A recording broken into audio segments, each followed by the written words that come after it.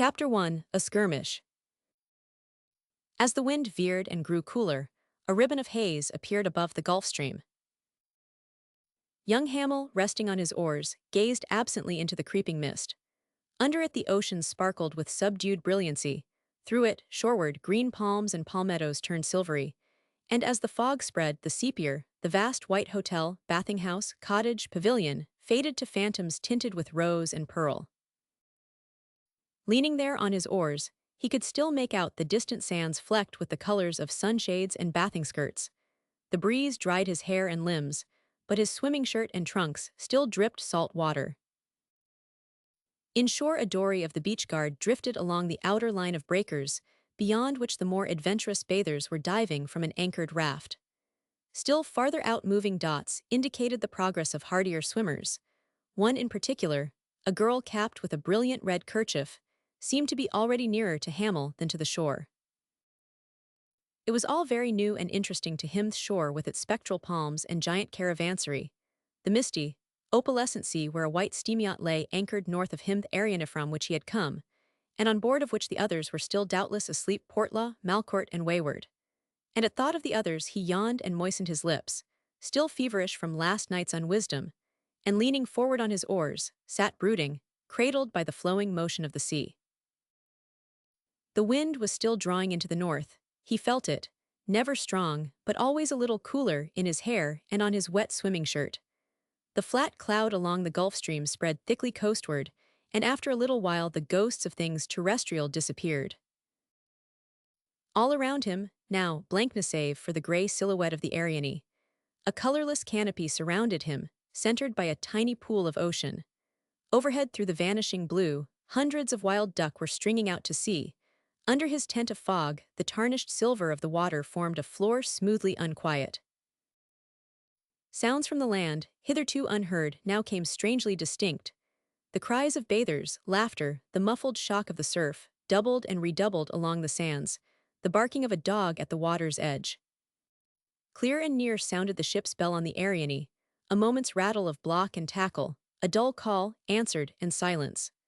Through which, without a sound, swept a great bird with scarce a beat of its spread wings, and behind it another, and, at exact intervals, another and another in impressive processional, sailing majestically through the fog, white pelicans winging inland to the lagoons. A few minutes later the wind, which had become fitful, suddenly grew warm. All around him now the mist was dissolving into a thin golden rain, the land breeze freshened, blowing through distant jasmine thickets and orange groves, and a soft fragrance stole out over the sea. As the sun broke through in misty splendor, the young man, brooding on his oars, closed his eyes, and at the same instant his boat careened violently, almost capsizing as a slender wet shape clambered aboard and dropped into the bows. As the boat heeled under the shock, Hamel had instinctively flung his whole weight against the starboard gunwale. Now he recovered his oars and his balance at the same time, and as he swung half around, his unceremonious visitor struggled to sit upright, still fighting for breath. "I beg your pardon," she managed to say. "May I rest here?" "I am." She stopped short. A flash of sudden recognition came into her eyes, flickered and faded.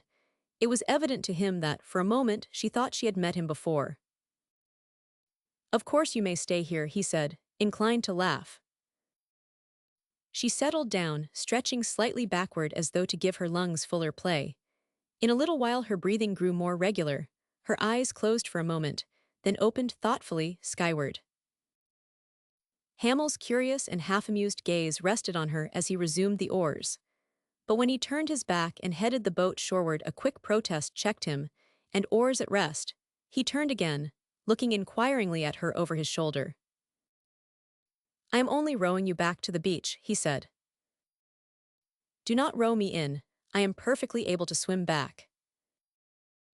"No doubt," he returned dryly, "but have not you played tag with death sufficiently for one day?" "Death?" She dismissed the grotesque suggestion with a shrug, then straightened up, breathing freely and deeply.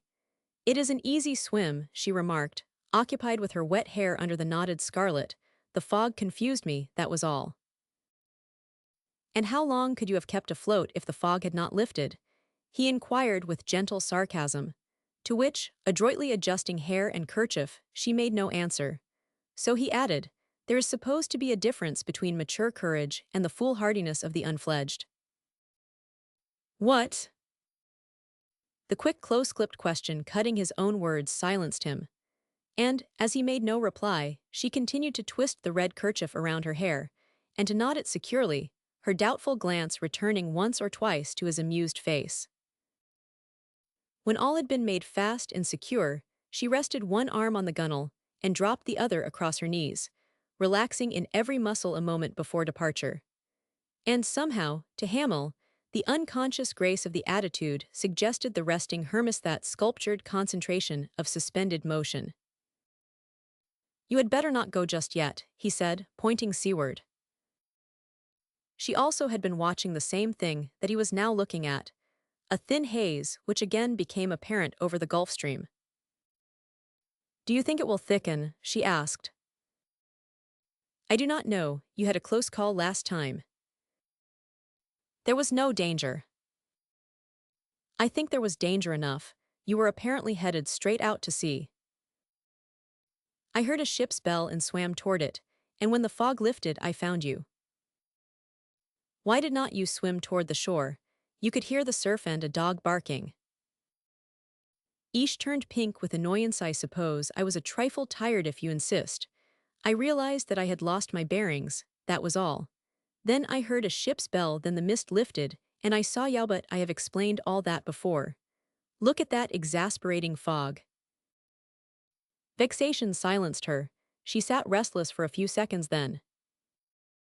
"What do you think I had better do?" "I think you had better try to endure me for a few minutes longer. I am safer than the fog." But his amusement left her unresponsive, plainly occupied with her own ideas. Again the tent of vapor stretched its magic folds above the boat, and around it. Again the shoreward shapes faded to phantoms and disappeared. He spoke again once or twice, but her brief replies did not encourage him. At first, he concluded that her inattention and indifference must be due to self-consciousness. Then, slightly annoyed, he decided they were not. And very gradually, he began to realize that the unconventional, always so attractive to the casual young man, did not interest her at all, even enough to be aware of it or of him. This cool unconsciousness of self, of him, of a situation which to any wholesome masculine mind contained the germs of humor, romance, and all sorts of amusing possibilities, began to be a little irksome to him. And still her aloofness amused him, too. "Do you know of any decorous reason why we should not talk to each other occasionally during this fog?" he asked. She turned her head, considered him inattentively, then turned it away again. "No," she said indifferently. "What did you desire to say?" Resting on his oars, the unrequited smile still forlornly edging his lips, he looked at his visitor, who was staring into the fog, lost in her own reflections, and never a glimmer in her eyes, never a quiver of lid or lash betrayed any consciousness of his gaze or even of his presence. And he continued to inspect her with increasing annoyance. The smooth skin, the vivid lips slightly upcurled, the straight delicate nose, the cheeks so smoothly rounded where the dark thick lashes swept their bloom as she looked downward at the waterall, this was abstractly beautiful. Very lovely, too, the full column of the neck, and the rounded arms guiltless of sunburn or tan. So unusually white were both neck and arms that Hamel ventured to speak of it, politely, asking her if this was not her first swim that season.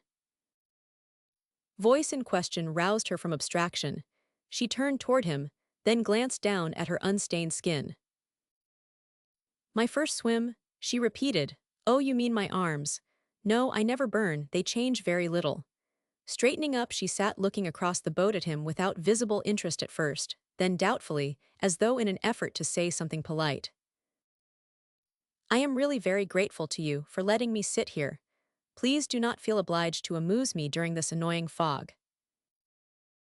"Thank you, you are rather difficult to talk to. But I do not mind trying at judicious intervals," he said, laughing. She considered him askance. "If you wish to row in, do so. I did not mean to keep you here at sea." "Oh, I belong out here. I am from the Ariane yonder. You heard her bell in the fog. We came from Nassau last night. Have you ever been to Nassau?" The girl nodded listlessly and glanced at the white yacht, now becoming visible through the thinning mist. Somewhere above in the viewless, void an aura grew and spread into a blinding glory, and all around, once more, the fog turned into floating golden vapor shot with rain. The girl placed both hands on the gunwales, as though preparing to rise. "Not yet," said Hamel sharply. "I beg your pardon," looking up surprised, still poised lightly on both palms as though checked at the instant of rising into swift aerial flight, so light, so buoyant she appeared. "Do not go overboard," he repeated. "Why not?" "Because I am going to row you in." "I wish to swim, I prefer it." "I am only going to take you to the float." "But I do not care to have you. I am perfectly able to swim in." "I know you are," he said, swinging clear around in his seat to face her, "but I put it in the form of a request. Will you be kind enough to let me row you part way to the float? This fog is not ended." She opened her lips to protest. Indeed, for a moment it looked as if she were going overboard without further argument. Then perhaps some belated idea of civility due him for the hospitality of his boat restrained her. "You understand, of course, that I am quite able to swim in," she said.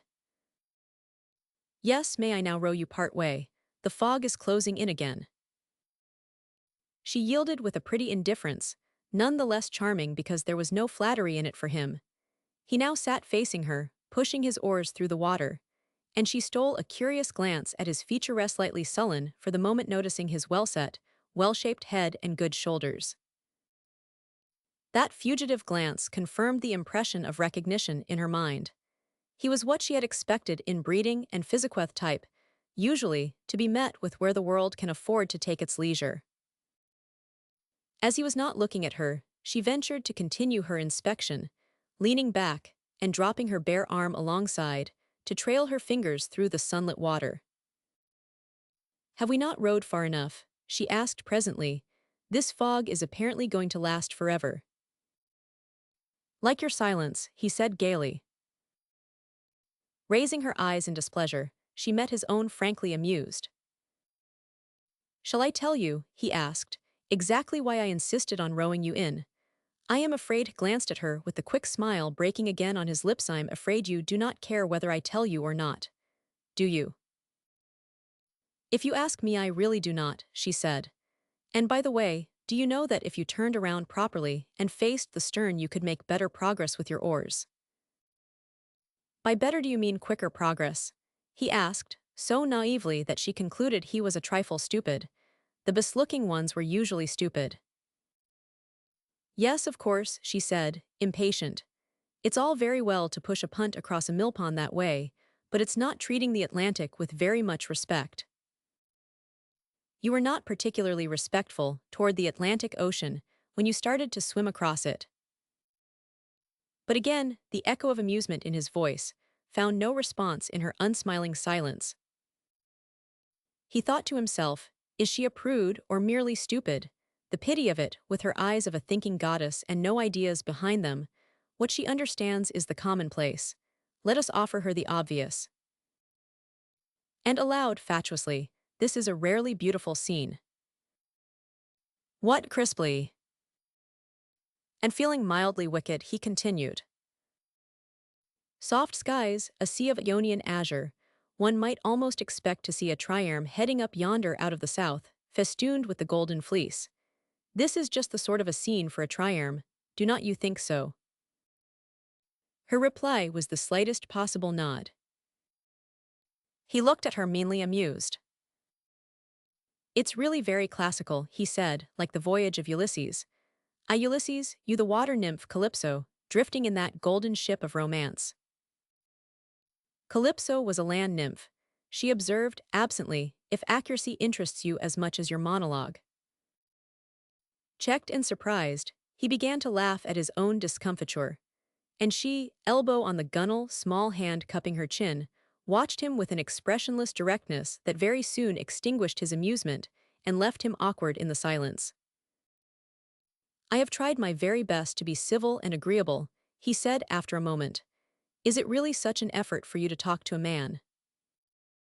Not if I am interested, she said quietly. He felt that his ears were growing red. She noticed it too, and added, I do not mean to be too rude, and I am quite sure you do not either. Of course not, he said, only I could not help seeing the humor of romance in our ocean encounter. I think anybody would accept you. What? The crisp, quick question which, with her, usually seemed like an exclamation, always startled him into temporary silence. Then he began more carefully. There was one chance in a million of your finding my boat in the fog. If you had not found it, he shook his head. And so I wish you might recognize in our encounter something amusing. Humor Rausch looked cautiously at Hirvan mildly romantic-enough toad. Do what? Why do Sado do something characteristicalia? What? Human, he ventured quite prepared to see her rise wrathfully and go overboard. Instead she remained motionless, those clear, disconcerting eyes fixed steadily on him.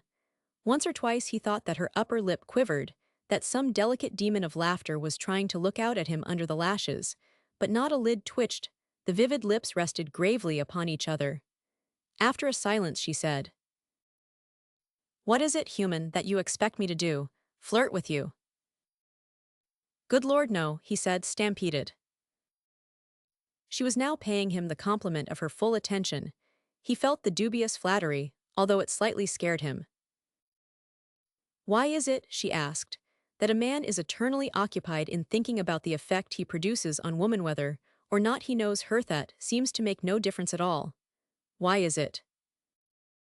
He turned redder. She sat curled up, nursing both ankles and contemplating him with impersonal and searching curiosity. Tell me, she said, is there any earthly reason why you and I should be interested in each other enough, I mean, to make any effort towards civility beyond the bounds of ordinary convention? He did not answer. Because, she added, if there is not, any such effort on your part borders rather closely on the offensive, and I am quite sure you do not intend that. He was indignant now, but utterly incapable of retort. Is there anything romantic in it, because a chance swimmer rests a few moments in somebody's boat? She asked. Is that chance swimmer superhuman, or inhuman, or ultrahuman, because she is not consciously, and simperingly, preoccupied with the fact that there happens to be a man in her vicinity? Good heavens, he broke out, do you think I am that sort of noodle? But I do not think about you at all, she interrupted. There is not a thought that I have which concerns you as an individual. My homily is delivered in the abstract. Cannot you in the abstract understand that, even if you are a bit doubtful concerning the 7 deadly conventions?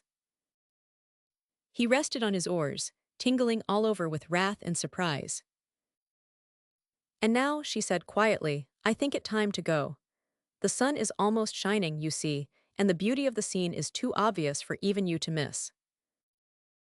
May I express an opinion before you depart?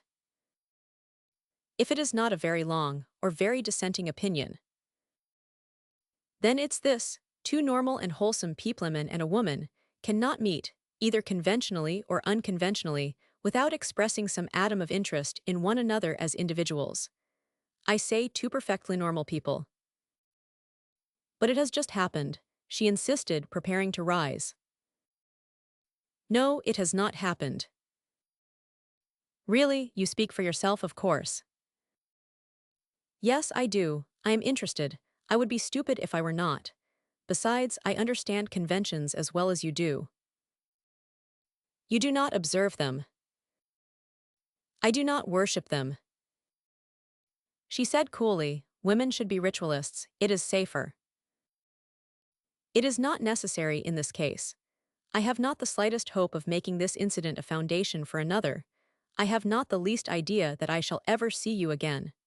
But for me to pretend an imbecile indifference to you, or to the situation, would be a more absurd example of self-consciousness than even you have charged me with. Wrath and surprise in her turn widened her eyes. He held up his hand. One moment, I have not finished. May I go on? And as she said nothing, he resumed. During the few minutes we have been accidentally thrown together, I have not seen a quiver of human humor in you. There is the self-consciousness, absorbed preoccupation with appearances. What is there humorous in the situation? She demanded, very pink. Good Lord, what is there humorous in any situation if you do not make it so? I am not a humorist, she said. She sat in the bows, one closed hand propping her chin, and sometimes her clear eyes, harboring lightning, wandered toward him, sometimes toward the shore. Suppose you continue to row, she said at last. I am doing you the honor of thinking about what you have said. He resumed the oars, still sitting facing her, and pushed the boat slowly forward. And as they continued their progress in silence, her brooding glance wavered, at intervals, between him and the coast. Have not you any normal human curiosity concerning me? He asked so boyishly that, for a second, again from her eyes, two gay little demons seemed to peer out and laugh at him. But her lips were expressionless, and she only said, I have no curiosity. Is that criminally abnormal? Yes, if it is true, is it? I suppose it is too unflattering a truth for you to believe. She checked herself, looked up at him, hesitated. It is not absolutely true. It was at first. I am normally interested now. If you knew more about me, you would very easily understand my lack of interest in people I pass, the habit of not permitting myself to be interested, necessity of it. The art of indifference is far more easily acquired than the art of forgetting. But surely, he said, it can cost you no effort to forget me. No, of course not. She looked at him, unsmiling. It was the acquired habit of indifference in me which you mistook for I think you mistook it for stupidity. Many do, did you? But the guilty amusement on his face answered her. She watched him silently for a while. You are quite right in one way, she said. An unconventional encounter like this has no significance, not enough to dignify it with any effort toward indifference. But until I began to reprove man in the abstract, I really had not very much interest in you as an individual. And as he said nothing, I might better have been in the beginning what you call human, found the situation mildly amusing, and it is though you do not know it. Butch hesitate, acquired instinct operated automatically. I wish I had been more human, I can be. She raised her eyes, and in them glimmered her first smile, faint, yet so charming a revelation that the surprise of it held him motionless at his oars. Have I paid the tribute you claim? She asked. If I have, may I not go overboard at my convenience? He did not answer. She laid both arms along the gunwales once more, balancing herself to rise. We are near enough now, she said, and the fog is quite gone. May I thank you and depart without further arousing you to psychological philosophy? If you must, he said, but I would rather row you in. If I must, do you expect to paddle me around Cape Horn? And she rose and stepped lightly onto the bow, maintaining her balance without effort while the boat pitched, fearless, confident, swaying there between sky and sea. Goodbye, she said, gravely nodding at him. Goodbye, Calypso.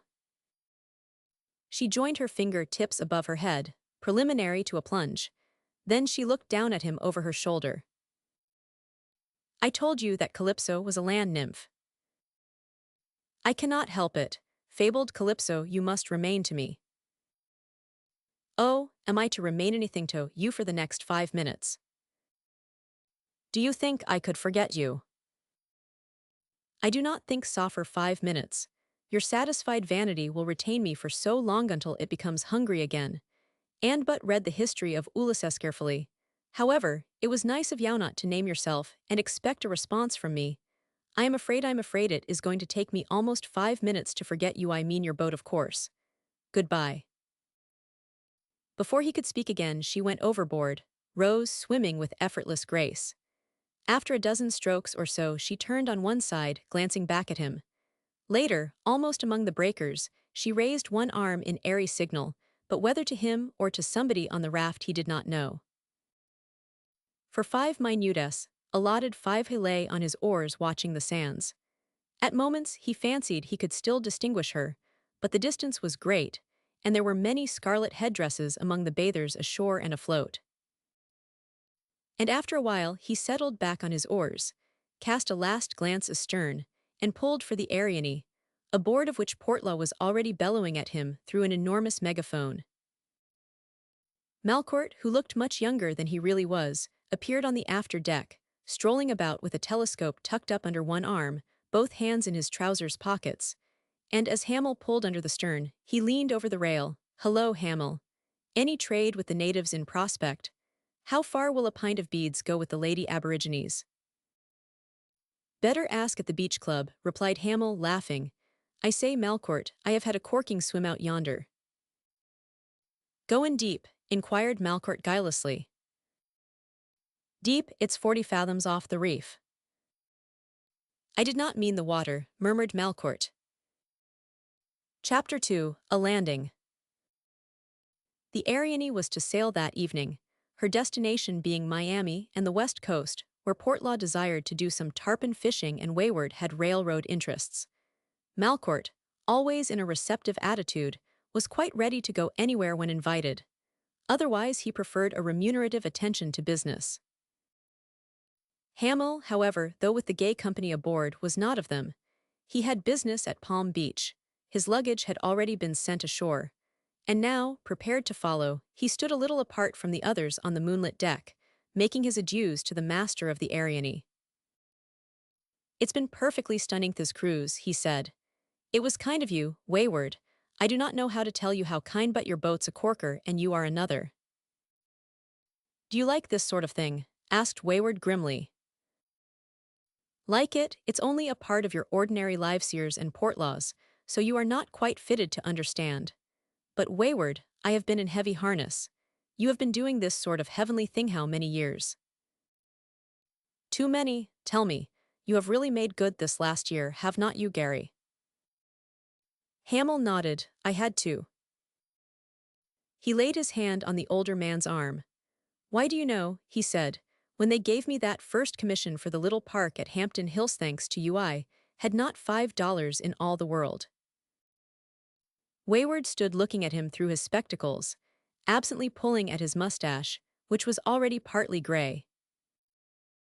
"Gary," he said in his deep, pleasant voice that was however never very clear, "Portlaw tells me that you are to do his place.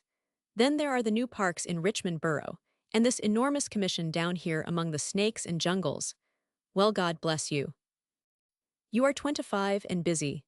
I am 45 and he looked drearily into the younger man's eyes. Burnt out, he said with his mirthless laugh and still drenching the embers with the same stuff that set 'em ablaze. Goodbye, Gary.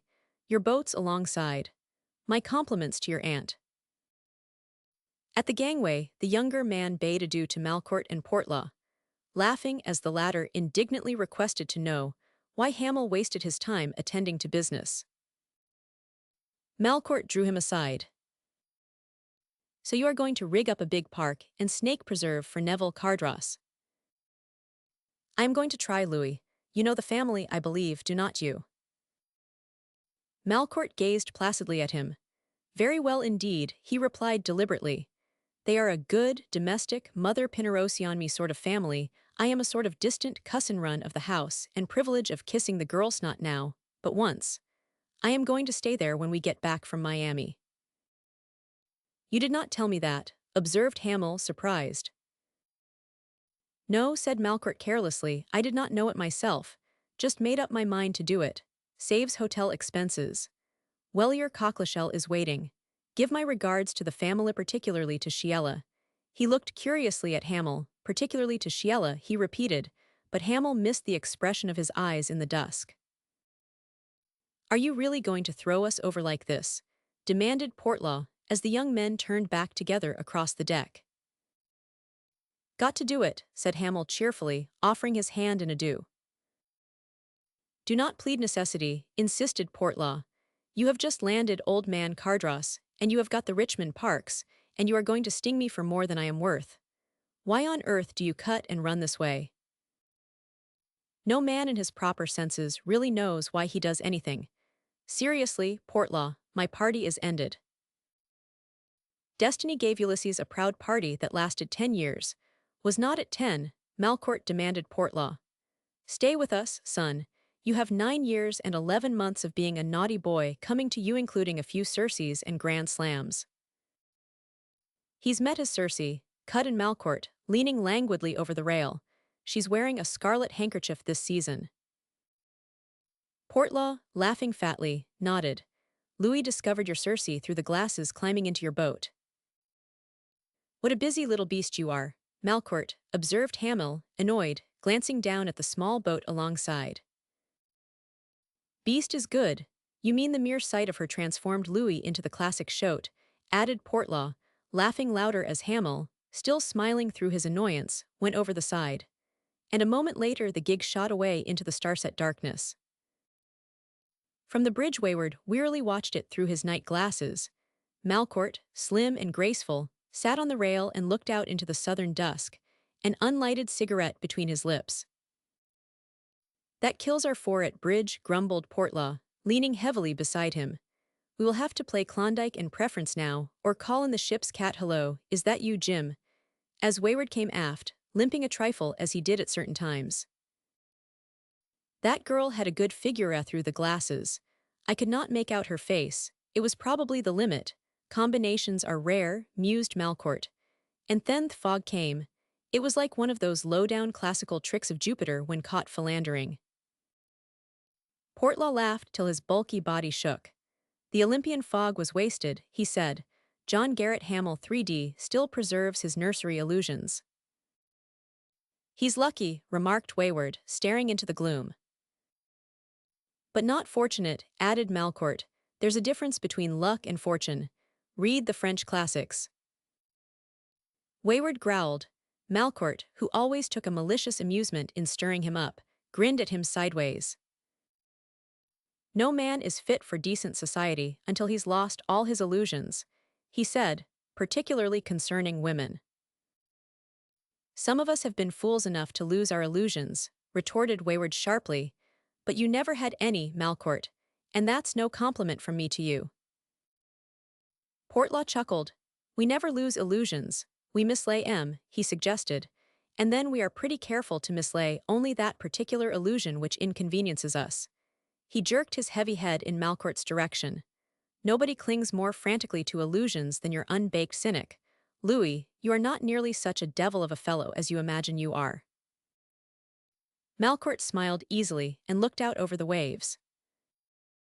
Cynicism is old-fashioned, he said. Dogma is up to date. Credo, I believe in a personal devil, virtuous maidens in bowers and rosewood furniture. As for illusions, I cherish as many as you do. He turned with subtle impudence to Wayward. And the world is littered with the shattered fragments. It's littered with pups, too, observed Wayward, turning on his heel. And he walked away, limping, his white mess jacket a pale spot in the gloom. Malcourt looked after him, an edge of teeth glimmering beneath his full upper lip. It might be more logical if he would cut out his alcohol before he starts in as a gouty marine missionary, he observed. Last night he sat there looking like a superannuated cavalry colonel in spectacles, neuritis twitching his entire left side, unable to light his own cigar. And there he sat and rambled on, and on about innate purity and American womanhood. He turned abruptly, as a steward stepped up bearing a decanter and tray of glasses. Portlaw helped himself, grumbling under his breath that he meant to cut out this sort of thing and set Wayward an example. Malcourt lifted his glass gaily. Our wives and sweethearts, may they never meet. They set back their empty glasses. Portlaw started to move away, still muttering about the folly of self-indulgence, but the other detained him. Wayward took it out of me in Preference this morning while Gary was out courting. I would better liquidate tonight, had not I, Billy? Certainly, said Portlaw. The other shook his head. I will get it all back at Miami, of course. In the meantime, if you do not mind letting me have enough to square things. Portlaw hesitated, balancing his bulk uneasily first on one foot, then the other. I do not mind, no, only. Only what? Asked Malcourt. I told you I could not afford to play cards on this trip, but you insisted. Certainly, certainly. I expected to consider you a saz. I am your general manager, and I am ready at all times to earn my salary. If you think it best to take me away from the estate for a junketing trip and make me play cards, you can do it, of course. But if you think I am here to throw my money overboard, I am going back tomorrow." "Nonsense," said Portlaw. "You are not going back. There's nothing doing in winter up there that requires your personal attention. It's a bad winter for the deer. I ought to be there now." "Well, cannot Blake and O'Connor attend to that?" "Yes, I suppose they can. But I am not going to waste the winter and my salary in the semi-tropics just because you want me to." "Oh Lord," said Portlaw, "what are you kicking about? Have I ever?" "You force me to be plain-spoken. You never seem to understand that, if you insist on my playing the wealthy Donothing, that you have got to keep me going. And I tell you frankly, Billy, I am tired of it." "Oh, do not flatten your ears and show your teeth," protested Portlaw amiably. "I only supposed you had enough with such a salarido. Give yourself a little rope on a trip like this, considering you have nobody but yourself to look out for. And that I do that, and pay you heavily for the privilege." His voice had become a mumbling. "All you do is to take vacations in New York or sit on a horse and watch an army of men plant trout and pheasants and cut out ripe timber. Oh hell." "What did you say?" Portlaw became good-humoredly matter-of-fact. "I said hell, Louis, which meant, what's the use of squabbling? It also means that you are going to have what you require as a matter of course. So come on down to my stateroom and let us figure it up before Jim Wayward begins to turn restless and limp toward the cardroom." As they turned and strolled forward, Malcourt nudged him. "Look at the fireworks over Lake Worth," he said. "Probably Palm Beach's welcome to her new and beardless prophet." "It's one of their cheap Venetian fetes," muttered Portlaw. "I know, they are rather amusing. If we were not sailing in an hour we would go. No doubt Hamill's in it already. Probably Cardross put him next to a bunch of dreams and he's right in it at this very moment." "With the girl in the red handkerchief," added Malcourt. "I wish we had time." "I believe I have seen that girl somewhere," mused Portlaw. "Perhaps you have. There are all kinds at Palm Beach, even yours," and he added with his easy impudence, "I expect to preserve my notions concerning every one of them. Ho, look at that sheaf of skyrockets, Billy. Zip, whir, bang. Great is Diana of the Ephesians, bless her heart." "Going up like Garrett Hamill's illusions," said Portlaw sentimentally. "I wonder if he sees and considers the moral they are writing across the stars. Oh slush, life is like a stomach, if you fill it too full it hurts you. What about that epigram, Louis? What about it?" The other's dark, graceful head was turned toward the fiery fate on shore, and his busy thoughts were with that lithe, dripping figure he had seen through the sea-glasses, climbing into a distant boat. For the figure reminded him of a girl he had known very well when the world was younger, and the memory was not wholly agreeable. Chapter 3: An Advance. Hamill stood under the coconut palms at the lake's edge and watched the lagoon where thousands of colored lanterns moved on crafts, invisible except when revealed in the glare of the rushing rockets. Lamps glittered everywhere. Electric lights were doubly festooned along the sea wall, drooping creeper-like from palm to palmetto, from flowering hibiscus to sprawling banyan, from dainty chinaberry to grotesque screwpine tree, shedding strange witchlights over masses of blossoms, tropical and semi-tropical, through which the fine-spun spray of fountains drifted, and the great mousy dusk moths darted through the bars of light with the glimmering bullet flight of summer meteors. And everywhere hung the scent of orange bloom, and the more subtle perfume of white and yellow jasmine floated through the trees from gardens or distant hammocks, combining in one intoxicating aroma, spiced always with the savor of the sea. Hamill was aware of considerable noise, more or less musical, afloat and ashore. A pretentious orchestra played third-rate music under the hotel colonnade. Melody arose from the lantern-lit lake, with clamorous mandolins and young voices singing, and over all hung the confused murmur of unseen throngs, harmonious, capricious, laughter, voice answering voice, and the distant shouts as brilliantly festooned boats hailed and were hailed across the water. Hamill passed on to the left through crowded gardens, pressing his way slowly where all around him lantern-lit faces appeared from the dusk and vanished again into it, where the rustle of summer gowns, sweeping the shaven lawns of Bermuda grass, sounded like a breeze in the leaves. Sometimes out of the dusk, all tremulous with tinted light, the rainbow ray of a jewel flashed in his icer. Sometimes he caught the glint of eyes above the jewel passing view of a fair face, a moment's encountering glance, and maybe a smile just as the shadows falling turned the garden's brightness to a mystery peopled with phantoms. Out along the Shell Road he sauntered, Whitehall rising from tropic gardens on his right, on his left endless gardens again, and white villas stretching away into the starlight. On, under the leaning cockapalms along quays and low walls of Coquina, where the lagoon lay under the silvery southern planets. After a little he discovered that he had left the bulk of the throng behind, though in front of him and behind, the road was still dotted with white-clad groups strolling or resting on the seawall. Far out on the lake, the elfin pageant continued, but now he could scarcely hear the music. The far cries and the hiss of the rockets came softly as the whizzing of velvet-winged moths around orange blossoms. The January night was magnificent. He could scarcely comprehend that this languid world of sea and palm, of heavy odor and slow breezes, was his own land still. Under the spell the Occident vanished. It was the Oriental, this dreamy mirage, these dim white walls, this spice-haunted dusk, the water inlaid with stars, the fairy foliage, the dew drumming in the stillness like the sound of goblin tattooing. Never before had he seen this enchanted southern land, which had always been as much a part of his motherland as northern hill and western plains, much his as the roaring dissonance of Broadway, or the icy silence of the tundras, or the vast tranquil seas of corn rippling mile on mile under the harvest moon of Illinois. He halted, unquiet in the strangeness of it all, restless under its exotic beauty, conscious of the languor stealing over him, the premonition of a physical relaxation that he had never before known, that he instinctively mistrusted.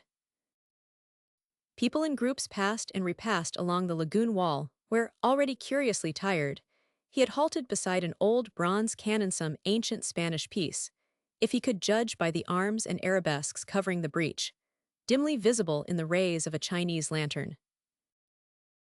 Beyond was a private dock where two rakish powerboats lay, receiving their cargo of young men and girls, all very animated and gay under the gaudy electric lanterns strung fore and aft rainbow fashion.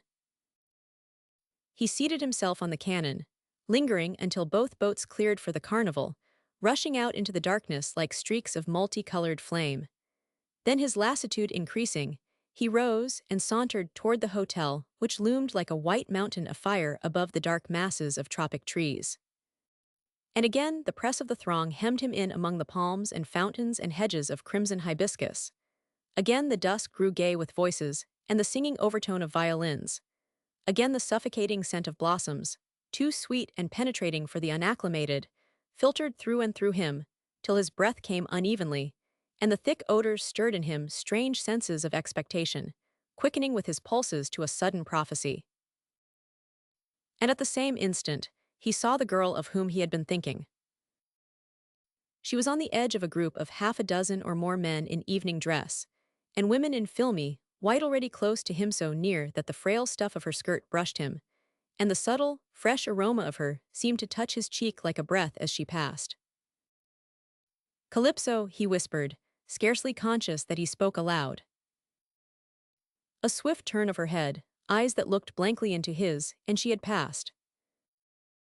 A sudden realization of his bad manners left his ears tingling. What on earth had prompted him to speak? What momentary relaxation had permitted him an affront to a young girl, whose attitude toward him that morning had been so admirable? Chagrined, he turned back to seek some circling path through the dense crowd ahead, and was aware, in the darkness, of a shadowy figure entering the jasmine arbor. And though his eyes were still confused by the lantern light, he knew her again in the dusk. As they passed, she said under her breath, "That was ill-bred. I am disappointed." He wheeled in his tracks. She turned to confront him for an instant. "I am just a plain beast," he said. "You will not forgive me, of course. You had no right to say what you 999. You said calypsoned, I ought not to have heard you, but I Roman 999 tell me, If I am too generous to suspect you of intentional impertinence, you are now too chastened to suspect that I came back to give you this chance. That is quite true, is not it? Of course, you are generous and it's simply fine of you to overlook it. I do not know whether I intend to overlook it. I was surprised and disappointed, but I did desire to give you another chance. And I was so afraid you would be rude enough to take it that I spoke first. That was logical. Oh, I know what I am doing and it's particularly common of me being who I am. She paused, meeting his gaze deliberately. You do not know who I am, do you? No, he said, I do not deserve to, but I will be miserable until I do. After a moment, and you are not going to ask me because, once, I said that it was nice of you not to. The hint of mockery in her voice edged his lips with a smile, but he shook his head. No, I will not ask you that, he said. I have been beastly enough for one day. Do not you care to know? Of course I care to know. Yet, exercising all your marvelous masculine self-control, you nobly refuse to ask. I am afraid to, he said, laughing. I am horribly afraid of you. She considered him with clear, unsmiling eyes. Coward, she said calmly. He nodded his head, laughing still. I know it. I almost lost you by saying Calypso a moment ago, and I am taking no more risks. Am I to infer that you expect to recover me after this? And as he made no answer, you dare not admit that you hope to see me again. You are horribly afraid of me even if I have defied convention and your opinions and have graciously overlooked your impertinence. In spite of all this, you are still afraid of me. Are you? Yes, he said, as much as I naturally ought to be. That is nice of you. There's only one kind of a girl of whom men are really afraid, and now I do not exactly know what to do about being myself, as guilty and horrid as you have been. She regarded him contemplatively, her hands joined behind her back. Exactly what to do about you I do not know, she repeated, leisurely inspecting him. Shall I tell you something? I am not afraid to, I am not a bit cowardly about it either. Shall I? If you dare, he said, smiling and uncertain. Very well then, I rather like you, Mr. Hamill. You are a trump, he blurted out, reddening with surprise. Are you astonished that I know you? I do not see how you found out. Found out? What perfectly revolting vanity. Do you suppose that the moment I left you I rushed home and began to make happy and incoherent inquiries? Mr. Hamill, you disappoint me every time you speak and also every time you do not. I seem to be doomed. You are, you cannot help it. Tell me as inoffensively as possibly are you here to begin your work. MMY work. Yes, on the Cardross estate. You have heard of that, he exclaimed, surprised. Yes, negligently. Petty gossip circulates here. A cracker at West Palm Beach built a new chicken coop, and we all heard of it. Tell me, do you still desire to see me again? I dodo pay a revengeful debt or two. Oh, I have offended you. Pay me now if you please, and let us end this indiscretion. You will let me see you again, will not you? Why, Mr. Hamill? Because I must. Oh, you are becoming emphatic. So I am going and I have half a mind to take you back and present you to my family, only it would not do for me. Any other girl perhaps might dare under the circumstances. But I can't and that's all I will tell you. Hamill, standing straight and tall, straw hat tucked under one arm, bent toward her with the formality and engaging deference natural to him. You have been very merciful to me. Only a girl of your caste could afford to. Will you forgive my speaking to you as I did when I said Calypso? I have no excuse. I do not know why I 999. I am even sorrier for myself than for you. I was hurt then, I suppose, that you did not mean it. Besides, looked up with her rare smile. I knew you, Mr. Hamill, in the boat this morning. I have not really been very dreadful. You knew even then. Yes, I 999. The Palm Beach News published your picture a week ago, and I read all about the very remarkable landscape architect who was coming to turn the Cardross jungle into a most wonderful paradise. You knew me all that time. All of it, Mr. Hamill. From the moment you climbed into my boat. Practically. Of course I did not look at you very closely at first. Does that annoy you? It seems to, or something does, for even in the dusk I can see your ever-ready blush. I do not know why you pretend to think me such a fool, he protested, laughing. You seem to take that for granted from the very first. Why not? You persistently talked to me when you did not know May were doing it now for that matter. And you began by telling me that I was foolhardy, not really courageous in the decent sense of the word, and that I was a self-conscious stick, and a horribly inhuman and unnatural object generaliand, all because I would not flirt with you. His quick laughter interrupted her. She ventured to laugh a little too a very little, and that was the charm of her to him, the clear-eyed, delicate gravity not lightly transformed. But when her laughter came, it came as such a surprisingly lovely revelation that it left him charmed and silent. I wonder, she said, if you can be amusing except when you do not mean to be. If you will give me a chance to try. Perhaps I was hardly fair to you in that boat. If you knew me in the boat this morning, why did you not say so? Could I admit that I knew you without first pretending I did not? Has not every woman a heaven given right to travel in a circle as the shortest distance between 2 points? Certainly, only. She shook her head slowly. There's no use in my telling you who I am, now, considering that I cannot very well escape exposure in the near future. That might verge on effrontery, and it's horrid enough to be here with you in spite of several thousand people, tramping about within elbow touch, which reminds me that my own party is probably hunting for me, such a crowd, you know, and so easy to become separated. What do you suppose they would think if they suspected the truth? And the worst of it is that I cannot afford to do a thing of this sort. You do not understand. But you may some day, partly. And then perhaps you will think this matter all over and come to a totally different conclusion concerning my overlooking your recent rudeness and my consenting to speak to you. You do not believe for one moment that I could mistake it. It depends upon what sort of a man you really are. I do not know. I give you the benefit of all doubts. She stood silent, looking him candidly in the eyes, then with a gesture and the slightest shrug, she turned away toward the white road outside. He was at her elbow in 2 steps. Oh yes, the irony of formality. She nodded. Good night then, Mr. Hamill.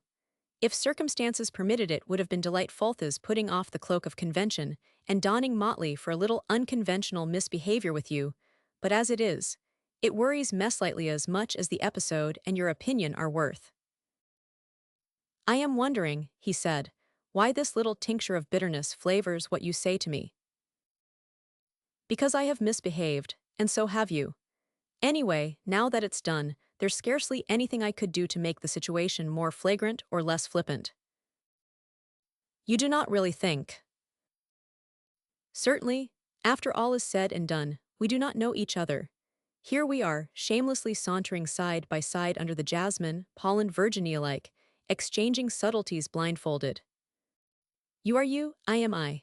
Formally, millions of miles apart, temporarily and informally close together, paralleling each other's course through life for the span of half an hour. Her under the southern stars, O Ulysses.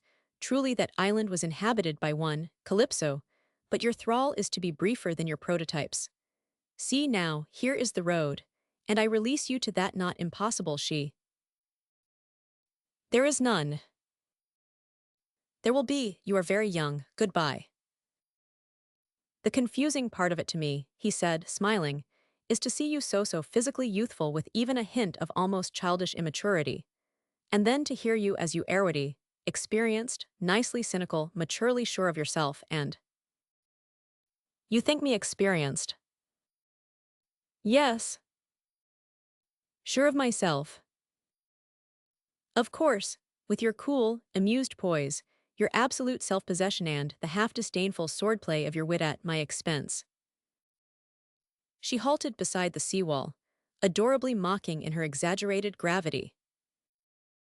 At your expense, she repeated. Why not? You have cost me something. You said. I know what I said. I said that we might become friends. But even so, you have already cost me something. Telmeh began to listen for this little trick of speech. How many men, do you know, who would not misunderstand what I have done this evening? And do you understand it, Mr. Hamill? I think. If you do, you are clever than I, she said almost listlessly, moving on again under the royal palms. Do you mean that? Yes, that I myself do not entirely understand it. Here, under this southern sun, we of the north are in danger of acquiring a sort of insouciant directness almost primitive. There comes, after a while, a certain mental as well as physical luxury in relaxation of rule and precept, permitting us a simplicity which sometimes, I think, becomes something less harmless. There is luxury in letting go of that live wire which keeps us all keyed to one conventional monotone in the north. I let go for a moment night. You let go when you said calypso. You could not have said it in New York. I could not have heard you there, alas, Ulysses, I should not have heard you anywhere. But I did, and I answered, say good night to me now, will not you? We have not been very wicked, I think. She offered her hand. Smooth and cool it lay for a second in his. I cannot let you return alone, he ventured. If you please, how am I to explain you to others? And as he said nothing. If I were different, I'd simply tell them the truth. I could afford to. Besides, we will all know you before very long. Then we will see, oh, yes, both of us, whether we have been foolishly wise to become companions in our indiscretion, or otherwise, and do not worry about my home arrival.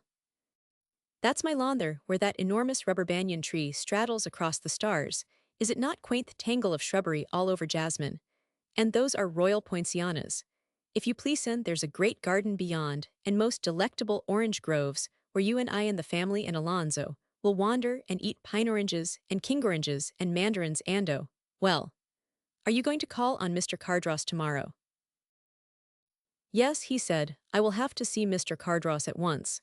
And after that, what am I to do to meet you? I will consider the matter, she said, and bending slightly toward him, am I to be disappointed in you? I do not know, and you cannot tell me. Then, impulsively, be generous to me. You are right, I am not very old yet, be nice to me in your thoughts. I have never before done such a thing as this, I never could again. It is not very dreadful, is it? Will you think nicely of me? He said gaily, now you speak as you look, not like a world-worn woman of 30 wearing the soft, fresh mask of 19. You have not answered me, she said quietly. Answered you, Calypso. Yes, I ask you to be very gentle and fastidious with me in your thoughts, not even to call me Calypso in your thoughts. What you ask, I had given you the first moment we met. Then you may call me Calypso in your thoughts. Calypso, he pleaded, will not you tell me where to find you?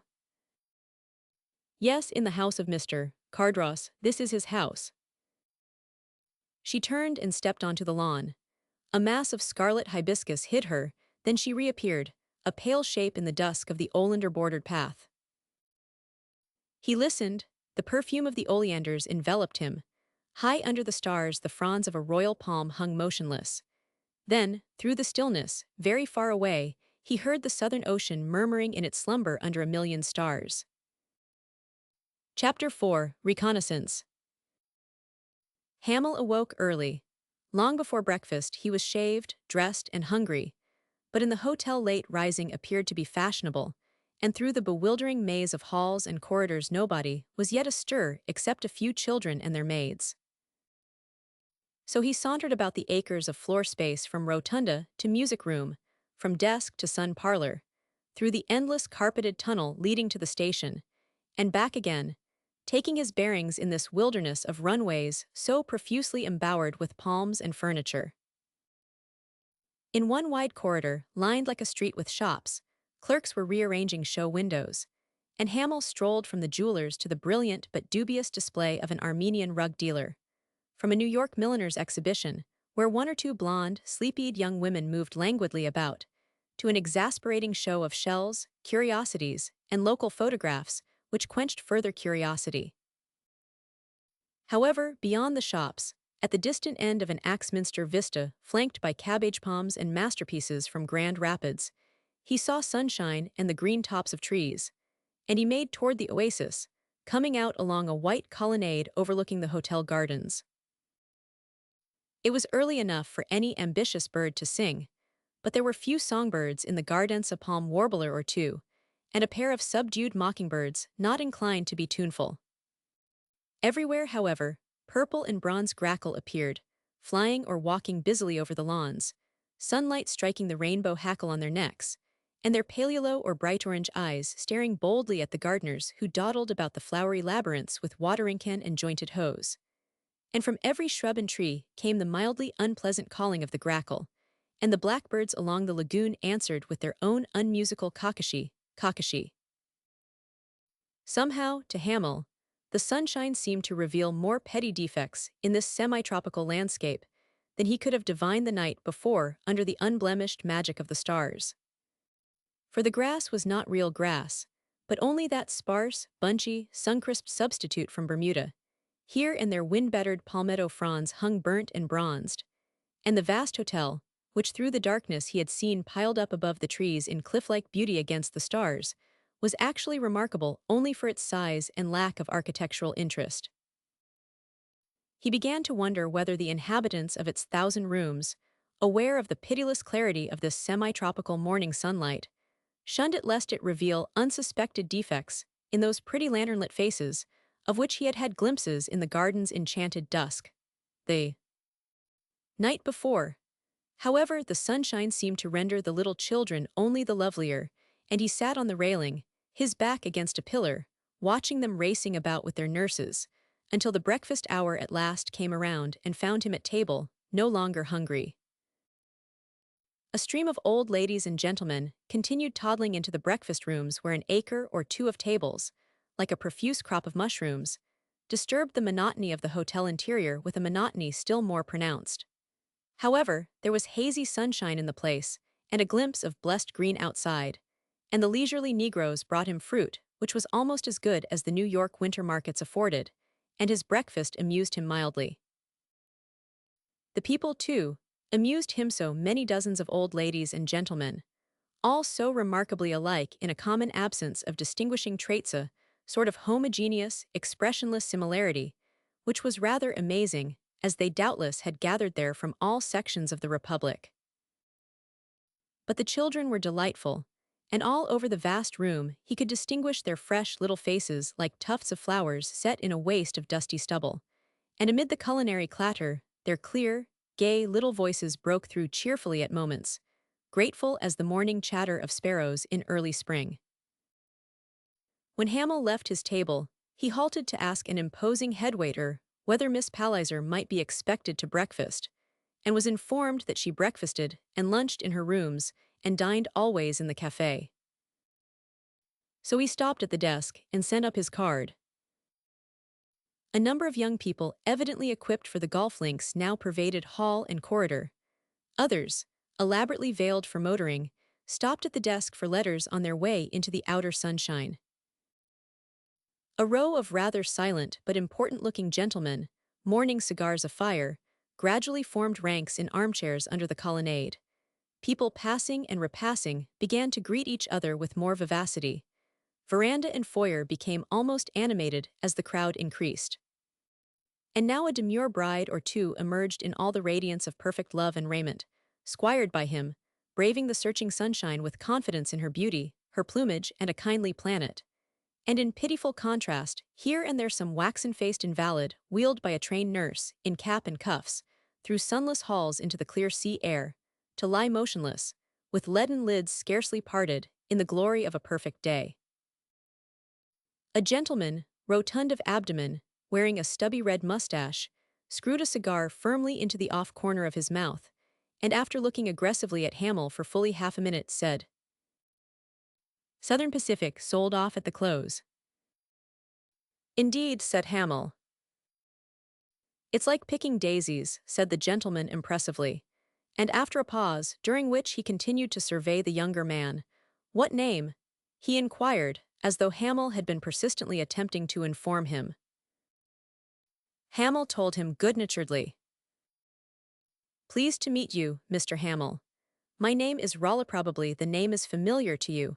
Ambrose Raleigh, Coffidby, profession a botanist." Hamel smiled, recognizing in the name the most outrageously expensive of New York florists who had made a fortune in cut flowers. "Have a drink," persisted Mr. Raleigh. "No, too early for you. Well, let's get a couple of niggers and wheelchairs." But Hamel declined with the easy good humor which characterized him, and a few moments later, learning at the office that his aunt would receive him, followed his Negro guide through endless carpeted labyrinths and was ushered by a maid into a sunny reception room. "Gary, you dear boy," exclaimed his amazingly youthful aunt, holding out both arms to him from the door of her bedroom, partly ajar. "Not come near me. I am not even in complete negligee yet, but I will be in 1 minute when Titine fastens me up and makes the most of my scanty locks." She looked out at him with a laugh and gave her head a little jerk forward, and her splendid chestnut hair came tumbling down in the sunshine. "You are prettier than ever," said her nephew. "They will take us for bride and groom as usual. I say, Constance, I suppose they have followed you down here." "Who?" Gary very innocently. "The faithful three, Colonel Vetchin, Kuyp and Oldeye, mean the gracefully mature Cortlandt Klassen. Are they here?" "I believe so, dear," admitted his aunt demurely. "And Gary, so is Virginia Sidham."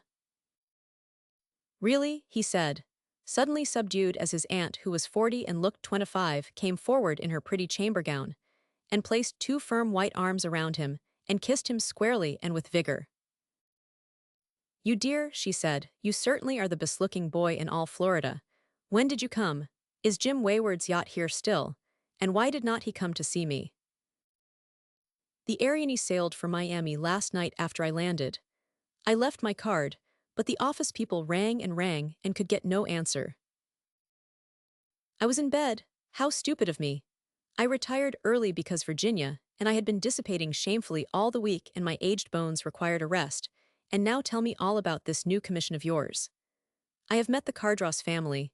Everybody at Palm Beach is talking about the magnificent park Mr. Cardross is planning, and your picture has appeared in the local paper, and I have told everybody you are quite wonderful, and everybody now is informing everybody else that you are quite wonderful."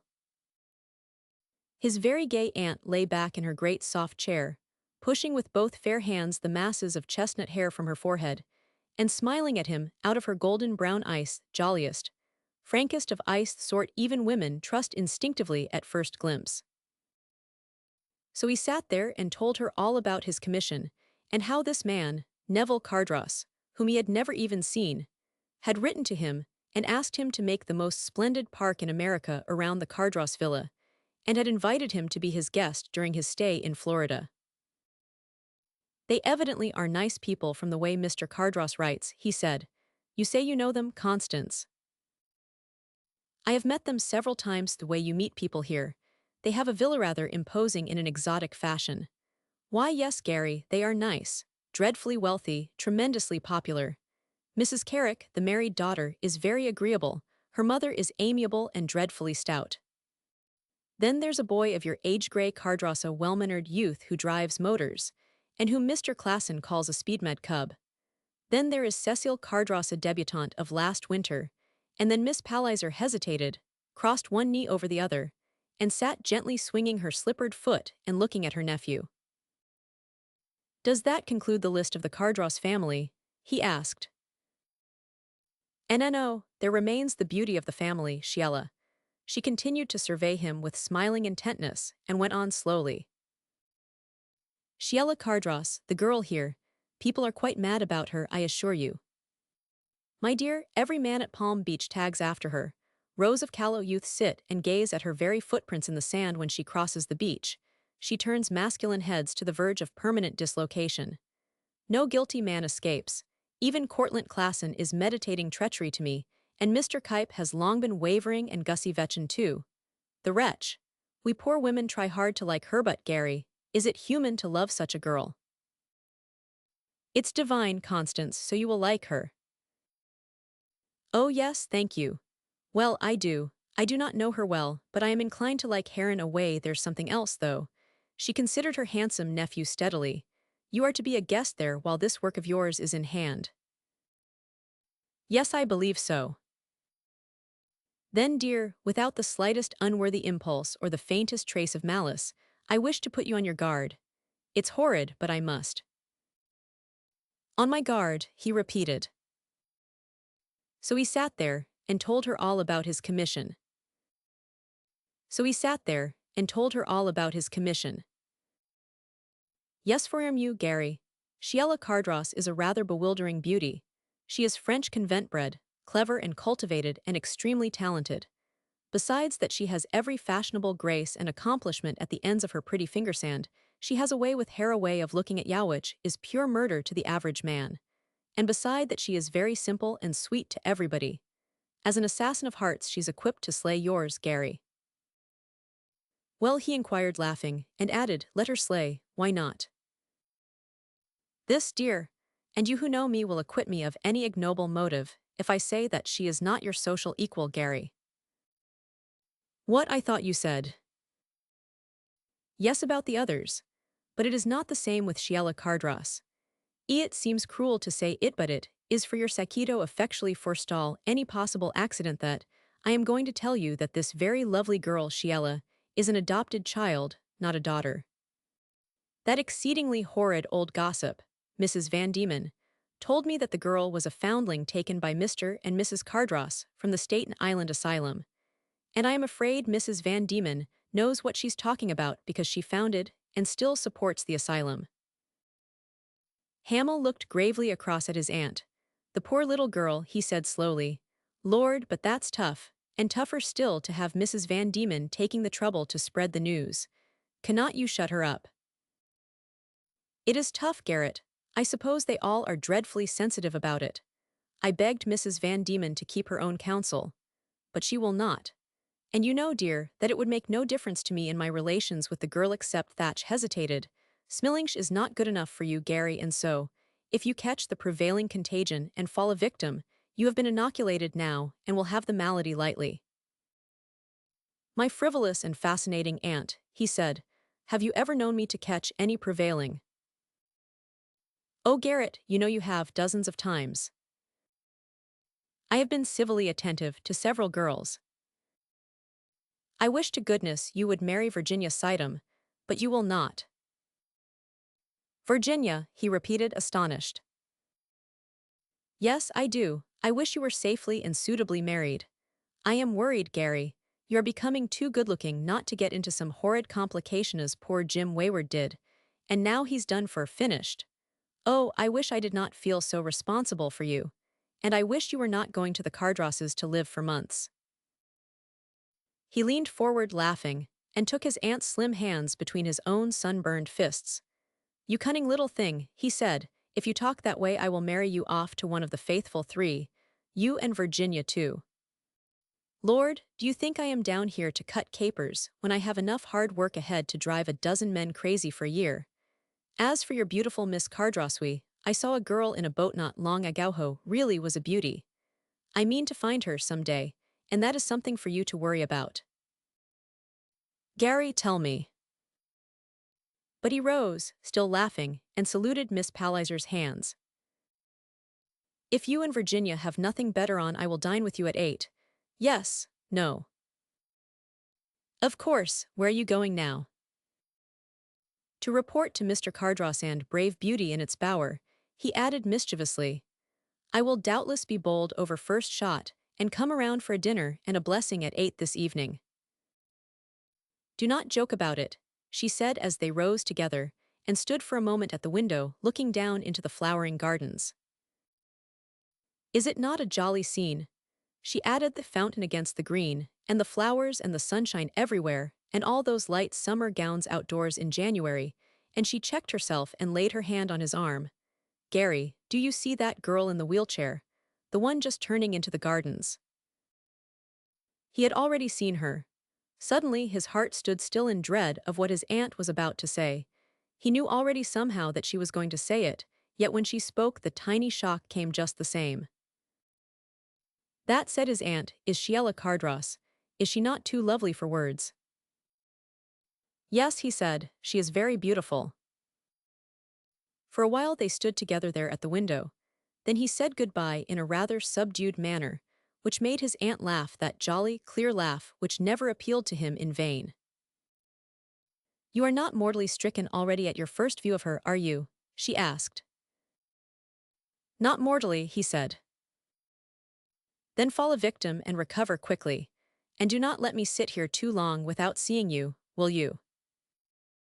She went to the door with him, one arm linked in his, brown eyes bright with her pride and confidence in him, in this tall, wholesome, clean-built boy, already on the verge of distinction in his rather unusual profession.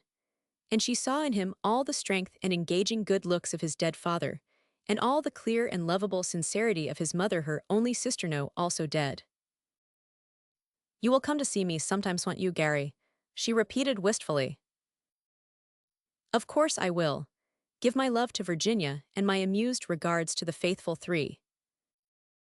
And so they parted, he to saunter down into the cool gardens on his way to call on Mr. Cardross, she to pace the floor, excited by his arrival, her heart beating with happiness, pride, solicitude for the young fellow who was like brother and son to her thigh's handsome, affectionate, generous boy who had steadily from the very first declined to accept one penny of her comfortable little fortune, lest she be deprived of the least luxury or convenience, and who had doggedly educated and prepared himself, and contrived to live within the scanty means he had inherited. And now at last the boy saw success ahead, and Miss Palliser was happy, dreaming brilliant dreams for him, conjuring vague splendors for the future success unbounded, honors, the esteem of all good men, this for her boy. And if it must, beloved, in its season with the inevitable separation and a slow dissolution of an intimacy which had held for her all she desired in life, his companionship, his happiness, his fortune, this also she dreamed for his sake. Yes, knowing she could not always keep him, and that it must come inexorably, she dreamed of love for him and marriage.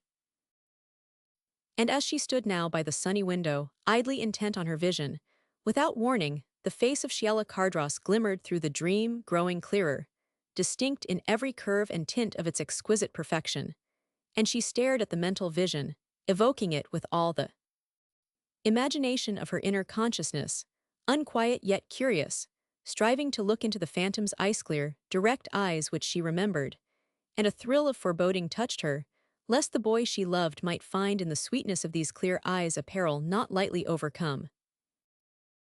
"She is so unusually beautiful," said Miss Palliser aloud, unconscious that she had spoken. And she added, wondering, God knows what blood is in her veins to form a body so divine. Chapter 5, A Flank Movement.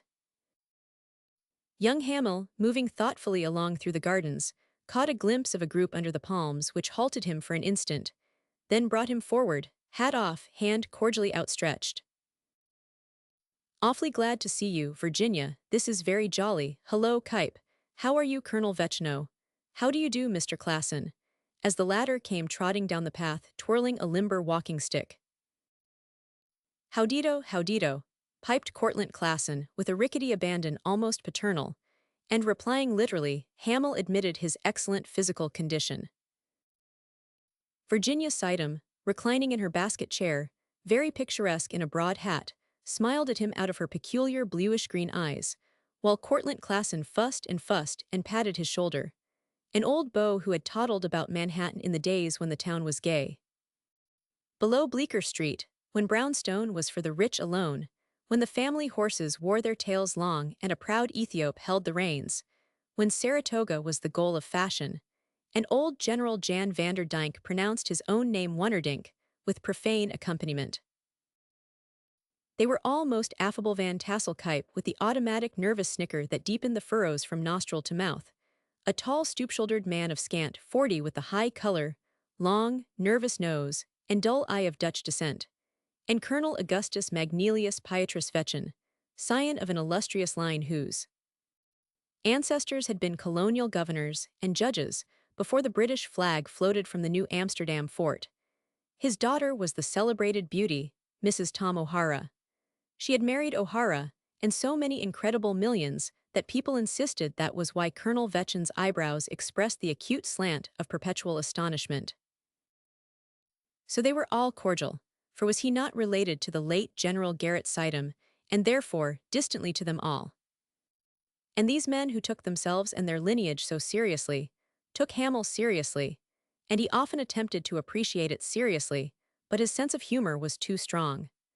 They were all good people, kindly and harmless snobs, and when he had made his adieus under the shadow of the white portico, he lingered a moment to observe the obsolete gallantry with which Mr. Klassen and Colonel Vetchin wafted Virginia up the steps. Cuyp lingered to venture a heavy pleasantry or two, which distorted his long nose into a series of white-ridged wrinkles. Then he ambled away and disappeared within the abode of that divinity who shapes our ends, the manicure, and Hamel turned once more toward the gardens. The hour was still early, of course too unconventional to leave cards on the Cardross family, even too early for a business visit, but he thought he would stroll past the villa, the white walls of which he had dimly seen the evening before. Besides, his Calypso was there. Alas, for Calypso, yet his heart tuned up a trifle as he thought of seeing her so soon again. And so, a somewhat pensive but wholly attractive and self-confident young opportunist in white flannels, he sauntered through the hotel gardens and out along the dazzling Shell Road. No need for him to make inquiries of passing Negroes.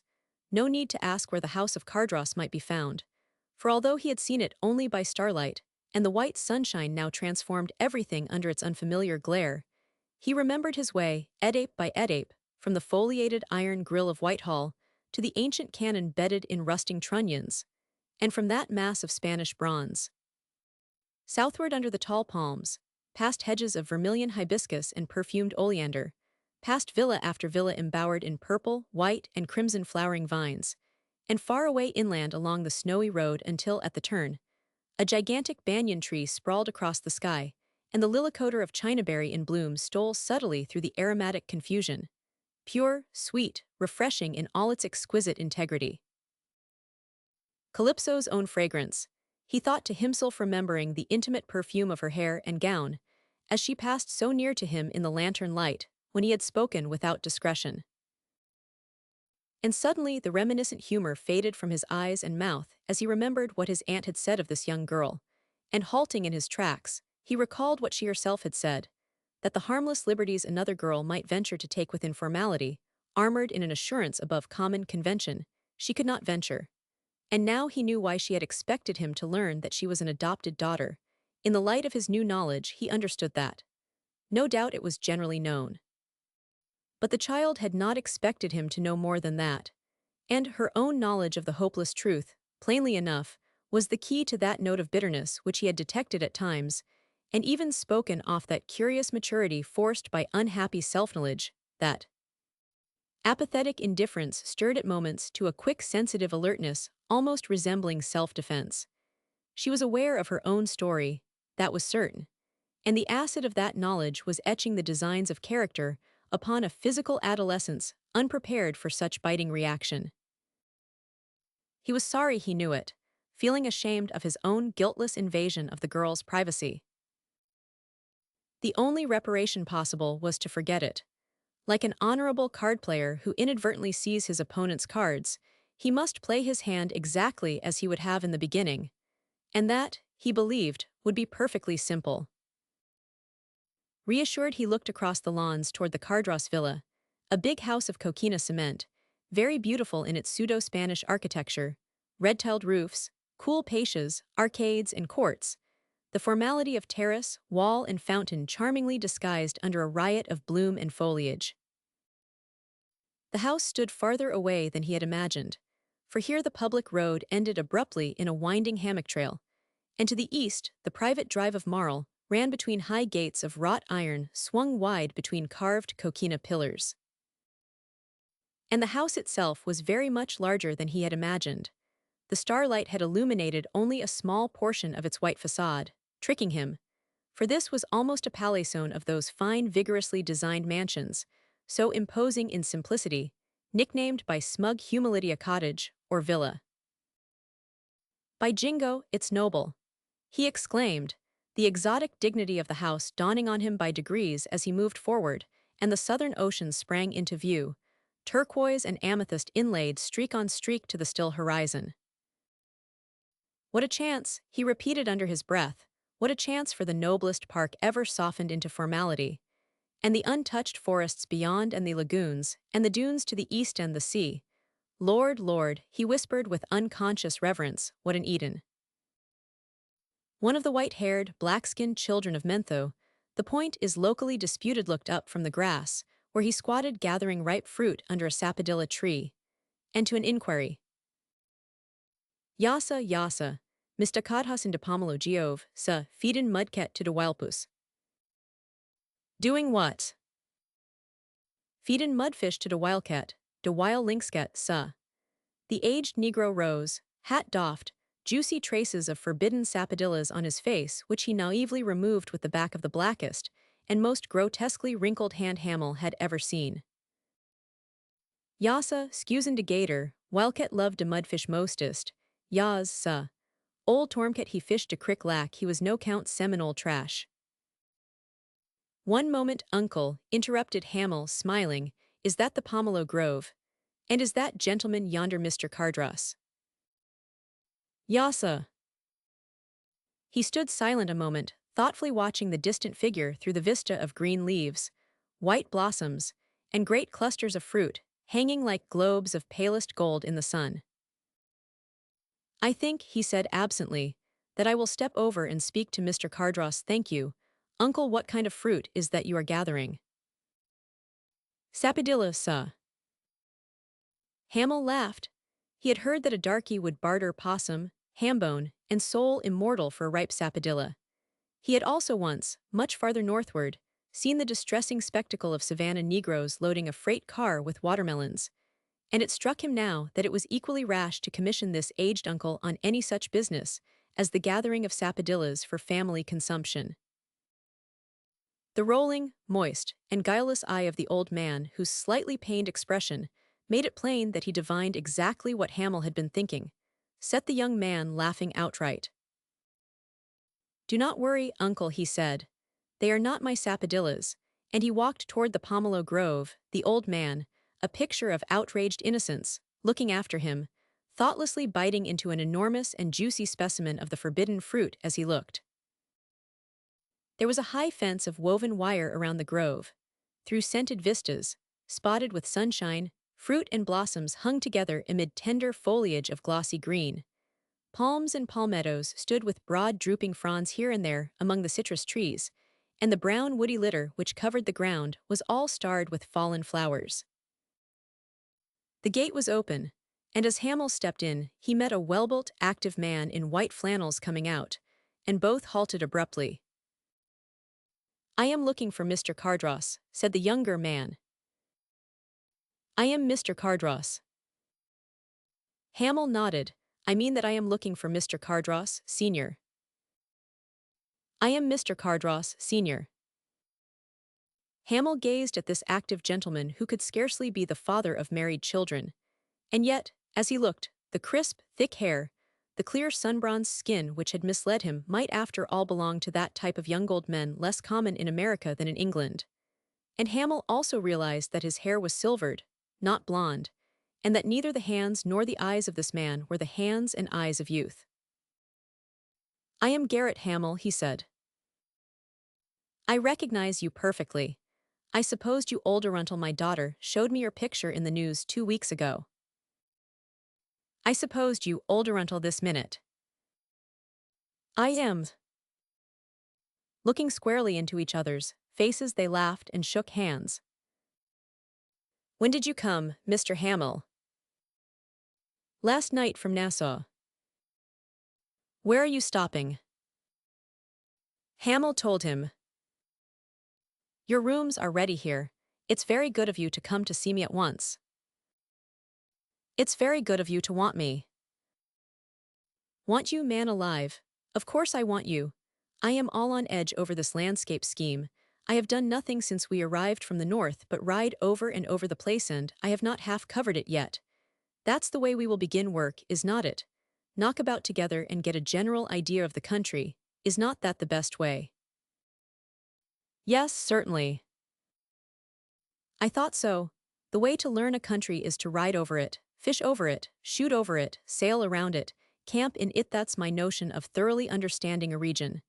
If you are going to improve it, you have got to care something about it, begin to like it, find pleasure in it, understand it. Is not that true, Mr. Hamill? Yes, in a measure. Of course it's true, repeated Cardross with his quick engaging laugh. If a man does not care for a thing, he's not fitted to alter or modify it. I have often thought that those old French landscape men must have dearly loved the country they made so beautiful of it, intelligently, for they left so much wild beauty edging the formality of their creations. Do you happen to remember the chasse at Versailles? And that's what I want here. You do not mind my instructing you in your own profession, do you? They both laughed again, apparently qualified to understand one another. Cardross said, I am glad you are young, I am glad you have come. This is going to be the pleasantest winter of my life. There is not anything I would rather do than just this kind of thing, if you will let me tag after you and talk about it. You do not mind, do you? No, I do not, said Hamill sincerely. We will probably have rows, suggested Cardross. I may want vistas and terraces and fountains where they ought not to be. Oh no, you will not, replied Hamill, laughing. You will understand things when I give reasons. That's what I want, reasons. If anybody would only give me reasons, but nobody does. Listen, will you come up to the house with me and meet my family? And then you will lunch with them. I have a business luncheon at the Club Fortunately, but I will come back. Meanwhile, there will be somebody to show you about, or you can run out to the inlet in one of the motorboats if you like, or do anything you like that may amuse you. The main thing is for you to be amused, to find this place agreeable, to like this kind of country, to like us. Then you can do good work, Mr. Hamill. A grinning Negro shuffled up and closed the gate as they left the grove together and started across the lawn. Cardross, cordial in his quick, vigorous manner, strolled with his hands in his coat pockets, planting each white-shod foot firmly as he walked, frequently turning head and shoulders squarely toward his companion when speaking. He must have been over 50. He did not appear 40. Still, on closer and more detailed inspection, Hamill understood how much his alert, well-made figure had to do with the first impression of youth. Yet his expression had nothing in it of that shadow which falls with years, nothing to show to the world that he had once taken the world by the throat, and wrung a fortune out of it, nothing of the hard gravity, or the underlying sadness of almost ruthless success, and the responsibility for it. Yet from the first, Hamill had been aware of all that was behind this unstudied frankness, this friendly vigor. There was a man, there every inch a man, but exactly of what sort the younger man had not yet decided. A faded and very stout lady, gowned with elaborate simplicity, yet somehow suggesting well-bred untidiness, rolled toward them, propelled in a wheelchair by a black servant. Dear, said Mr. Cardross, this is Mr. Hamill. And Mrs. Cardross offered him her chubby hand and said a little more than he expected. Then, to her husband, languidly, They are playing tennis, Neville. If Mr. Hamill would care to play, there are tennis shoes belonging to Gray and Acton. Thank you, Mrs. Cardross, said Hamill, but, as a matter of fact, I am not yet acclimated. You feel a little sleepy, drawled Mrs. Cardross, maternally solicitous. Everybody does for the first few days. And to her husband, Jessie and Cecile are playing. Sheila must be somewhere about. You will lunch with us, Mr. Hamill. There's to be a tennis luncheon under the oaks. Would really like to have you if you can stay. Hamill accepted as simply as the invitation was given. Mrs. Cardross exchanged a few words with her husband in that perfectly natural drawl which at first might have been mistaken for languid affectation. Then she smiled at Hamill and turned around in her basket chair, parasol tilted, and the black boy began slowly pedaling her away across the lawn. We will step over to the tennis courts, said Cardross, replacing the straw hat which he had removed to salute his wife. They are having a sort of scratch tournament, I believe, me daughters and some other young people. I think you will find the courts rather pretty. The grounds were certainly quaint. Spaces for 4 white marl courts had been cleared, hewn out of the solid jungle which walled them in with a noble living growth of live oak, cedar, magnolia, and palmetto. And on these courts, a very gay company of young people in white were playing or applauding the players, while the snowy balls flew across the nets, and the resonant blows of the bats rang out. And first Mr. Cardross presented Hamel to his handsome married daughter, Mrs. Acton Carrick, a jolly, freckled young matron who showed her teeth when she smiled and shook hands like her father. And then he was made known to the youngest daughter, Cecil Cardross, small, plump and suntanned, with ruddy hair and mischief in every feature. There was, also, a willowy Miss Staines and a blonde Miss Annan, and a very young Mr. Anana brother-and a grave and gaunt Mr. Gatewood, and a stout Mr. Ellison, and a number of others less easy to remember. This wholesale introduction business is always perplexing, observed Cardross, but they will all remember you, and after a time you will begin to distinguish them from the shrubbery. Noah's Mrs. Carrick asked Hamel if he cared to play would rather look on this time, Jessie. Go ahead, we are not interrupting you, where is Sheila? And Hamel, chancing to turn, saw her, tennis bat tucked under one bare arm, emerging from the jungle path, and at the same instant she caught sight of him. Both little chalked shoes stood stock-still for a second only, then she came forward leisurely, continuing to eat the ripe guava with which she had been occupied. Cardross advancing said, "This is Mr. Hamel, dearest, and to the young man, my daughter Sheila." She nodded politely. "Now I have got to go, Sheila," continued Cardross. "Hamel, you will amuse yourself, will not you, until I return after luncheon? Sheila, Mr. Hamel does not care to play tennis, so if you will find out what he does care to do." He saluted the young people gaily, and started across the lawn, where a very black boy with a chair stood ready to convey him to the village, and across the railroad tracks, to that demure little flower-embowered cottage, the interior of which presents such an amazing contrast to the exterior. Chapter 6. Armistice. The young girl beside him had finished her guava, and now, idly swinging her tennis bat, stood watching the games in the sunken courts below. "Please do not consider me a burden," he said. "I would be very glad to sit here and watch you play. I have been playing, thank you. But you will not let me interfere with anything that—" "No, Mr. Hamel, I will not let you interfere with anything." She stood swinging her bat, apparently preoccupied with her own thoughts like a very grave goddess, he thought, glancing at her Askensia, a very young goddess, immersed in celestial reverie far beyond mortal comprehension. "Do you like guavas?" she inquired, and closing her own question, "but you had better not until you are acclimated. Do you feel very sleepy, Mr. Hamel?" "No, I do not," he said. "Oh, you ought to conform to tradition. There's a particularly alluring hammock on the veranda." "To get rid of me, is it necessary to make me take a nap?" he protested. "So you refuse to go to sleep?" "I certainly do."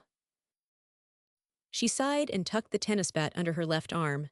"Come," she said, moving forward, "my father will ask me what I have done to amuse you, and I had better hunt up something to tell him about. You will want to see the groves, of course." "Yes, but I am not going to drag you about with me." "Come," she repeated, and as he stood his ground obstinately, "Please," with a rising inflection hinting at command. "Why on earth do not you play tennis and let me sit and watch you?" he asked, joining and keeping step with her. "Why do you ask a woman for reasons, Mr. Hamel? It's too bad to spoil your morning." "I know it, so in revenge I am going to spoil yours. Our trip is called Seeing Florida, so you must listen to your guide very attentively. This is a pomelo grove, thank you. To the Negro who opened the gate here you see blossoms and ripe fruit together on the same tree. A few palmettos have been planted here for various agricultural reasons. This is a camphor bush, touching it with her bath leaves when crushed in the palm, exhale a delightful fragrance. Calypso." She turned toward him with coldest composure. "That never happened, Mr. Hamel." "No," he said, "it never. 999. A slight color remained in his face. Hers was cool enough. "Did you think it happened?" she asked. He shook his head. "No," he repeated seriously, "I know that it never happened." She said, If you are quite sure it never happened, there is no harm in pretending it. Roman 999, what was it you called me? I could never remember, Miss Cardross, unless you tell me. Then I will tell you if you are quite sure you do not remember. You called me Calypso. And looking up, he surprised the rare laughter in her eyes. You are rather nice after all, she said, or is it only that I have you under such rigid discipline? But it was very bad taste in you to recall so crudely what never occurred until I gave you the liberty to do it. Do not you think so? Yes, I do, he said. I have made 2 exhibitions of myself since I knew you. 1. Mr. Hamill. Please recollect that I am scarcely supposed to know how many exhibitions of yourself you may have made before we were formally presented. She stood still under a tree which drooped like a leaf-tufted umbrella, and she said, swinging her racket, You will always have me at a disadvantage. Do you know it? That is utterly impossible. Is it? Do you mean it? I do with all my heart. Thank you, but do you mean it with all your logical intelligence, too? Yes, of course I do. She stood, head partly averted, one hand caressing the smooth, pale yellow fruit which hung in heavy clusters around her. And all around her, too, the delicate white blossoms poured out fragrance, and the giant swallowtail butterflies in gold and black fluttered and floated among the blossoms or clung to them as though stupefied by their heavy sweetness. I wish we had begun differently, she mused. I do not wish it, she said, turning on him almost fiercely. You persisted in talking to me in the boat. You contrived to make yourself interesting without being offensive. I do not know how you managed it. And then last night I was not myself, and then that happened. Could anything more innocent have happened? Something far more dignified could have happened when I heard you say Calypso. She shrugged her shoulders. It's done, we have misbehaved, and you will have to be dreadfully careful. You will not you? And yet I shall certainly hate you heartily if you make any difference between me and other women. Oh dear, the whole situation is just unimportant enough to be irritating. Mr. Hamill, I do not think I care for you very much. And as he looked at her with a troubled smile, she added, You must not take that declaration too literally. Can you forget various things? I do not want to, Miss Cardross. Listen, nobody could be more sweet, more simple, more natural than the girl I spoke to. I dreamed that I talked with last night. I do not want to forget that night or that girl, must I? Are you, in your inmost thoughts, fastidious in thinking of that girl? Is there any reservation, any hesitation? He said, meeting her eyes, She is easily the nicest girl I ever met, very nicest. Do you think that I might have her for a friend? Do you mean this girl, Calypso? Yes. Then I think that she will return to you the exact measure of friendship that you offer her because, Mr. Hamill, she is after all not very old in years, and a little sensitive and impressionable. He thought to himself, She is a rather curious mixture of impulse and reason, of shyness and audacity, of composure and timidity, of courage and cowardice and experience. But there is in her no treachery, nothing mentally unwholesome. They stood silent a moment, smiling at each other rather seriously. Then her smooth hand slid from his, and she drew a light breath. What a relief, she said. What? To know you are the kind of man I knew you were. That sounds rather Irish, does not it? And under her breath perhaps it is. God knows. Her face grew very grave for a moment, then, as she turned and looked at him, the shadow fell. Do you know it was absurd, of course, but I could scarcely sleep last night for sheer dread of your coming today. And yet I knew what sort of a man you must be. And this morning shook her head. I could not endure any breakfast, and I usually endure lots, so I took a spin down the lake in my chair. When I saw you just now, I was trying to brace up on a guava.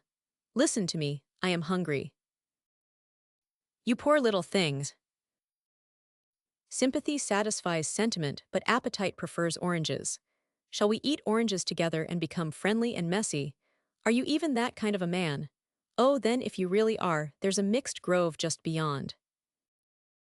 So together, shoulder to shoulder keeping step, they passed through the new grove with its enormous pendant bunches of grapefruit, and into a second grove where limes and mandarins hung among clusters of lemons and oranges, where kumquat bushes stood stiffly, studded with egg-shaped, orange-tinted fruit, where tangerines, grapefruit, and king oranges grew upon the same tree, and the deep scarlet of ripe Japanese persimmons and the huge tattered fronds of banana trees formed a riotous background.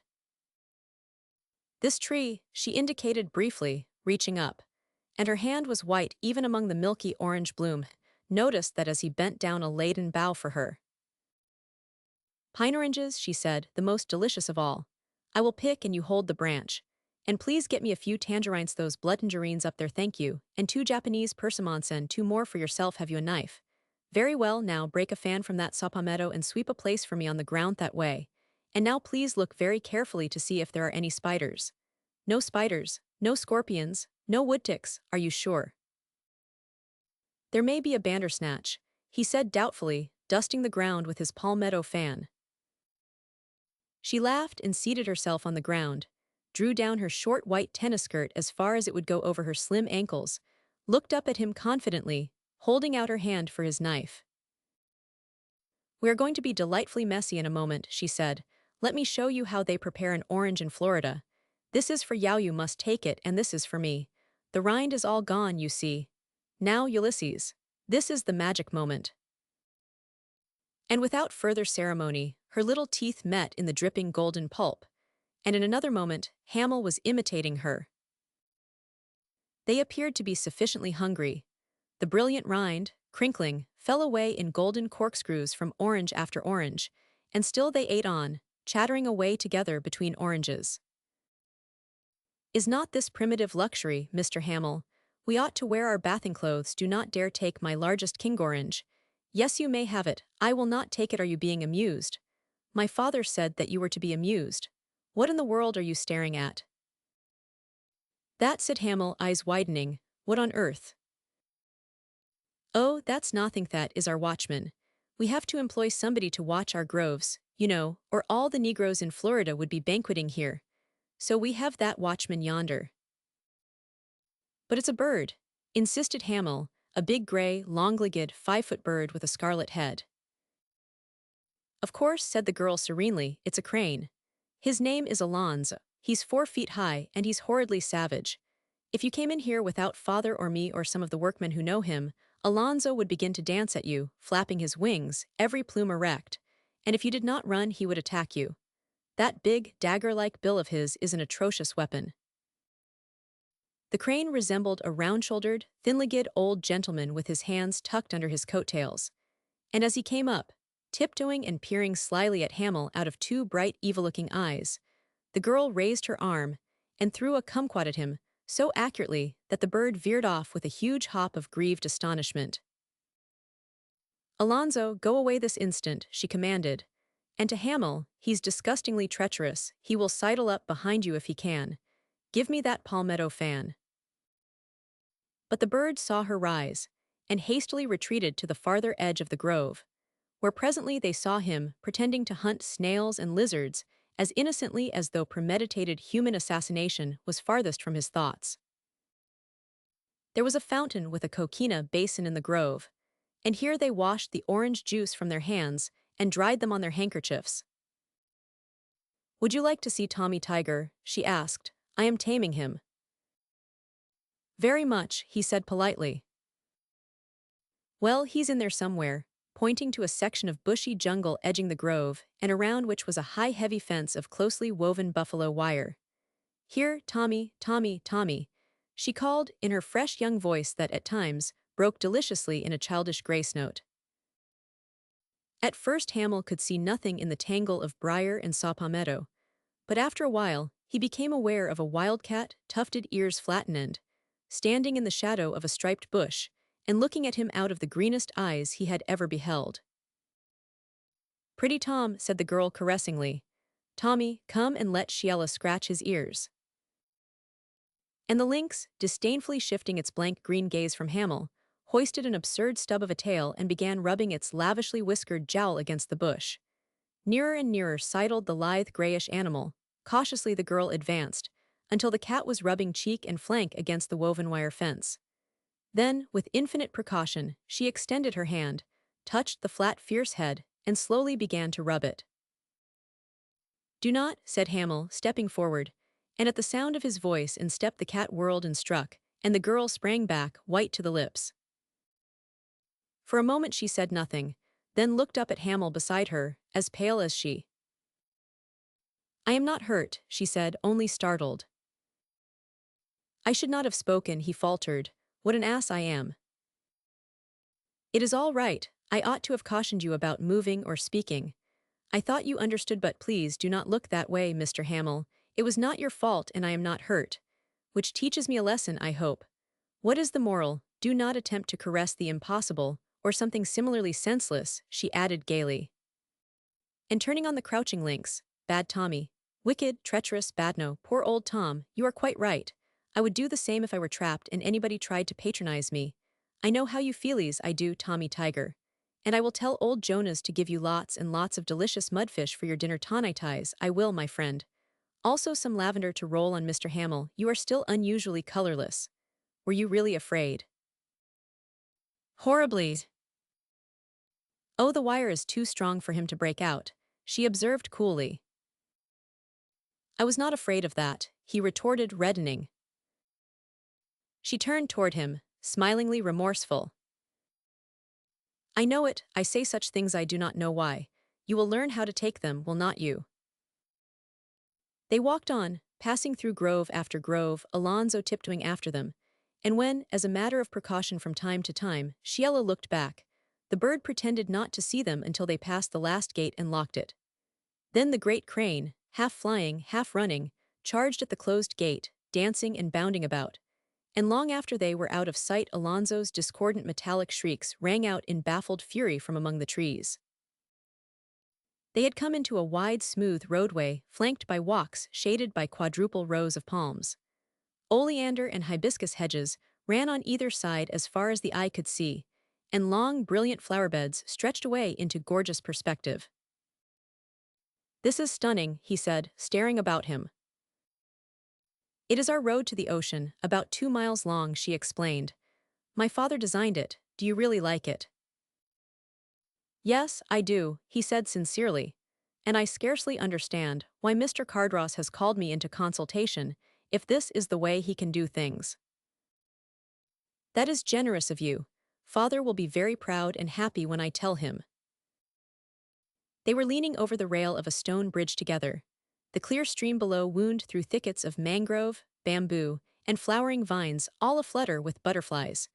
A school of fish stemmed the current with winnowing fins. Myriads of brown and gold dragonflies darted overhead. "It's fairyland, only proper setting for you after all," he said. Resting one elbow on the stone parapet, her cheek in the hollow of her hand, she watched the smile brightening in his face, but responded only faintly to it. "Some day," she said, "when we have blown the froth and sparkle from our scarcely tasted cup of acquaintance, you will talk to me of serious things sometimes, will you not?" "Wise," he said, surprised. "I mean as you would to a man. You will find me capable of understanding you. You once said to me, in a boat, that no two normal people of opposite sex can meet without experiencing more or less wholesome interest in one another. Did not you say that? Very well then, I now admit my normal interest in you untinged by sentiment. Do not disappoint me." He said whimsically, "I am not intellectual. I do not know very much about anything except my profession." "Then talk to me about it. Goodness, do not I deserve it? Is a girl to violate precept and instinct on an ill-considered impulse only to find the man in the case was not worth it? And how do you know what else I violate merely to be kind?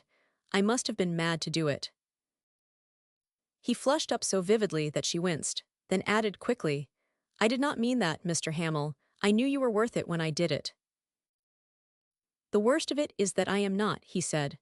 "I am like everybody who has been through college and chooses a profession for love of it. I do know something about that profession. Outside of it, the least I can say for myself is that I care about everything that goes on in this very jolly world. Curiosity has led me about by the nose. The result is a series of acquired smatterings." She regarded him intently with that clear gaze he found so refreshing, a direct, fearless scrutiny, which straightened her eyebrows to a fascinating level, and always made him think of a pagan marble, with delicately chiseled, upcurled lips, and white brow youthfully grave. Did you study abroad? Yes, not long enough. She seemed rather astonished at this. Amused, he rested both elbows on the parapet, looking at her from between the strong, lean hands that framed his face. It was droll the way I managed to scurry like a jackrabbit through school and college on nothing a year. I was obliged to hurry postgraduate courses, and Europe, and such agreeable things. Otherwise, I would probably be more interesting to you. You are sufficiently interesting, she said, flushing up at his willful misinterpretation. And as he laughed easily. The horrid thing about it is that you are interesting and you know it. All I asked of you was to be seriously interesting to me occasionally, and instead you are rude. Rude! Yes, you are. Pretending that I was disappointed in you because you had not dawdled around Europe for years in the wake of an education. You are, apparently, just about the average sort of man one meets, yet I kicked over several conventions for the sake of exchanging a few premature words with you, knowing all the while I was to meet you later. It certainly was not for your beau you. I am not sentimental, she added fiercely. And it was not because you are a celebrity, you are not one yet, you know. Something in you certainly appealed to something reckless in me, yet I did not really feel very sinful when I let you speak to me. And even in the boat, I admit frankly that I enjoyed every word that we spoke. I did not appear to, did I? No, you did not, he said. She smiled, watching him, chin on hand. I wonder how you will like this place, she mused. It's gay in a way. There are things to do every moment if you let people rob you of your time, dances, carnivals, races, gambling, suppers. There's the fortnightly club and various charities too, and dinners and teas and all sorts of things to do outdoors on land and on water. Are you fond of shooting? Very, I can do that pretty well. So can one. We will go with my father and Gray. Gray is my brother, you will meet him at luncheon. What time is it? He looked at his watch, 11 a little after. We are missing the bathing. Everybody splashes about the pool or the ocean at this hour. Then everybody sits on the veranda of the breakers and drinks things and gossips until luncheon. Rather intellectual, is not it? Sufficiently, he replied lazily. She leaned over the parapet, standing on the tips of her white shoes, and looked down at the school of fish. Presently she pointed to a snake swimming against the current. A moccasin, he asked. No, only a water snake. They call everything moccasins down here, but real moccasins are not very common. And rattlesnakes? Scarcer still. You hear stories, but she shrugged her shoulders. Of course, when we are quail shooting, it's well to look where you step, but there are more snakes in the latitude of St. Augustine than there are here. When father and I are shooting, we never think anything about them. I am more afraid of those horrid woodticks. Listen, shall we go camping? But I have work on hand, he said dejectedly. That is part of your work. Father said so. Anyway, I know he means to camp with you somewhere in the hammock, and if Gray goes, I go too. Calypso, he said, do you know what I have been hearing about you? I have heard that you are the most assiduously run-after girl at Palm Beach. And if you are, what on earth will the legions of the adoring say when you take to the jungle? Who said that about me? She asked, smiling adorably.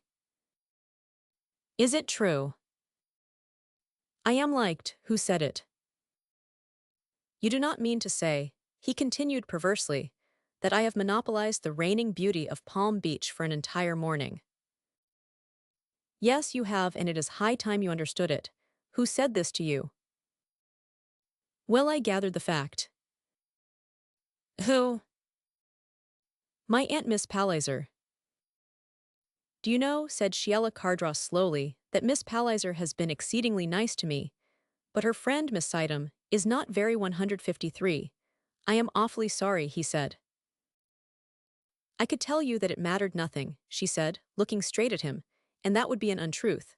I know that many people disregard such things, many are indifferent to the opinion of others, or say they are. I never have been. I want everybody to like me, even people I have not the slightest interest in, people I do not even know. I want them all to like me. For I must tell you, Mr. Hamill, that when anybody dislikes me, and I know it, I am just as unhappy about it as though I cared for them. It's absurd for anybody not to like you, he said. Well, do you know, it really is absurd. If they only knew how willing I am to like everybody, I was inclined to like Miss Sidham.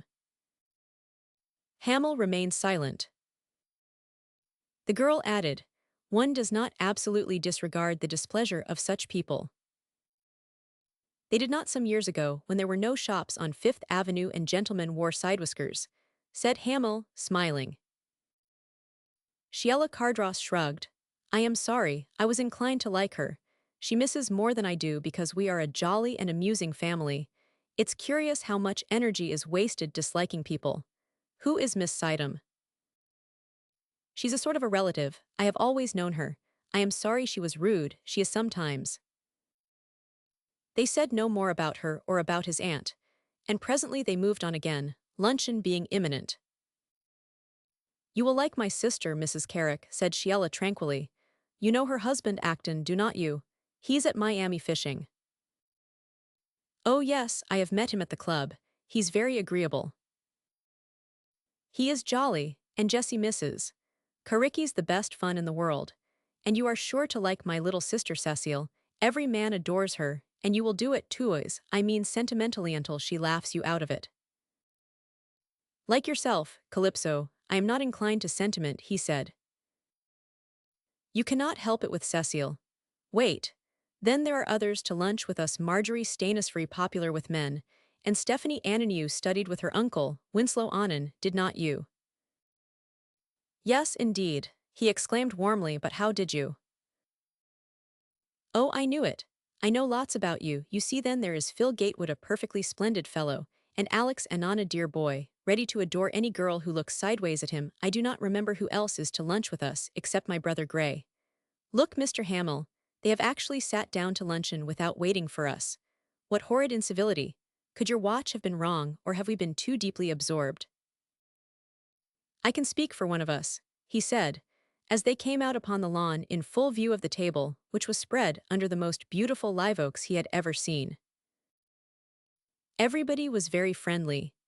Gray Cardross, a nice-looking boy who wore spectacles, collected butterflies, and did not look like a speedmed cub, took Hamill to the house, whither Sheila had already retired for an anteprandial toilet. But there is no dust in that part of the world, and his preparations were quickly made. Awfully glad you came, repeated young Cardross with all the excessive cordiality of the young and unspoiled.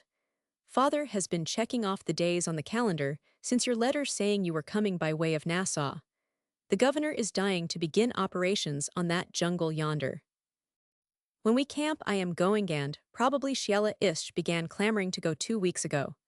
We all had an idea that you were a rather feeble old gentleman like Mr. Annan until Sheila brought us the picture they published of you in the paper 2 weeks ago, and she said immediately that if you were young enough to camp she was old enough to go too. She's a good shot, Mr. Hamill, and she will not interfere with your professional duties. I should think not, said Hamill cordially. Viewed as for my camping, there's really almost nothing left for me to do except to familiarize myself with the character of your wilderness. Your father tells me he has the surveys and contour maps all ready. As a matter of fact, I really could begin the office work at once. For heaven's sake, do not do that, and do not say it, exclaimed the young fellow in dismay. Father and Sheila and I are counting on this trip. There's a butterfly or two I want to get at Ruffle Lake. Do not you think it extremely necessary that you go over the entire territory, become thoroughly saturated with the atmosphere, and malaria, suggested Hamill, laughing. Of course, seriously, it will be simply fine. And perhaps it is the best thing to do for a while. Please do not mistake me, I want to do it. I have never before had a vacation like this. It's like a trip into paradise from the sordid horror of Broadway. Only, he added slowly as they left the house and started toward the luncheon party under the live oaks, I should like to have your father know that I am ready to give him every moment of my time. That's what he wants, and so do I, said young Cardross. Hello. Here's Sheila back before us. I would like to sit near enough to talk to you, but Sheila is between us. I will tell you after luncheon what we propose to do on this trip. A white servant seated Hamel on Mrs. Cardross's right, and for a while that languid but friendly lady drawled amiable trivialities to him, propounding the tritest questions with an air of pleased profundity, replying to his observations with harmlessly complacent platitudes. A good woman, every inch of Heron, who had never known an unkindly act or word in the circle of her own family own, who had always been accustomed to honor, deference, and affection off, whom nothing more had ever been demanded than the affections of a good wife and a good mother. Being very, very stout and elaborately upholstered, a shady hammock couch suited her best, and as she was eternally dieting and was too stout to sit comfortably, she never remained very long at table. Gray escorted her houseward in the midst of the festivities. She nodded a gracious apology to all, entered her wheelchair, and was rolled heavily away for her daily siesta. Everybody appeared to be friendly to him, even cordial. Mrs. Acton Carrick talked to him in her pretty, decisive, animated manner, a feminine reflection of her father's characteristic energy and frankness. Her younger sister, Cecile, possessed a drawl like her mother's. Petite, distractingly pretty, Hamel recognized immediately her attraction, experienced it, amused himself by yielding to it as he exchanged conventionally preliminary observations with her across the table. Men, on first acquaintance, were usually very easily captivated, for she had not only all the general attraction of being young, feminine, and unusually ornamental, but she also possessed numberless individualities like a rapid fire of incarnations, which since she was 16 had kept many a young man, good and true, madly guessing which was the real Cecile. And yet all the various and assorted Ceciles seemed equally desirable, susceptible, and eternally on the verge of being rounded up and captured. That was the worst of it, and no young man she had ever known had wholly relinquished hope. For even in the graceful act of sidestepping the smitten, the girl's eyes and lips seemed unconsciously to unite in a gay little unspoken promise. This serial story is to be continued in our next perhaps. As for the other people at the table, Hamel began to distinguish one from another by degrees. The fair-haired Annans, sister and brother, who spoke of their celebrated uncle, Winslow Annan, and his predictions concerning Hamel as his legitimate successor. Marjorie Staines, willowy, active, fresh as a stem of white jasmine, and inconsequent as a very restless bird. Philip Gatewood, grave, thin, prematurely saddened by the responsibility of a vast inheritance, consumed by a desire for an artistic career, looking at the world with his owlish eyes through the prismatic colors of a set palette. There were others there, whom as yet he had been unable to differentiate. Smiling, well-mannered, affable people, who chattered with more or less intimacy among themselves, as though accustomed to meeting one another year after year in this winter rendezvous. And everywhere he felt the easy, informal friendliness and goodwill of these young people. "Are you being amused?" asked Sheila beside him. "My father's orders, you know," she added demurely. They stood up as Mrs. Carrick rose and left the table followed by the others, and he looked at Sheila expecting her to imitate her sister's example. As she did not, he waited beside her, his cigarette unlighted. Presently she bent over the table, extended her arm, and lifted a small burning lamp of silver toward him, and thanking her, he lighted his cigarette. "Siesta?" she asked. "No, I feel fairly normal." "That's abnormal in Florida. But if you really do not feel sleepy, if you really don't, will get the gracilis or fastest motorboat and run down to the beach club and get father. Shall we just you and I?" "And the engineer." "I will run the gracilis if you will steer," she said quietly. "I will do whichever you wish, Calypso, steer or run things." She looked up with that quick smile, which seemed to transfigure her into something a little more than mortal. "Why in the world have I ever been afraid of you?" she said. "Will you come? I think our galley is in commission. Once I told you that Calypso was a land nymph.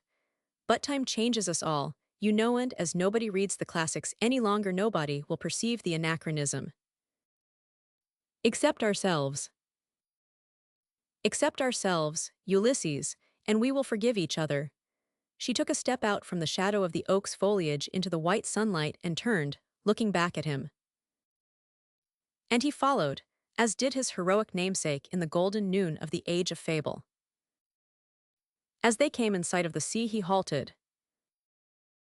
"That's curious," he exclaimed. "There is the Ariane again." "The yacht you came on." "Yes, I wonder if there's been an accident. She cleared for Miami last night." They stood looking at the white steamer for a moment.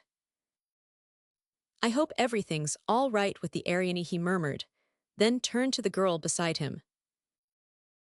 "By the way, I have a message for you from a man on board. I forgot to deliver it." "A message for me?" "From a very ornamental young man who desired to be particularly remembered to Sheila Cardross until he could pay his respects in person. Can you guess?" For a moment, she looked at him with a tremor of curiosity and amusement edging her lips. "Louis Malcourt," he said, smiling, and turned again to the sea. A sudden, still, inward fright seized her. The curious, soundless crash of her own senses followed as though all within had given way. She had known many, many such moments. One was upon her now, the clutching terror of it seeming to stiffen the very soul within her. "I hope all's well with the Ariane," he repeated under his breath, staring at the sea. Miss Cardross said nothing. Chapter 7: A Change of Base. February, the gayest winter month on the East Coast, found the winter resorts already overcrowded. Relays and consignments of fashion arrived and departed on every train. The permanent winter colony, composed of those who owned or rented villas and those who remained for the 3 months at either of the great hotels, had started the season vigorously. Dances, dinners, lawn fêtes, entertainments for local churches and charities left little time for anything except the routine of the bathing hour, the noon gathering at the breakers, and tea during the concert. Every day beach, pier, and swimming pool were thronged. Every day the white motorcars rushed southward to Miami, and the swift powerboats sped northward to the inlet. And the houseboat rendezvous rang with the gay laughter of pretty women, and the restaurant of the beach club flashed with their jewels. Dozens of villas had begun their series of house parties. Attractive girls held court everywhere under cockapalm and hibiscus, along the beach, on the snowy decks of yachts.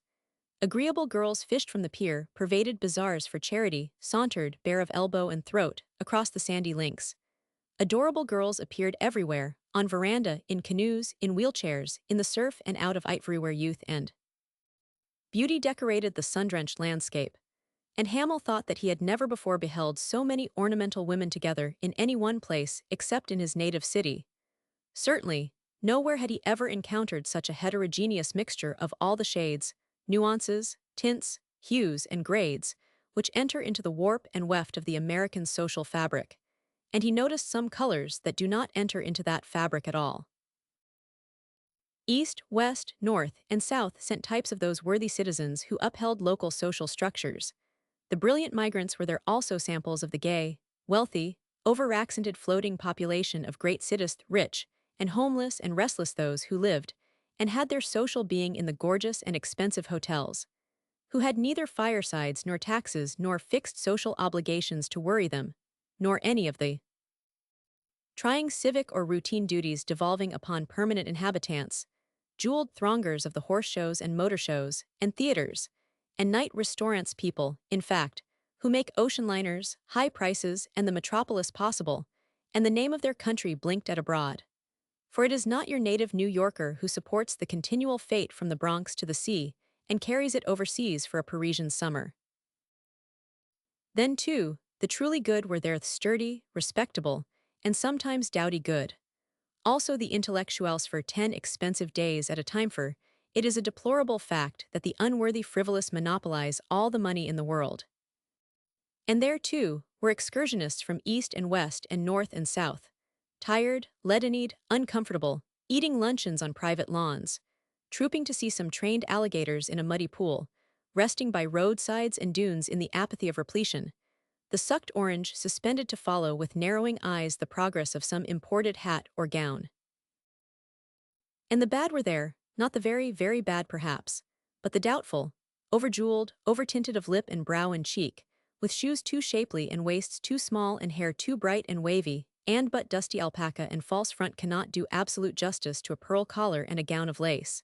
And tired, toiled-dimmed eyes may make mistakes, especially as it is already a tradition that America goes to Palm Beach to cut up shindies, or watch others do it.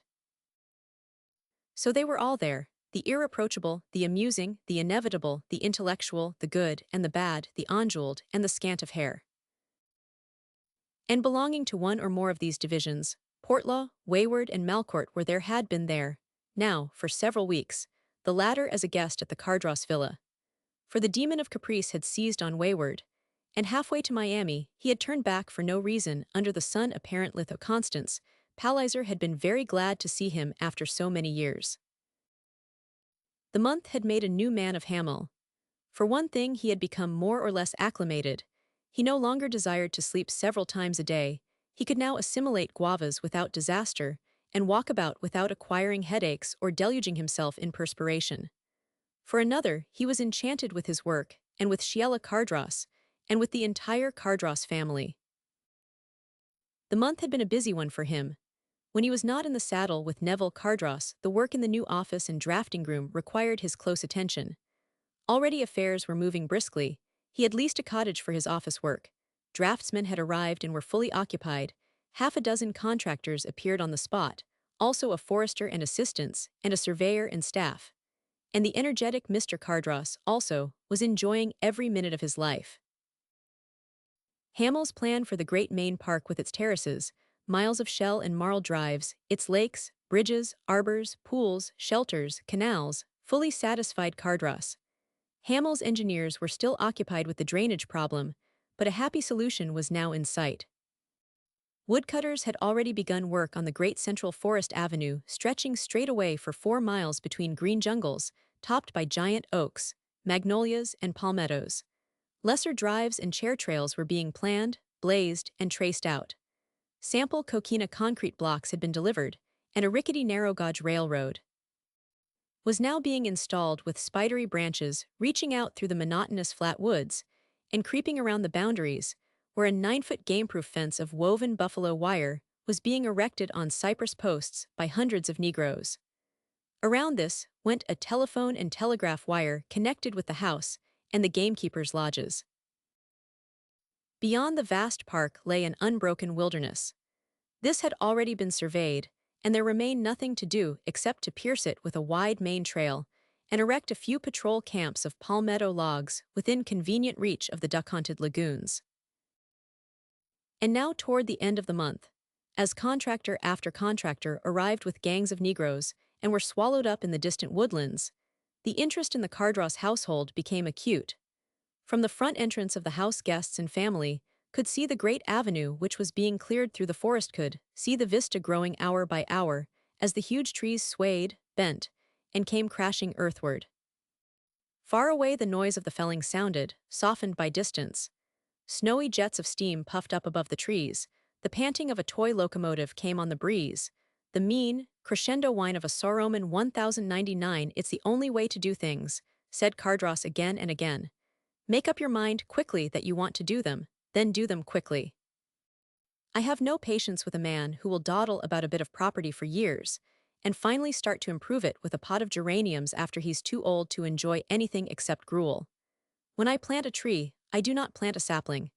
I get a machine and 4 horses and a dozen men, and I put in a full-grown tree so that I can sit under it next day if I wish to and not spend 30 years waiting for it to grow. Is not that the way to do things, Hamel?" Hamel said yes.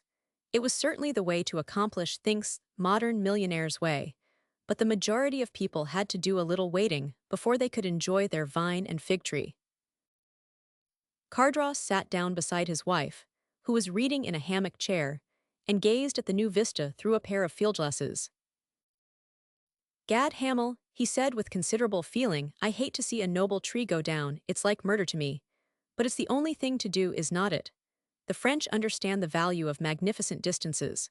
What a glorious vista that will make, 4 miles straight away walled in by deathless green, and the blue lagoon sparkling at the end of the perspective. I love it, I tell you, I love it. It will be very fine, said Hamel. His voice sounded a trifle tired. He had ridden many miles since sunrise. There was marl on his riding breeches. Cardross continued to examine the work in progress through his binoculars. Presently he said, "You have been overdoing it, have not you, Hamel? My wife says so." "Overdoing it," repeated the young man, not understanding. "Overdoing what?" "I mean you have a touch of malaria. You have been working a little too hard." "He has indeed," drawled Mrs. Cardross, laying aside her novel, and placidly ignoring Hamel's protests. "Neville, you drag him about through those dreadful swamps before he is acclimated, and you keep him up half the night talking plans and making sketches. He is too young to work like that."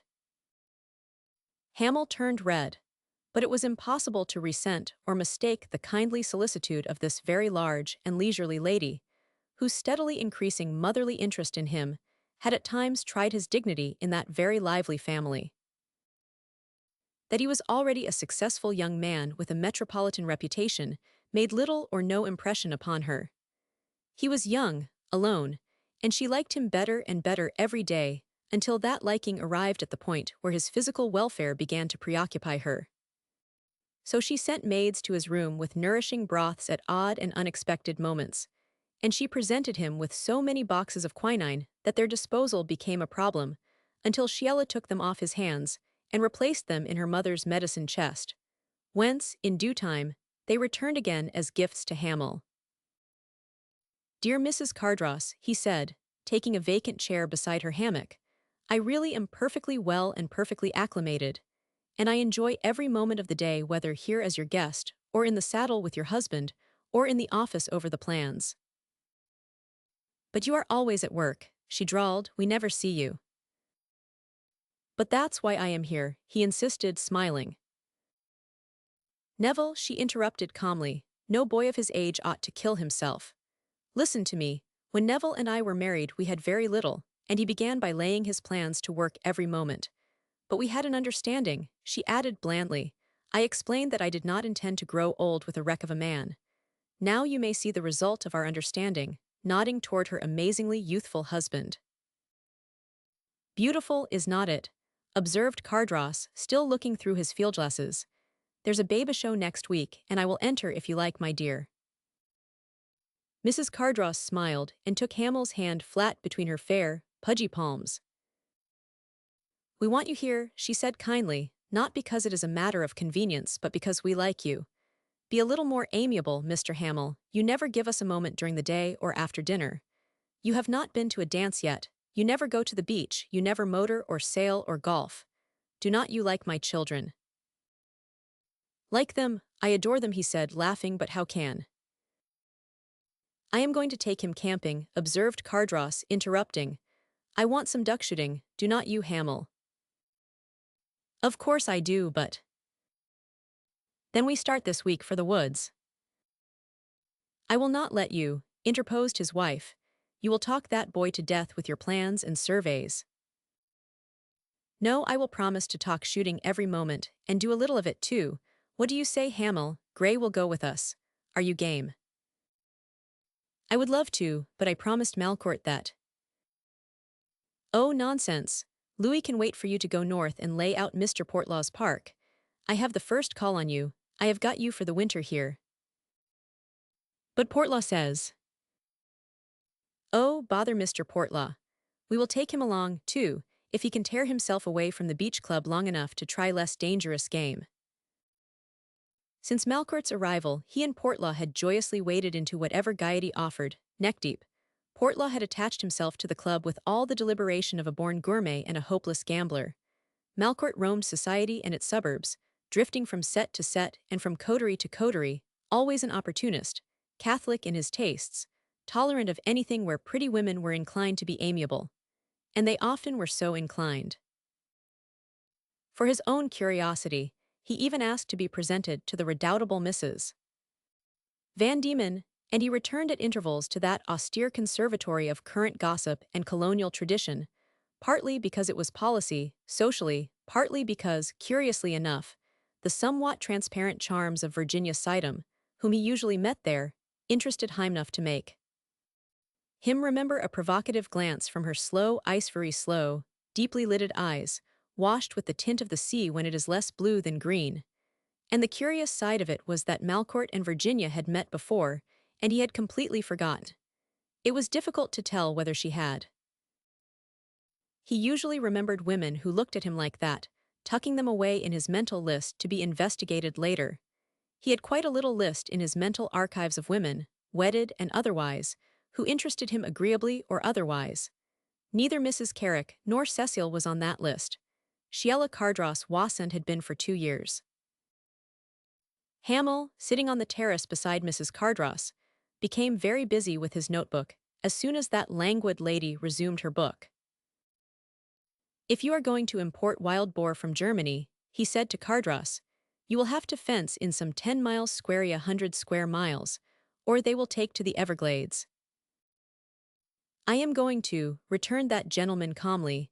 "I wish you would ask McKenna to figure it out. I will supply the cypress, of course." Hamel leaned forward, a little thrilled with the colossal scheme. He never could become quite accustomed to the vast scale on which Cardross undertook things. "That will make a corking preserve," he said. "What do you suppose is in there now?" "Some bears and deer, a few lynx, perhaps 1 or 2 panthers. The boar will hold their own if they can stand the summer, and I am sure they can. The alligators, no doubt, will get some of their young when they breed. I shall start with 100 couple when you are ready for them. What are you going to do this afternoon?" "Office work," replied Hamel, rising and looking at his marl-stained puttees and spurs. Then he straightened up and smiled at Mrs. Cardross, who was gently shaking her head, saying, "The young people are at the bathing beach. I wish you would take a chair and go down there to please me, Mr. Hamel." "Come, Hamel," added Cardross airily, "take a few days off in yourself. You have one thing yet to learn. It's only the unsuccessful who are too busy to play." "But what I am doing is play," remonstrated the young man good-humoredly. "Well, I'll go to the beach then." He looked at the steamjets above the forest, fumbled with his notebook, caught the eye of Mrs. Cardross, put away the book, and took his leave laughingly. "We go duck-shooting tomorrow," called out Cardross after him. Hamel halted in the doorway to protest, but the elder man waved him away, and he went to his room to change riding clothes for flannels and sponge the reek of horse and leather from his person. The beach was all ablaze with the brilliant colors of sunshades, hats, and bathing skirts. Hamel lost no time in getting into his swimming suit, and as he emerged tall, cleanly built, his compact figure deeply tanned where exposed, Portlaw, waddling briskly toward the ocean, greeted him with the traditional, "Come on, it's fine," and informed him furthermore that everybody was there. Chapter 8, Maneuvering. Everybody seemed to be there, either splashing about in the Atlantic or playing ball on the beach, or congregated along the sands observant of the jolly, riotous scenes sparkling under the magnificence of a cloudless sky. Hamel nodded to a few people as he sauntered toward the surf. He stopped and spoke to his aunt and Colonel Vetchin, who informed him that Virginia and Kype were somewhere together chastely embracing the ocean. He nodded to old Klassen, who was toddling along the wet sands in a costume which revealed considerable stomach. He saw Malcourt knee-deep, hovering around Sheila, yet missing nothing of what went on around him, particularly wherever the swing of a bathing skirt caught his quick, handsome eyes. Then Cecile stretched out an inviting hand to him from the water and he caught it, and together they hurled themselves head first into the surf, swimming side by side out to the raft. "It's nice to see you again," said the girl. "Are you going to be agreeable now and go about with us? There's a luncheon at 2 your fair friend Virginia Sidham has asked us, much to our surprise, but after that I am quite free if you have anything to propose." She looked up at him, pink and fresh as a wet rose, balanced there on the edge of the rocking raft. "Anything to propose?" he repeated. "I do not know, there's scarcely anything I would not propose to you. So you are going to Virginia's luncheon?" "I am, Sheila will not," she frowned. "It's just as it was 2 years ago when Louis Malcourt tagged after her every second. It's stupid, but we cannot count on them any more." Doze Malcourt. Tag after Sheila. Have not you seen it? You have been too busy to notice. I wish you would not work every minute. There was the jolliest sort of a dance at the O'Hara's last night while you were fast asleep. I know you were because old Jonas told Mother you had fallen asleep in your chair with your head among a pile of blueprints. On my way to the dance, I wanted to go in and tie one of Sheila's cunning little lace morning caps under your chin, but Jessie would not go with me. They are perfectly sweet and madly fashionable, these little Louis Roman 16 caps. I will show you one some day. For a few moments the girl rattled on capriciously, swinging her stockinged legs in the smooth green swells that rose above her knees along the raft's edge. And he sat silent beside her, half listening, half preoccupied, his eyes instinctively searching the water's edge beyond. I hadn't noticed that Louis Malcourt was so devoted to your sister, he said. Cecile looked up quickly, but detected only amiable indifference in the young fellow's face. They're always together, elle s'affiche à la fin, she said impatiently. Sheila was only 18 before, she's 20 now, and old enough to know whether she wants to marry a man like that or not. Hamel glanced around at her incredulously. Mary Malcourt. But Cecile went on headlong, in the wake of her own ideas. He's a sort of a relative, we have always known him. He and Gray used to go camping in Maine, and he often spent months in our house. But for 2 years now, he's been comparatively busy as Mr. Portlaw's manager, you know, and we have seen nothing of him, which was quite agreeable to me. Hamel rose, unquiet. I thought you were rather impressed by Sheila, continued the girl. I really did think so, Mr. Hamel. Your sister predicted that I would lose my heart and senses to you, said Hamel, laughing and reseating himself beside her. Have you? Of course I have, who could help it? The girl considered him smilingly. You are the nicest of men, she said. If you had not been so busy, I am certain we would have had a desperate affair. Viewed as it is, and it makes me perfectly furious. I have only the most ridiculously commonplace and comfortable affection for youth's sort, which prompts Mother to send you quinine and talcum powder. Balanced there side by side, they fell to laughing. Sentiment, yes, she said, but oh, it's the kind that offers witch hazel and hot water bottles to the best beloved. Mr. Hamel, why cannot we flirt comfortably like sensibly frivolous people? I wish we could, Cecile. I wish so too, Garrett. No, that's too formal, Gary. There, that ends our chances. You are the jolliest family I ever knew, he said. You can scarcely understand how pleasant it has been for me to camp on the edges of your fireside and feel the home warmth a little now and then. Why do you remain so aloof then? I do not mean to, but my heart is in this business of your father's the more deeply in because of his kindness and your mother's, and for all your sakes. You know I can scarcely realize it. I've been with you only a month, and yet you have done so much for me, received me so simply, so cordial that the friendship seems to be of years instead of hours. That is the trouble, sighed Cecile. You and I never had a chance to be frivolous. I am no more self-conscious with you than I am with Gray. Tell me, why was Virginia Sidham so horrid to us at first? Hamel reddened. You must not ask me to criticize my own kin, he said.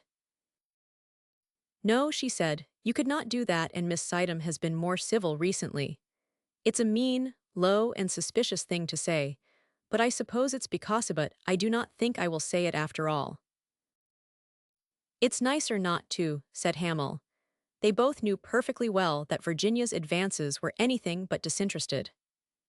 For alas, even the men of her own entourage were now gravitating toward the Cardross family. Van Tassel Cuyp was continually wrinkling his nose and fixing his dead blue eyes in that direction. Little Colonel Vetchins circled busily round that center of attraction. Even Cortlandt Klassen evinced an inclination to toddle that way. Besides, Louis Malcourt had arrived, and Virginia had never quite forgotten Malcourt, who had made one at a house party in the Adirondacks some years since. Although even when he again encountered her, Malcourt had retained no memory of the slim, pallid girl who had for a week been his fellow guest at Portlaw's huge camp on Luckless Lake. Virginia Sidham is rather an isolated girl, said Hamel thoughtfully. She lives alone, and it is not very gay for a woman alone in the world. Not the happiest sort of life. Virginia has always been very friendly to mealways. I hope you will find her amusing. I am going to her luncheon, said Cecil calmly. It's quite too absurd for her to feel any more doubt about us socially than we feel about her. That is why I am going. Shall we swim? He rose, she clasped his offered hand and sprang to her feet, ready for the water again. But at that instant Malcourt's dark, handsome head appeared on the crest of a surge close by, and the next moment that young gentleman scrambled aboard the raft, breathing heavily. "Hello, Cecil," he gasped. "Hello, Hamel. Sheila thought it must be you, but I was skeptical. Hugh, that is not much of a swim, I must be out of condition." "Late hours, cards and highballs," observed Cecil scornfully. "You are horridly smooth and fat, Louis." Malcourt turned to Hamel. "Glad to see you have emerged from your shell at last. The rumor is that you are working too hard." "There's no similar rumor concerning you," observed Cecile, who had never made any pretense of liking Malcourt. "Please swim out to sea, if you have nothing more interesting to tell us. I have just managed to decoy Mr. Hamel here, and I would like to converse with him in peace." Malcourt, arms folded, balanced himself easily on the raft's pitching edge and glanced at her, with that amiably bored expression characteristic of him when rebuffed by a woman. On such occasions, his eyes resembled the half-closed orbs of a teased but patient cat, and Cecile had once told him so. "There's a pretty rumor afloat concerning your last night's performance at the beach club," said the girl disdainfully. "A boy like you, making himself conspicuous by his gambling." Malcourt winced, but as the girl had apparently heard nothing to his discredit except about his gambling, he ventured an intelligent sidelong glance at Hamel.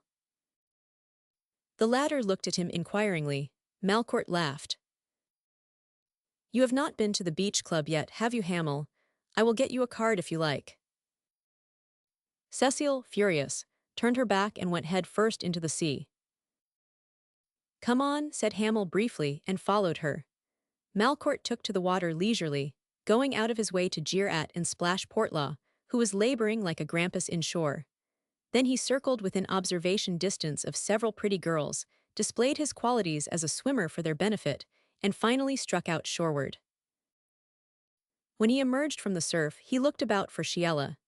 She was already halfway to the beach, walking with Cecile and Hamel toward the pavilion, and, starting across the shallows to overtake her, he suddenly came face to face with Virginia Sidham. She was moving hip-deep out through the seething tide, slim, graceful, a slight flush tinting the usual delicate pallor of her cheeks. Gussie Vetchin bobbed nimbly about in the vicinity, very busy trying to look at everybody and keep his balance at the same time. Miss Palliser was talking to Kuyp. As Malcourt waded past, he and Miss Sidham exchanged a pleasantly formal greeting, and, for the second time, something in her casual gazette steadiness of her pretty green-tinted eyes, perhaps their singular color interested him. "You did not ask me to your luncheon," he said gaily, as he passed her through the foam. "No, only petticoats, Mr. Malcourt. I am sorry that your fiancé is not coming." He halted, perfectly aware of the deliberate and insolent indiscretion of her reply. Every line of her supple figure accented the listless, disdainful intention. As he remained motionless, she turned, bent gracefully and laid her palms flat on the surface of the water, then looked idly over her shoulder at him. He waded back close to her, she watching him advance without apparent interest but watching him nevertheless. "Have you heard that anybody and myself are supposed to be engaged?" he asked. "No," she replied coolly, "have you?" A dark flush mantled his face and he choked. For a moment they stood so, her brows were raised a trifle. "Well," she asked at last, "have I made you very angry, Mr. Malcourt?" She waded out a step or two toward the surf, facing it. The rollers breaking just beyond made her foothold precarious. Twice she nearly lost her balance. The third time he caught her hand to steady her and held it as they faced the surges, swaying together. She did not look again at him. They stood for a while unsteadily, her hand in his grasp. "Why on earth did you say such a thing to me?" he asked. I don't know, she said simply. I really do not, Mr. Malcourt. And it was true, for their slight acquaintance warranted neither badinage nor effrontery, and she did not understand the sudden impulse toward provocation, unless it might be her contempt for Sheila Cardross. And that was the doing of Mrs. Van Diemen. I am sorry, she said, looking up at him, and after a moment, down at their clasped hands.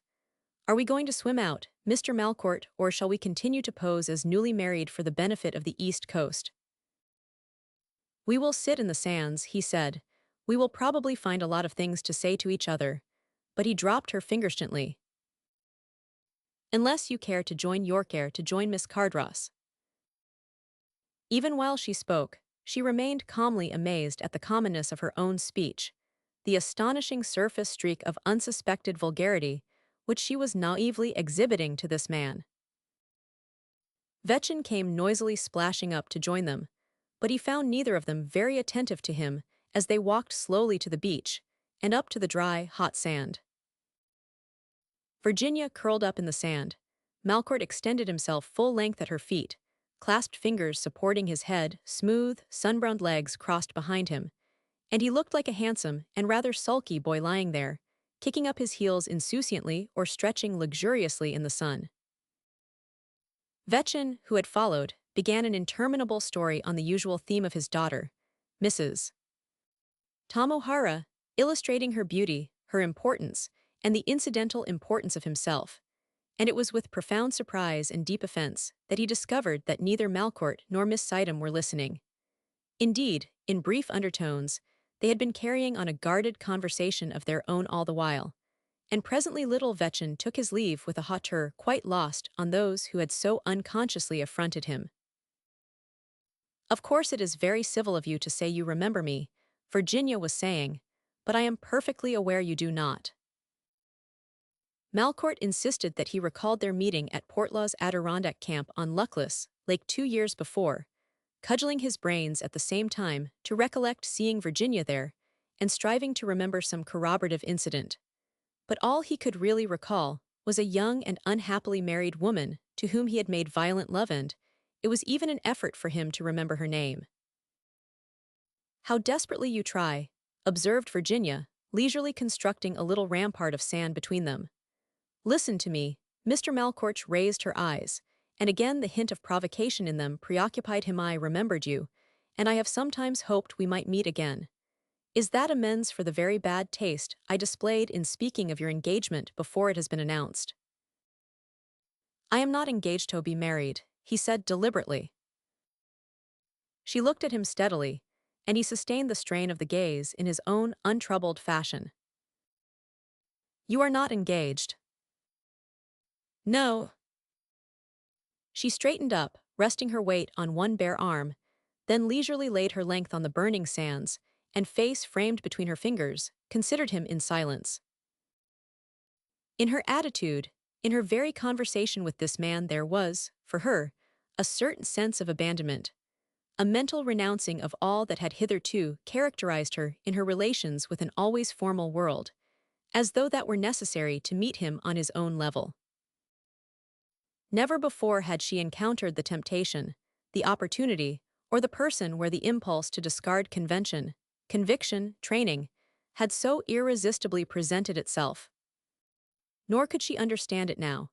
Yet she was aware, instinctively, that she was on the verge of the temptation and the opportunity, that there existed a subtle something in this man, in herself, that tempted to conventional relaxation. In all her repressed, regulated, and self-suppressed career, all that had ever been in her of latent daring, of feminine audacity, of caprice, of perverse provocation, stirred in her now, quickening with the slightest acceleration of her pulses. Apparently a man of her own caste, yet she had never been so obscurely stirred by a man of her own caste. He had never instinctively divined in other men the streak which this man, from the first interchange of words, had brought out in her. Aware of his attraction, hazily convinced that she had no confidence in him, the curious temptation persisted and grew, and she felt very young and very guilty, like a small child consenting to parley with another child whose society has been forbidden. and it seemed to her that somehow she had already demeaned herself by the tentative toward a common understanding with an intellect and principles of a grade inferior to her own. "That was a very pretty woman you were so devoted to in the Adirondacks," she said. He recalled the incident with a pleasant frankness, which left her unconvinced. Suddenly it came over her that she had had enough of him more than was good for her, and she sat up straight, primly retying her neckerchief. "Tomorrow," he was saying, too civilly, but on her way to the pavilion she could not remember what she had replied, or how she had rid herself of him. Inside the pavilion she saw Hamil and Sheila Cardross, already dressed, watching the lively occupants of the swimming pool, and she exchanged a handshake with the former and a formal nod with the latter. "Garrett, your aunt is worrying because somebody told her that there are snakes in the district where you are at work. Come in some evening and reassure her."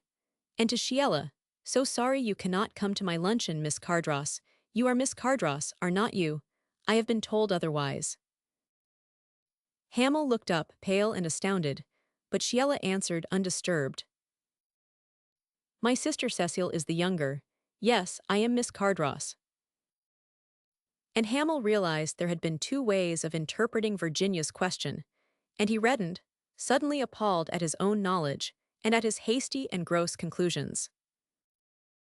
If Sheila noticed the quick changes in his face, she did not appear to, nor the curious glance that Virginia cast at him. "So sorry," said Miss Sidham again, "for if you are going to be so much engaged today, you will no doubt also miss the tea for that pretty Mrs. Ascott." "No," said Sheila, "I would not think of missing that." And carelessly to Hamil, "As you and I have nothing on hand today, I will take you over to meet Mrs. Ascott if you like." Which was a notice to Virginia that Miss Cardross had declined her luncheon from deliberate disinclination. Hamil, vaguely conscious that all was not as agreeable as the surface of things indicated, said cordially that he would be very glad to go anywhere with Sheila to meet anybody, adding to Virginia that he would heard of Mrs. Ascott, but could not remember when or where. "Probably you have heard of her often enough from Louis Malcourt," said Virginia. "He and I were just recalling his frenzied devotion to her in the Adirondacks. That," she added smilingly to Sheila, "was before Mrs. Ascott got her divorce from her miserable little French count and resumed her own name. She was the most engaging creature when Mr. Malcourt and I met her 2 years ago." Sheila, who had been listening with head partly averted and grave eyes following the antics of the divers in the pool, turned slowly and encountered Virginia's smile with a straight, cold gaze of utter distrust. Nothing was said for a moment. Then Virginia spoke smilingly again to Hamil concerning his aunt's uneasiness, turned toward Sheila, exchanged formal adieus with her, and walked on toward her dressing-room and shower. Hamil and Miss Cardross turned the other way. When Sheila was seated in her double wheelchair with Hamil beside her, she looked up through her veil, unsmiling into his serious face. "Did you notice anything particularly impertinent in Miss Sidham's question?" she asked quietly. "What question?" "When she asked me whether I was Miss Cardross." The slow color again burned his bronzed skin. He made no reply, nor did she await any after a silent consideration of his troubled face. "Where did you hear about me?" she asked. She had partly turned in her seat, resting both gloved hands on the crook of her folded sunshade and leaning a little toward him. "Do not ask me," he said. "Whatever I heard unwillingly." "You have heard." He did not answer. The remainder of the journey was passed in silence. On the road, they met Mrs. Cardross and Jessie Carrick driving to a luncheon. Later, Gray passed in his motor with his father. "I have an idea that you and I are to lunch alone," said Hamil as they reached the house. And so it turned out, for Malcourt was going off with Portlaw somewhere, and Cecile was dressing for Virginia's luncheon. "Did you care to go with me to the Ascott O'Hara function?" asked Sheila, pausing on the terrace. Her voice was listless, her face devoid of animation. "I do not care where I go if I may go with you," he said, with a new accent of intention in his voice which did not escape her. She went slowly up the stairs, untying her long veil as she mounted. Cecile in a bewildering hat and gown emerged upon the terrace before Sheila reappeared, and found Hamel perched upon the coquina balustrade, poring over a pocketful of blueprints, and she said very sweetly, "Goodbye, my elder brother. Will you promise to take the best of care of our little sister Sheila while I am away?" "The very best," he said, sliding feet foremost to the terrace. "Heavens, Cecile, you certainly are bewitching in those clothes." "It is what they were built for, brother," she said serenely. "Goodbye, we will not shake hands on account of my gloves. Do be nice to Sheila. She is not very gay these days, I do not know why. I believe she has rather missed you." Hamel tucked her into her chair, the darky pedaled off. Then the young man returned to the terrace, where presently a table for two was brought, and luncheon announced, as Sheila Cardross appeared. Hamel displayed the healthy and undiscriminating appetite of a man who is too busy mentally and physically to notice what he eats and drinks. Sheila touched nothing except fruit.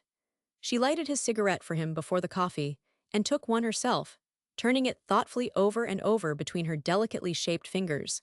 But at a glance of inquiry from him, "No, I do not," she said. "It burns my tongue. Besides, I may some day require it as a novelty to distract me, so I will wait."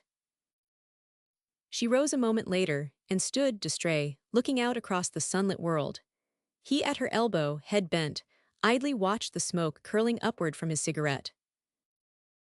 Presently, as though moved by a common impulse, they turned together, slowly traversed the terrace and the long pergola all crimson and white with bougainvillea and jasmine, and entered the jungle road beyond the courts where carved seats of coquina glimmered at intervals along the avenue of oaks and palmettos, and where stone-edged pools reflected the golden-green dusk of the semi-tropical foliage above. On the edge of one of these basins the girl seated herself. Without her hat and gloves, and in a gown which exposed throat and neck, she always looked younger and more slender to him. The delicate modeling of the neck and its whiteness was accentuated by the silky growth of the brown hair, which close to the nape and brow was softly blonde like a child's. The frail, amber-tinted little dragonflies of the south came hovering over the lotus bloom that edged the basin. Long, narrow-shaped butterflies, whose velvet black wings were barred with brilliant stripes of canary yellow, fluttered across the forest aisle.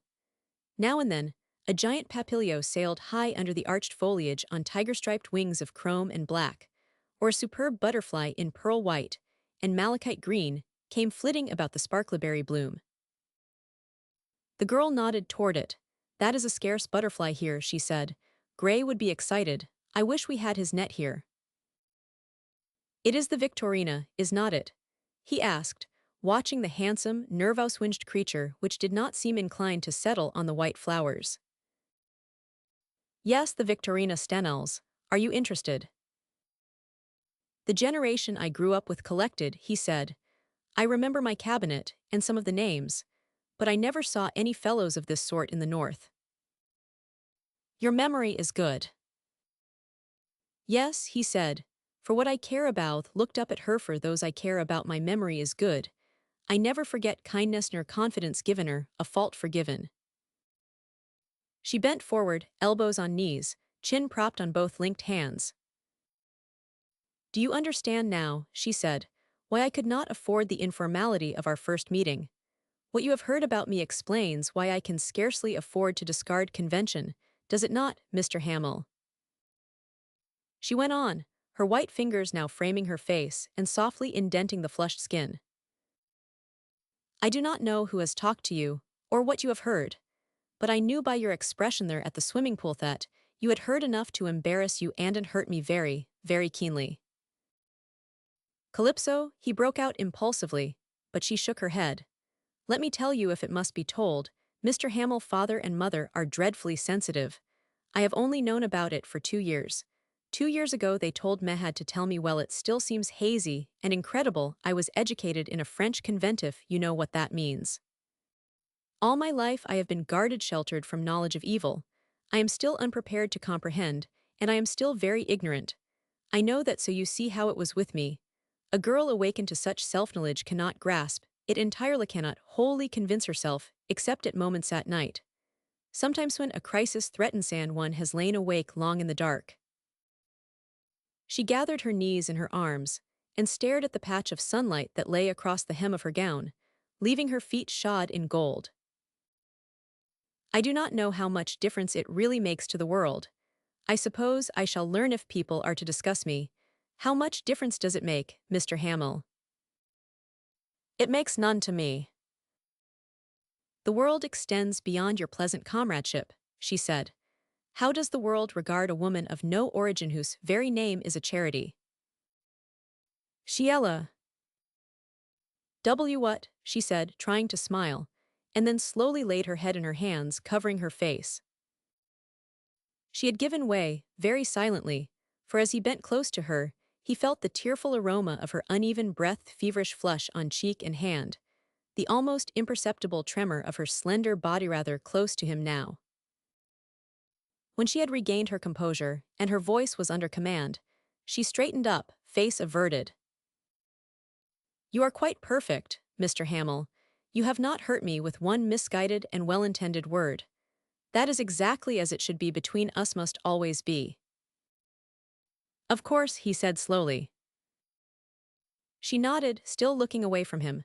Let us each enjoy our own griefs unmolested. You have yours. No, Sheila, I have not any griefs. Come to me when you have. I shall not humiliate you with words to shame your intelligence and my own. If you suffer, but it is well to be near a friend, not too near, Mr. Hamill. Not too near, he repeated. No, that is unendurable. The counterirritant to grief is sanity, not emotion. When a woman is a little frightened, the presence of the unafraid is what steadies her. She looked over her shoulder into the water, reached down, broke off a blossom of wild hyacinth, and turning, drew it through the buttonhole of his coat. You certainly are very sweet to me, she said quietly. And laughing a little, the entire family adores you with Pilsend. I have now decorated you with the lovely curse of our southern rivers. But there are no such things as weeds. A weed is only a miracle in the wrong place. Well, shall we walk and moralize, or remain here and make cat-cradle conversation? You are looking at me very solemnly. I was thinking. What? That perhaps I never before knew a girl as well as I know you. Not even Miss Sidham. Lord, no, I never dreamed of knowing her. I mean her real self. You understand, she and I have always taken each other for granted, never with any genuine intimacy. Oh, anthesaurusis, genuine intimacy. Is it not? For a moment her teeth worried the bright velvet of her lip, then meeting his gaze.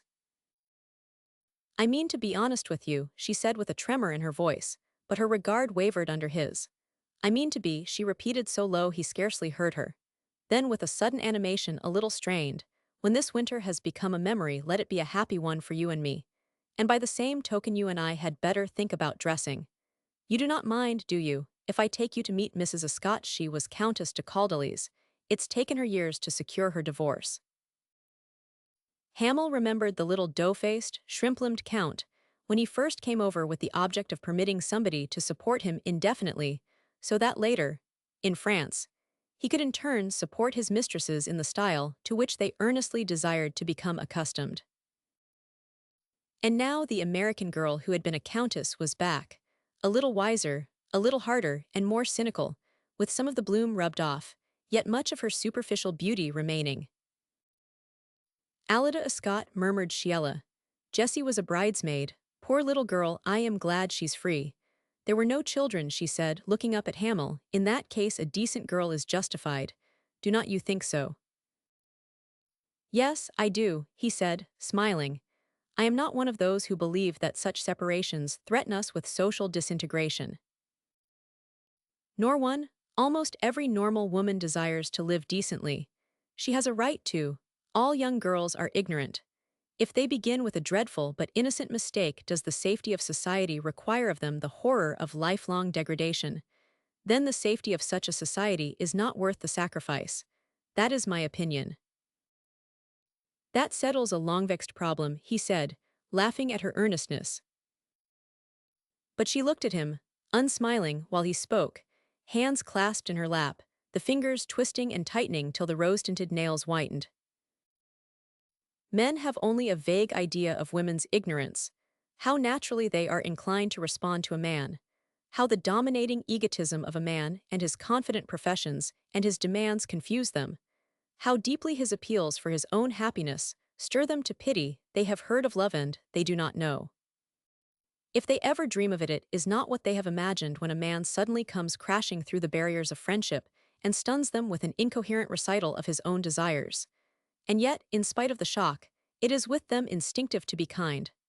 No woman can endure an appeal unmoved. Except for them, there would be no beggars. Their charity is not a creed. It is the essence of them, the beginning of all things for them and the end. The bantering smile had died out in Hamel's face. He sat very still, interested, disturbed, and then wondering when his eyes caught the restless maneuvers of the little hands, constantly in motion, interlacing, eloquent of the tension of self-suppression.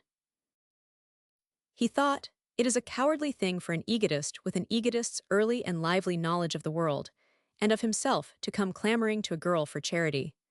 It is true that almost any man can make a young girl think she loves him if he is selfish enough to do it. Is her ignorance a fault? All her training deprecates any acquisition of worldly knowledge. It is not for her. Her value is in her ignorance.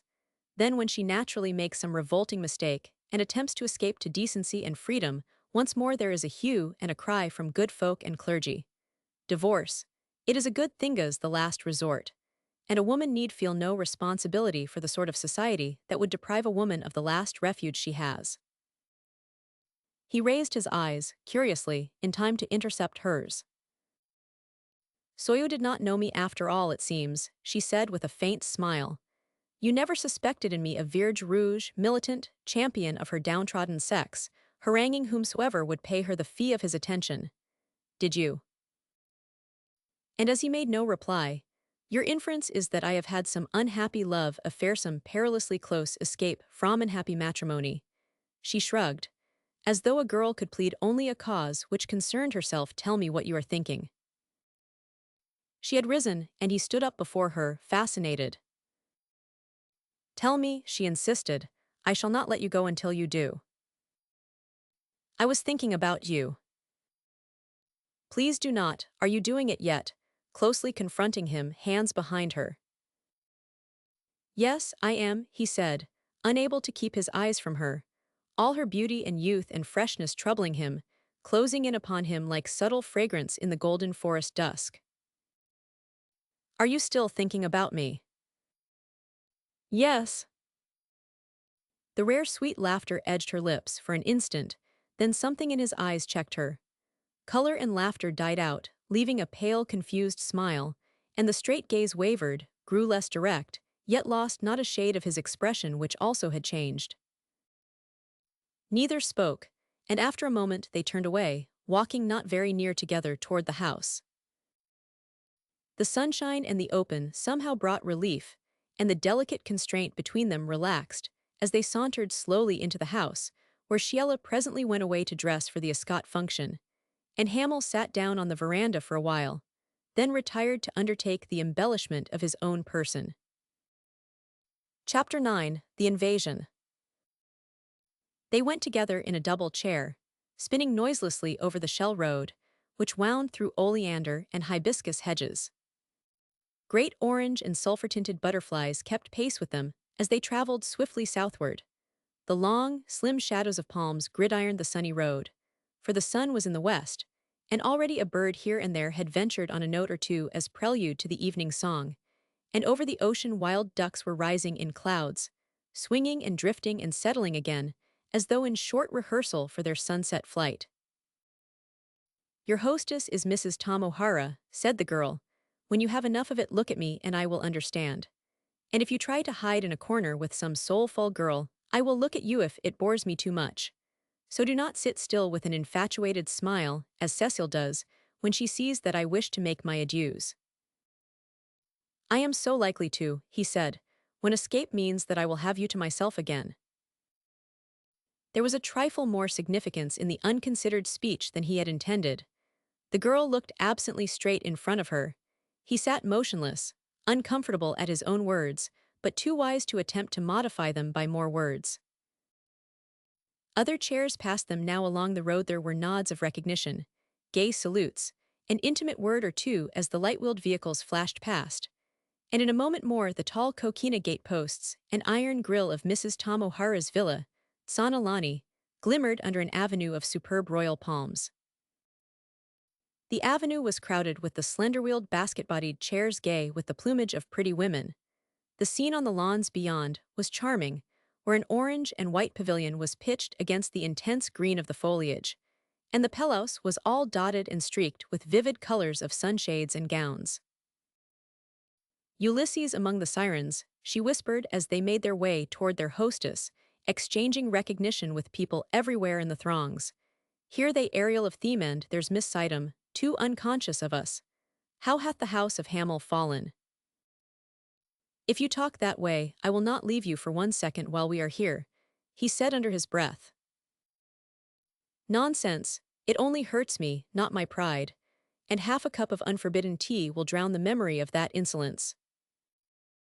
She bent forward with smiling composure to shake hands with Mrs. Tom O'Hara, a tall, olive-tinted, black-haired beauty, presented Hamel to his hostess, and left him planted, to exchange impulsive amenities with little Mrs. Ascott.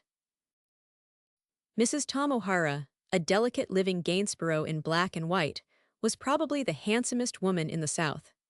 She dressed with that perfection of simplicity which only a few can afford. She wore only a single jewel at a time, but the gem was always matchless. Warm-hearted, generous, and restless, she loved the character of Lady Bountiful, and naively convinced of her own unassailable supremacy, played very picturesquely the role of graciousness and patronage to the tenants of her great estates and of her social and intellectual world alike. Hence, although she went where many of her less fashionable guests might not have been asked to go, she herself paid self-confident homage to intellect as she understood it, and in her own house her entourage was as mixed as her notions of a salon permitted. She was gracious to Hamel on account of his aunt, his profession, and himself. Also her instinct was to be nice to everybody.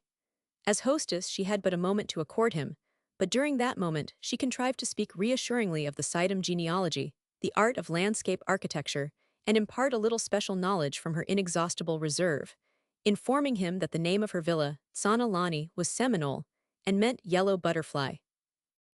And then she passed him sweetly along into a crush of brighted young things, who attempted to pour tea into him and be agreeable in various artless ways.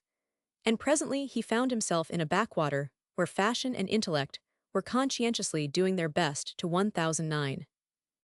But the mixture was a thin solution thinner than Swizzles and Caravan, and the experience of the very young girl beside him, who talked herself out in 30 seconds from pure nervousness, and remained eternally grateful to him for giving her a kindly opportunity to escape to cover among the feather-brained and frivolous. Then, close to him, a girl spoke of the purple perfume of petunias, and a man used the phrases, body politic, and the gaiety of nations. So he knew he was among the elect, redundant, and truly precious.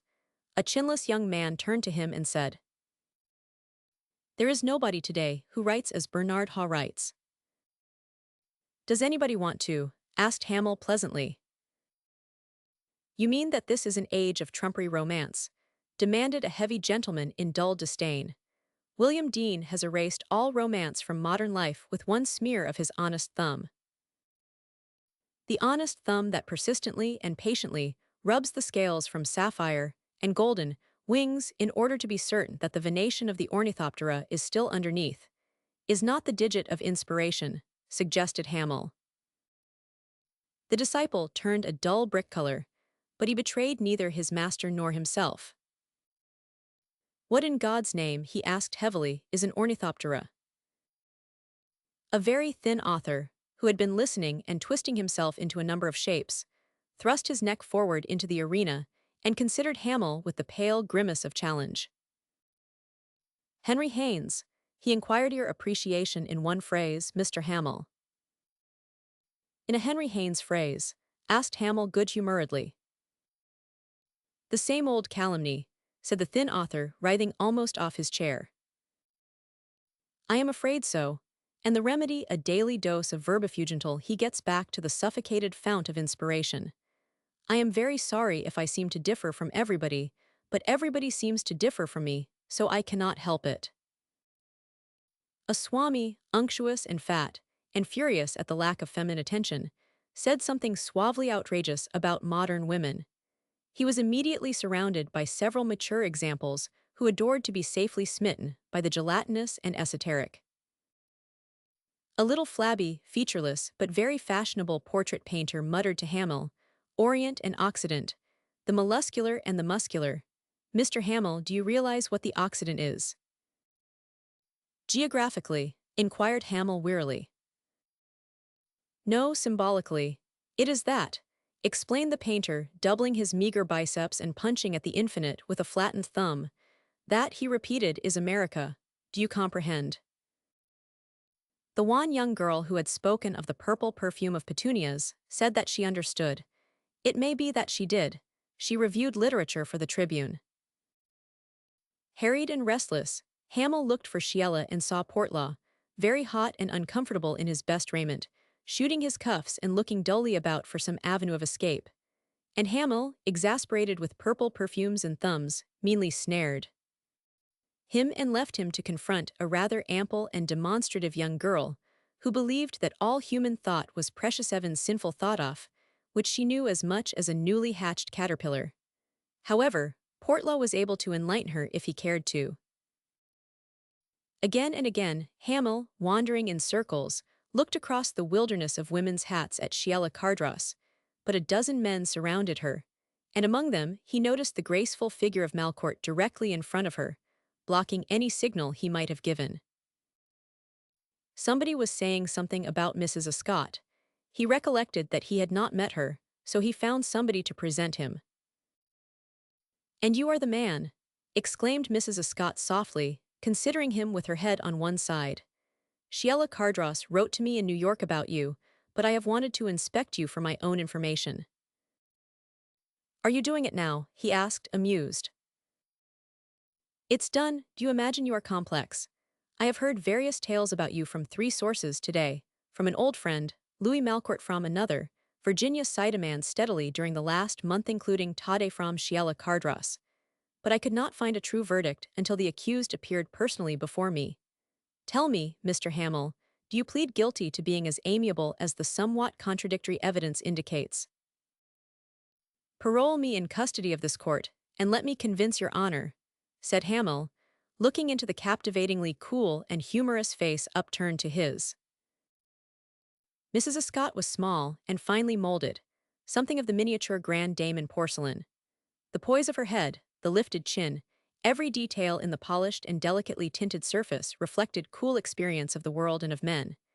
Yet the eyes were young, and there was no hardness in them, and the mouth seemed curiously unfashioned for worldly badinagia, very wistful, full-lipped mouth that must have been disciplined in some sad school to lose its cheerfulness in repose.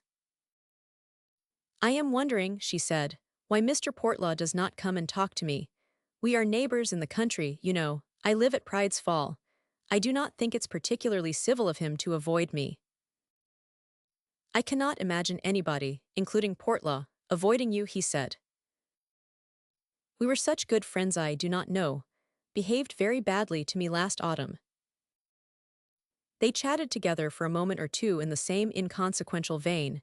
Then, other people being presented, she nodded an amiable dismissal, and, as he stepped aside, held out her hand. "There are a lot of things I would like to ask you someday. One is about a park for me at Pride's Follow, the tiniest sort of a park, only it should be quite formal in all its miniature details. Will you let Sheila bring you for a little conference? Soon." He promised and took his leave, elated at the chances of a new commission, hunting through the constantly arriving and departing throngs for Sheila. And presently he encountered his aunt. "You certainly do neglect me," she said with her engaging and carefree laugh. "Where have you been for a week?" "In the Flatwoods, and by the way, do not worry about any snakes. Virginia said you were anxious." "Nonsense," said his aunt, amused. "Virginia is trying to plague you. I said nothing about snakes to her." "Did not you say there were snakes in my district?" No, I did say there were girls in your district, but it did not worry me. His face was so serious that the smile died out on her own. Why, Garrett, she said, surely you are not offended, are you? Not with you. Virginia has apparently taken her cue from that unspeakable Mrs. Van Diemen and is acting like the deuce toward Sheila Cardross. Could not you find an opportunity to discourage that sort of behavior? It's astonishingly underbred. His aunt's eyelids flickered as she regarded him.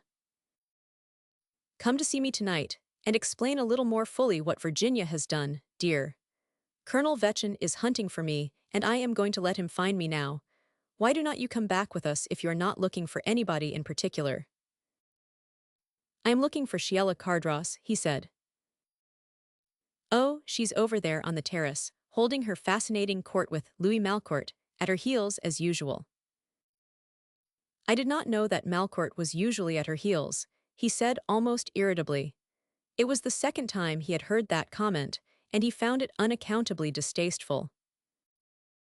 His aunt looked up, smiling.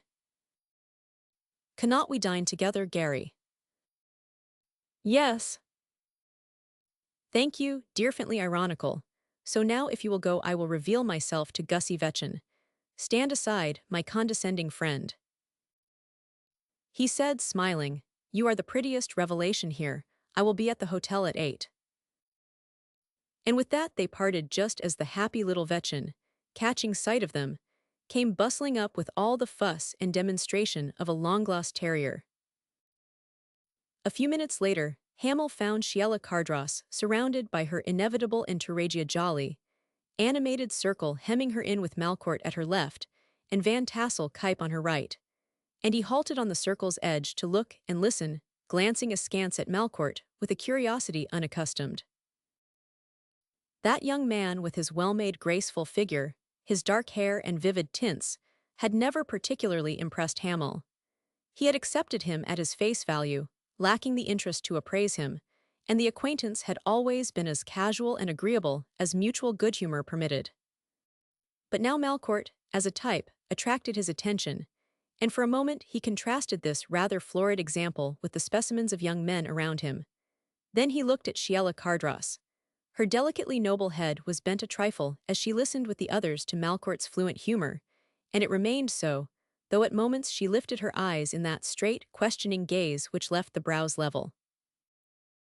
And now she was replying to Malcourt, and Hamel watched her and listened to her with newer interest, noting the poise, the subtle reserve under the gayest provocation of badinageth melody of her rare laughter, the unaffected sweetness of her voice, and its satisfying sincerity satisfying as the clear regard from her lifted eyes.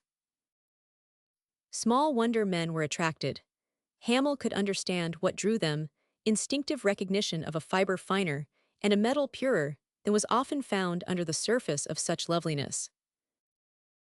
And now, as he watched her, the merriment broke out again around her, and she laughed, lifting her face to his in all its youthfully bewildering beauty, and saw him standing near her for the first time.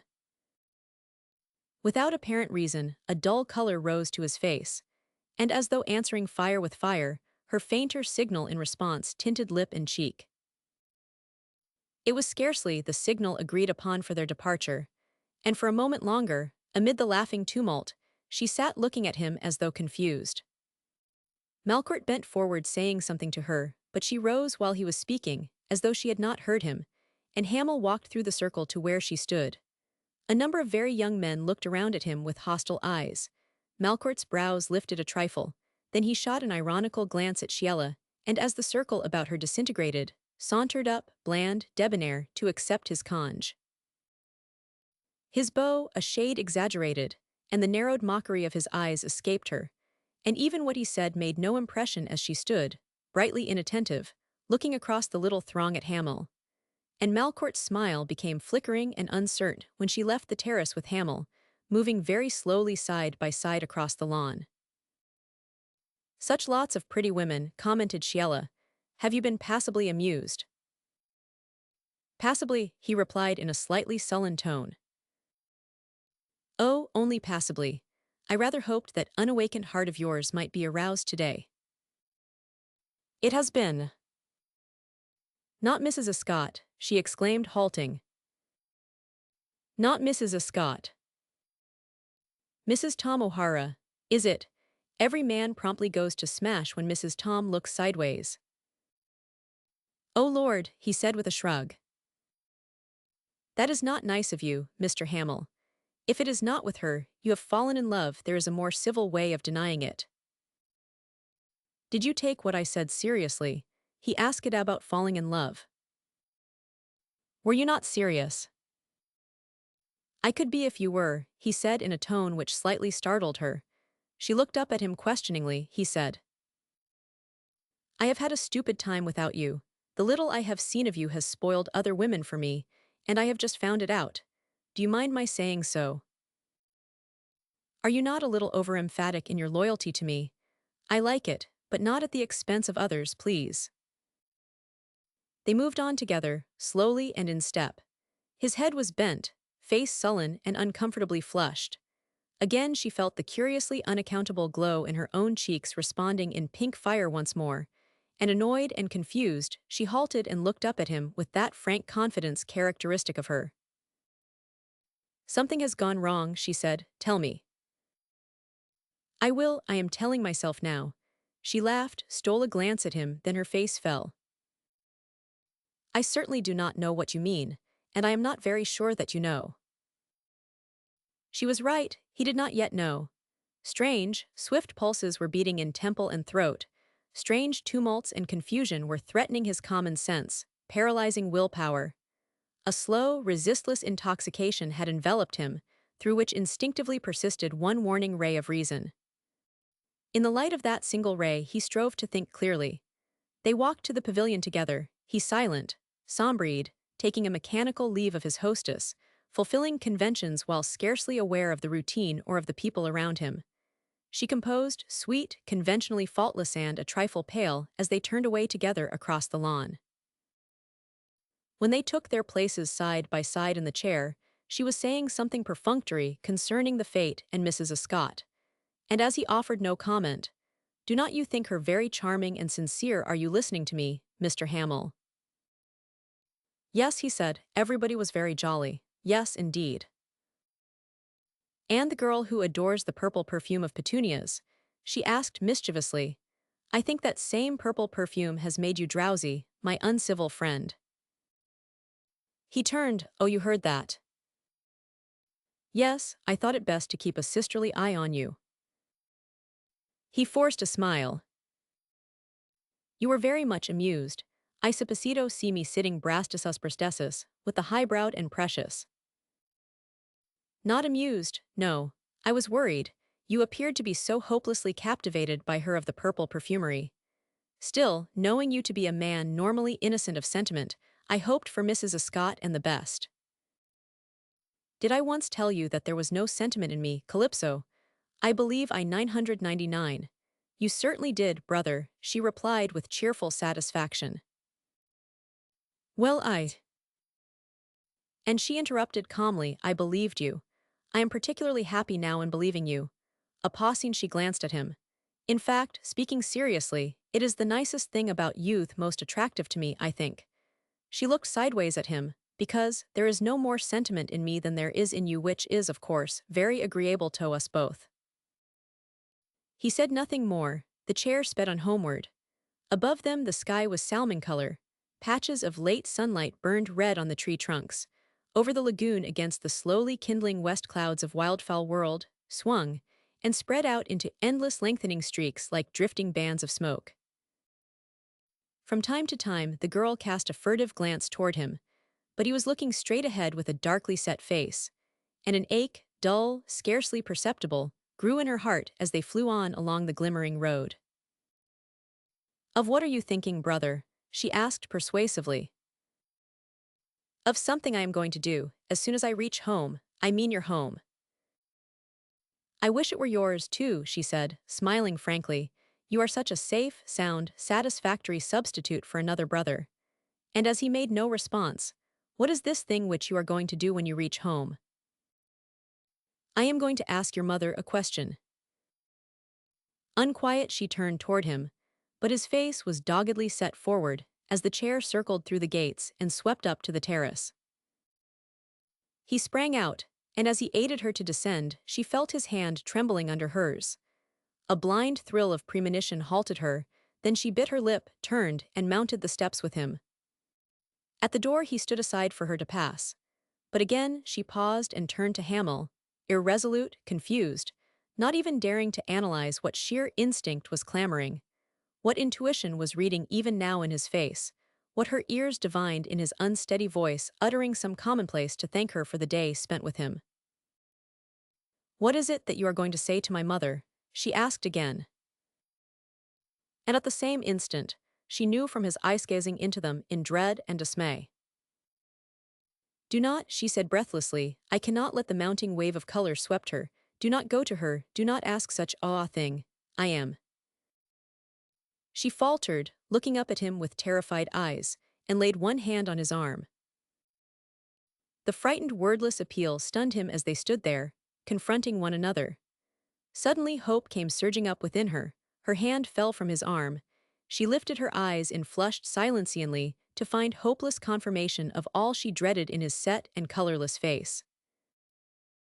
"Mr. Hamel," she said tremulously, "I never dreamed."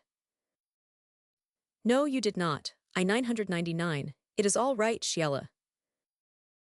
"Oh, I never dreamed of it," shocked and pitifully incredulous still. "I know you did not, do not worry." His voice was very gentle, but he was not looking at her. "Is it my fault, Mr. Hamel?" "Your fault," he repeated surprised. "What have you done?" "I don't know." He stood gazing absently out into the flaming west, and speaking as though unaware. "From the first I realize it no even from the first moment when you sprang into my life out of the fog and the sea Sheila. Sheila. Do not," she whispered, "do not say it." She swayed back against the wall, her hand covered her eyes and instant dropped helpless, hopeless. They faced each other. "Believe that I am sorry," she whispered. "Will you believe it? I did not know, I did not dream of it." His face changed, as though something within him was being darkly aroused. "After all," he said, "no man ever lived who could kill hope. There is no hope to kill. No chance, Sheila."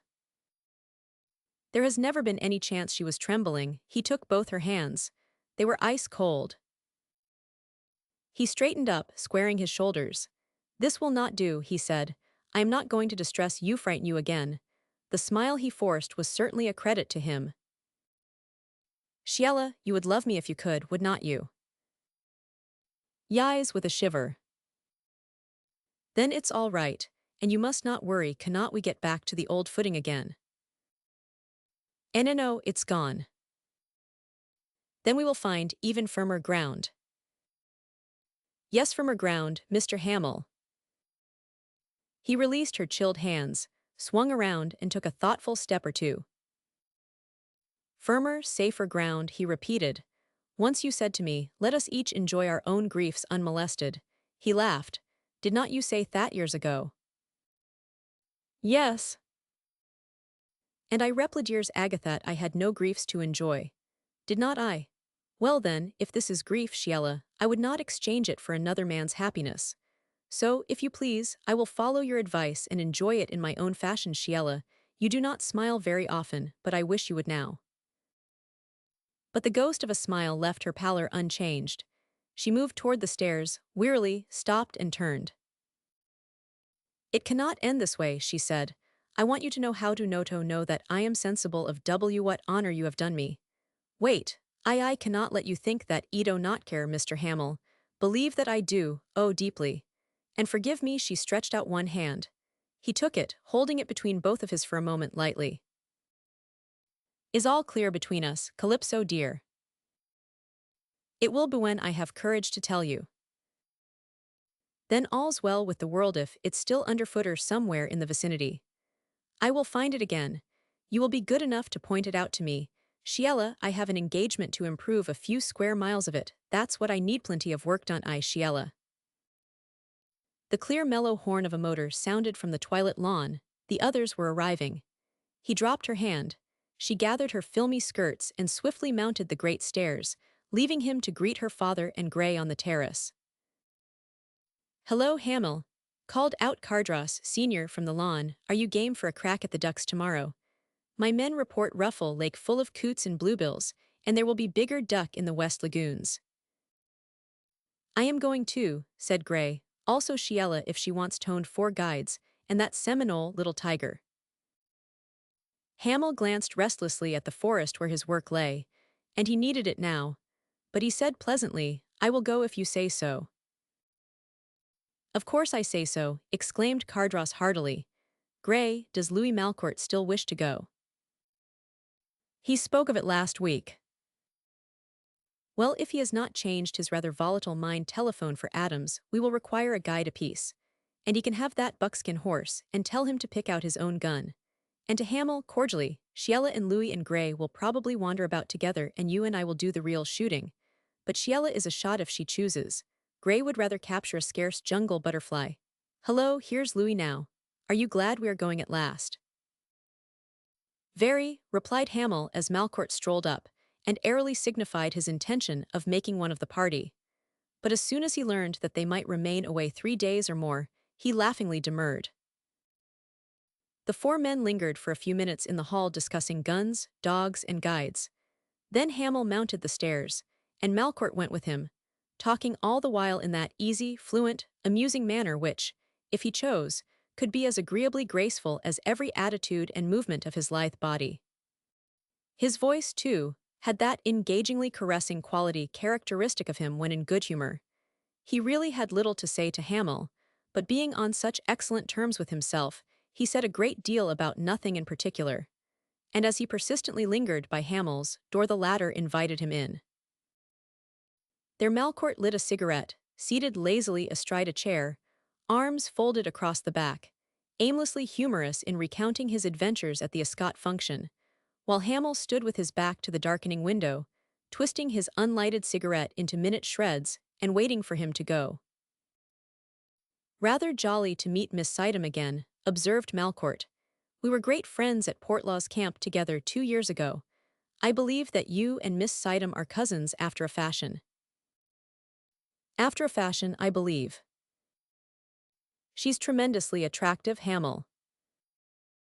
"What? Oh yes, very." "Evidently no sentiment lost between you," laughed the other. "No, of course not, no sentiment."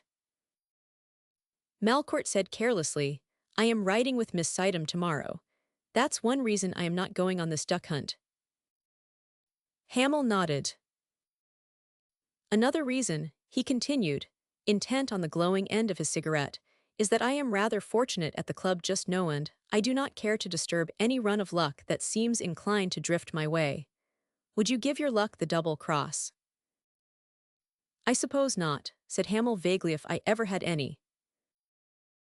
That's the way I feel, and it's all kinds of luck that's chasing me. All kinds, Hamil. One kind, for example, wears hair that matches my cufflinks. Odd, is not it?" he added, examining the golden links with a smile. Hamil nodded inattentively. "I am about $7,000 ahead on the other sort of luck," observed Malcourt. "If it holds tonight, I will inaugurate a killing that will astonish the brothers be yonder. By the way, now that you have your club ticket, why do not you use it, one way or another?" "Perhaps," replied Hamil listlessly. A few minutes later Malcourt, becoming bored, genially took his leave, and Hamil turned on an electric jet and began to undo his collar and tie. He was in no hurry. At times he suspended operations to pace aimlessly to and fro, and after a while, half undressed, he dropped into an armchair, clinched hands supporting his temples. Presently he said aloud to himself, "It's absolutely impossible, it cannot happen this way, how can it?" His heavy pulse answered the question. A tense strain, irksome as an ache, dragged steadily at something within him which resisted, dulling reason and thought. For a long time he sat there inert, listening for the sound of her voice which echoed at moments through the stunned silence within him. And at last he stumbled to his feet like a stricken man on the firing line, stupefied that the thing had happened to him, and stood unsteadily, looking around. Then he went heavily about his dressing. Later, when he was ready to leave his room, he heard Malcourt walking through the corridor outside leisurely and lightly stepping Malcourt, whistling a lively air. And when Malcourt had passed came Cecile rustling from the western corridor, gay, quick-stepping, her enchanting laughter passing through the corridor like a fresh breeze as she joined Mrs. Carrick on the stairs. Then silence, and he opened his door. And Sheila Cardross, passing noiselessly, turned at the sound. His face must have been easy to read, for her own promptly lost its color, and with an involuntary recoil, she stepped back against the wall, staring at him in pallid silence. "What is the matter?" he asked, scarcely recognizing his own voice, and striving to shake off the unreality of it all with a laugh. "You look like some pretty ghost from dreamland with your white gown and arms and face. Shall we descend into the waking world together?" They stood for a moment motionless, looking straight at one another. Then the smile died out on his face, but he still strove to speak lightly, using effort, like a man with a dream dark upon him. "I am waiting for your pretty ghostship." Her lips moved in reply. No sound came from them. "Are you afraid of me?" he said. "Yes." "Of me, Sheila?" "Of us both. You do not know, you do not know." "Know what, Sheila?" "What I am, what I have done, and I have got to tell you." Her mouth quivered suddenly and she faced him, fighting for self-control. "I have got to tell you. Things cannot be left in this way between us. I thought they could, but they cannot." He crossed the corridor slowly. She straightened up at his approach, white, rigid, breathless. "What is it that has frightened you?" he said. "What you said to me." "That I love you." "Yes, that." "Why should it frighten you?" "Must I tell you?" "If it will help you." "I am past help, but it will end. You are caring for me, and from making me care for you. I must do it. This cannot go on." "Sheila."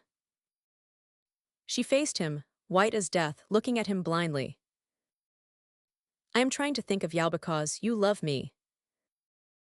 Fright chilled her blood, killing pulse and color. "I am trying to be kind because I care for you, and we must end this before it ends us. Listen to my miserable, pitiful little secret, Mr. Hamill. I am not free." "Not free." "I was married 2 years ago when I was 18 years old. 3 people in the world know it. You, I, and the man I married." "Married," he repeated, stupefied. She looked at him steadily a moment. "I think your love has been done to death, Mr. Hamill. My own danger was greater than you knew, but it was for your sake because you loved me. Good night." Stunned, he saw her pass him and descend the stairs, stood for a space alone, then scarce knowing what he did he went down into the great living room to take his leave of the family, gathered there before dinner had been announced. They all seemed to be there. He was indifferently conscious of hearing his own words like a man who listens to an unfamiliar voice in a distant room. The rapid soundless night ride to the hotel seemed unreal. The lights in the cafe, the noise and movement, the pretty face of his aunt with the pink reflection from the candle shades on her cheeksole, seemed as unconvincing as himself, and this thing that he could not grasp, could not understand, could not realize had befallen him and her. If Miss Palliser was sensible of any change in him or his voice or manner, she did not betray it. Wayward came over to speak to them, limping very slightly, tall, straight, ruddy, the gray silvering his temples and edging his mustache. And after a while Hamill found himself sitting silent, a partly burnt cigar between his fingers, watching Wayward and his youthful aunt in half-intimate, half-formal badinage, elbow to elbow on the cloth. For they had known one another a long time, and through many phases of fate and destiny. "That little Cardross girl is playing the devil with the callow hereabout," Wayward said. "Malcourt, housebroken, runs to heel with the rest, and when I see her I feel like joining the pack. Only I was never broken, you know." "She is a real beauty," said Miss Palliser warmly. "I do not see why you do not enlist James." "I may at that. Gary, are you also involved?" Hamill said, yes eyes of course, and smiled meaninglessly at Wayward. For a fraction of a second his aunt hesitated, then said, Gary is naturally among the devout when he's not dog-tired from a day in the Cypher swamps. Have you been out to see the work, James? Oh, you should go. Everybody goes. It's one of the things to do here. And I am very proud when I hear people say, there's that brilliant young fellow, Hamill, or, in a tone which expresses profound respect, Hamill designed it, you know. And I smile and think, that's my boy Gary. James, it is a very comfortable sensation for an old lady to experience. And she looked at Wayward out of her lovely golden eyes, sweet as a maid of 20. Wayward smiled, then absently bent his gaze on his wineglass, lying back in his chair. Through his spectacles, his eyes seemed very intent on the frail crystal stem of his glass. What are you going to do for the rest of the winter? She asked, watching him. What I am doing, he replied with smiling bitterness. The Ariany is yonder when I cannot stand the shore. What else is there for me to down till I snuff out? Build that house you were going to build when we were rather younger, Jim. I did, and it fell, he said quietly, but as though she had not heard. Build that house, she repeated, and line it with books, the kind of books that were written and read before the machine-made sort supplanted them. One picture to a room, do you remember, Jim? Or two, if you find it better. The kind men painted before Rembrandt died. Do you remember your plan? The plans you drew for me to look at in our front parlor when New York houses had parlors. You were 20 and I 14. Gary yonder was not in the rugs. You recollect, one or two in a room, Shiraz, Ispahan, nothing as obvious as Sena and Saraban, nothing but Moresque and pure Persian, and one agedly perfect gem of Asia Minor, and one Tech, so old and flawless that only the pigeon-blood fire remained under the violet bloom. Do you remember? Wayward's shoulders straightened with a jerk. For 20 years he had not remembered these things, and she had not only remembered, but was now reciting the strange, quaint, resurrected words in their forgotten sequence. The words he had uttered as Hior, what he had once been set in the old-time parlor in the mellow half-light of faded brocades and rosewood, repeating to a child the program of his future, lofty aim and high ideal, the cultivated endeavor of good citizenship, loyalty to aspiration, courage, self-respect, and the noble living of life. They had also spoken of these things together in the golden gloom of the old-time parlor when she was 14 and he master of his fate and 20. But there came into his life a brilliant woman who stayed a year and left his name a mockery. Malcourt's only sister, now Lady Trestlevane, doubtfully conspicuous with her loutish British husband, among those continentals where titles serve rather to obscure than enlighten inquiry. The wretched affair dragged its full offensive length through the international press, leaving him with his divorce signed and a future endurable only when his senses had been sufficiently drugged. In sober intervals, he now had neuritis and a limp to distract his mind, also his former brother-in-law with professions of esteem and respect, and a tendency to borrow. And drunk or sober he had the Ariany. But the house that youth had built in the tinted obscurity of an old New York parlor, no, he did not have that, and even memory of it were well-nigh gone had not Constance Palliser spoken from the shadows of the past. He lifted his glass unsteadily and replaced it. Then slowly he raised his head and looked full at Constance Palliser. It's too late, he said, but I wish I had known that you remembered. Would you have built it, Jim? He looked at her again, then shook his head. For whom am I to build, Constance? She leaned forward, glancing at the unconscious Hamill, then dropped her voice. Build it for the boy that was Jim. A headstone would be fitter and less expensive. I am not asking you to build in memory of the dead, the boy who was only asleep, if you could let him wake, suddenly, in that house. A clear flush of surprise stained his skin to the hair.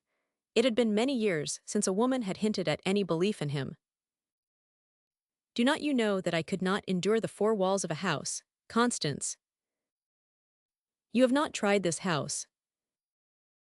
Men such men as I cannot go back to the house of youth. Try Jim. His hand was shaking as he lifted it to adjust his spectacles, and impulsively she laid her hand on his twitching arm. Jim, build it and see what happens. I cannot. Build it, you will not be alone and sad in it if you remember the boy and the child in the parlor. Thacy will be good company if you wish. He rested his elbows on the table, head bent between his sea-burned hands. If I could only do something, she whispered. The boy has merely been asleep, Jim. I have always known it. But it has taken many years for me to bring myself to this moment. Do you think a man can come back through such wreckage? And Myrdo, you think he wants to come back? What do you know about it? With your white skin and bright hair and that child's mouth of yours, what do you know about it? Once you were the oracle, Jim. May I not have my turn? Yes, but what in God's name do you care? Will you build? He looked at her dumbly, hopelessly. Then his arm twitched and he relieved the wrist from the weight of his head, sitting upright, his eyes still bent on her. Because that old parlor child expected it of the boy, she said, and expects it yet. Hamel, who, chair pushed back, had been listlessly watching the orchestra, roused himself and turned to his aunt and wayward. You want to go, Gary, said Constance calmly. I will walk a little with James before I compose my aged bones to slumber. Good night, dear. Will you come again soon? He said he would and took his leave of them in the long corridor, traversing it without noticing which direction he took until, awaking from abstraction, he found himself at the head of a flight of steps and saw the portico of the railroad station below him and the signal lamps, green and red and white, burning between the glistening rails. Without much caring where he went, but not desiring to retrace his steps over half a mile or so of carpet, he went out into the open air and along the picket fence toward the lake front. As he came to the track crossing, he glanced across at the beach club, where lights sparkled discreetly amid a tropical thicket, and flowers lay in pale carpets under the stars. Portlaw had sent him a member's card. He took it out now and scanned it with faint curiosity. His name was written on the round-cornered brown card, signed by a vice president and a secretary, under the engraved notice, to be shown when requested. But when he ascended the winding walk among the palms and orange blossoms, this suicide's tag, as Malcourt called it, was not demanded of him at the door. The restaurant seemed to be gay and rather noisy, the women vivacious, sometimes beautiful and often respectable. A reek of cigarette smoke, wine, and orange blossoms hung about the corridors. The tiny glittering rotunda with its gaming-tables in a circle was thronged. He watched them lose and win and lose again. Under the soft tumult of voices, the cool tones of the house attaches sounded monotonously, the ball rattled, the wheels spun. But curiosity had already died out within him. Gain, loss, chance, fate and the tense white concentration of the man beside him no longer interested him. Nor did a sweet-faced young girl in the corridor who looked a second too long at him, nor the handsome, overflushed youth who was with her and who cried out in loud recognition. Gad, Hamel, why did not you tell me you were coming? There's somebody here who wants to meet you, but Portlaw's got her somewhere. You will take supper with us anyway. We will find you a fair impenitent. Hamel stared at him coolly. He was on no such terms with Malcourt, drunk or sober, but everybody was Malcourt's friend just then, and he went on recklessly. You have got to stay, has not he, Dolly? Oh, I forgot Miss Wilming, Mr. Hamel, who's doing the new park, you know. All kinds of genius buzzes in his hedge roulette wheels buzz in mine. Hamel, you remember Miss Wilming in The Motor Girl. She was one of the acetylens. Come on, we will all light up later. Make him come, Dolly. Hamel turned to speak to her. She seemed to be, at a casual glance, the sort of young girl who usually has a mother somewhere within earshot. Upon inspection, however, her bright hair was a little too perfectly rippled, and her mouth a trifle fuller and redder than a normal circulation might account for. But there remained in the eyes something as yet unquenched.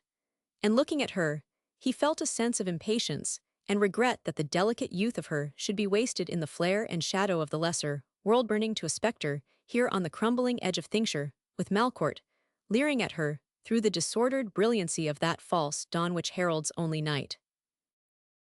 They spoke together, smilingly formal. He had quietly turned his back on Malcourt.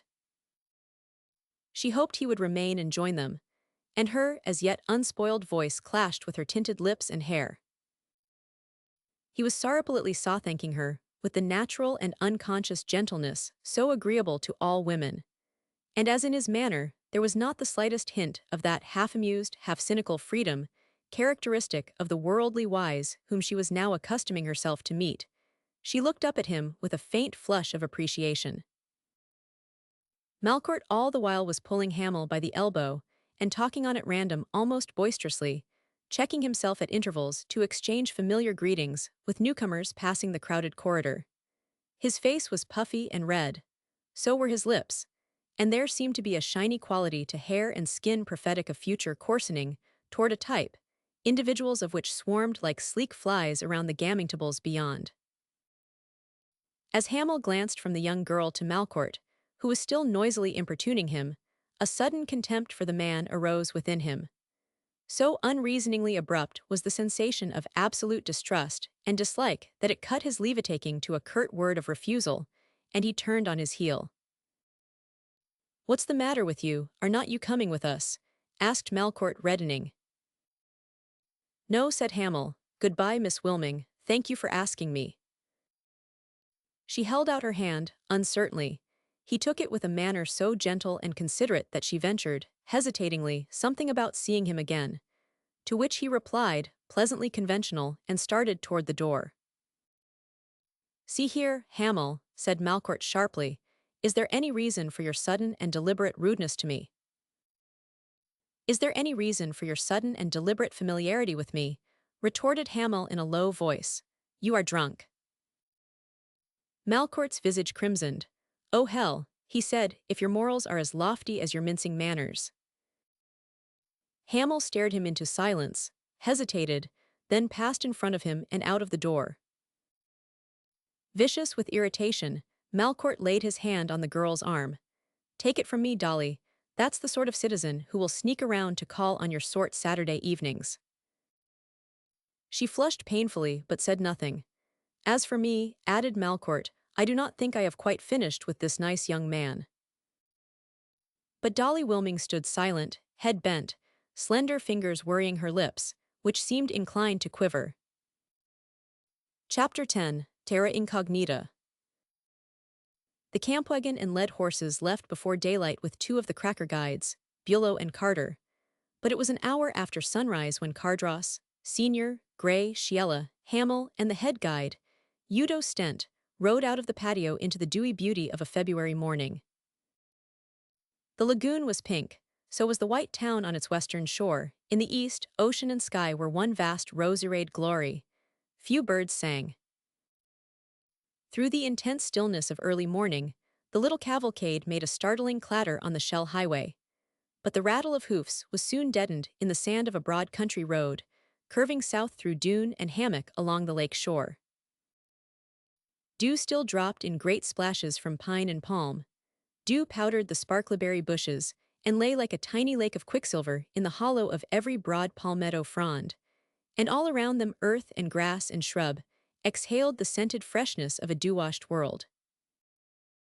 On the still surface of the lake, tinted with palest rose and primrose, the wild ducks floated, darkly silhouetted against the water, or, hoping for crumbs, paddled shoreward, inquiringly peering up at the riders with little eyes of brightest gold. "Bluebills," said Cardross to Hamel, "nobody shoots them on the lake. They are as tame as barnyard waterfowl. Yet the instant these same ducks leave this lagoon where they know they are protected, they become as wild and wary, and as difficult to get a shot at as any other wildfowl."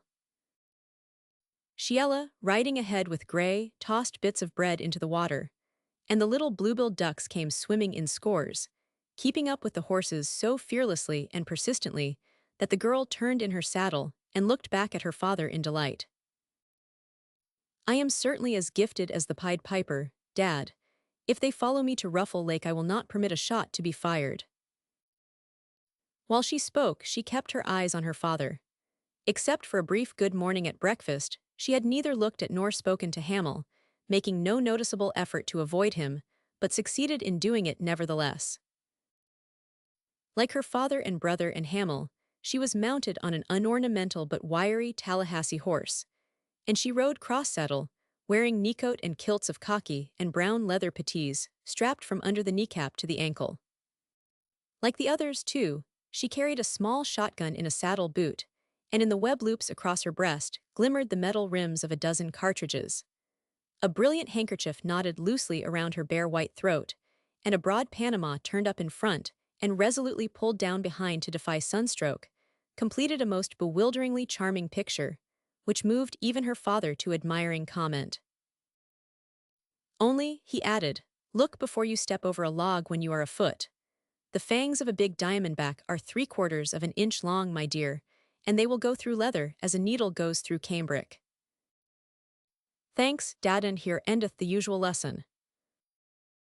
Cardross said to Hamel, one scarcely knows what to think about the snakes here. The records of the entire Union show few deaths in a year, and yet there's no scarcity of rattlers, copperheads, and moccasins in this republic of ours. I know a man, an ornithologist, who for 12 years has wandered about the Florida woods and never saw a rattler. And yet, the other night a northern man, a cottager, lighted his cigar after dinner and stepped off his veranda onto a rattler. Was he bitten? Yes, he died in 2 hours. Cardross shrugged and gathered up his bridle. Personally, I have no fear. Leggings will not help much. Besides, a good-sized snake can strike one's hand as it swings, but our cracker guides go everywhere in thin cotton trousers and the Seminoles are bare-legged. One hears often enough of escapes, yet very rarely of anybody being bitten. One of my Grove guards was struck by a moccasin last winter. He was an awfully sick nigger for a while, but he got over it. That's cheerful, said Hamel, laughing. Oh, you might as well know. There are plenty of wiseacres who will tell you that nobody's in danger at these East Coast resorts, and the hotel people will swear solemnly there is not a serpent in the state. But there are, Hamel, and plenty of them. I have seen rattlers strike without rattling, and moccasins are ugly brutes that will not get out of the way for you, and that give no warning when they strike. And all quail hunters in the flatwoods know how their pointers and setters are killed, and every farmer knows that the best watchman he can have is a flock of guinea fowl or turkeys or a few hogs loose. The fact is that deadly snakes are not rare in many localities. The wonder is that scarcely a death is reported in a year. How many niggers die, I do not know, but I know enough, when I am in the woods or fields, to look every time before I put my foot upon the ground. How can you see in the jungle?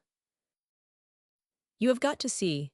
Besides, rattlers are on the edge of thickets, not inside. They have got to have an open space to strike the small furry creatures which they live on. Moccasins affect mudlook there. Both horses shied. In front Shiella's mount was behaving badly, but even while she was mastering him, she tried at the same time to extract her shotgun from the leather boot. Stent rode up and drew it out for her. Hamel saw her break and load, swing in the saddle, and gaze straight into an evil-looking bog all set with ancient cypress knees and the undulating snaky roots of palmettos. A perfectly enormous one, Dad, she called back. Wait, said Cardross, I want Hamel to see. And to Hamel, ride forward, you ought to know what the ugly brutes look like. As he drew bridle at Shiella's left the girl, still intent, pointed in silence. But he looked in vain for the snake, mistaking every palmetto root for a serpent, until she leaned forward and told him to sight along her extended arm. Then he saw a dull gray fold without any glitter to it, draped motionless over a palmetto root, and so like the root that he could scarcely believe it anything else. That. Yes, it's as thick as a man's arm. Is it a moccasin? It is, a cottonmouth. The guide drawled, I reckon he's asleep, Miss Codhus. I'll make him rear up if you say so. Make him rear up, suggested Gray. And stand clear, Hamel, because Shiella must shoot quick if he slides for the water. The men backed their nervously snorting horses, giving her room. Stent dismounted, picked up a pignut, and threw it accurately. Instantly the fat mud-colored fold slipped over the root and a head appeared rising straight out of the coils up into the Ira flat, and rather small head on a horribly swollen body, stumpled, disgusting. The head was looking at them, stretched high, fully a third of the creature in the air. Then soundlessly the wide-slitted mouth opened, and Hamel saw its silky white lining. Moccasins stand their ground, said the girl, raising her gun. The shot crashed out, the snake collapsed. For fully a minute they watched, not a fold even quivered. Struck by lightning, said Gray. The buzzards will get him. And he drew a folding butterfly net from his saddle boot, a fixed ring and gauze bag, and cantered forward briskly in the wake of a great velvety black butterfly which was sailing under the live oaks above his head. His father, wishing to talk to Udo Stent, rode ahead with the guide, leaving Sheila and Hamel to follow. The latter reined in and waited, while the girl leisurely returned the fowling piece to its holster. Then, together, they walked their horses forward, wading the branch which flowed clear as a trout stream out of the swamp on their right. It looks drinkable, he said. It is, for crackers. But there's fever in it for you, Mr. Hamel. Look at Gray. He's missed his butterfly. But it's a rather common one, the black form of the tiger swallowtail. Just see those zebra-striped butterflies darting like lightning over the palmetto scrub. Gray and I could never catch them, until one day we found a ragged one that could not fly, and we placed it on a leaf. And every time one of those butterflies came our way it paused in its flight for a second, and hovered over the ragged one. And that's how Gray and I caught the swift Ajax butterflies for his collection. I have helped him considerably, if you please. I brought him the mysterious echo moth from Ormond, and a wonderful little hornet moth from Jupiter Inlet. She was rattling on almost feverishly, never looking at him, restless in her saddle, shifting bridle, adjusting stirrups, gun case, nodding and renodding her neckerchief, all with that desperate attempt at composure which betrays the courage that summons it. Sheila, dear. What, she said, startled into flushed surprise. Look at me. She turned in her saddle, the color deepening and waning on her white skin from neck to temples, and sustained his gaze to the limit of endurance. Then again in her ears sounded the soft crash of her senses. He swung wide in his stirrups, looking recklessly into her eyes. A delicate sense of intoxication stilled all speech between them for a moment. Then, head bowed, eyes fixed on her bridle hand, the other hand, ungloved, lying hotly unresponsive in his, she rode slowly forward at his side. Face to face with all the mad unasked questions of destiny and fate and chance still before Harold, the cold problems of truth and honor still to be discussed with that stirring, painful pulse in her heart, which she had known as conscientiously, head bent, she rode into the west with the man she must send away. Far to the northeast, above a sentinel pine which marks the outskirts of the flatwoods, streaks like smoke drifted in the sky, wildfowl leaving the lagoons. On the Lantana road they drew bridle at a sign from her. Then she wheeled her horse and sat silent in her saddle, staring into the western wilderness. The character of the country had changed while they had been advancing along this white sandy road edged with jungle. For now west and south the Florida wilderness stretched away.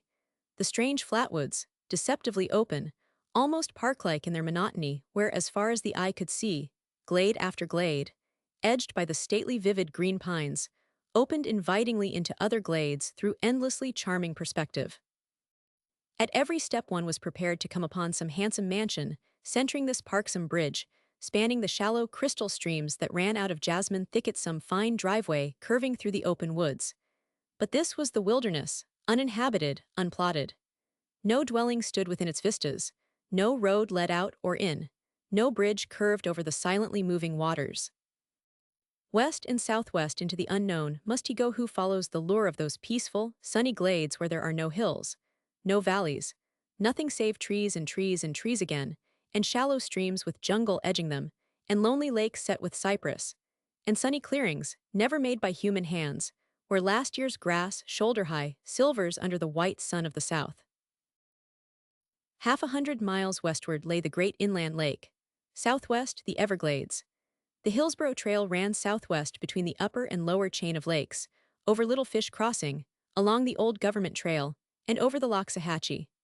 Westward no trail lay save those blind signs of the Seminoles across the wastes of open timber and endless stretches of lagoon and sawgrass, which is called the Everglades. On the edge of the road where Hamel sat his horse was an old pump, the last indication of civilization. He dismounted and tried it, filling his cup with clear sparkling water, neither hot nor cold, and walking through the sand offered it to Sheila Cardross. Osceola's font, she nodded, returning from her abstraction. Thank you, I am thirsty. And she drained the cup at her leisure, pausing at moments to look into the west as though the wilderness had already laid its spell upon her. Then she looked down at Hamel beside her, handing him the cup. In Nakapur, she asked softly, and as he looked up puzzled and smiling, I asked you in Seminole, what is the price I have to pay for your cup of water? A little love, he said quietly, a very little, Sheila. I see like this water neither warm nor cold, nacetai, what do you call it? Oh, yes, sisterly affection. She looked down at him with a forced smile. Unka, she said, which in Seminole means yes to your demand, you do not mind if I relapse into the lake dialect occasionally to you, especially when I am afraid to say it in English. And gaining confidence, she smiled at him, the faintest hint of tenderness in her eyes. Neither warm nor cold hea kasapi, like this Indian well, Mr. Hamel, but like it, very faithful Evan, when in the arid days to come you turn to drink from sweeter springs. Sheila. Oh no, she breathed, releasing her hands, you interrupt me. I was thinking istamamahen which way we must go.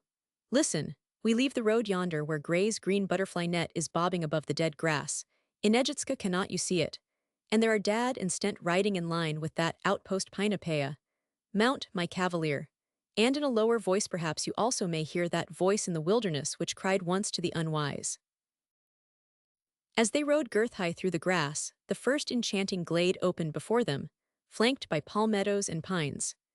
Gray was galloping about in the woods among swarms of yellow and brown butterflies, swishing his net like a polo mallet, and drawing bridle every now and then to examine some specimen, and drop it into the cyanide jar which bulged from his pocket. I got a lot of those dog's head fellows, he called out to Sheila as she came past with Hamel. You remember that the white ants got at my other specimens before I could mount them. I remember, said Sheila. Do not ride too hard in the sun, dear. But Gray saw something ahead and shook out his bridle, and soon left them in the rear once more, riding through endless glades of green where there was no sound except the creak of leather and the continuous popping of those small pods on the seeds of which quail feed. I thought there were no end of gorgeous flowers in the semi-tropics, he said, but there's almost nothing here except green. She laughed. The concentration of bloom in northern hothouses deceives people. The semi-tropics and the tropics are almost monotonously green except where cultivated gardens exist. There are no masses of flowers anywhere. Even the great brilliant blossoms make no show because they are widely scattered. You notice them when you happen to come across them in the woods. They are so brilliant and so rare. Are there no fruits, those delectable fruits one reads about? There are bitter wild oranges, sour guavas, eatable beach grapes and papas. If you are fond of wild cassava and can prepare it so it will not poison you, you can make an eatable paste. If you like oily cabbage, the top of any palmetto will furnish it. But my poor friend, there's little here to tempt one's appetite or satisfy one's aesthetic hunger for flowers. Our northern meadows are far more gorgeous from June to October, and our wild fruits are far more delicious than what one finds growing wild in the tropics. But bananas, coconuts, oranges, all cultivated. Persimmons, mulberries, all cultivated when eatable. Everything palatable in this country is cultivated. He laughed dejectedly, then, again insistent, but there are plenty of wild flowering trees, magnolia, poinciana, chinaberry. All set out by mere man, she smiled, except the magnolias and dogwood. No, Mr. Hamel, the riotous tropical bloom one reads about is confined to people's gardens. When you come upon jasmine or an orchid in the woods, you notice the color at once in the green monotony.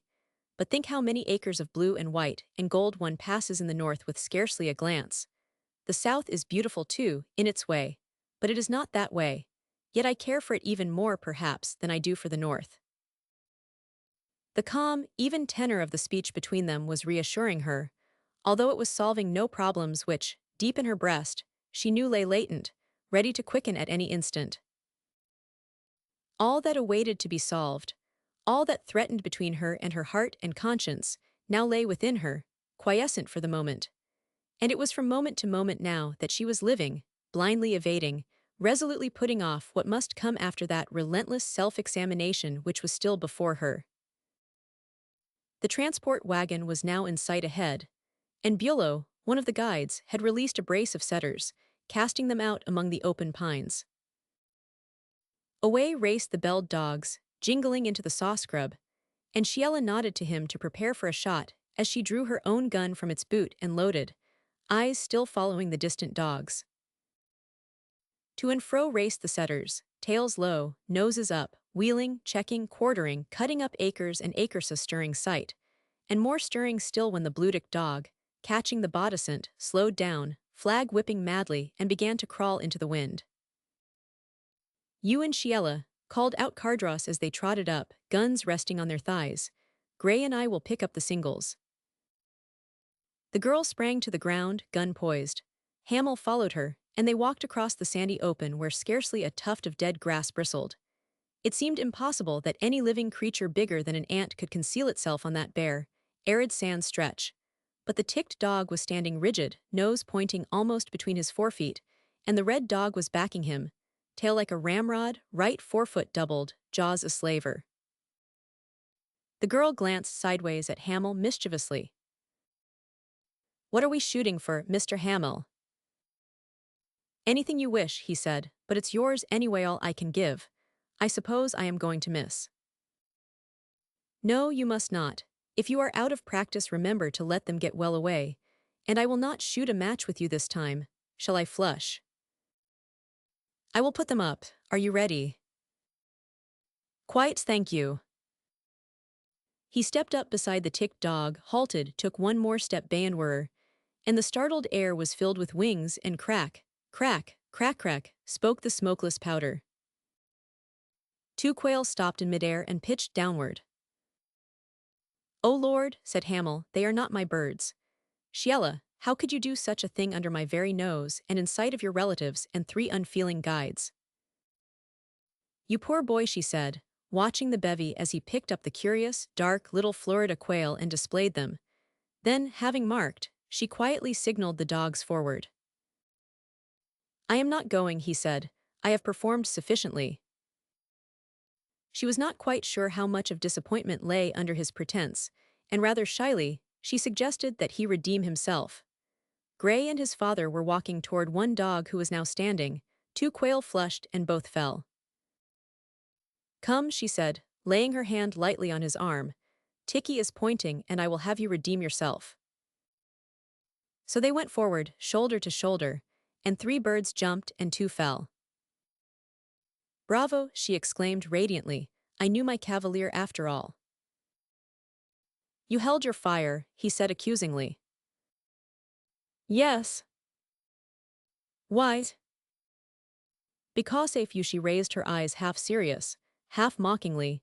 "Do you think I care for nothing at your expense?" A thrill passed through him. "Do you think I mind if you are the better of us, you generous girl?" "I am not a better shot. I really am not. Look at these birds, both cocks. Are they not funny, these quaint little black quail of the semi-tropics? We will need all we can get, too. But now that you are your resistless self again, I shall cease to dread the alternative of starvation or a resort to alligator tail." So with a gay exchange of badinage, they took their turns when the dogs rounded up singles.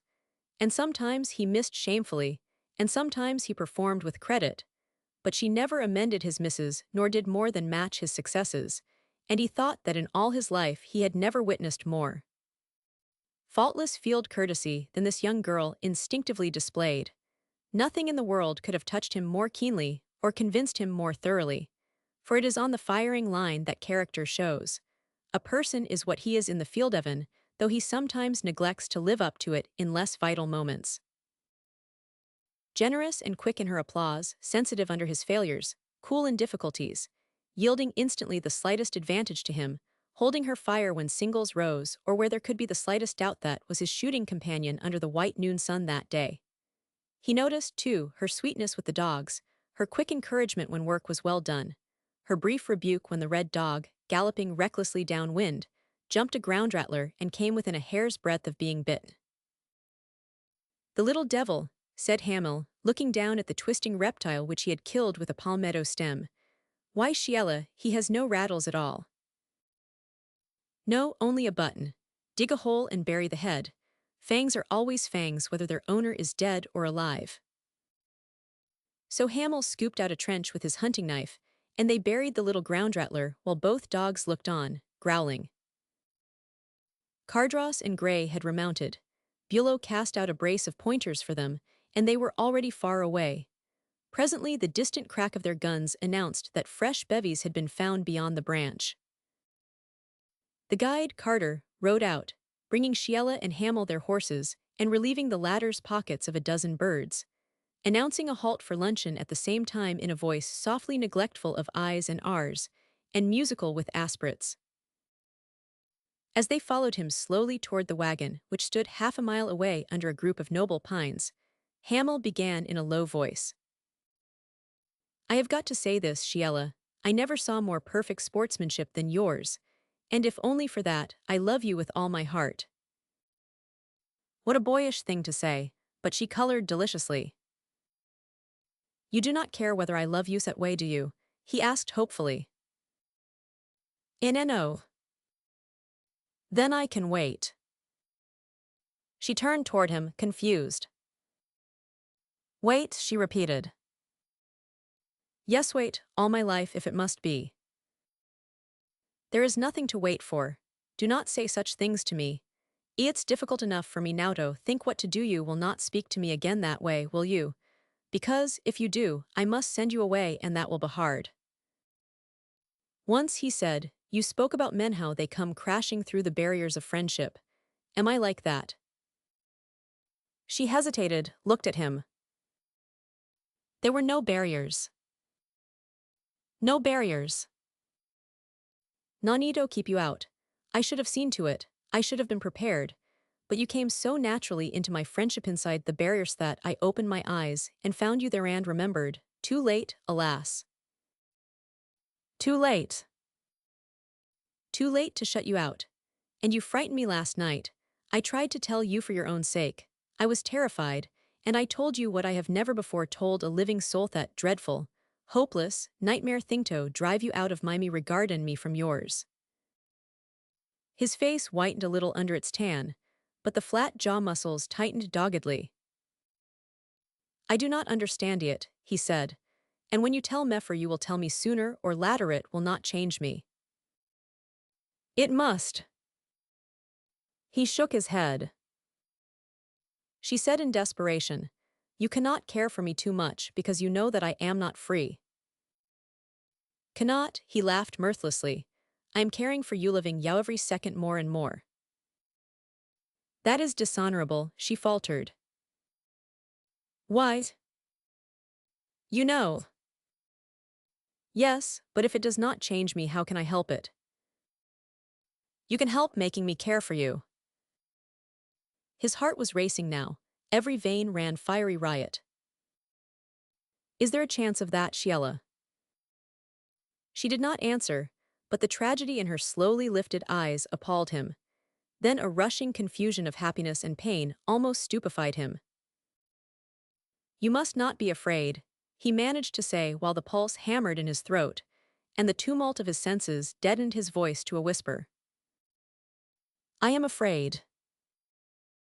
They were near the wagon now, both dismounted under the pines, while Bulow came forward to picket their horses. On their way together among the trees, she looked up at him almost piteously. You must go if you talk to me again like this. I could not endure very much of it. I do not know what I am going to do, he said in the same curiously deadened voice. You must tell me more. I cannot, I am uncertain of myself. I cannot think clearly when you speak to Methai's way. Could not you go north before my unhappiness becomes too real, too hard? Could not you go before it is too late and leave me my peace of mind, my common sense? He looked around at her. Yes, he said, I will go if there is no decent chance for us, and if it is not too late. I have my common senses still left. It is not too late. There was a silence. I will go, he said very quietly. WN. The day we return. Can you leave your work? Yes, Halloran knows. And you will go. Yes, if you wish it. Another silence, then she shook her head, not looking at him. There is no use in going now. Why? Because I do not wish it.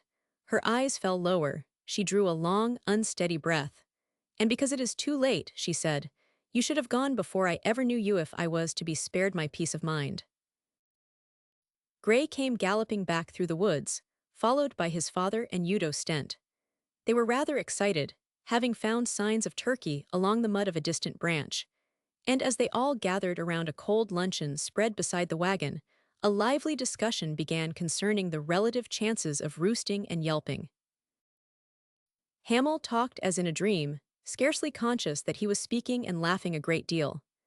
A heavenly sort of intoxication possessed him. A paradise of divine unrealities seemed to surround him. Sheila, the clustering pines, the strange white sunlight, the depthless splendor of the unshadowed blue above.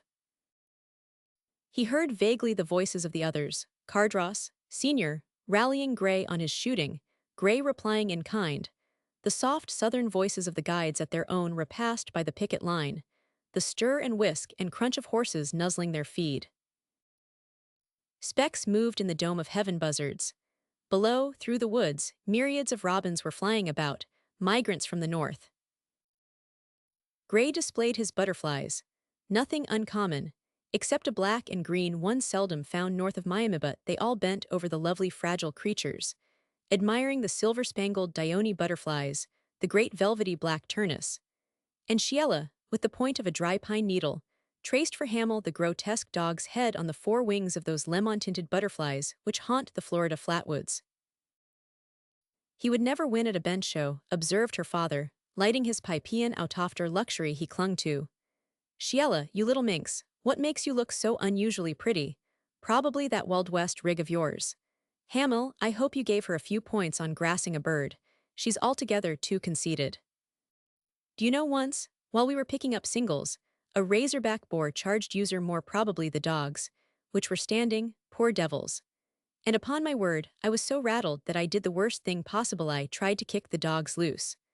Of course they went all to pieces, and I do not know how it might have fared with us if my little daughter had not calmly bowled over that boar at 3 paces from my shinbones. Dad exaggerates, observed the girl with heightened color, then ventured a glance at Hamel which set his heart galloping, and her own responded to the tender pride and admiration in his eyes. There was more discussion, concerning roosting versus yelping with dire designs, upon the huge wild turkeycock, whose tracks Gray had discovered in the mud along the branch where their camp was to be pitched. 7 hens and youthful gobblers accompanied this patriarch, according to Udo Stent's calculations, and Bulow thought that the Seminole might know the location of the roost, probably deep in some uninviting swamp. But there was plenty of time to decide what to do when they reached camp, and half an hour later they started, wagon and all, wheels bumping over the exposed tree roots, which infinitely bored the well-behaved dogs, squatting forward, heads in a row, every nose twitching at the subtle forest odors that only a dog could detect. Once they emitted short and quickly stifled yelps as a possum climbed leisurely into a small tree and turned to inspect the strange procession which was invading his wilderness. And Sheila and Hamel, riding behind the wagon, laughed like children. Once they passed under a heronria rather odoriferous patch of dead cypress and pines, where the enormous nests bulged in the stark treetops. And once, as they rode out into a particularly park-like and velvety glade, 5 deer looked up, and then deliberately started to trot across. "We need that venison," exclaimed Gray, motioning for his gun which was in the wagon. Sheila spurred forward, launching her mount into a gallop. Hamel's horse followed on a dead run, he tugging madly at the buckshot shell in his web belt, and away they tore to head the deer. In vain, for the agile herd bounded past far out of shell range and went crashing on through the jungle of the branch, and Sheila reined in and turned her flushed face to Hamel with a laugh of sheer delight. "Glorious sight was not it," said Hamel. "I am rather glad they got clear of us." "So am one, there was no chance, but I always try." "So shall I," he said, "whether there is a chance or not." She looked up quickly, reading his meaning. Then she bent over the gun that she was breaking, extracted the shells, looped them, and returned the weapon to its holster. Behind them, her father and brother jeered at them for their failure, Gray being particularly offensive in ascribing their fiasco to bad riding and buck fever. A little later, Shiella's horse almost unseated her, leaping aside and into the jungle as an enormous black snake coiled close in front. "Do not shoot," she cried out to Hamel, mastering her horse and forcing him past the big, handsome, harmless reptile. "Nobody shoots black snakes or buzzards here. Slip your gun back quickly or Gray will torment you." However, Gray had seen, and kept up a running fire of sarcastic comment, which made Hamel laugh and Shiella indignant. And so they rode along through the rich afternoon sunshine, now under the clustered pines, now across glades where wild doves sprang up into clattering flight, displaying the 4 white feathers, or pretty little ground doves ran fearlessly between the horses' legs. Here and there a crimson cardinal, crest lifted, sat singing deliciously on some green bough. Now and then a summer tanager dropped like a live coal into the deeper jungle. Great shiny blue, crestless jays flitted over the scrub. Shy black and white and chestnut chewinks flirted into sight and out again among the heaps of dead brush. Red-bellied woodpeckers, sticking to the tree trunks, turned their heads calmly. Gray lizards, big, ugly red-headed lizards, swift slender lizards with blue tails raced across the dry leaves or up tree trunks, making even more fuss and clatter than the noisy cinnamon-tinted thrashers in the underbrush. Every step into the unknown was a new happiness. There was no silence there for those who could hear, no solitude for those who could see. And he was riding into it with a young companion who saw and heard and loved and understood it all. Nothing escaped her. No frail air plant trailing from the high water oaks, no school of tiny bass in the shallows where their horses splashed through, no gopher burrow, no foot imprint of the little wild things which haunt the water's edge in forests. Her eyes missed nothing. Her dainty close-set ears heard all the short, dry note of a chewink, the sweet, wholesome song of the cardinal, the thrilling cries of native jays and woodpeckers, the heavenly outpoured melody of the Florida wren, perched on some tip-top stem, throat swelling under the long, delicate, upturned bill. Void of self-consciousness, sweetly candid in her wisdom, sharing her lore with him as naturally as she listened to his, small wonder that to him the wilderness was paradise, and she with her soft, full voice, a native guide. For all around them lay an enchanted world as young as they. The world is never older than the young, and they had eyes and they saw. Ears had they and they heard, but not the dead echoes of that warning voice, alas, calling through the ancient wilderness of fable. Chapter 11, Pathfinders. Considerably impressed by her knowledge, he was careful not to embarrass her by saying so too seriously. For a frivolous and fashionable girl who dances cotillions, drives 4, plays polo, and reviews her serious adorers by regiments, you are rather perplexing, he said. Of course you do not suppose that I really believe all you say about these beasts and birds and butterflies. What has disturbed your credulity? She laughed. Well, that rabbit which crossed ahead, for one thing. You promptly called it a marsh rabbit. Lepus palustris, she nodded, delighted. By all means, he retorted, pretending offensive skepticism, but why a marsh rabbit? Because, monsieur, its tail was brown, not white. Did not you notice that? Oh, it's all very well for you to talk that way, but I have another grievance. All these holes in the sand you call gopher burrows sometimes salamander holes. And I saw a thing like a rat run into one of them, and a thing like a turtle run into another, and I think I have got you now. Her delightful laughter made the forest silence musical. You poor boy, no wonder your faith is strained. The crackers call the gopher a salamander, and they also call the land turtle a gopher. Their burrows are alike and usually in the same neighborhood. Well, what I want to know is where you had time to learn all this, he persisted. From my tame Seminole, if you please. Your Seminole. Yes, indeed, my dear, bare-legged, beturbaned Seminole little tiger. I am now 20, Mr. Hamel. For 10 years every winter he has been with us on our expeditions. A week before we start, Udo Stent goes to the northwest edge of the Everglades and makes Smoke talk until he gets a brief answer somewhere on the horizon. And always, when we arrive in camp, a Seminole fire is burning under a kettle, and before it sits my little tiger wearing a new turban and blinking through the smoke haze like a tree lynx lost in thought. Do you mean that this aboriginal admirer of yours has already come out of the Everglades to meet you at your camp? Surely he is there, waiting at this moment, she said. I would as soon doubt the stars in their courses as the Seminole, Cocochi, and you will see very soon now because we are within a mile of camp. Within a mile, he scoffed. How do you know? For the last 2 hours these woods and glades have all looked precisely alike to me. There's no trail, no blaze, no hills, no valleys, no change in vegetation, not the slightest sign that I can discover to warrant any conclusion concerning our whereabouts. She threw back her head and laughed deliciously. My pale-faced brother, she said, do you see that shell mound? Is that hump of rubbish a shell mound? He demanded scornfully. It certainly is. Did you expect a pyramid? Well then, that is the first sign, and it means that we are very near camp, and can you not smell cedar smoke? Not a whiff, he said indignantly. Cannot you even see it? Where in heaven's name, Sheila? Her arm slanted upward across his saddle. That pine belt is too blue, do you notice it now? That is smoke, my obstinate friend. It's more probably swamp mist. I think you are only a pretty counterfeit, he said, laughing as he caught the volatile aroma of burning cedar.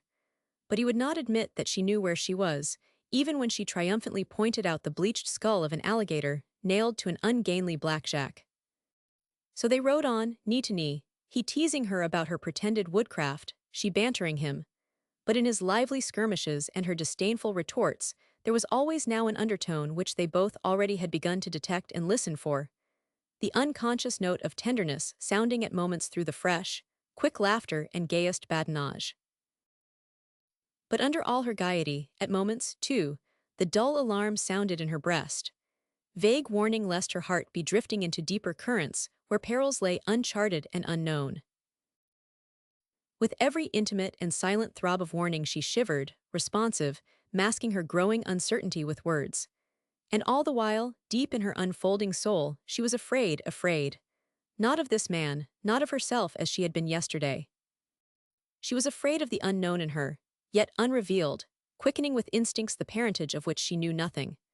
What might be these instincts of inheritance, how ominous their power, their trend, she did not know. From whom inherited she could never know. Would engrafted and acquired instincts aid her? Would training control this unknown heritage from a father and a mother whose very existences must always remain without concrete meaning to her? Since that dreadful day 2 years ago when a word spoken inadvertently, perhaps maliciously, by Mrs. Van Diemen, made it necessary that she be told the truth. Since the dazed horror of that revelation when, beside herself with grief and shame, she had turned blindly to herself for help, and childish impulse answering had hurled her into folly unutterable, she had, far in the unlighted crypt of her young soul, feared this unknown sleeping self, its unfolded intelligence, its passions unawakened. Through many a night, wedded in darkness, she had wondered whose blood it was that flowed so warmly in her veins, what inherited capacity for good and evil her soul and body held, whose eyes she had, whose hair and skin and hands, and who in the vast blank world had given color to these eyes, this skin and hair, and shaped her fingers, her mouth, her limbs, the delicate rose-tinted nails whitening in the clenched palm as she lay there on her bed at night awake. The darkness was her answer. And thinking of these things, she sighed unconsciously. What is it, Sheila? He asked. Nothing, I do not know the old pain, I suppose. Pain, he repeated anxiously. No, only apprehension. You know, do not you? Well then, it is nothing, do not ask me. And noting the quick change in his face, no, it is not what you think, how quickly you are hurt. My apprehension is not about you, it concerns myself. And it is quite groundless. I know what I must do, I know, she repeated bitterly. And there will always be a straight path to the end, clear and straight, until I go out as nameless as I came in. To all this do not touch my hand. Please, I am trying to think, I cannot. if we are in contact and you do not know who you are touching, and I cannot tell you. Only two in all the world, if they are alive, could tell you. And they never will tell Yower tell Muhi they left me here alone.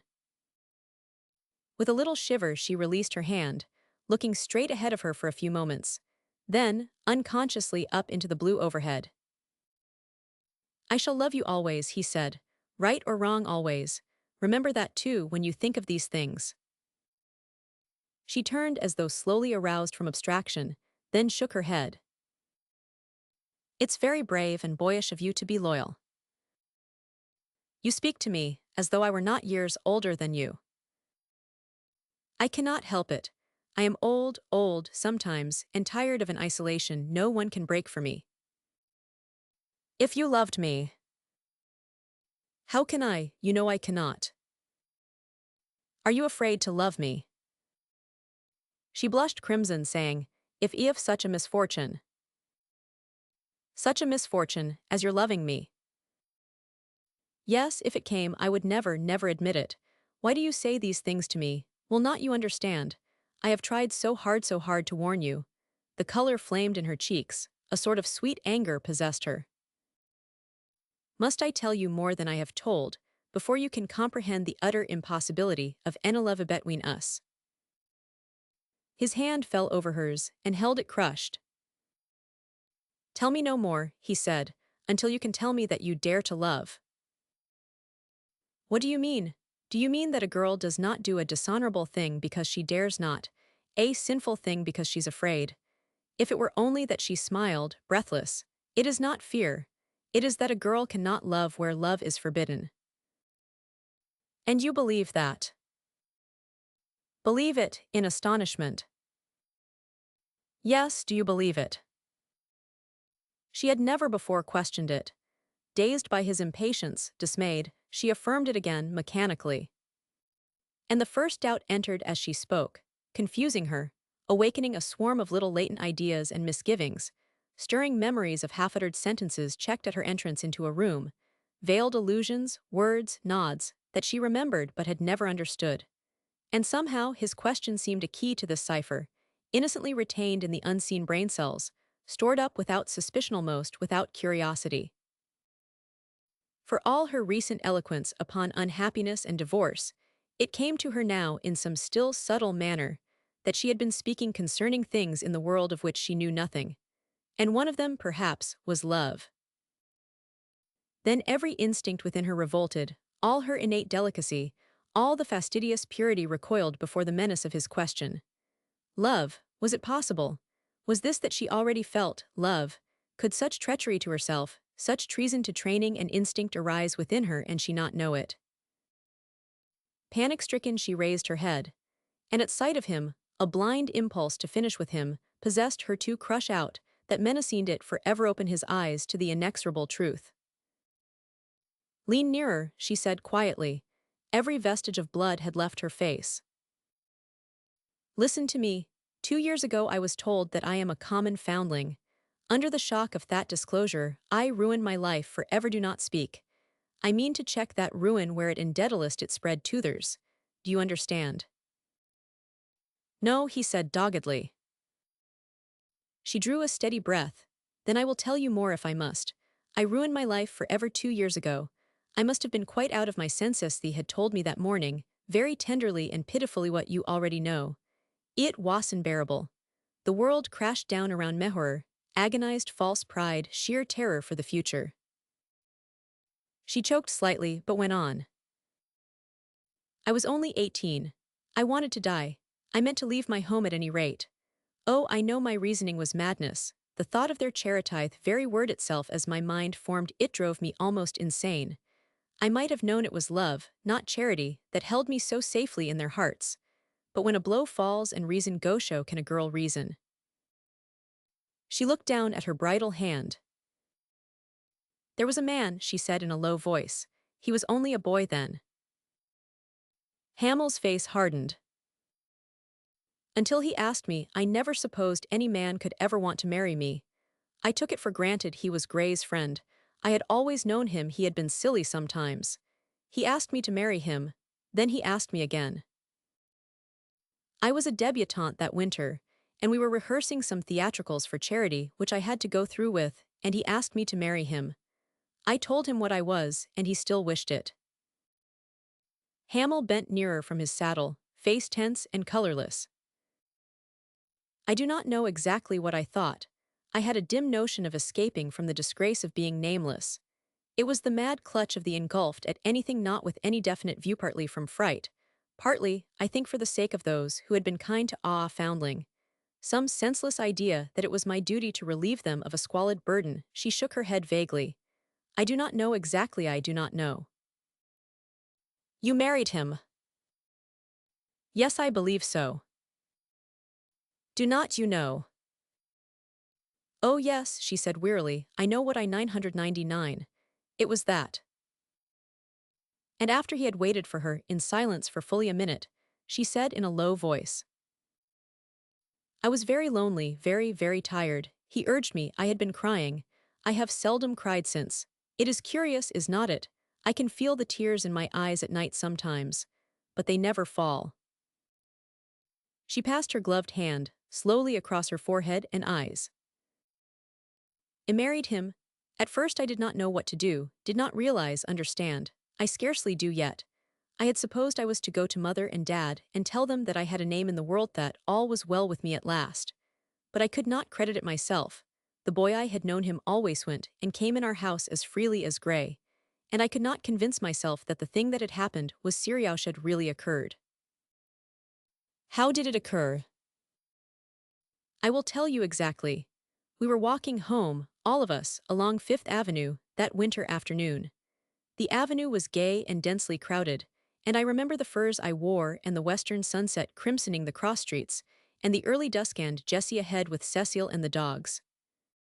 And then he said that now was the time, for he was going back to college that same day, and would not return before Easter, and he urged it, and hurried meaned I could not think.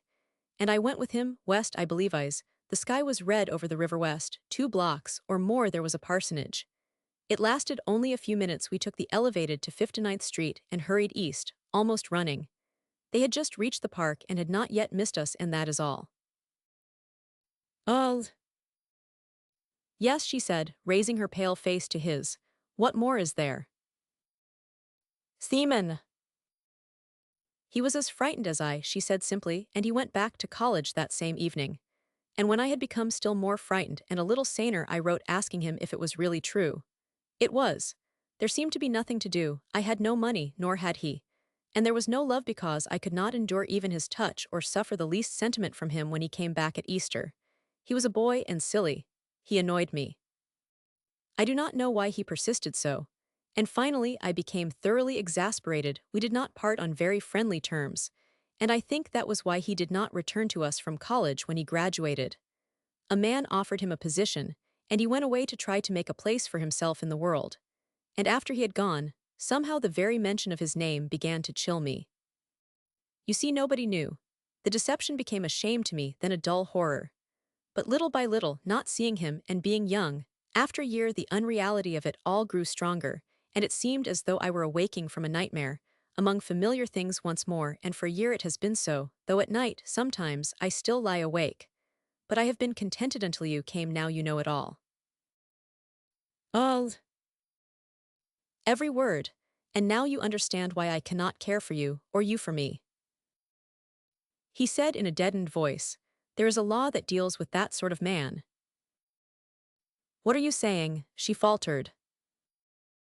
That you cannot remain bound. It's monstrous. There is a law. I cannot disgrace Dad, she said. There is no chance that way. I would rather die than have him no have mother known Jessie and Cecile and Gray. Did not you understand that? You must tell them nevertheless, and they must help you. Help me. To free yourself. Flushed with anger and disdain, she drew bridle and faced him. If this is the sort of friendship you bring me, what is your love worth? She asked almost fiercely. And I cared for you, cared for the man I believed you to be, bared my heart to Yarung every secret from it, thinking you understood. And you turn on me counseling the law, divorce, horrors unthinkable, because you say you love me.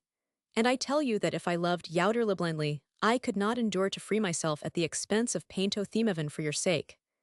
They took me nameless, as I was a foundling. If they ever learn what I have done, I shall ask their pardon on my knees, and accept life with the man I married. But if they never learn, I shall remain with Themalways. You have asked me what chance you have. Now you know, it is useless to love me. I cared enough for you to try to kill what you call love last night. I cared enough today to strip my heart naked for you to show you there was no chance. If I have done right or wrong, I do not know, but I did it for your sake. His face reddened painfully, but as he offered no reply, she put her horse in motion and rode on, proud little head averted. For a few minutes neither he nor she spoke, their horses pacing neck and neck through the forest. At last he said, "You are right, Sheila, I am not worth it. Forgive me." She turned, eyes level and fearless. Suddenly her mouth quivered. "Forgive me," she said impulsively, "you are worth more than I dare give you. Love me in your own fashion, I wish it. And I will care for you very faithfully in mine." They were very young, very hopeless, deeply impressed with one another, and quite inexperienced enough to trust each other. She leaned from her saddle and laid her slim bare hands in both of his, lifting her gaze bravely to his a little dim of eye and still tremulous of lip. And he looked back, love's tragedy dawning in his gaze, yet forcing the smile that the very young employ as a defiance to destiny and an artistic insult in the face of fate, that fate which looks back so placid and unmoved. "Can you forgive me, Sheila?" "Look at me," she whispered. A few moments later, she hastily disengaged her hand. "There seems to be a fire yonder," he said, "and somebody seated before it, your Seminole, I think. By Jove, Sheila, he's certainly picturesque." A sullen-eyed Indian rose as they rode up, his turban brilliant in the declining sunshine, his fringed leggings softly luminous as woven cloth of gold. "Hema Kokachi," said the girl in friendly greeting, "it is good to see you, little tiger. The people of the East salute the Uchi Seminoles." The Indian answered briefly and with dignity, then stood impassive, not noticing Hamel. "Mr. Hamel," she said, "this is my old friend Kokachi or Little Tiger, an Okeechobee Seminole of the Clan of the Wind, a brave hunter and an upright man." "Samas Kaline Shamalin," said the Indian quietly, and the girl interpreted, "He says good wishes to the white man." Hamel dismounted, turned and lifted Sheila from her saddle, then walked straight to the Seminole and offered his hand. The Indian grasped it in silence. "I wish well to Little Tiger, a Seminole and a brave hunter," said Hamel pleasantly. The red hand and the white hand tightened and fell apart. A moment later Gray came galloping up with Udo Stent. "How are you, Kokachi?" he called out, "glad to see you again. We saw the pine tops blue a mile back." To which the Seminole replied with composure in terse English. But for Mr. Cardross, when he arrived, there was a shade less reserve in the Indian's greeting, and there was no mistaking the friendship between them. "Why did you speak to him in his own tongue?" asked Hamel of Sheila as they strolled together toward the Pomatothetched, open face camp fronting on Ruffle Lake. "He takes it as a compliment," she said. "Besides, he taught me." "It's a pretty courtesy," said Hamel, "but you always do everything more graciously than anybody else in the world. I am afraid you are biased. Can any man who knows you remain nonpartisan, even your red Seminole yonder?" "I am proud of that conquest," she said gaily. "Do you know anything about the Seminoles? No? Well then, let me inform you that a Seminole rarely speaks to a white man except when trading at the posts. They are a very proud people. They consider themselves still unconquered, still in a state of rebellion against the United States." "What?" exclaimed Hamel, astonished. "Yes, indeed. All these years of peace they consider only as an armed truce. They are proud, reticent, sensitive, suspicious people, and there are few cases on record where any such thing as friendship has existed between a Seminole and a white man. This is a genuine case. Kokachi is really devoted to Dad." The guides in the wagon had now arrived. Camp was already in the confusion and bustle of unloading equipage and supplies. Picket lines were established, water jars buried, blankets spread, guns, ammunition, rods, and saddles ranged in their proper places. Carter unsheathed his heavy cane-knife and cut palmetto fans for rethatching where required. Udo Stent looked after the horses. Bulow's axe rang among the fragrant red cedars. The Indians squatted gravely before a characteristic Seminole fire built of logs, radiating like the spokes of a cartwheel from the center, which was a hub of glowing coals. And whenever it was necessary, he simply shoved the burning logins toward the center where kettles were already boiling and sweet potatoes lay amid the white ashes, and a dozen wild ducks, split and skewered and basted with pork, were exhaling a matchless fragrance. Table legs, bench legs, and the bases of all culinary furniture, like the body of the camp, were made out of palmetto logs driven into the ground to support cedar planks for the tops.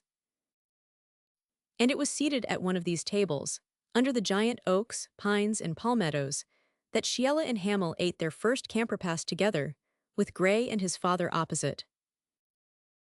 Never had he tasted such a heavenly banquet, never had he dreamed of such delicacies. Udo Stent brought panfuls of fried bass, still sizzling under the crisp bacon, and great panniers woven of green palmetto, piled high with smoking sweet potatoes all dusty from the ashes, and pots of coffee and tea, steaming and aromatic. Then came broiled mallard duck, still crackling from the coals, and coontie bread, and a cold salad of palm cabbage, nut-flavored, delectable. Then in the thermos jugs were spring water and a light German vintage to mix with it, and after everything, fresh oranges in a nest of Spanish moss. Red sunlight struck through the forest, bronzing bark and foliage. Somber patches of shade passed and repassed across the tabled shadows of black vultures soaring low above the camp's smoke. The waters of the lake burned gold. As yet the approach of sunset had not stirred the waterfowl to restlessness. Dark streaks on the lake gleamed white at moments as some string of swimming ducks turned, and the light glinted on throat and breast. Herons stood in the shallows. A bittern, squawking, rose from the sawgrass, circled, and pitched downward again. Never had he tasted such a heavenly banquet. Never had he tasted such a heavenly banquet. This is a peaceful place, said Cardross, narrowing eyes watching the lake through the haze of his pipe. I almost hate to disturb it with a gunshot, but if we stay here we have got to eat. And turning toward the guide's table where they lounged over their after-dinner pipes, Kokachi, my little daughter has never shot a wild turkey. Do you think she had better try this evening or go after the big duck? Penisha, said the Seminole quietly. He says, Turkey Gobbler, whispered Sheila to Hamel, Penitki is the word for hen turkey. Oh, I hope I have a chance. You will pair with me, will not you? Of course. Cardross, listening, smiled. Is it yelping or roosting, little tiger? Roost Penisha auditashi ihueshe. He says that we can roost them by and by, and that we ought to start now, whispered the girl, slightly excited. Dad, Mr. Hamel has never shot a wild turkey. Neither have I, observed her father humorously. Oh, I forgot. Well, then we cannot we all. Not much, no sitting in swamps for me, but a good, clean, and easy boat in the sawgrass. Gray, are you going after ducks with me, or are you going to sit with one hopeful girl, one credulous white man, and one determined red man on a shell heap in a bog and yawn till moonrise? Ducks, sure. Well then, we would better be about it, my son.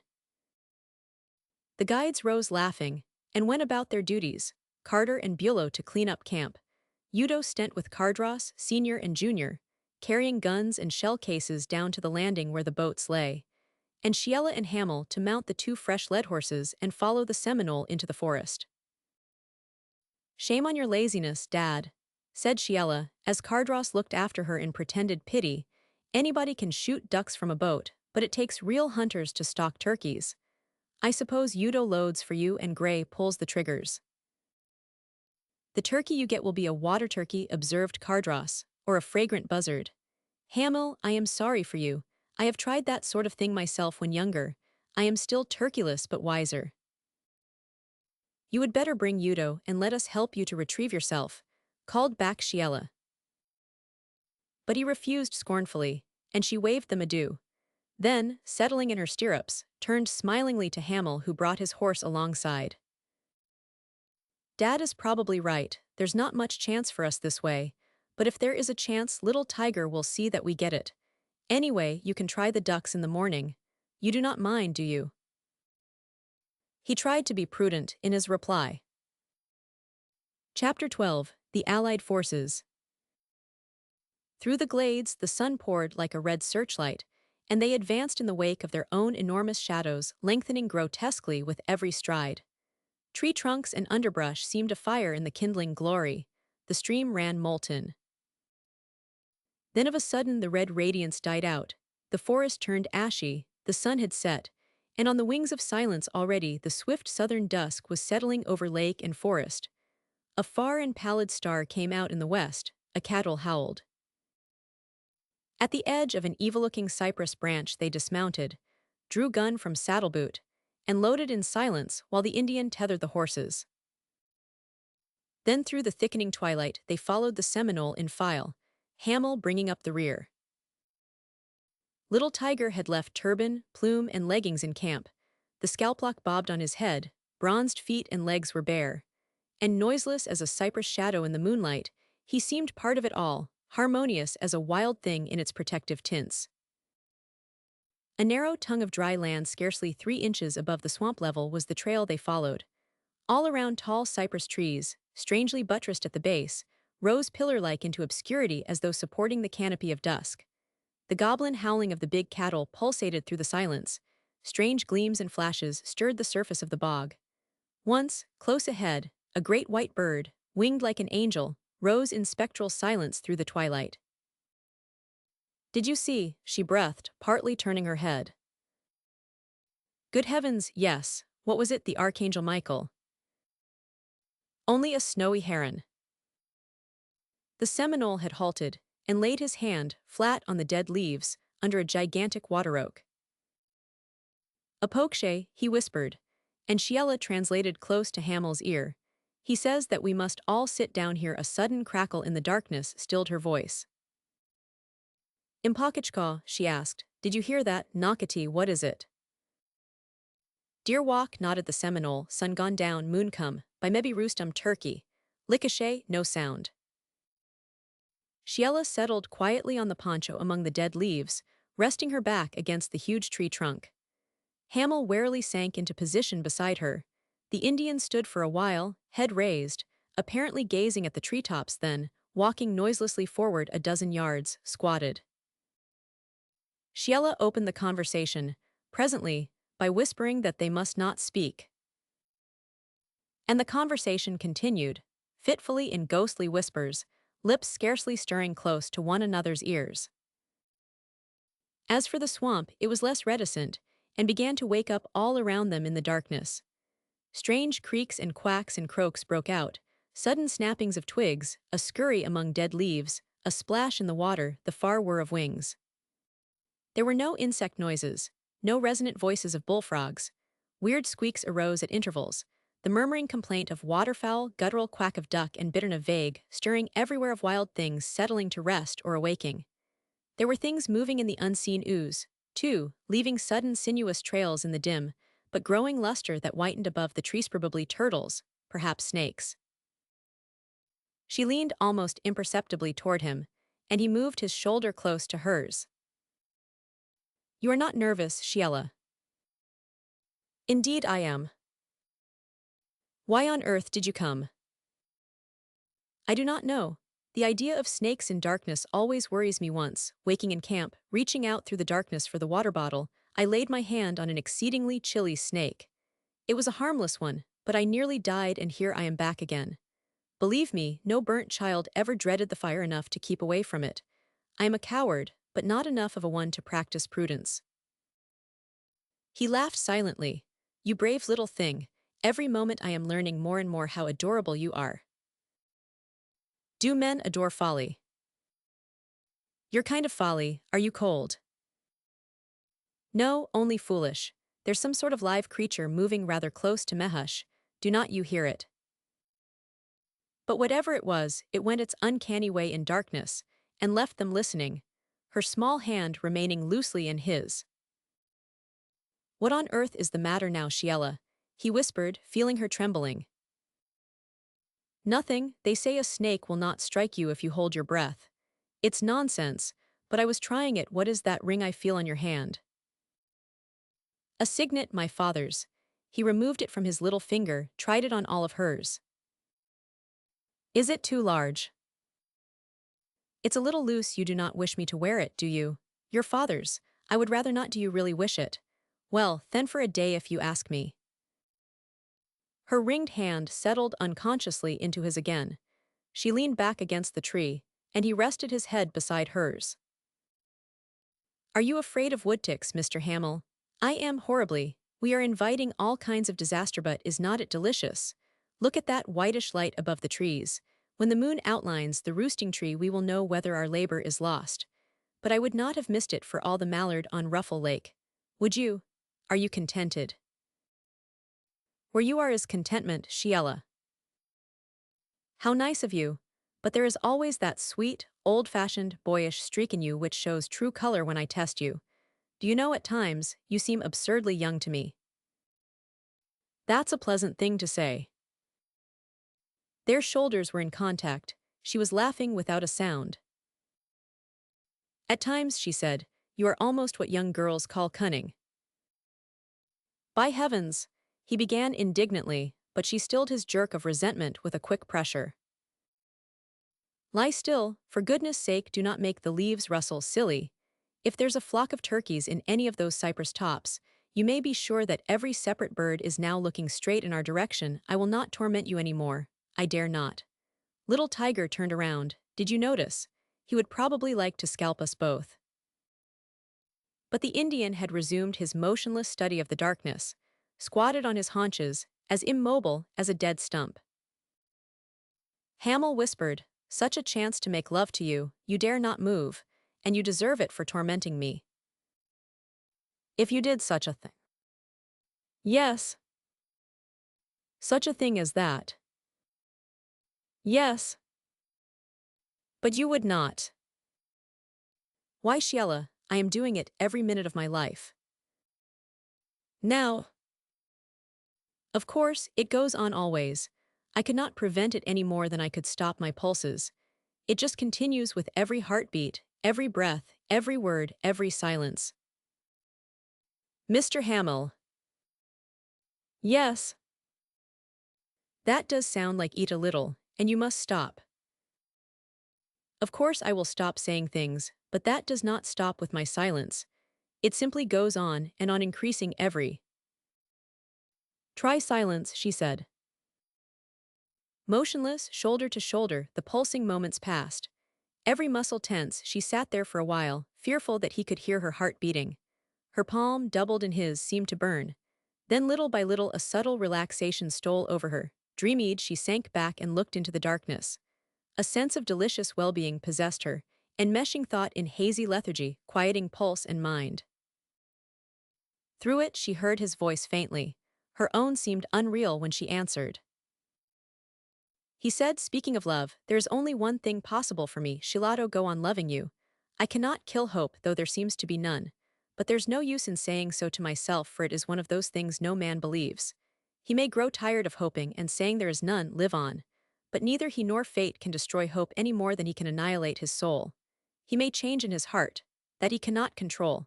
When love goes, no man can stay its going. Do you think yours will go? No, that is a lover's answer. What is a sane man's answer?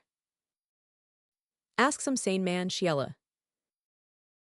I would rather believe you. Does it make you happy? Yes. You wish me to love you? Yes. You would love me little if you could. She closed her eyes. Would you? He asked again. Yes. But you cannot. She said dreamily, I do not know. That is a dreadful answer to make. But I do not know what is in me. I do not know what I am capable of doing. I wish I knew. I wish I could tell you. Do you know what I think, Sheila? What? It's curious, but since I have known Yuan about your birth, idea took shape, and persisted that. What, she asked.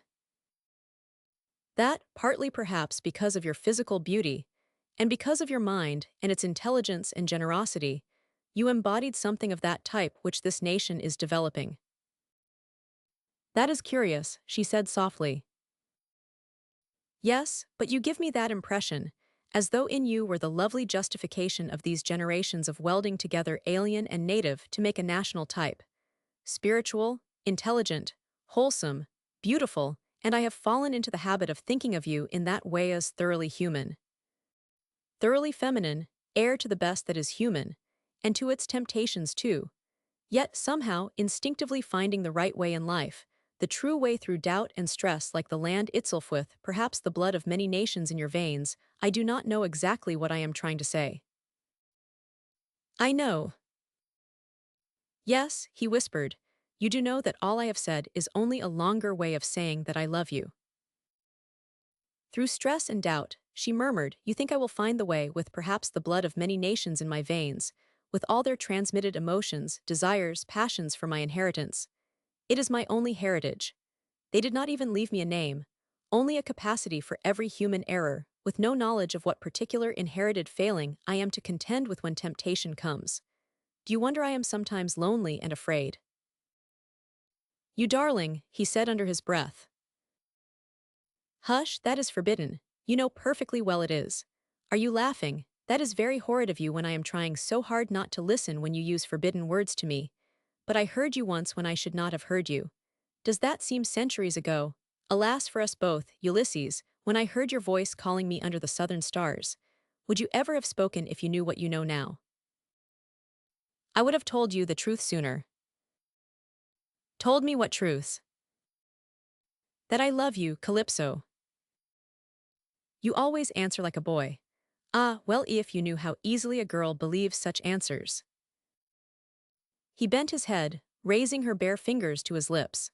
A tiny shock passed through them both. She released her hand and buried it in the folds of her kilt. There was a pale flare of moonlight behind the forest. Trunks and branches were becoming more distinct. A few moments later the Indian, bending low, came creeping back without a sound, and straightened up in the fathomless shadow of the oak, motioning Sheila and Hamel to rise. Chuli, he motioned with his lips. Kalapakan. Lips close to Hamel's ear she whispered, he says that there are 7 in that pine. Can you see them? He strained his eyes in vain. She had already found them and now stood close to his shoulder, whispering the direction. I cannot make them out, he said. Do not wait for me but take your chance at once. Do you think I would do that? You must, you have never shot a turkey. Hush, silly, what pleasure would there be in it without you? Try to see them, look carefully. All those dark furry blotches against the sky are pine leaves, but the round shadowy lumps are turkeys. One is quite clearly silhouetted now, even to his tail. I believe I do see, murmured Hamel. By Jove, yes. Sheila, you are an angel to be so patient. I will take the top bird, she whispered. Are you ready? We must be quick. Ready, he motioned. Then in the dim light, one of the shadowy bunches rose abruptly, standing motionless on the branch, craning a long neck into the moonlight. Fire, she whispered, and 4 red flashes in pairs split the gloom wide open for a second. Then roaring darkness closed about them. Instantly the forest resounded with the thunderous racket of heavy wings as the flock burst into flight, clattering away through leafy obscurity. But under the uproar of shot and clapping wings sounded the thud and splash of something heavy crashing earthward, and the Indian, springing from root to tussock, vanished into the shadows. 2 down, said the girl unsteadily. Oh, I am so thankful that you got yours. They exchanged excited handclasps of mutual congratulation. Then he said, Sheila, you dear generous girl, I do not believe I hit anything, but I will bet that you got a turkey with each barrel. Foolish boy, of course you grasped your bird. It was not a wing shot, but we took what fate sent us. Nobody can choose conditions on the firing line. We did our best, I think. Wise little Sheila, her philosophy is as fascinating as it is sound. He looked at her half smiling, partly serious. You and I are on life's firing line, you know. Are we? And under the lively fusillade of circumstances. Are we? He said, it will show us up as we are. I am afraid for us both. If you erudite tell me. It is best to know the truth. We have got to stay on the firing line anyway. We might as well know that we are not very sure of ourselves. If the fear of God does not help us, it will end us. But he walked up to her and took both her hands frankly. We will try to be good soldiers, will not we? Yes. And good comrades, Seven, if we cannot be more. Yes. And help each other under fire. Yes. You make me very happy, he said simply, and turned to the Seminole who was emerging from obscurity, shoulders buried under a mass of bronzed feathers from which dangled two grotesque heads. One was a gobbler magnificent patriarch, and Sheila with a little cry of delight turned to Hamel. That's yours. I congratulate you with all my heart. No, no, he protested, the gobbler fell to you. It is yours, she repeated firmly. Mine is this handsome, plump hen. I will not claim that magnificent gobbler. Little tiger, did not Miss Cardross shoot this bird? Gobbler top bird, nodded the Seminole proudly. You fired at the top bird, Sheila. That settles it. I am perfectly delighted over this. Little tiger, you stalked them beautifully, but how on earth you ever managed to roost them in the dark I cannot make out. See same like tiger, nodded the pleased Seminole. And to Sheila, Penawasakai, Ihuashai, and he lighted his lantern. He says that the turkeys are all gone and that we had better go too, Mr. Hamel. What a perfect beauty that gobbler is. I would much rather have him mounted than eat him. Perhaps we can do both. Udo skins very skillfully and there's plenty of salt in camp. Look at that mist. And so, chattering away in highest spirits, they fell into file behind the Seminole and his lantern, who, in the thickening fog, looked like some slim luminous forest phantom with great misty wings atrail from either shoulder. Treading the narrow way in each other's footsteps they heard, far in the darkness, the gruesome tumult of owls. Once the Indian's lantern flashed on a snake which rose quickly from compact coils, hissing and distending its neck. But for all its formidable appearance and loud, defiant hissing, the Indian picked up a palmetto fan and contemptuously tossed the reptile aside into the bog. It's only a noisy puffetter, said Sheila, who had retreated very close against Hamel. But oh, I do not love them even when they are harmless. And rather thoughtfully, she disengaged herself from the sheltering arm of that all too sympathetic young man, and went forward, shivering a little as the hiss of the enraged adder broke out from the uncongenial mud where he had unwillingly landed. And so they came to their horses through a white mist, which had thickened so rapidly that the Indian's lantern was now only an iridescent star ringed with rainbows. And when they had been riding for 20 minutes, Little Tiger halted them with lifted lantern and said quietly, Chihachashi. What? Exclaimed the girl, incredulous. What did he say? Asked Hamel. He says that he is lost. Hamel stared around in dismay. A dense white wall shut out everything. The Indian's lantern at 10 paces was invisible. He could scarcely see Sheila unless she rode close enough to touch his elbow. Catch camp, observed Little Tiger calmly. Loose bridle by maybe catch camp. One horse lead, no be scared. So Hamel dismounted and handed his bridle to the Indian. Then Sheila cast her own bridle loose across the pommel, and touching her horse with both heels, rode forward, hands in her jacket pockets. And Hamel walked beside her, one arm on the cantle. Into blank obscurity, the horse moved, bearing to the left a direction which seemed entirely wrong. Catch camp, came the Indian's amused voice through the mist from somewhere close behind. It does not seem to me that this is the right direction, ventured Sheila doubtfully. Is not it absurd? Where are you, Mr. Hamel? Come closer and keep in touch with my stirrup. I found you in a fog, and I really do not want to lose you in one. She dropped one arm so that her hand rested lightly on his shoulder. This is not the first mist we have been through together, he said, laughing. I was thinking of that too. They say the gods arrive and go in a mist, do not go. They moved on in silence, the horse stepping confidently into the crowding fog. Once Hamel stumbled over a root and Shiella's hand slipped around his neck, tightening a moment. He straightened up, but her hand slid back to his coat sleeve, resting so lightly that he could scarce feel the touch. Then the horse stumbled, this time over the tongue of the camp wagon. Little Tiger was right, the horse had brought them back. Hamel turned. Shiella swung one leg across the pommel and slipped from her saddle into his arms. Have you been happy, Shiella? You know I have beauty, you must release me. Perfectly happy. Ah yes, do not you know I have, and in a low voice, release me no for both our sakes. She did not struggle, nor did he retain her by perceptible force.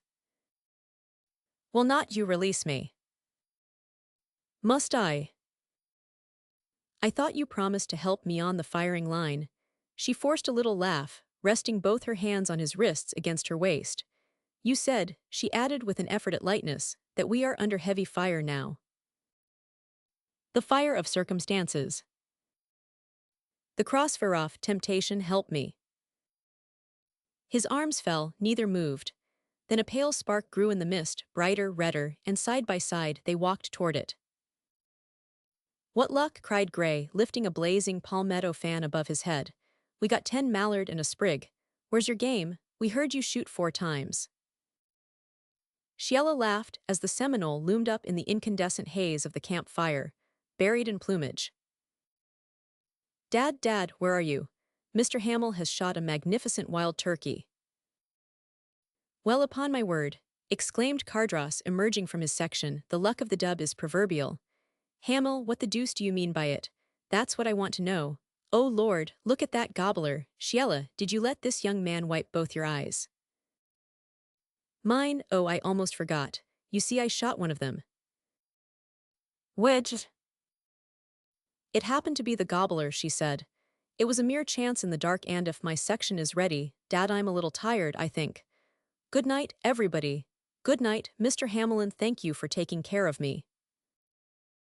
Cardross, enveloped in blankets, glanced at Hamel. Did you ever know anybody so quick to give credit to others?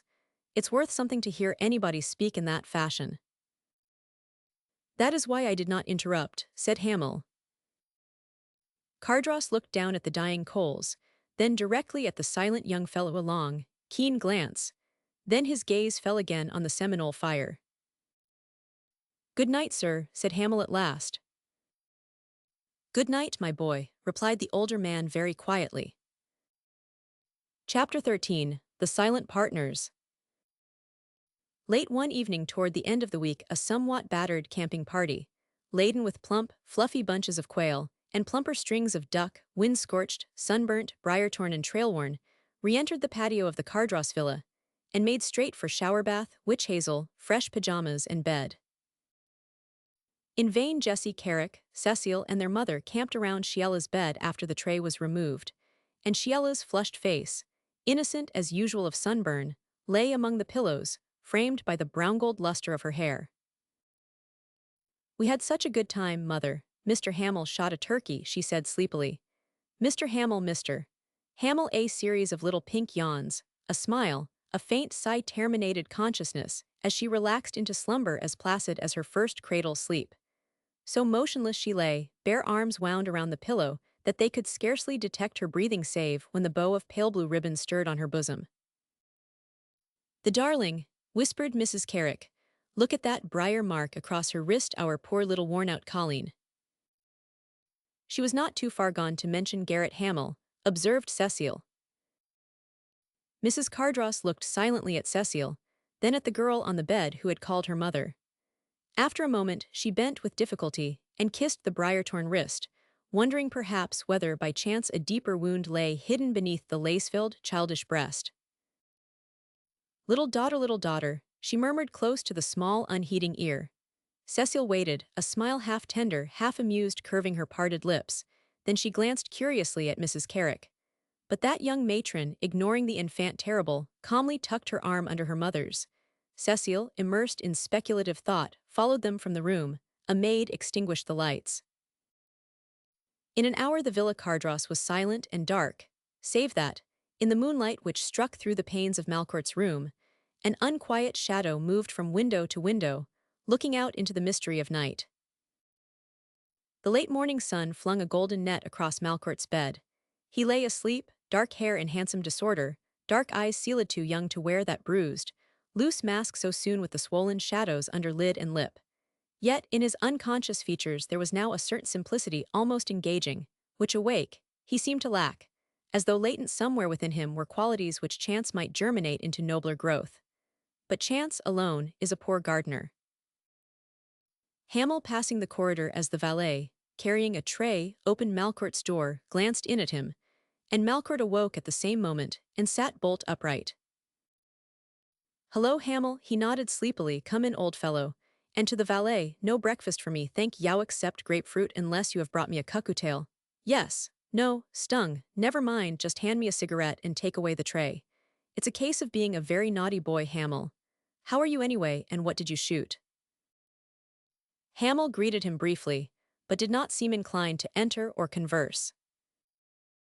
Malcourt yawned, glanced at the grapefruit, then affably at Hamel. "I say," he began, "hope you will overlook my rotten behavior last time we met. I would been dining at random, and I am usually a brute when I do that." "Oh, it's all right," said Hamel, looking at the row of tiny Chinese idols on the mantel. "No rancor." "No, ennui do you do at Malcourt?" "Why do I do which, the wheel or the lady?" "Oh, the whole bally business. It is not as if you were lonely and put to it. There are plenty of attractive girls about, and anybody will take you on at bridge. Of course it's none of my affair, but we came unpleasantly close to a quarrel, which is my only excuse." Malcourt looked at him thoughtfully. "Hamel, do you know, I have always liked you a damn sight better than you have liked me." Hamel said, laughing outright, "I never saw very much of you to like or dislike." Malcourt smiled, stretched his limbs lazily, and lighted a cigarette. "As a matter of fact," he said, "you think I am worse than I am, but I know you are worse than you think, because I could not even secretly feel friendly toward a prig. You have had a less battered career than I. You are, in consequence, less selfish, less ruthless, less cynical concerning traditions and illusions. You have something left to stick to, I have not. You are a little less intelligent than I, and therefore possess more natural courage and credulity. Outside of these things we are more or less alike, Hamel. Hope you do not mind my essay on man." "No," said Hamel, vastly amused.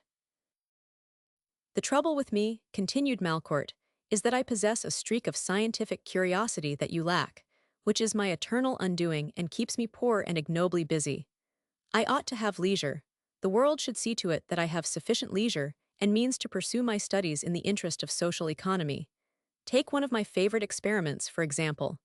I see a little ball rattling around in a wheel. Where will that ball stop? You, being less intellectual than I, do not care where it stops. I do. Instantly my scientific curiosity is aroused. I reason logically. I evolve an opinion. I back that opinion, and I remain busy and poor. I see a pretty woman. Is she responsive or unresponsive to intelligently expressed sentiment? I do not know. You do not care. I do. My curiosity is piqued. She becomes to me an abstract question which scientific experiment alone can elucidate." Hamel, leaning on the footboard of the bed, laughed and straightened up. "All right, Malcourt, if you think it worthwhile. What pursuit, if you please, is worthier than logical and scientific investigations? Make a lot of honest money and marry some nice girl and have horses and dogs and a bully home and kids. Look here, as Wayward says, you are not the devilish sort you pretend to be. You are too young for one thing. I never knew you to do a deliberately ungenerous act. Like most rascals, I am liable to sentimental generosity in streaks. Thanks. But somehow, I am so damned intelligent that I can never give myself any credit for relapsing into traditional virtues. Impulse is often my executive officer, And if I were only stupid, I would take great comfort out of it. Hamel walked toward the door, stopping on the threshold to say, "Well, I will tell you one thing, Malcourt. I have often disliked you at times, but I do not now. And I do not exactly know why." "I do." "Why?" "Oh, because you have forgiven me. Also you think I have a better side." "Have not you?" "My son," said Malcourt, "if somebody'll prove it to me I might sleep better. Just at present I am ready for anything truly criminal. There was a killing at the club all right. I assumed the role of the defunct. Now I have not any money. I have overdrawn my balance and my salary. Portlaw is bilious, peevish, unapproachable. If I asked you for a loan, I would only fall a victim again to my insatiable scientific curiosity. So I will just lie here and browse on cigarettes and grapefruit until something happens." "If you need any money—" "I told you that we are more or less alike," nodded Malcourt. "Your offer is partly traditional, partly impulsive, altogether ill-considered, and does your intelligence no credit." Hamel laughed. "All the same it's an offer," he said, "and it stands. I am glad I know you better, Malcourt. I will be sorry instead of complacently disgusted if you never pan out, but I will bet you do some time." Malcourt looked up. "I am ass enough to be much obliged," he said. "And now, before you go, what the devil did you shoot in the woods?" "Miss Cardross got a gobble-rabout, the biggest bird I ever saw. Udo Stent skinned it, and Mr. Cardross is going to have it set up in New York. It's a wonderful—" "Did not you shoot anything?" "Oh, I assassinated a few harmless birds," said Hamel absently, and walked out into the corridor. "I have got to go over a lot of accumulated letters and things," he called back. "See you later, Malcourt." There was a mass of mail, bills, plans, and office reports for him lying on the hall table. He gathered these up and hastened down the stairway. On the terrace below, he found Mrs. Cardross, and stopped to tell her what a splendid trip they had, and how beautifully Sheila had shot. "You did rather well yourself," drawled Mrs. Cardross with a bland smile. "Sheila says so." "Oh yes, but my shooting does not compare with Sheila's. I never knew such a girl. I never believed they existed." "They are rare," nodded the matron. "I am glad everybody finds my little daughter so admirable in the field." "Beyond comparison in the field and everywhere," said Hamel, with a cordiality so laboriously frank that Mrs. Cardross raised her Eisen instant onlethen, continued sorting the skeins of silk in her voluminous lap. Sheila appeared in sight among the roses across the lawn, and, as Mr. Cardross came out on the terrace to light his after-breakfast cigar, Hamel disappeared in the direction of the garden, where Sheila now stood under the bougainvillea, leisurely biting into a sapodilla. Mrs. Cardross nodded to her white linen-clad husband, who looked very handsome with the silvered hair at his temples, accentuating the clear, deep tan of his face. "You are burnt, Neville. Did you and the children have a good time?" "A good time? Well, just about the best in my life except when I am with you. Too bad you could not have been there. Sheila shoots like a demon. You ought to have seen her among the quail, and later in the sawgrass, pulling down mallard and duskies from the sky-high overhead range. I tell you, Amy, she's the cleverest, sweetest, cleanest sportsman I ever saw afield. Gray, of course, stopped his birds very well. He has a lot of butterflies to show you and longicorns. I believe he calls those beetles with enormous feelers. Little Tiger is a treasure. Udo and the others did well." "And Mr. Hamel," drawled his wife. "I like him. It's a verdict, dear. You were quite right. He is a nice brother, a lovable boy. I have discovered no cloven hoof about him. He does not shoot particularly well, but his field manners are faultless." His wife, always elaborately upholstered, sat in her wide, reclining chair, plump, jeweled fingers busy with a silk necktie for Hamel, her pretty blue eyes raised at intervals to scan her husband's animated features. "Does Gray like him as much as ever, Neville?" "Oh Lord, Gray adores him, and I like him, and you knit neckties for him, and Jessie doses him, and Cecil quotes him." "And Sheila?" Oh, Sheila seems to like him, said Cardross genially. His wife raised her eyes, then calmly scrutinized her knitting. And Mr. Hamill? What about him, dear? Does he seem to like Sheila? Her husband glanced musingly out over the lawn where, in their white flannels, Sheila and Hamill were now seated together under a brilliant Japanese lawn umbrella, examining the pile of plans, reports and blueprints which had accumulated in Hamill's office since his absence. He seems to like her, nodded Cardross. I am sure he does. Why not? They were together a good deal, you said last night. Yes, but either Gray or I or one of the guides. Of course, then you do not think. Cardross waited and finally looked up. What, dear? That there is anything more than a sensible friendship between Sheila and Garrett Hamill. Yes, we were not discussing the Emperor of China. Cardross laughed and glanced sideways at the lawn umbrella. I didn't know. His wife raised her brows but not her head. Why, Neville? Why what? Your apparent doubt as to the significance of their friendship. Dear, I do not know much about those things. His wife waited. Hamill is so nice to everybody, and I have not noticed how he is with other young girls, continued her husband restlessly. He does seem to tag after Sheila once or twice, I thought her, it seemed to me, or rather. His wife waited. Well, he seemed rather impressed by her field qualities, concluded Cardross weakly. His wife waited. Her husband lit a cigar very carefully. That's all I noticed, dear. Mrs. Cardross laid the narrow bit of woven blue silk on her knee and smoothed it reflectively. Neville. Yes, dear. I wonder whether Mr. Hamill has heard. Her husband did not misunderstand. I think it likely. That old harridan. Please, Neville. Well then, Mrs. Van Diemen has talked ever since you and Sheila sat on the aspirations of her impossible son. You think Mr. Hamill knows? Why not? Everybody does, thanks to that venomous old lady and her limit of an offspring. And in spite of that you think Mr. Hamill might be seriously impressed. Why not? Repeated Cardross. She's the sweetest, cleanest-cut sportsman.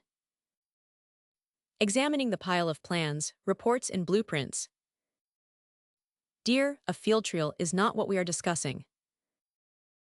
No, of course, but those things count with a man. And besides, admitting that the story is all over Palm Beach and New York by this time, is there a more popular girl here than our little Sheila? Look at the men troops of M. Alex Annan knew when he tried his luck. You had to tell Mr. Kipe, but Sheila was obliged to turn him down after all. It certainly has not intimidated anybody. Do you remember 2 years ago how persistent Louis Malcourt was until you squelched him? Yes, but he did not know the truth then. He acts sometimes as though he knew it now. I do not think he would ask Sheila again. And Neville, if Mr. Hamill does not know, and if you think there is the slightest chance of Sheila becoming interested in him, he ought to be told indirectly. Unhappiness for both might lie in his ignorance. Sheila would tell him before he. Of course, Beautit might then be too late for her if he prove less of a man than we think him. He comes from a family whose connections have always thought a great deal of themselves in the narrower sense, a family not immune from prejudice. His aunt, Miss Palliser, is very amiable, but dear, we must not make the mistake that she could consider Sheila good enough for her nephew. One need not be a snob to hesitate under the pitiful circumstances. If I know Hamill, he will ask little advice from his relatives.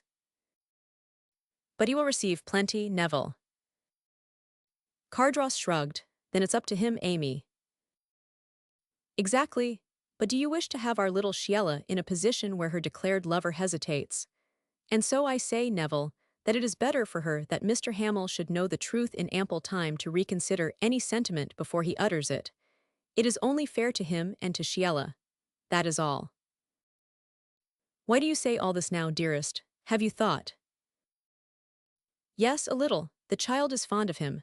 I did think she once cared for Louis as a young girl cares for a boy. But we could not permit her to take any chances, poor fellow. His family record is sadly against him. No, we did right, Neville. And now, at the first sign, we must do right again between Sheila and this very lovable boy who is making your park for you. Of course, said Cardross absently, but the man who hesitates because of what he learns about Sheila is not worth enlightening.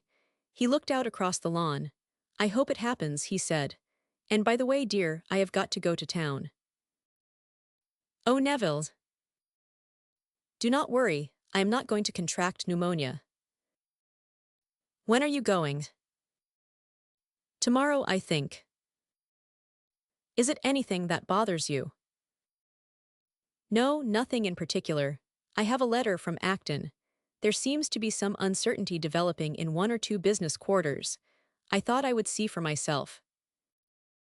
Are you worrying? About what? About the Shoshone Securities Company. Not exactly worrying. She shook her head, but said nothing more. During February, the work on the Cardross estate developed sufficiently to become intensely interesting to the family.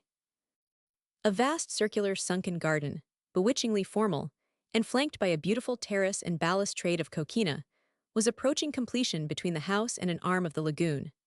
The stone bridge over the water remained unfinished, but already, across it, miles of the wide forest avenue stretched straight away, set at intervals by carrefours centered with fountain basins from which already tall sparkling columns of water tumbled up into the sunshine. But still the steam jets puffed up above the green treetops, and the sickening whine of the sawmill, and the rumble of traction engines over rough new roads of shell, and the far racket of chisel and hammer on wood and stone continued from daylight till dark. Every day brought to Hamel new questions, new delays, vexations of lighting, problems of piping and drainage. Contractors and subcontractors beset him, draftsmen fairly buried him under tons of drawings and blueprints, all of which was as nothing compared to the labor squabbles and endless petty entanglements which arose from personal jealousy or political vindictiveness, peppered with dark hints of peonage, threats, demands, and whispers of graft. The leasing of convict labor for the more distant roadwork also worried him, but the sheriffs of Dade and Volusia were pillars of strength and comfort to him in perplexitalian, soft-spoken, hawk-faced gentlemen, gentle and incorruptible, who settled scuffles with a glance, and local riots with a deadly drawl of warning which carried conviction like a bullet to the bad nigger of the bluegum variety, as well as to the brutish white autocrat of the turpentine camps. That the work progressed so swiftly was wonderful, even with the unlimited means of Neville Cardross to back his demands for haste.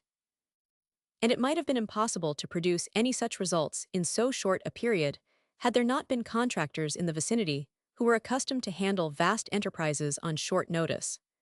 Some of these men, fortunately for Hamel, had been temporarily released from sections of the great Key West Line construction, and these contractors with their men and materials were immediately available for the labor in hand. So although February work was rushed forward, and March found the sunken garden in bloom, stone-edged pools full of lotus and lilies, orange trees blossoming in a magnificent sweep around the balustrade of the terrace, and beyond, the graceful stone bridge. Passable but not quite completed. Neither were the great systems of pools, fountains, tanks, and lakes completed by any means, but here and there foaming jets trembled and glittered in the sunlight, and here and there placid reaches, crystal clear, reflected the blue above. As for Palm Beach, visitors and natives had watched with liveliest interest the development of the great Cardross Park. In the height of the season, visits to the scene of operations were made functions. Tourists and residents gathered in swarms and took tea and luncheon under the magnificent live oaks of the hammock. Mrs. Cardross herself gave a number of lawn fêtes with the kindly intention of doing practical good to Hamel, the success of whose profession was so vitally dependent upon the approval and personal interest of wealth and fashion and idleness. Sheila constantly tormented him about these functions for his benefit, suggesting that he attire himself in a sloppy velvet jacket and let his hair grow and his necktie flow. She pretended to prepare placards advertising Hamill's popular parks for poor people at cut rates, including wooden horses and a barrel organ. An idea of mine, she suggested, glancing up from the writing pad on her knees, is to trim a dozen alligators with electric lights and turn them loose in our lake. There's current enough in the canal to keep the lights going, is not there, Mr. Hamill? Incandescent alligators would make Luna Park look like a bog full of fireflies. Oh, Sheila, let him alone, protested Mrs. Carrick. For all you know, Mr. Hamill may be dreadfully sensitive. I will let him alone if he will let his beard grow horrid and silky, and permit us to address him as Cher Mater. I will not insist on that if you will call me by my first name, said Hamill mischievously. I never will, returned the girl. Always when he suggested it, the faint pink of annoyed embarrassment tinted Sheila's cheeks, and now everybody in the family rallied her on the subject, for they all had come to call him Gary by this time. Do not I always say Sheila to you? He insisted. Yes, you do, and nobody was consulted. I informed my mother, but she does not seem to resent it, so I am obliged to. Besides, I do not like your first name. Mrs. Cardross laughed gently over her embroidery. Malcourt, who was reading the stock column in the news, turned and looked curiously at Hamill, then at Sheila. Then catching Mrs. Carrick's eye. Portlaw is rather worried over the market, he said. I think he's going north in a day or two. Why, Louis, exclaimed Mrs. Cardross, then you will be going too, I suppose. His ways are my ways, nodded Malcourt. I have been here too long anyway, he added in a lower voice, folding the paper absently across his knees. He glanced once more at Sheila, but she had returned to her letter writing. Everybody spoke of his going in tones of civil regret, everybody, except Sheila, who had not even looked at him. Cecile's observations were plainly perfunctory, but she made them nevertheless, for she had begun to take the same feminine interest in Malcourt that everybody was now taking in view of his very pronounced attentions to Virginia Sidham. All the world may not love a lover, but all the world watches him, and a great many pairs of bright eyes and many more pairs of faded ones were curiously following the maneuvers of Louis Malcourt and Virginia Sidham. Very little of what these two people did escaped the social Argus at Palm Beach, their promenades on the verandas of the two great hotels, their appearance on the links and tennis courts together, their daily encounter at the bathing hour, their inevitable meeting and pairing on lawn, in ballroom, afloat, ashore, wherever young people gathered under the whip of light social obligations or in pursuit of pleasure. And they were discussed. She being older than he, and very wealthy, the veranda discussions were not always amiable, but nobody said anything very bitter because Virginia was in a position to be socially respected, and the majority of people rather liked Malcourt. Besides, there was just enough whispering concerning his performances at the club, and the company he kept there, to pique the friendly curiosity of a number of fashionable young matrons, who are always prepossessed in favor of a man at whom convention might possibly one day glance askance. So everybody at Palm Beach was at least aware of the affair. Hamill had heard of it from his pretty aunt, and had been thoroughly questioned. It was very evident that Miss Palliser viewed the proceedings with dismay, for she also consulted Wayward, and finally, during the confidential retiring hour, chose the right moment to extract something definite from Virginia.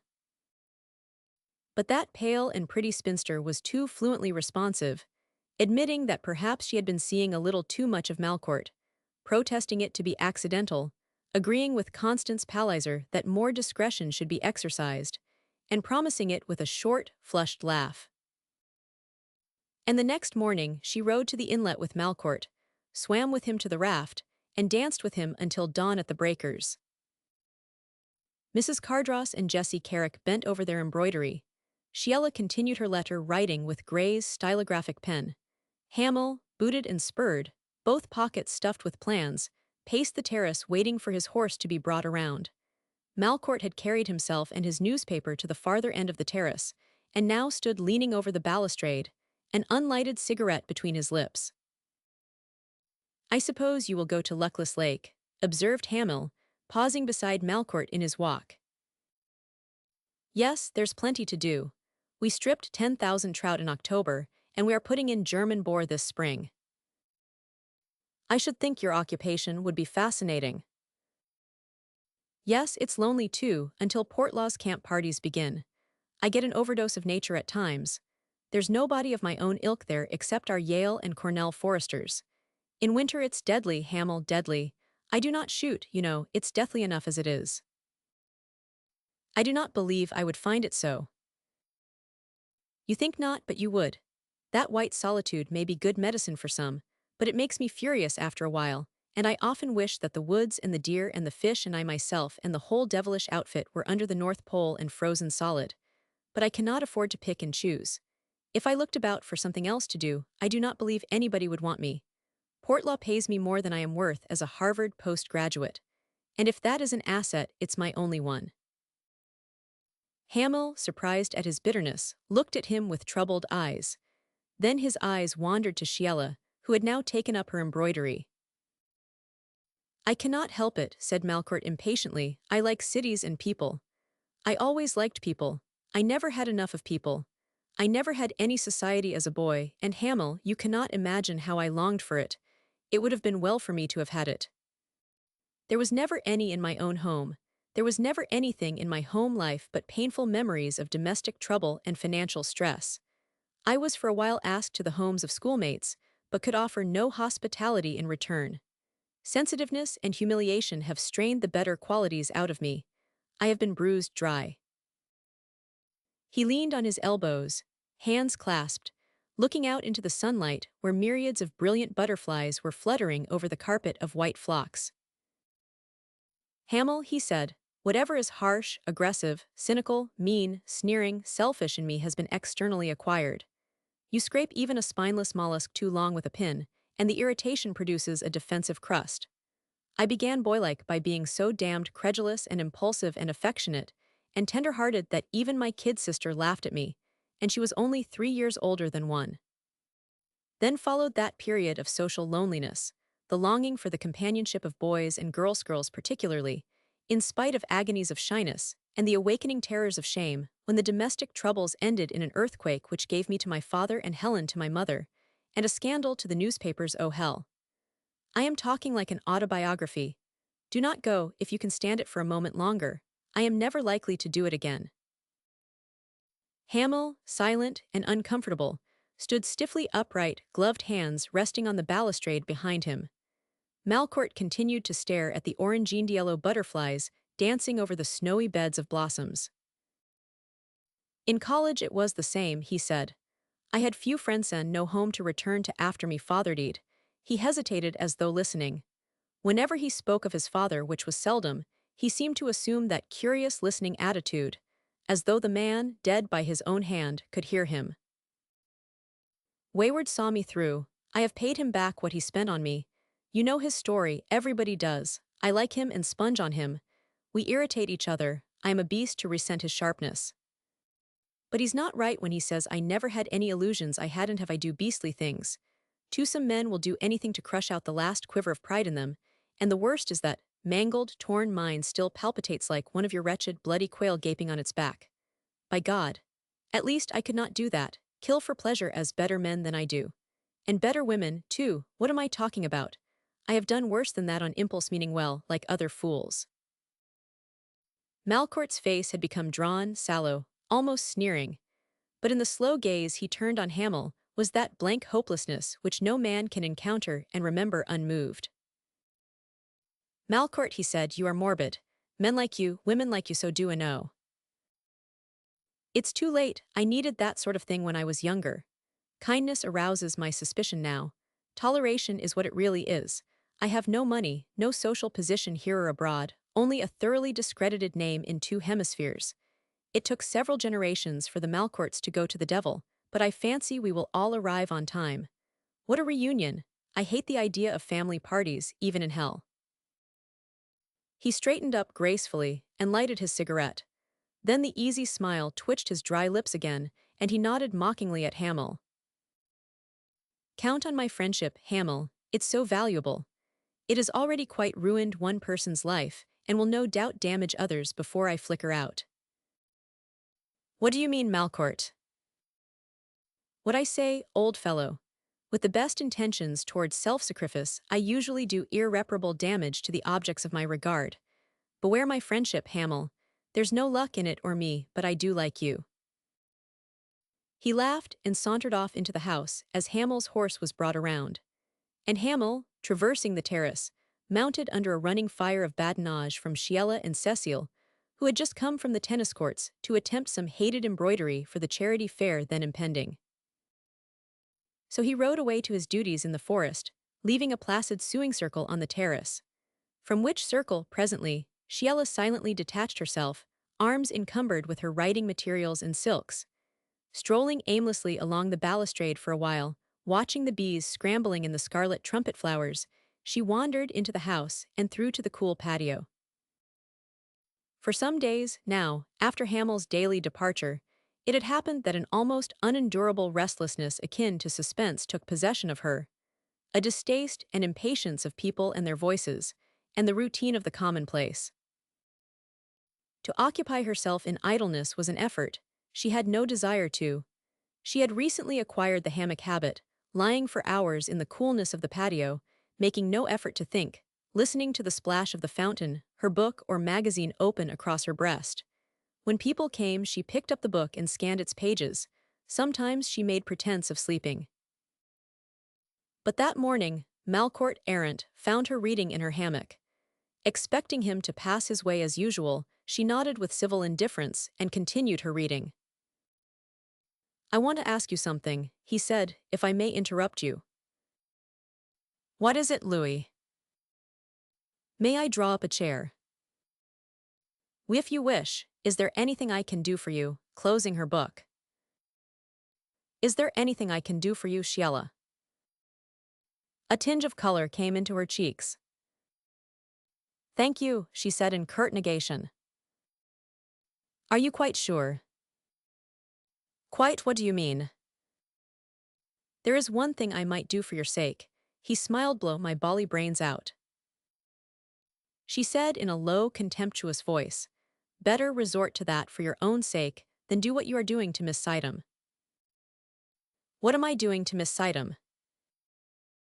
"Making love to her." He sat, eyes idly following the slight swaying motion of her hammock, the smile still edging his lips. "Do not worry about Miss Sidham," he said, "she can take care of herself. What I want to say is this. Once out of mistaken motives which nobody, including yourself, would ever credit, I gave you all I had to give me name. It's not much of a name, but I thought you could use it. I was even fool enough to think other things. And as usual I succeeded in injuring where I meant only kindness. Can you believe that?" "I think you meant it kindly," she said under her breath. "It was my fault, Louis. I do not blame you if you really cared for me. I have told you so before." "Yes, but I was ass enough to think you cared for me." She lay in her hammock, looking at him across the crimson-fringed border.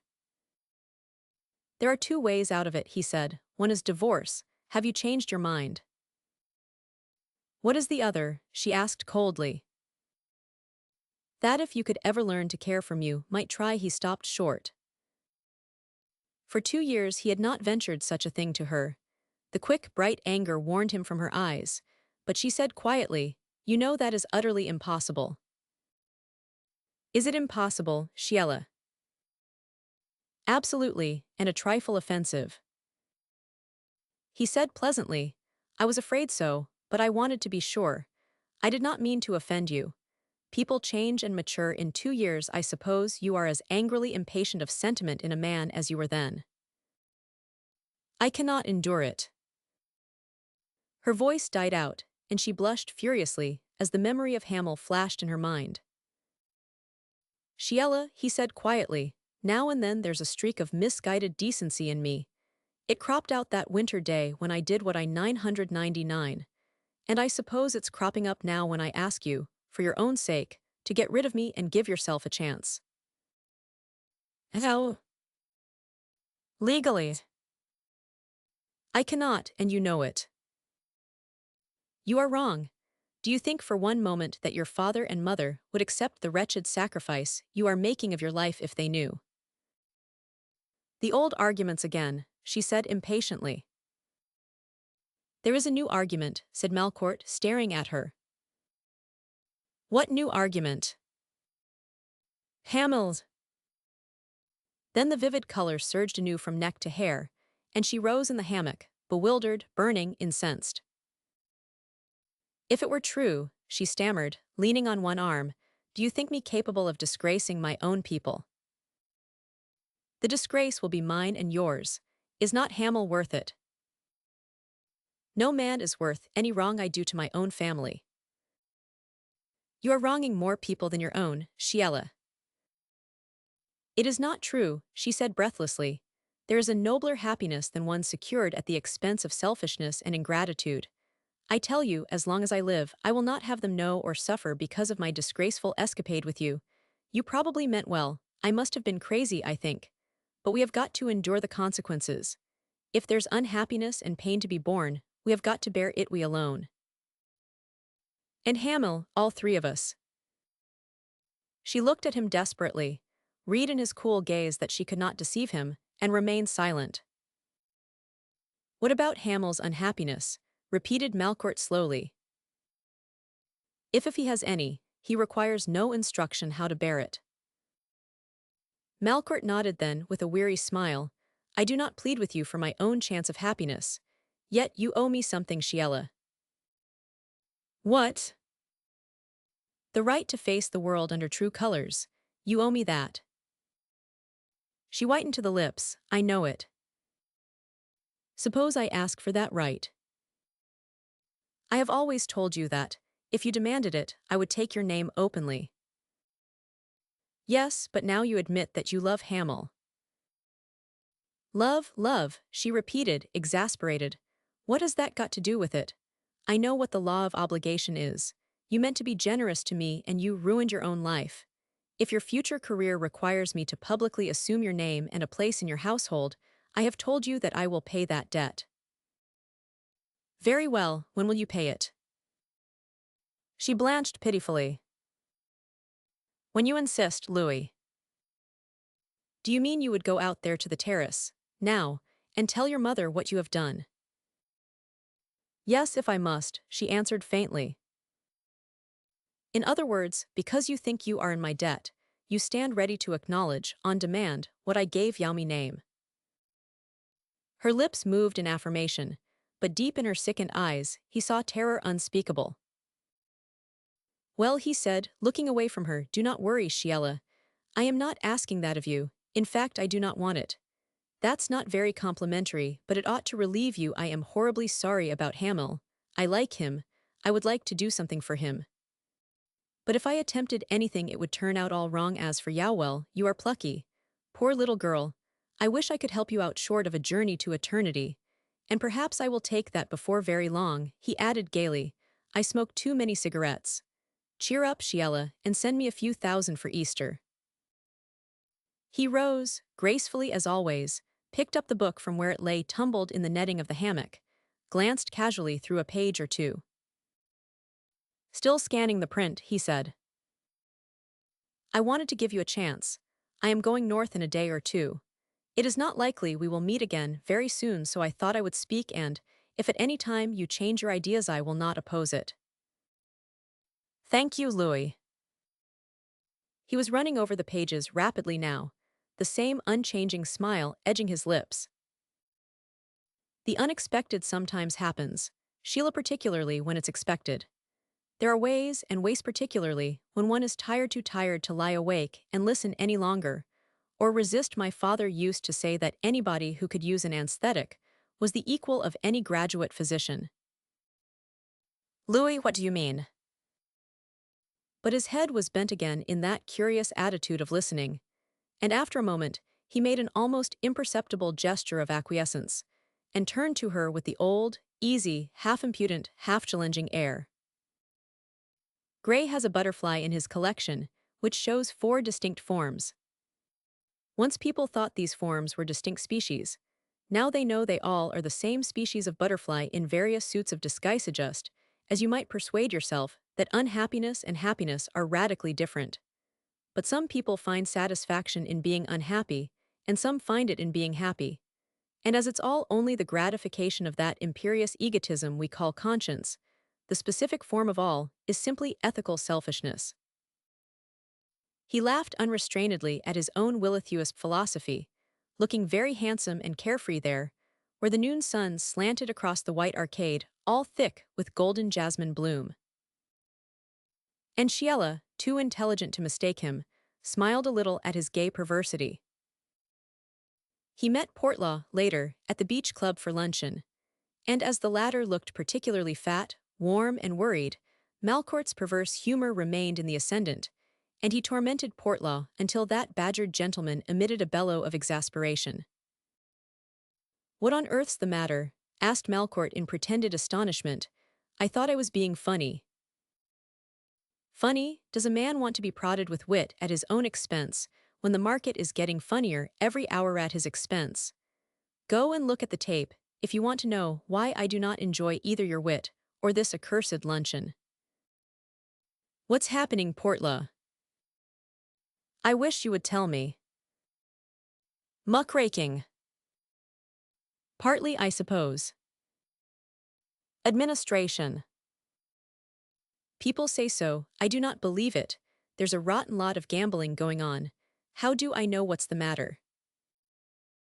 "Perhaps there's not anything the matter, old fellow." "Well, there is, I can sniff it way down here. And I am going home to walk about and listen and sniff some more. Sag, sag, sag, that's what the market has been doing for months. Yet if I sell it short, it rallies on me and I am chased to cover. I go long and the thing sags like the panties on that French count. Yonder, who's the blonde girl with him?" "Hope springs eternal in the human beast," observed Malcourt. "Hope is a bird, porty old chap." "Hope is a squab," growled Portlaw, swallowing vast quantities of claret, all squashy and full of pin feathers. "That's what hope is. It needs a thorough roasting and it's getting it." "Exquisite metaphor," mused Malcourt, gazing affably at the rather blonde girl who crumbled her bread and looked occasionally and blankly at him, occasionally and affectionately at the French count, her escort, who was consuming lobster with characteristic Gallic thoroughness and abandon. "The world," quoted Malcourt, "is so full of a number of things. You are one of them, Portlaw.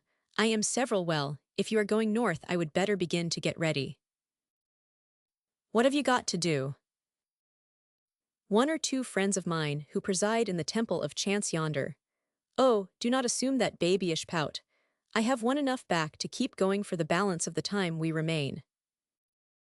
Portlaw, pleased and relieved, finished his claret.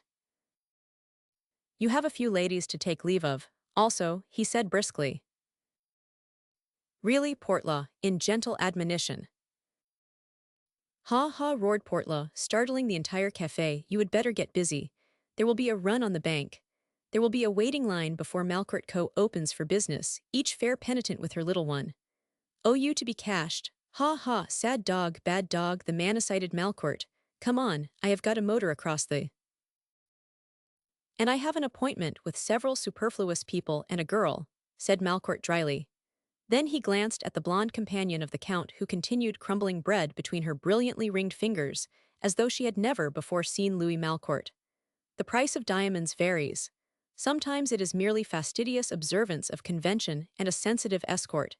It all depends on the world one inhabits. It does indeed." Chapter 14. Strategy.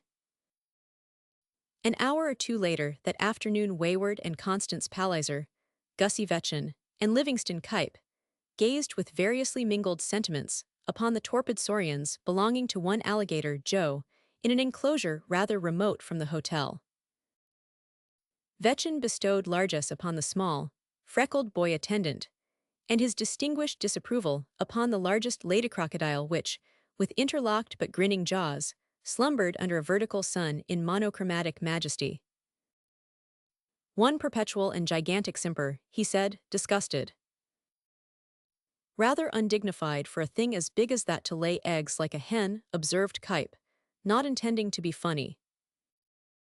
Wayward and Miss Palliser had wandered off together to inspect the pumps. Vetchin, always inquisitive, had discovered a koi manatee in one tank, and was all for poking it with his walking stick until he saw its preposterous countenance emerge from the water. Great heavens, he faltered, it looks like a Dutch ancestor of Cuyp's. Cuyp, intensely annoyed, glanced at his watch. Where the mischief did Miss Sidham and Malcourt go? He asked wayward. I say, Miss Palliser, you do not want to wait here any longer, do you? They are somewhere in the labyrinth, said Wayward. Their chair went that way, did not it, boy? Yeth, thir, said the small and freckled attendant. So the party descended the wooden incline to where their sleepy black chairman lay on the grass, waiting. And presently, the two double chairs wheeled away toward that amusing maze of jungle pathways cut through the impenetrable hammock, and popularly known as the labyrinth. But Miss Sidham and Mr. Malcourt were not in the labyrinth. At that very moment they were slowly strolling along the eastern dunes, where the vast solitude of sky and sea seemed to depress even the single white-headed eagle standing on the wet beach, head and tail adroop, motionless, fish-gorged. No other living thing was in sight except the slim, blue dragonflies, ceaselessly darting among the beach grapes. Nothing else stirred except those two figures on the dunes, moving slowly, heads bent as though considering the advisability of every step in the breaking sands. There was a fixed smile on the girl's lips, but her eyes were mirthless, almost vacant. So you have decided to go, she said. Portlaw decides that sort of thing for me. It's a case of necessity. Malcourt answered lightly. He intends to go. Who can stop a fat and determined man? Besides, the season is over. In 2 weeks there will be nobody left except the indigenous nigger, the buzzards, and a few cast-off summer garments. And a few cast-off winter memories, she said. You will not take any away with you, will you? Do you mean clothes? Memories. I will take some. Which? All those concerning you. Thank you, Louis. They had got that far. And a trifle farther, for her hand, swinging next his, encountered it and their fingers remained interlocked. But there was no change of expression in her pretty, pale face as, head bent, shoulder to shoulder with him, she moved thoughtfully onward along the dunes, the fixed smile stamped on her lips. What are you going to do with your memories? She asked. Pigeonhole and label them, or fling them, like your winter repentance, in the fire of spring. What are you going to do with yours, Virginia? Nothing, they are not disturbing enough to destroy. Besides, unlike yours, they are my first memories of indiscretions, and they are too new to forget easily, too incredible yet to hurt. A woman is seldom hurt by what she cannot understand. He passed one arm around her supple waist. They halted. He turned her toward him. What is it you do not understand? This. My kissing you, like this. She neither avoided nor returned the caress, looking at him out of impenetrable eyes more green than blue like the deep sea under changing skies. Is this what you do not understand, Virginia? Yes, that and your moderation. His smile changed, but it was still a smile. Nor I, he said. Like our friend Warren Hastings, I am astonished, but there our resemblance ends. The eagle on the wet sands ruffled, shook his silvery hackles, and looked around at them. Then, head low and thrust forward, he hulked slowly toward the remains of the dead fish from which, but now he had retired in the disgust of satiation. Meanwhile Malcourt and Miss Sidham were walking cautiously forward again, selecting every footstep, as though treading on the crumbling edges of an abyss. It's rather stupid that I never suspected it, she said, musing aloud. Suspected what? The existence of this other woman called Virginia Sidham, and I might have been mercifully ignorant of her until I died, if you had not looked at me and seen us both at once. We all are that way. Not all women, Louis. Have you found them so? You need not answer. There is in you, sometimes, a flash of infernal chivalry, do you know it? I can forgive you a great deal for it, even for discovering that other and not very staid person, so easily schooled, easily taught to respond, so easily thrilled, easily beguiled, easily caressed. Why, with her head falling back on your shoulder so readily, and her lips so lightly persuaded, one can scarcely believe her to have been untaught through all these years of dry convention and routine, or unaware of that depravity, latent, which it took your unerring faith and skill to discover and develop. How far have I developed it? She bent her delicate head. I believe I have already admitted your moderation. He shivered, walking forward without looking at her for a pace or two, then halted. Would you marry me? He asked. I had rather not, you know it. Why once again? Because of my strange respect for that other woman that I am or was. Which always makes me regret my moderation, he said, wincing under the lash of her words. But I am not considering you, I am considering the peace of mind of that other woman, not yours. He took her in his arms, none too gently. Not yours. I would show no mercy to you. There is only one kind of mercy you would understand. Look into my eyes and admit it. Yes, she said. But your other self understands. Why do not you destroy her? And let her die in her contempt for me. You ask too much, virginiathet inno. If that other virginiathet I didn't know loved me, I would kill this one, not the other. Do you care for that one, Louis? What answer shall I make? The best you can without lying. Then and being in his arms, their eyes were closeted. I think I could love her if I had a chance. I do not know, I can deny myself. They say that is the beginning, but I seldom dovery seldom, and that is the best answer I can give and the truest. Thank you, and so you are going to leave me. I am going north, yes. What am I to do? Return to your other self, and forget me. Thank you again. Do you know, Louis, that you have never once by hint, or by look, or by silence, suggested that it was I who deliberately offered you the first provocation. That is another flicker of that infernal chivalry of yours. Does your other self approve? He said, laughing. My other self is watching us both very closely, Louis. I wish sometimes she were dead. Louis, Louis, as I am now here in your arms, I thought I had descended sufficiently to meet you on your own plane. Beauty you seem higher you at moments, and now, when you are going, you tell my other self to call in the creature we let loose together, for it will have no longer any counterpart to caress Louis. I do love you, how can I let you go? Can you tell me? What am I to do? There are moments when I cannot endure it, the thought of losing the disgrace of your lips, your arms, the sound of your voice. Do not go and leave me like this, don't go. Miss Siddam's head fell, she was crying. The eagle on the wet beach, one yellow talon firmly planted on its awful, tore strip after strip from the quivering mass. The sun etched his tinted shadow on the sand. When the tears of Miss Siddam had been appropriately dried, they turned and retraced their steps very slowly, her head resting against his shoulder, his arm around her thin waist, her own hand hanging loosely, trailing the big straw hat and floating veil. They spoke very seldom, very seldom.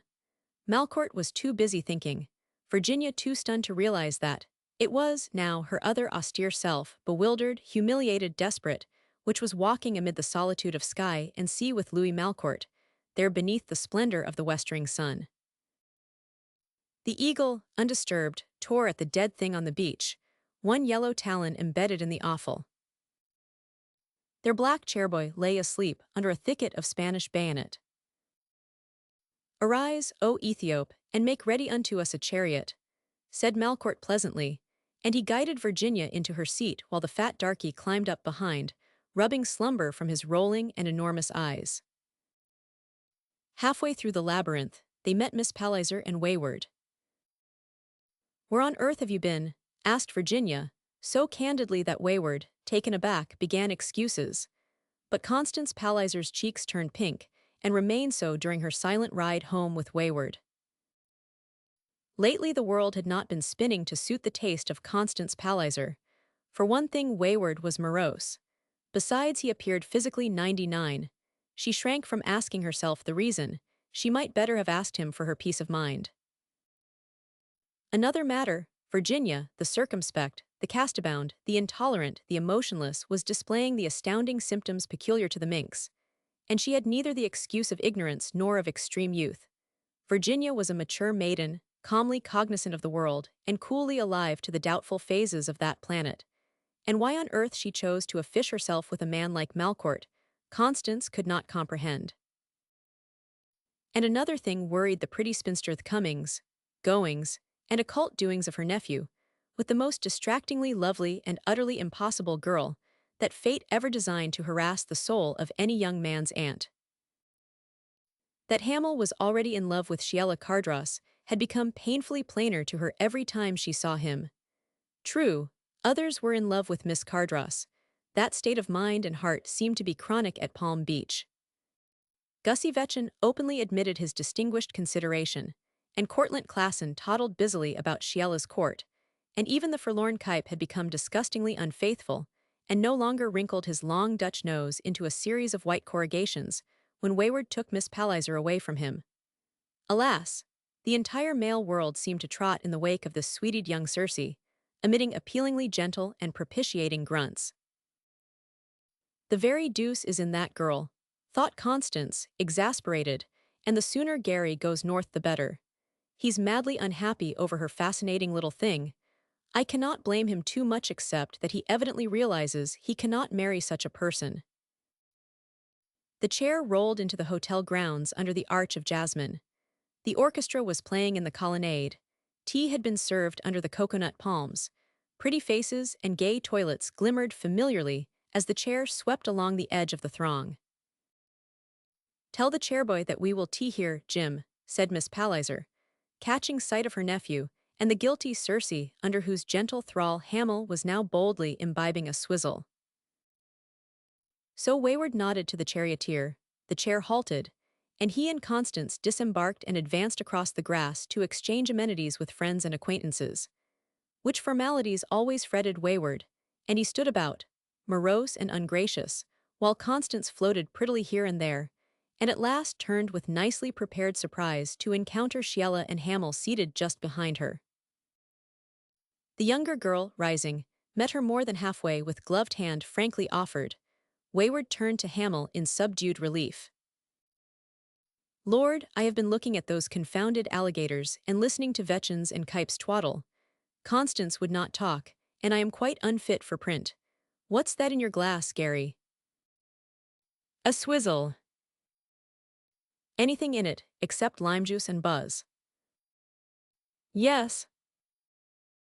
"Then I will not have one. Constance, are you drinking tea?" "Do you want some?" she asked, surprised. "Yes, I do if you can give me some, without asking how many lumps. I take like the inevitable heroine in a British work of fiction."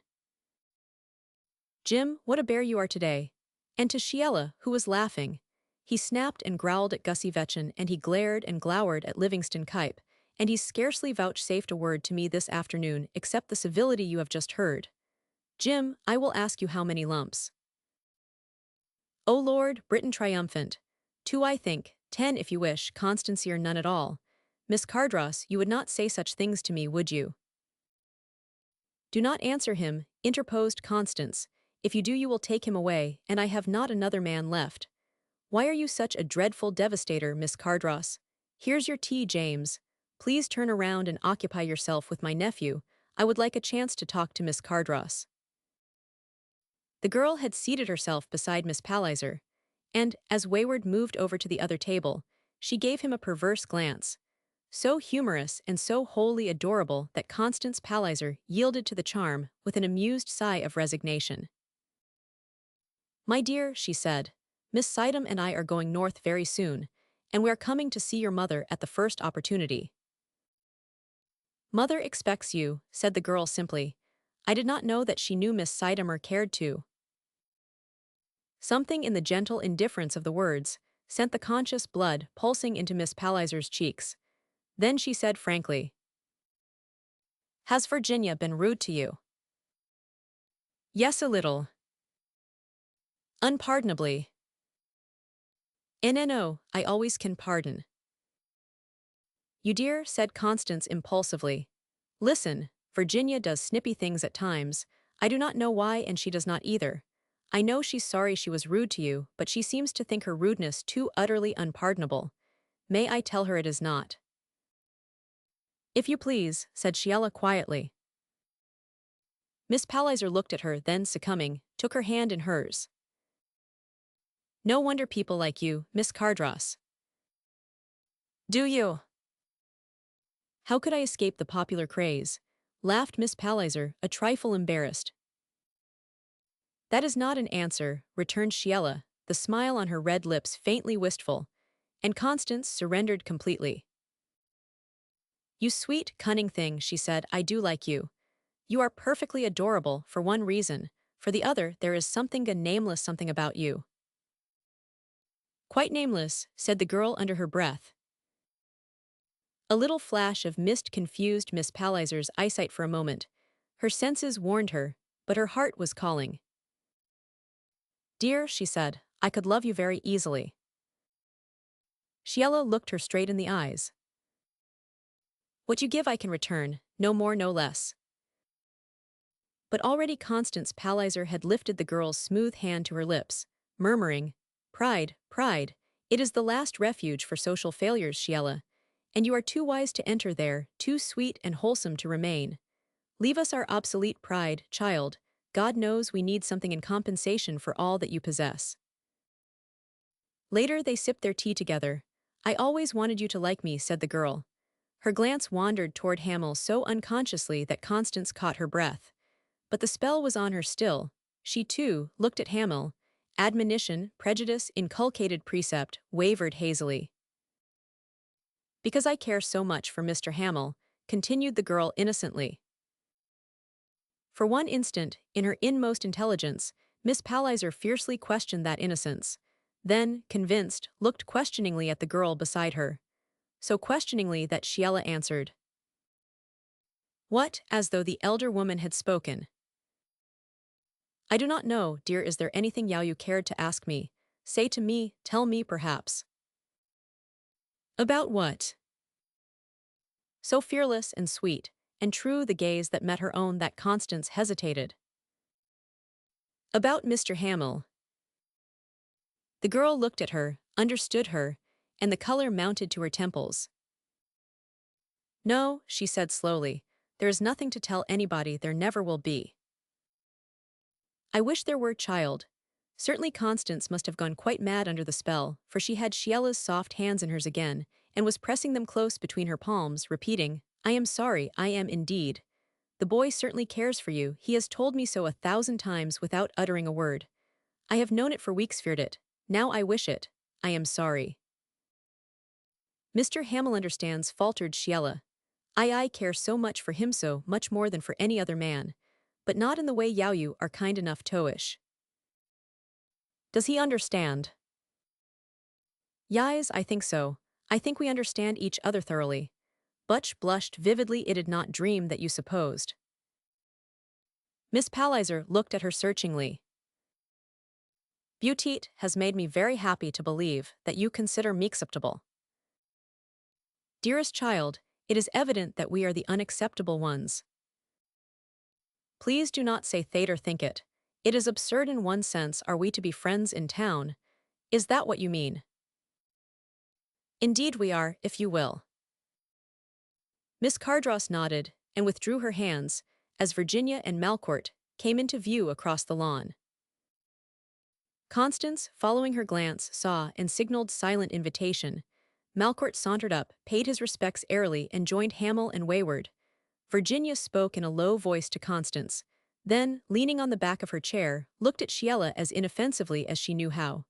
She said, I am very sorry for my rudeness to you. Can you forgive me, Miss Cardross? Yes, will not you have some tea? Her direct simplicity left Virginia rather taken aback. Perhaps she expected some lack of composure in the girl, perhaps a more prolix acceptance of honorable amends. But this terse and serene amiability almost suggested indifference, and Virginia seated herself, not quite knowing how she liked it. Afterward, she said to Miss Palliser, Did you ever see such self-possession, my dear? You know I might pardon my maid in exactly the same tone and manner. But you would not ask your maid to tea, would you? Said Constance, gently amused. I might, if I could afford to, she nodded listlessly. I believe that girl could do it without disturbing her own self-respect or losing caste below stairs or above. As for the Van Diemen just common cat, Constance. Miss Palliser laughed.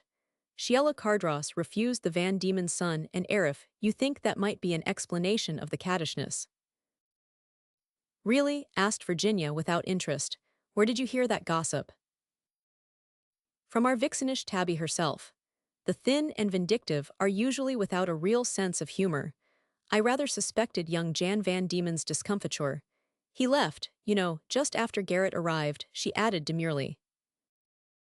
Virginia raised her eyes at the complacent inference, but even curiosity seemed to have died out in her, and she only said, languidly, You think she cares for Garrett, and you approve? I think I would approve if she 999. Does that astonish you? Not very much. Virginia seemed to have lost all spirit. She laughed rarely nowadays. She was paler, too, than usual, paler than was ornamental, and pallor suited her rather fragile features, too. Also, she had become curiously considerate of other people's feelings, rather subdued, less ready in her criticisms, gentler in judgments. All of which symptoms Constance had already noted with incredulity and alarm. Where did you and Louis Malcourt go this afternoon? She asked, unpegging her hair. Out to the beach. There was nothing there except sky and water, and a filthy eagle dining on a dead fish. Miss Palliser waited, sitting before her dresser. But as Virginia offered no further information, she shook out the splendid masses of her chestnut hair, and leaning forward, examined her features in the mirror with minute attention. It's strange, she murmured, half to herself, how ill Jim Wayward has been looking recently. I cannot account for it. I can, dear, said Virginia gently. Constance turned in surprise. How? Mr. Malcourt says that he is practicing self-denial. It hurts, you know. What? Exclaimed Constance, flushing up. I said that it hurts. Such a slur as that harms Louis Malcourt, not Mr. Wayward, returned Constance hotly. Virginia repeated, It hurts to kill desire. It hurts even before habit is acquired, they say. Louis Malcourt says so. And if that is true, can you wonder that poor Mr. Wayward looks like death? I speak in all sympathy and kindnesses, did Mr. Malcourt. So that was it. Constance stared at her own fair face in the mirror, and deep into the pained brown eyes reflected there. The eyes suddenly dimmed and the parted mouth quivered. So that was the dreadful trouble. The explanation of the recent change in him, deep lines of pain from the wing of the pinched nostril, haunted gaze, the long, restless silences, the forced humor and its bitter flavor tainting voice and word. And she had believed, feared with a certainty almost hopeless, that it was his old vice, slowly, inexorably transforming what was left of the man she had known so long and cared for so loyally through all these strange, confusing years. From the mirror, the oval of her own fresh, unravaged face, framed in the burnished brown of her hair, confronted her like a wraith of the past.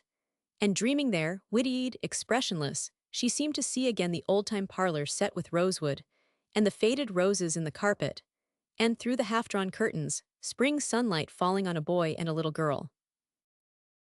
Virginia, partly dressed for dinner, rose and went to the window, frail, restless hands clasped behind her back, and stood there gazing out at the fading daylight. Perhaps the close of day made her melancholy, for there were traces of tears on her lashes.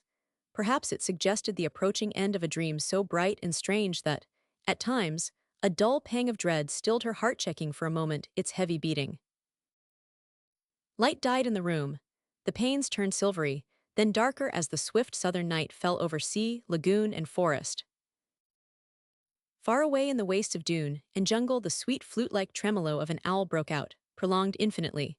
From the dark garden below, a widowbird called breathlessly, its ghostly cry, now a far whisper in the night, now close at hand, husky, hurried, startling amid the shadows. And whir, thud, came the great soft night moths against the window screens where sprays of silvery jasmine clung, perfuming all the night. Still Constance sat before the mirror which was now invisible in the dusk, bare elbows on the dresser's edge, face framed in her hands over which the thick hair rippled. And in the darkness, her brown eyes closed perhaps that they might behold more clearly the phantoms of the past together there in an old-time parlor, where the golden radiance of suns long dead still lingered, warming the faded roses on the floor. And after a long while her maid came with a card, and she straightened up in her chair, gathered the filmy robe of lace, and rising, pressed the electric switch. But Virginia had returned to her own room to bathe her eyelids and pace the floor until she cared to face the outer world once more, and for another hour or two deceive it. Chapter 15, Under Fire. Meanwhile Constance dressed hastily, abetted by the clever maid, for Wayward was below, invited to dine with them. Malcourt also was due for dinner, and as usual late. In fact, he was at that moment leisurely tying his white neckwear in his bedchamber at Villa Cardross, and sometimes he whistled, tentatively, as though absorbed in mentally following an elusive air. Sometimes he resumed a lighted cigarette which lay across the gilded stomach of a Chinese joss, sending a thin, high thread of smoke to the ceiling. He had begun his collection with one small idol. There were now 19, and all hideous. The deuce, he murmured, rejecting the tie and trying another one, and all the things I have got to do this blessed night. Console the afflicted 3 of them, dine with one, get to the breakers and spoon with Anna Thurgett to the club and sup with another, the deuce. He hummed a bar or two of a new waltz, took a puff at his cigarette, winked affably at the idol, put on his coat, and without a second glance at the glass went out whistling a lively tune. Hamel, dressed for dinner, but looking rather worn and fatigued, passed him in the hall.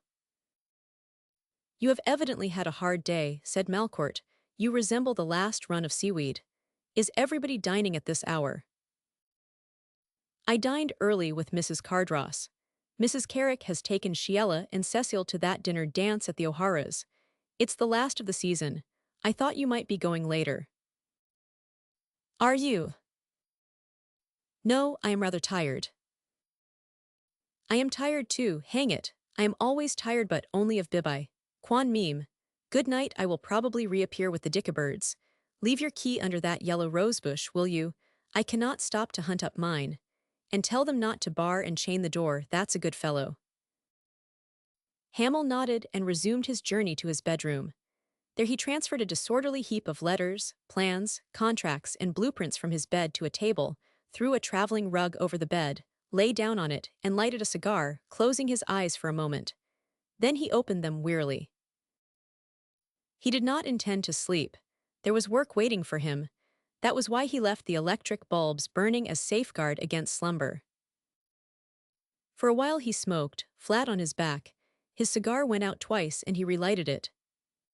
The third time he was deciding whether or not to set fire to it, Agin remembered that and remembered nothing more, except the haunted dreams in which he followed her, through sad and endless forests, gray in deepening twilight, where he could neither see her face nor reach her.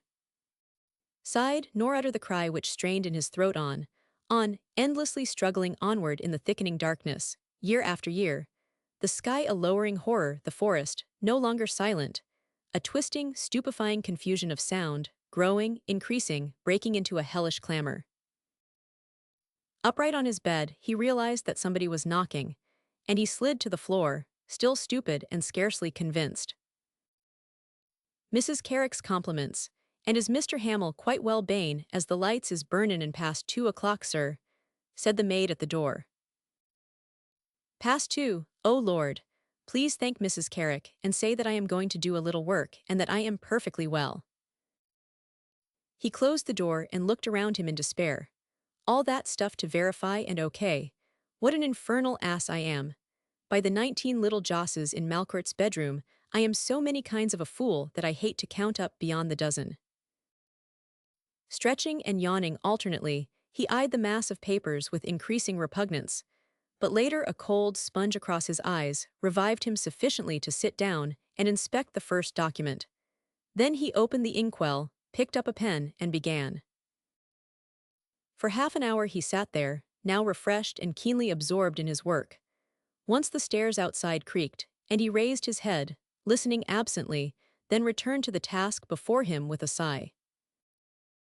All his windows were open. The warm night air was saturated with the odor of Bermuda lilies.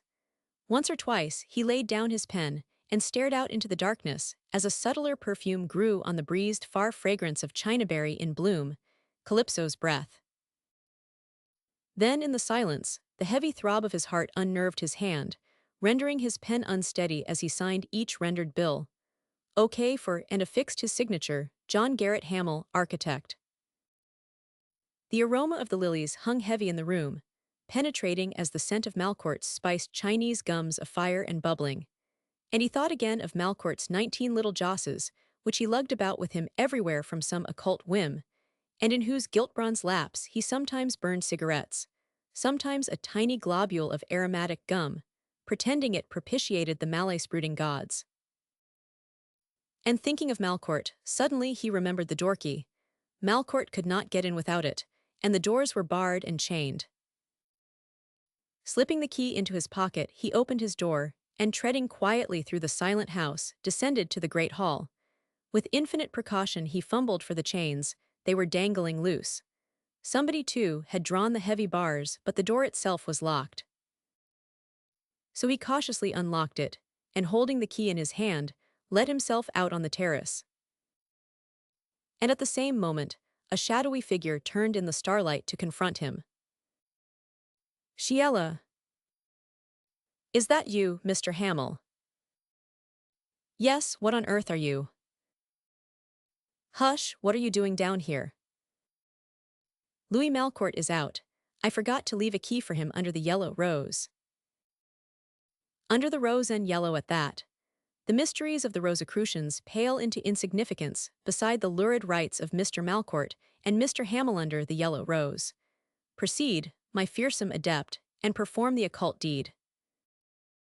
Hamill descended the terrace to the new garden, hung the key to a briar under the fragrant mass of flowers, and glanced up at Sheila, who, arms on the balustrade above him, was looking down at the proceedings.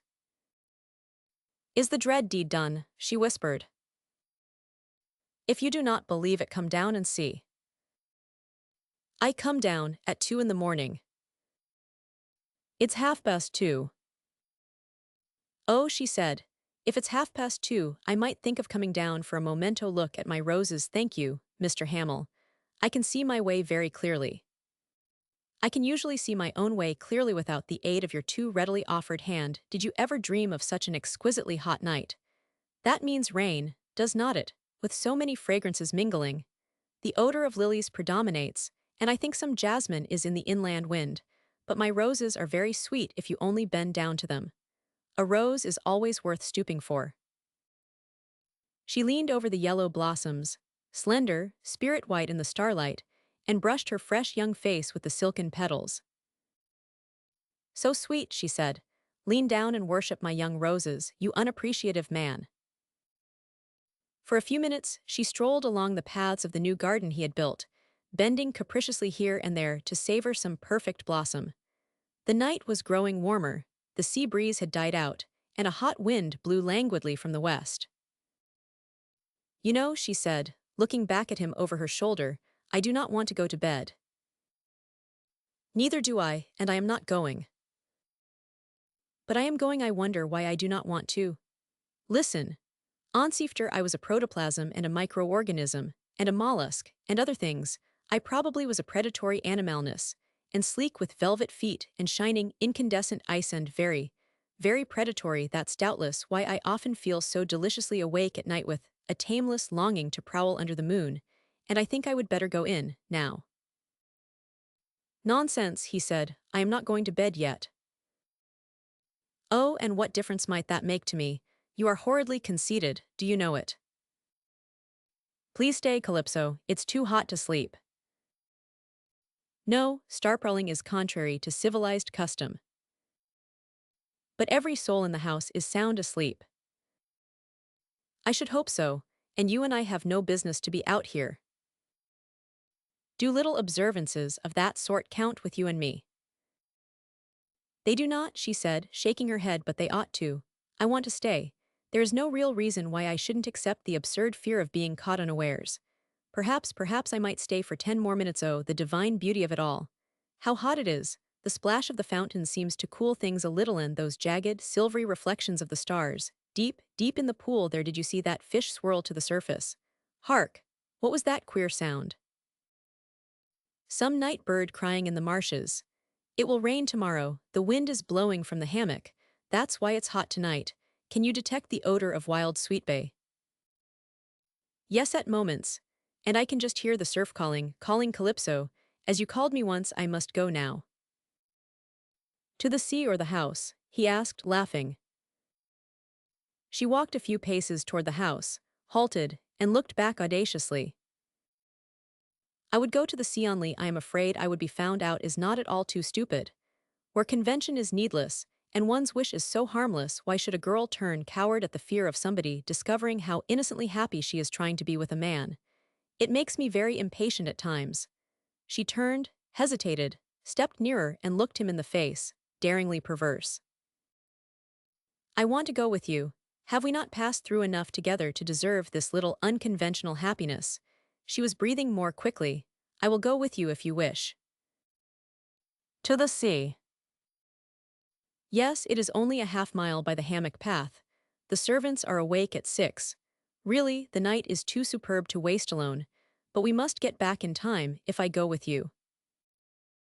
Have you a key? Yes, here in my glove, stripping them from her bare arms. Can you put them into your pocket with the key? And I will pin up my skirt to get it out of the way. What? Do you think it's a pretty gown? I did not think you noticed it. I have danced it to rags, and will you take this fan, please? No, I will wear the wrappets, only cobweb weight. She had now pinned up her gown to walking skirt length. Her slim feet were sheathed in silken dancing gear, and she bent over to survey them, then glanced doubtfully at Hamel, who shook his head. Never mind, she said resolutely, only we cannot walk far on the beach. I could never keep them on in the dune sands. Are you ready, oh my tempter? Like a pair of guilty ghosts they crossed the shadowy garden, skirted the dark orange groves, and instead of entering the broad palm-lined way that led straight east for 2 miles to the sea, they turned into the sinuous hammock path which, curving south, cut off nearly a mile and a half. It's rather dark, she said. They walked for a few minutes in silence, and at first she could not understand why he insisted on leading, because the path was wide enough for both. I will not proceed in this absurd manner, she said at last, like an Indian and his faithful squaw. Why on earth do you? And it flashed across her at the same instant. Is that why, imperiously abrupt? What, he asked, halting. She passed her arm through his, not gently, but her laughing voice was very friendly. If we jump a snake in the dark, my friend, we jump him together. It's like you, but your friend Shiela will not permit it. Oh, it's only a conventional precaution.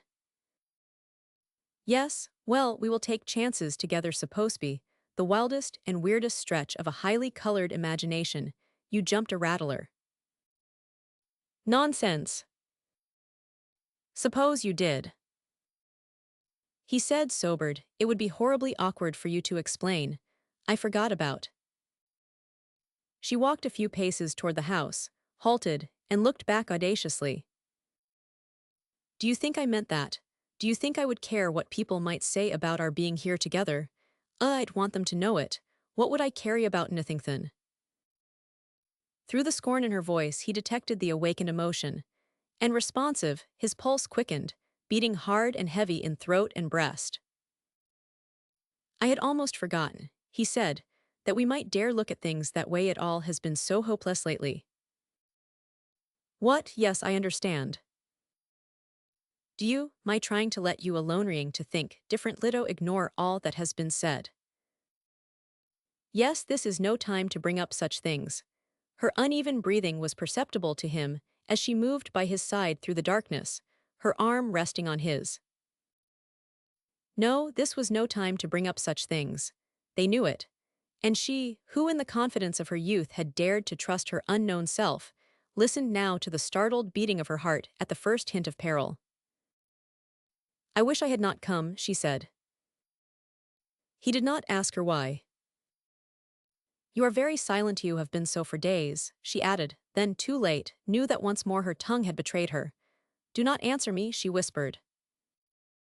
Why not? Because what I say is folly. I must ask you to release my hands.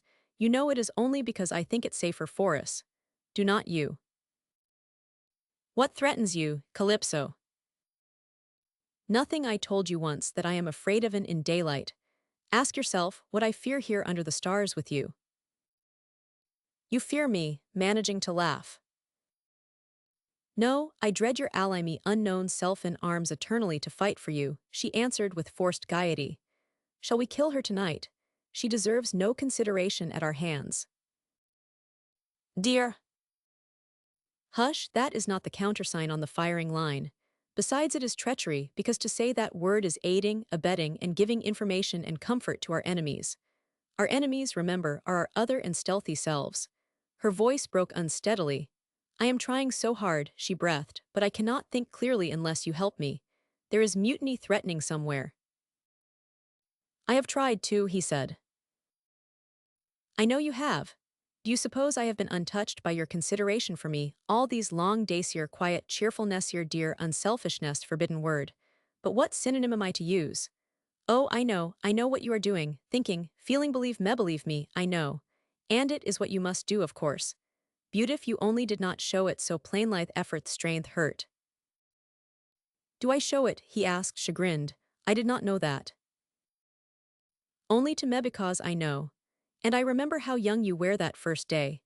Your whole expression has changed, and I know why at times it scarcely seems that I can bear it when I see your mouth laughing at the world, and your eyes without mirth dedan the youth in you so altered, so quenched, so forgive me, so useless. To what better use could I devote it, Sheila? Oh, you do not know, you are free. There are other women, other hopes to understand what freedom means. It means you, Sheila. She fell silent, then.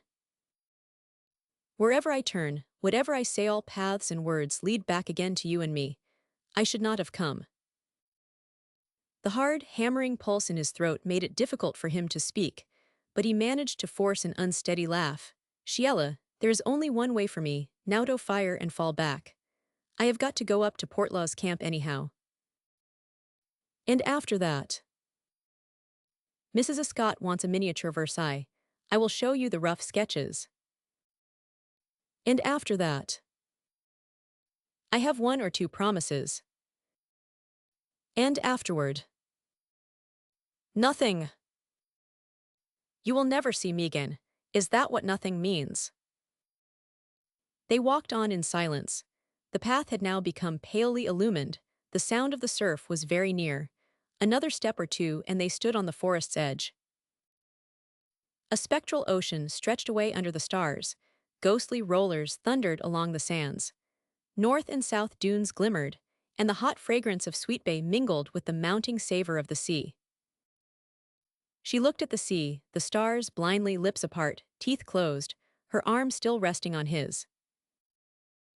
Nothing, she repeated under her breath. That was the best answer. Do not touch my hand. I was mad to come here. How close and hot it is. What is that new odor so fresh and sweet? Chinaberry in bloom. Is it? I am not sure. Once I thought it was you, the fragrance of your hair and breath, Calypso. When did you think that? Our first night together. She said, I think this is our last. He stood for a while, motionless, slowly raised his head and looked straight into her eyes, took her in his arms, holding her loosely. White of cheek and lip, rigid, her eyes met his in breathless suspense. Fear widened them, her hands tightened on his wrists behind her. Will you love me? No, she gasped. Is there no chance? No. Her heart was running riot, every pulse in rebellion. A cloud possessed her senses, through which her eyes fought desperately for sight. Give me a memory to carry through the years, he said unsteadily. No. Not one. No. to help us endure. Suddenly she turned in his arms, covering her eyes with both hands. Take what you wish, she panted. He touched one slim rigid finger after another, but they clung fast to the pallid face. Time and space reeled through silence. Then slowly, lids still sealed with desperate white hands, her head sank backward. Untaught, her lips yielded coldly, but the body, stunned, swayed toward him as he released her, and his arms supporting her, they turned blindly toward the path. Without power, without will, passive, dependent on his strength, her trembling knees almost failed her. She seemed unconscious of his lips on her cheek, on her hair off, her cold hands crushed in his, of the words he uttered, read senseless, broken phrases, questions to which her silence answered and her closed lids acquiesced. If love was what he was asking for, why did he ask? He had his will of her lips, her hair, her slim fragrant hands, and now of her tears, for the lashes were wet and the mouth trembled. Her mind was slowly awaking to pain. With it, far within her in unknown depths, something else stirred, stilling her swelling heart.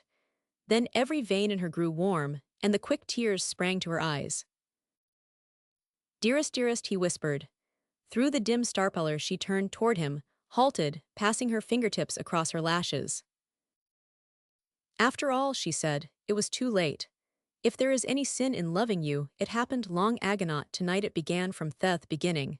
Does the touch of your lips make me any worse? But I am not afraid if you wish it know that I know I always loved you. Shiela, Shiela, little sweetheart. I love you so, she said. I cannot help it any more than I could in dreams, any more than I could when we met in the sea and the fog. Should I lie to myself and you? I know I can never have you for mine. I know. But if you will be near me when you can, if you will only be near sometimes. She pressed both his hands close between hers. Diarcan, you give up your freedom for a girl you cannot have.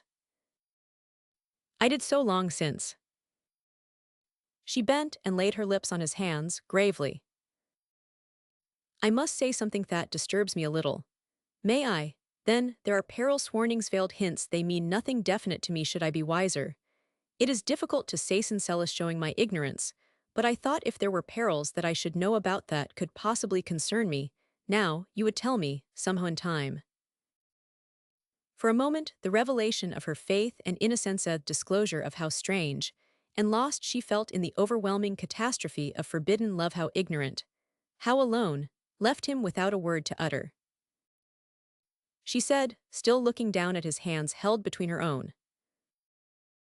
A girl who has done what I have done loses her bearings. I do not know yet how desperately bad I am. However, one thing remains clear, only one, that no harm could come to me, family Evan, if I have given myself to you.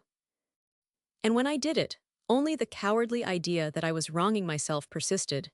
If that is my only sin, you are worth it. And if I committed worse, I am not repentant.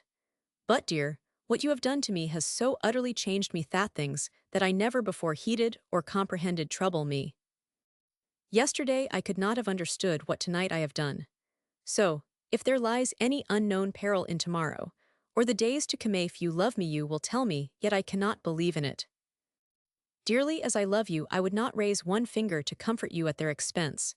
I would not go away with you, I would not seek my freedom for your sake. If there is in my love anything base or selfish, I am not conscious of it. I cannot marry you, I can only live on, loving you. What danger can there be in that for you and me? None, he said. She sighed happily, lifted her eyes, yielded to his arms, sighing her heart out, lips against his. Somewhere in the forest, a bird awoke singing like a soul in paradise. Chapter 16, An Ultimatum. With the beginning of March, the end of the so-called social season, south of Jupiter Light, is close at hand. First, the great winter hotels close. Then one by one, doors and gates of villa and cottage are locked, bright awnings and lawn shades furled and laid away, blinds bolted, flags lowered. All summer long villa and caravansary alike stand sealed and silent amid their gardens, blazing under the pale fierce splendor of an unclouded sky. Tenantless, save where, beside open doors of quarters, black recumbent figures sprawl asleep, shiny faces fairly sizzling in the rays of a vertical sun. The row of shops facing the gardens, The white streets, quay, pier, wharf are deserted and silent. Rarely a human being passes. The sands are abandoned except by some stray beachcomber. Only at the station remains any sign of life where trains are being loaded for the north, or roll in across the long drawbridge, steaming south to that magic port from which the white P&O steamers sail away into regions of eternal sunshine. So passes Palm Beach into its long summer sleep, and the haunts of men are desolate, but it is otherwise with the wild. Night and the March moon awake the winter-dormant wilderness from the white man's deadening spell. Now unrestrained, the sound of Negro singing floats inland on the seawind from inlet, bar, and glassestill lagoon. Great, cumbersome, shadowy things lumber down to tidewater-hooch turtles on egg-laying intent. In the dunny hammock the black bear, crab-hungry, awakes from his December sleep and claws the palmetto fruit. The bay lynx steals beachward. A dozen little deaths hatch from the diamondback, alive, and the mean gray fox uncurls and scratches ticks, grinning, red-gummed at the moon. Edging the Everglades, flat-flanked panthers prowl, ears and tail-tips twitching. Doe and buck listen from the cypress shades. The razorback clatters his tusks, and his dull and furry ears stand forward and his dull eyes redden. Then the silver mullet leap in the moonlight, and the tigerroll floats soundlessly to his plunging perch, and his daring yellow glare flashes even when an otter splashes or a tiny fawn stirs. And very, very far away under the stars, rolls the dull bulbilo of the gator, laboring, lumbering, clawing across the sawgrass seas. And all the little striped pigs run, bucking madly, to their dangerous and silent dam who listens, rigid, horny nose a-quiver in the wind.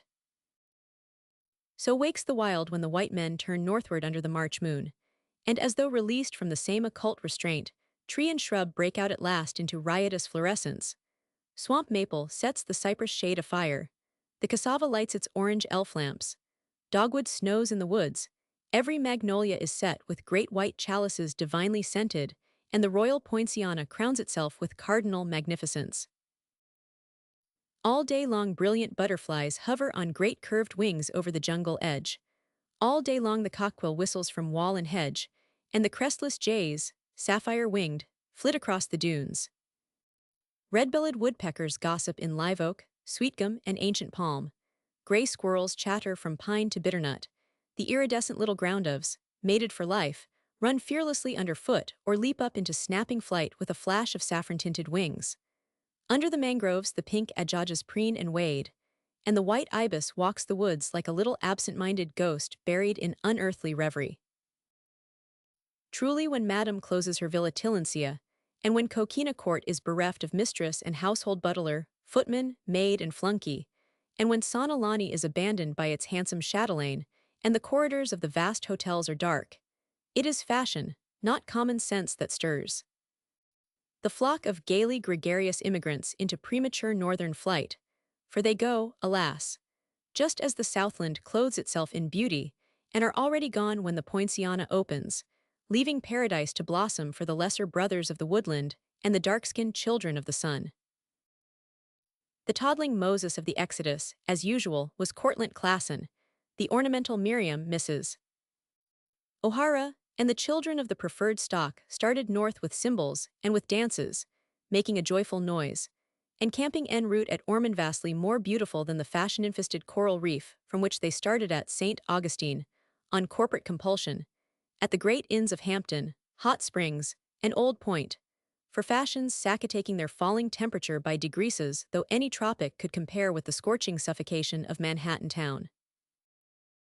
Before the Beach Club closed, certain species of humanity left in a body, including a number of the unfledged, and one or two pretty opportunists. Portlaw went, also Malcourt. It required impudence, optimism, and executive ability for Malcourt to make his separate adieus and render impartial justice on each occasion. There was a girl at the Breakers who was rather apt to slop over, so that interview was timed for noon, when the sun dries up everything very quickly, including such byproducts as tears. Then there was Miss Sidoni to ride with at 5 o'clock on the beach, where the chain of destruction linked Mullet and Osprey, and ended with the robber eaglinged Malcourtiff he chose. But here there were no tears for the westering sun to dry, only strangely quenched eyes, more green than blue, for Malcourt to study, furtively, only the pale oval of a face to examine, curiously and not too cynically, and a mouth, somewhat colorless, to reassure without convictional so without self-conviction. This was except a pair of slim, clinging hands to release when the time came, using discretion and some amiable firmness if required. They were discussing the passing of the old regime, for lack of a safer theme, and he had spoken flippantly of the decadence of the old family's arm around her and her pale cheek against his shoulder.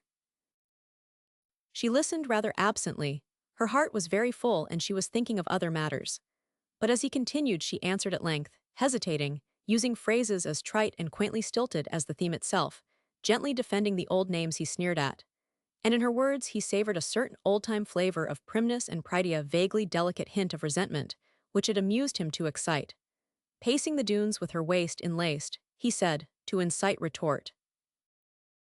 The old families are done for. Decadent in morals, in physique, mean mentally and spiritually, they are even worse off than respectfully cherished ruins, because they are out of fashion, they and their dingy dwellings. Our house is on the market. I would be glad to see it sold, only Trestlevane will get half. In you, she said, there seems to be other things, besides reverence, which are out of fashion. He continued, smilingly, as the old mansions disappear, Virginia, so disintegrate those families whose ancestors gave names to the old lanes of New Amsterdam. I reverence neither the one nor the other. Good riddance. The fit alone survive. I still survive, if you please. Proving the rule, dear. But yourself excepted, look at the few of us who chance to be here in the South. Look at Cortlandt Classen, intellectually destitute. Cuyp, a mental brother to the ox, and Vetchen to the ass, and Mrs. Van Diemen to somebody's maidservant, that old harridan with all the patrician distinction of a Dame des Halles. Please, Louis. Dear, I am right. Even Constance Palliser, still physically superb, but mentally morbid in love with what once was wayward, with the ghost she raised in her dead girlhood, there on the edge of yesterday. Louis, and you, what were you yesterday? What are you today? What do I care what I was and am, Dutch, British, Burgher, or Cavalier? What the deuce do I care, my dear? The Malcourts are rotten, everybody knows it. Trestlevane is worse, my sister says so. As I told you, the old families are done for, all except yours. I am the last of mine, Louis. The last and best. Are you laughing? No, you are the only human one I have ever heard of among your race, sweetest, soundest, best. What you say is too terrible to laugh at. Iggulty, in mind and sound contaminated. Temporarily, I am going tonight. Time and absence are the great antiseptics. When the corrupt cause disappears, the effect follows. Cheer up, dear, I take the night train. But she only pressed her pale face closer to his shoulder. Their interlocked shadows, huge, fantastic, streamed across the eastern dunes as they moved slowly on together. Louis. Yes. She could not say it. Close to the breaking point, she was ready now to give up to him more than he might care for. The only shred left, which she had shrunk from letting him think, was within his reach for the asking her name. Pride, prejudice, had died out in the fierce outbreak of a heart amazingly out of place, in the body of one who bore her name. Generations of her kinsmen, close and remote, had lived in the close confines of narrow, bloodless, dull folk. Almost all distantly related, they had lived and mated among themselves, coldly defiant of that great law which dooms the overcultivated and inbred to folly and extinction. Somewhere far back along the raceline, some mongrel ancestor had begun life with a heart, and unsuspected, that obsolete organ had now reappeared in her, irritating, confusing, amazing, and finally stupefying her with its misunderstood pulsations. At first, like a wounded creature, consciousness of its presence turned her restless, almost vicious. Then from cynicism to incredulity she had passed the bitter way to passion, and the shamed recoil from it, to recklessness and the contempt for it, and so through sorrow and humility to love, if it were love, to endure the evil in this man, and to believe in the good which he had never yet revealed to her, save in a half-cynical, half-amused content that matters rest in statu quo. The trouble with us, mused Malcourt, lazily switching the fragrant beech grips with his ridding crop, is inbreeding. Yes, that's it. And we know what it brings to kings and kine alike. Trestlevane is half mad, I think. And we are used up and out of date the lusty, jeweled bacchantes who now haunt the inner temple kindle the social flames with newer names than ours. Few of us count. The lumbering British or Dutch cattle our race was bred from, even in these brief generations, have become decadent and barren. We are even passing from a fashion which we have neither intellect to sustain nor courage to dictate to. It's the raw West that is to be our nemesis. I think mix corpuscles or you die. That's what I read as I run I mean, saunter. The Malcourts never run except to seed. My, what phosphorescent perversion. One might almost mistake it for philosophy, but it's only the brilliancy of decay, Virginia, and it's about time that the last Malcourt stepped down and out of the scheme of things. My sister is older, but I do not mind going first even if it is bad manners. Is that why you have never asked me to marry you? She said, white as a ghost. Startled to silence, he walked on beside her. She had pressed her pallid face against his shoulder again. One thin hand crushed her gloves and ridding crop into her hip, the other, doubled, left in the palm pale imprints of her fingers. Is that the reason? She repeated. No, dear. Is it because you do not care for me enough? Partly, but that is easily remedied. Or with bent head because you think too lightly off me. No, that's a lie anyway. A lie. Yes, you lie to yourself if you think that. You are not that sort. You are not, and you never were and never could be. Do not you suppose I know, almost with a sneer, I will not have it nor would you. It is you, not I, who have controlled this situation, and if you do not realize it I do. I never doubted you even when you prattled to me of moderation. I know that you were not named with your name in mockery or in vain. Dumb, thrilled, understanding in a blind way what this man had said, dismayed to find safety amid the elements of destruction, a sudden belief in herself in him, too, began to flicker. Had the still small flame been relighted for her? Had it never entirely died? If you will have me, Louis, she whispered.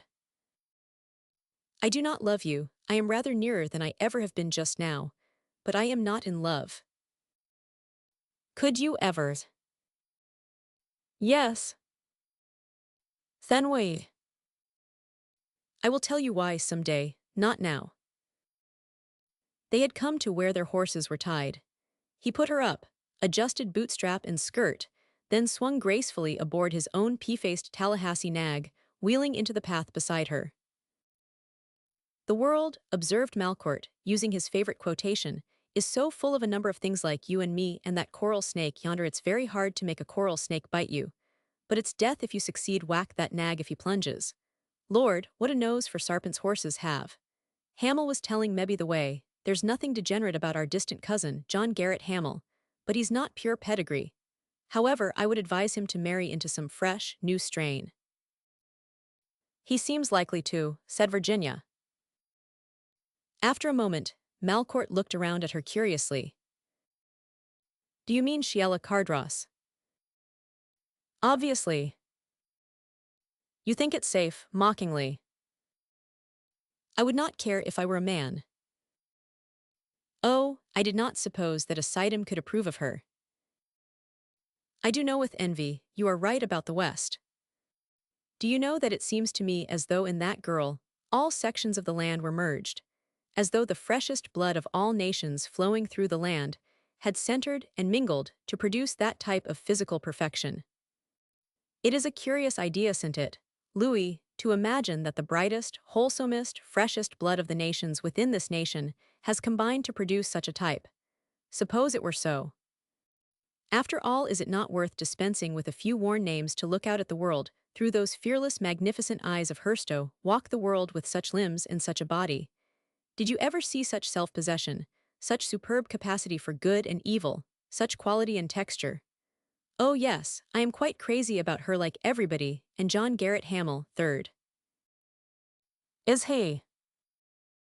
She laughed, do you doubt it? Malcourt drew bridle, fished for his case, and lighted a cigarette. Then he spurred forward again, alert, intent, head partly turned in that curious attitude of listening, though Virginia was writing now in pensive silence. "Louis," she said at last, "what is it you hear when you seem to listen that way? It's uncanny." "I will tell you," he said. "My father had a very pleasant, persuasive voice. I was fond of him, and sometimes I still argue with him in the old humorous fashion." "What?" with a shiver. "In the old amusing way," continued Malcourt quietly. "Sometimes he makes suggestions to make curious suggestions-easy ways, out of troubling Ilastinas you noticed." The girl looked at him, reined up closer, and bent forward, looking him intently in the eyes. "Well, dear?" inquired Malcourt with a smile. But she only straightened up in her saddle, a chill creeping in her veins. A few moments later, he suggested that they gallop. He was obliged to, for he had other interviews awaiting him, also Portlaw, in a vile humor with the little gods of high and low finance. One of these interviews occurred after his final evening adieus to the Cardross family and to Hamel. Sheila drove him to the hotel in Gray's motor, slowly, when they were out of sight, at Malcourt's request. "I wanted to give you another chance," he said. "I am a little more selfish, this time because, if I had a decent opportunity, I think I would try to fall in love with somebody or other."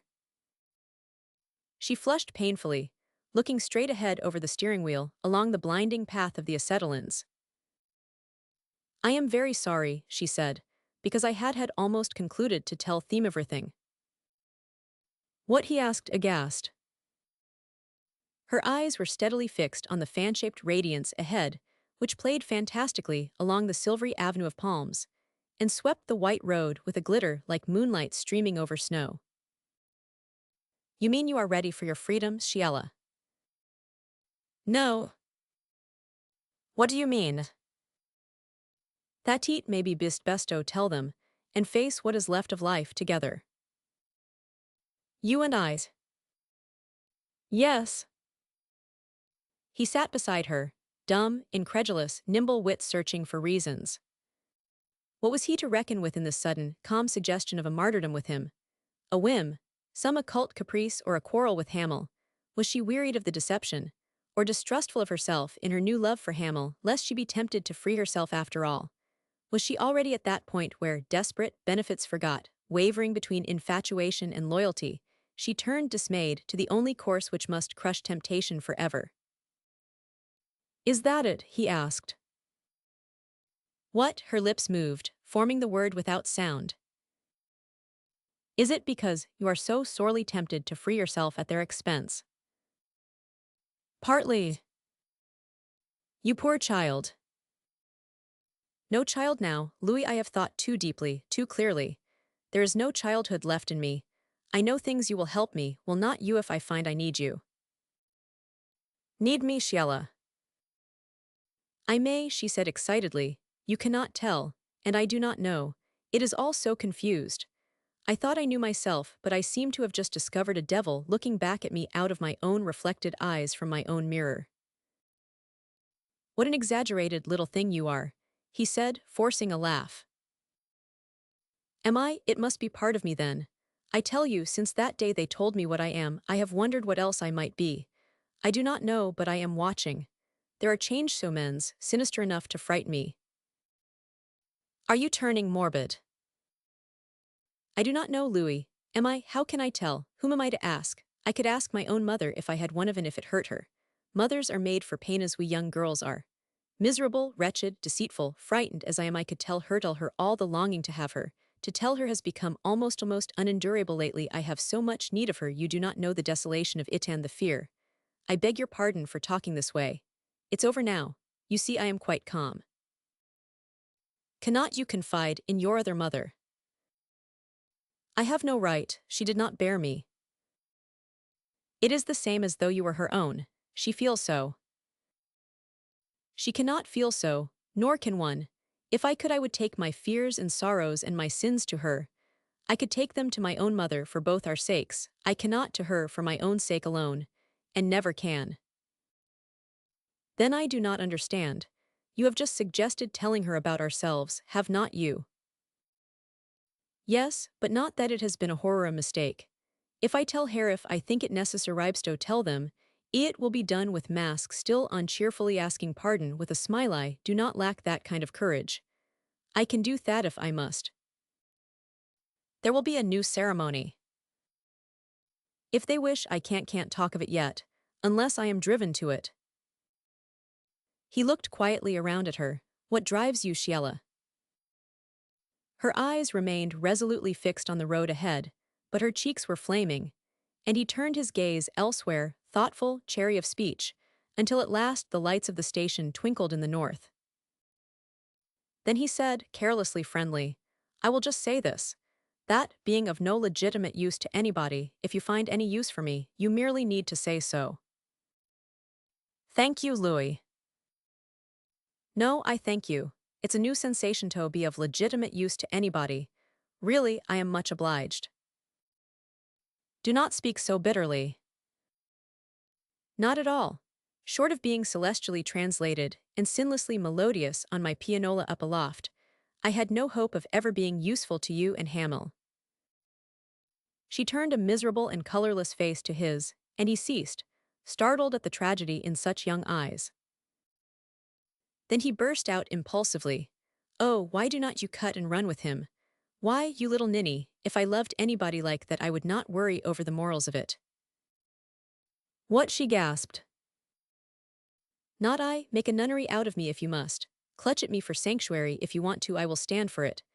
But if you will listen to me, you will give up romantic martyrdom and sackcloth, put on your best frock, smile on Hamel, and go, and ask your mother for a bright, shiny, brand-new divorce. Revolted, incensed, eyes brilliant with anger, she sat speechless and rigid, clutching the steering wheel as he nimbly descended to the platform. Goodbye, Sheila, he said with a haggard smile. I meant well as usual. Something about him, as he stood there alone in the lamp's white radiance, stilled her anger by degrees. Goodbye, she said with an effort. He nodded, replaced his hat, and turned away. Goodbye, Louis, she said more gently.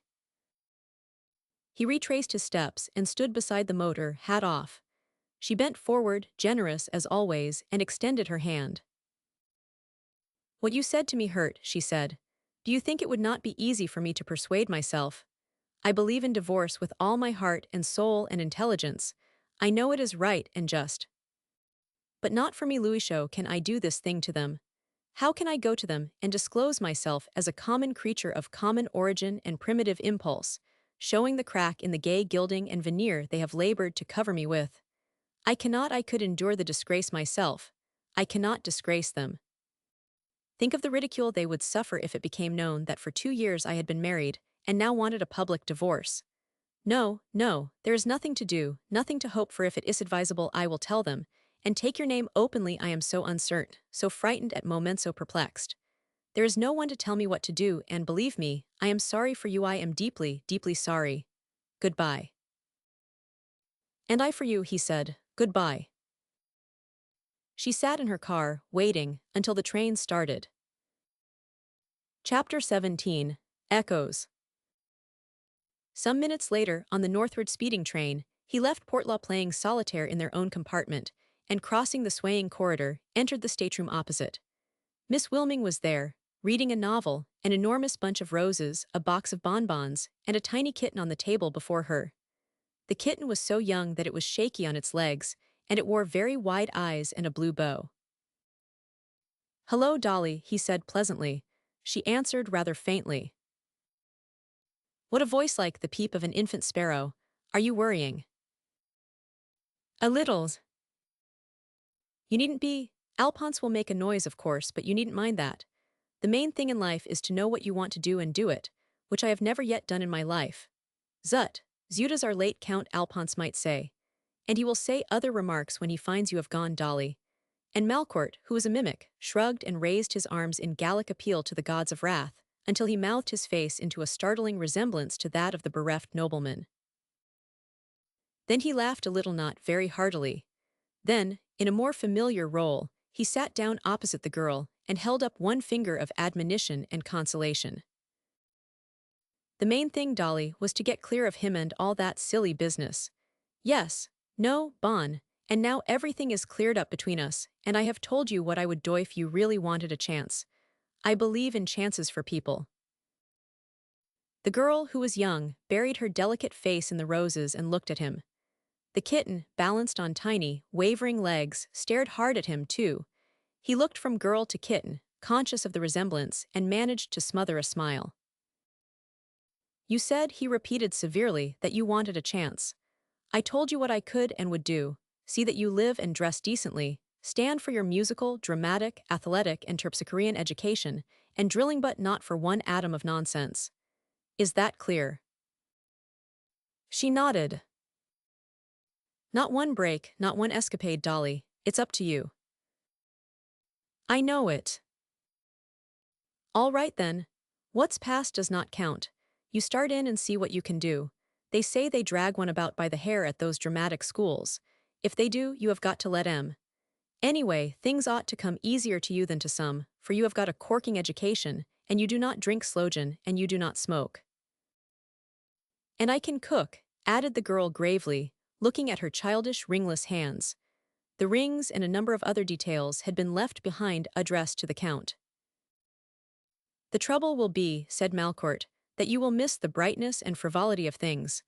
That kitten will not compensate. Do you think so? I have not had very much of anything of in kittens, she said, picking up the soft ball of fur and holding it under her chin. You missed the frivolous in life even before you had it. You will miss it again, too. But I have had it now. That does not count. The capacity for frivolity is always there. You are reconciled just now to other things. That man is a beast, all right. Oh yes, this is reaction, Dolly. The idea is to hang on to this conservatism when it becomes stupid and irksome, when you are tired and discouraged, and when you want to be amused and be in bright, attractive places, and when you are lonesome. Lonesome. Certainly, you will be lonesome if you are good. Am I not to see you? I will be in the backwoods, working for a living. Yes, but when you come to New York. Sure thing. Often. As often as it's advisable, he said pleasantly. I want you to make friends at school. I want you to have lots of them.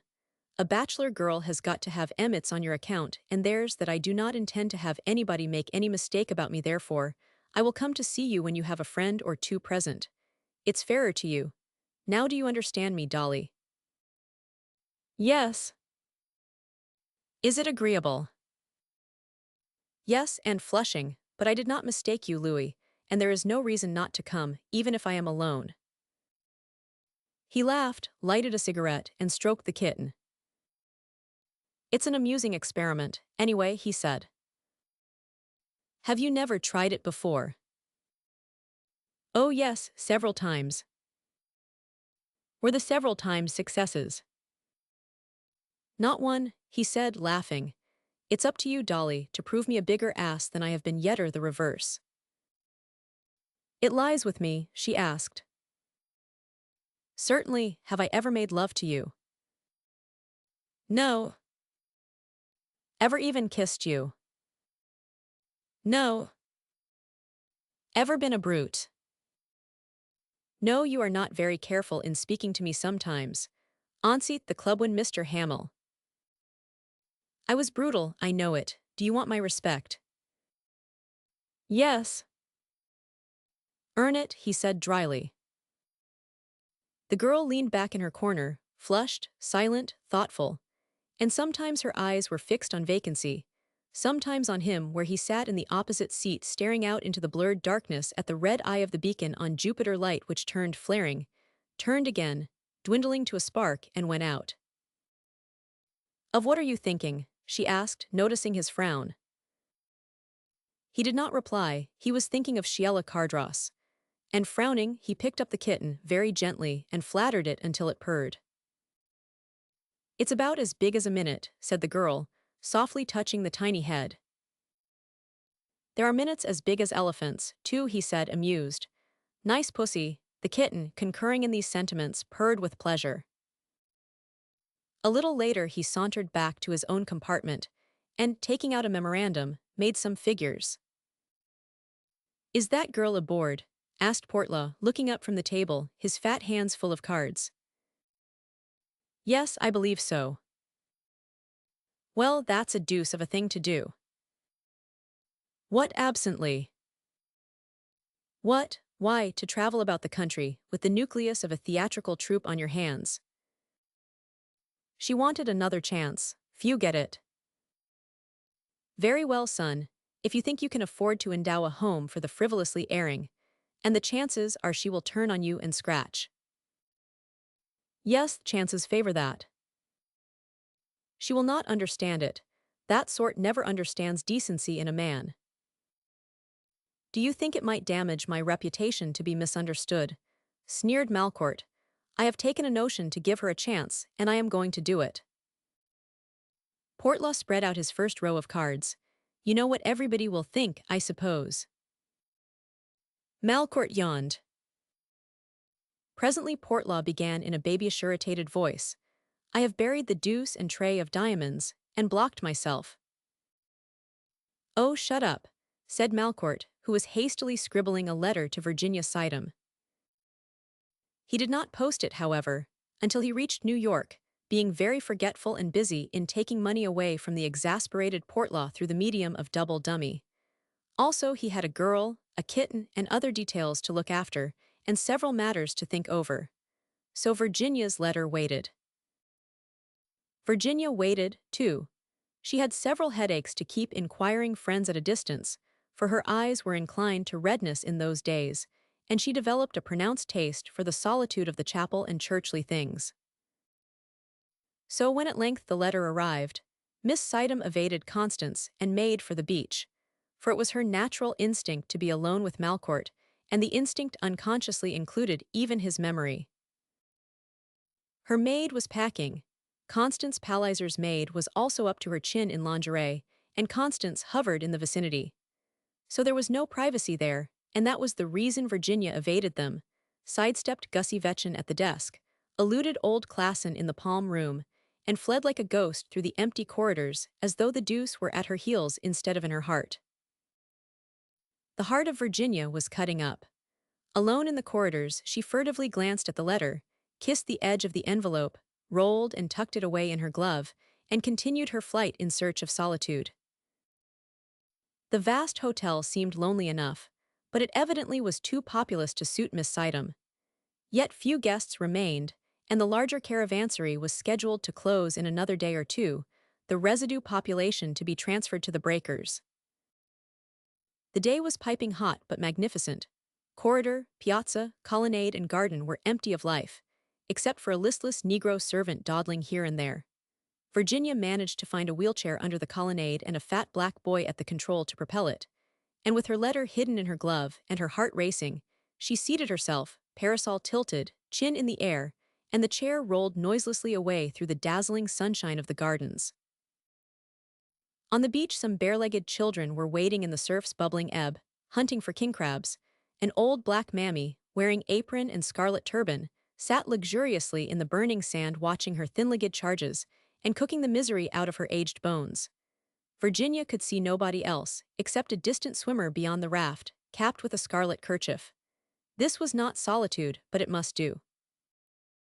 So she dismissed her chairboy and strolled out under the pier.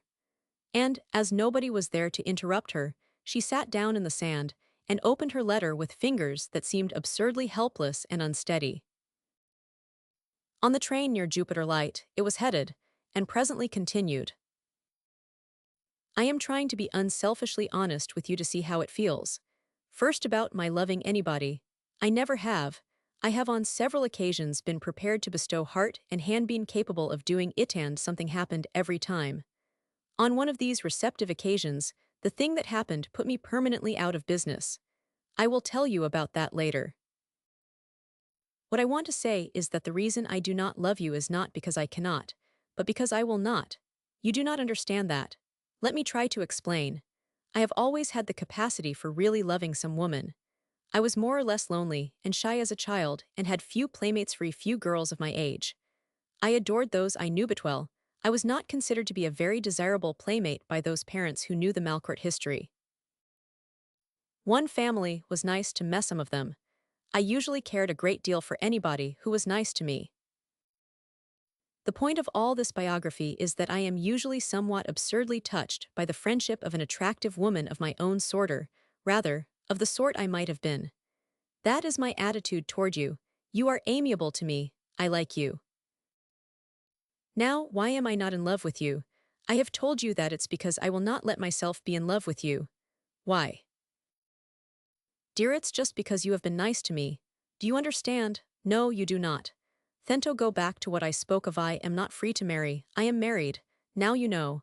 And there's no way out of it that I can see.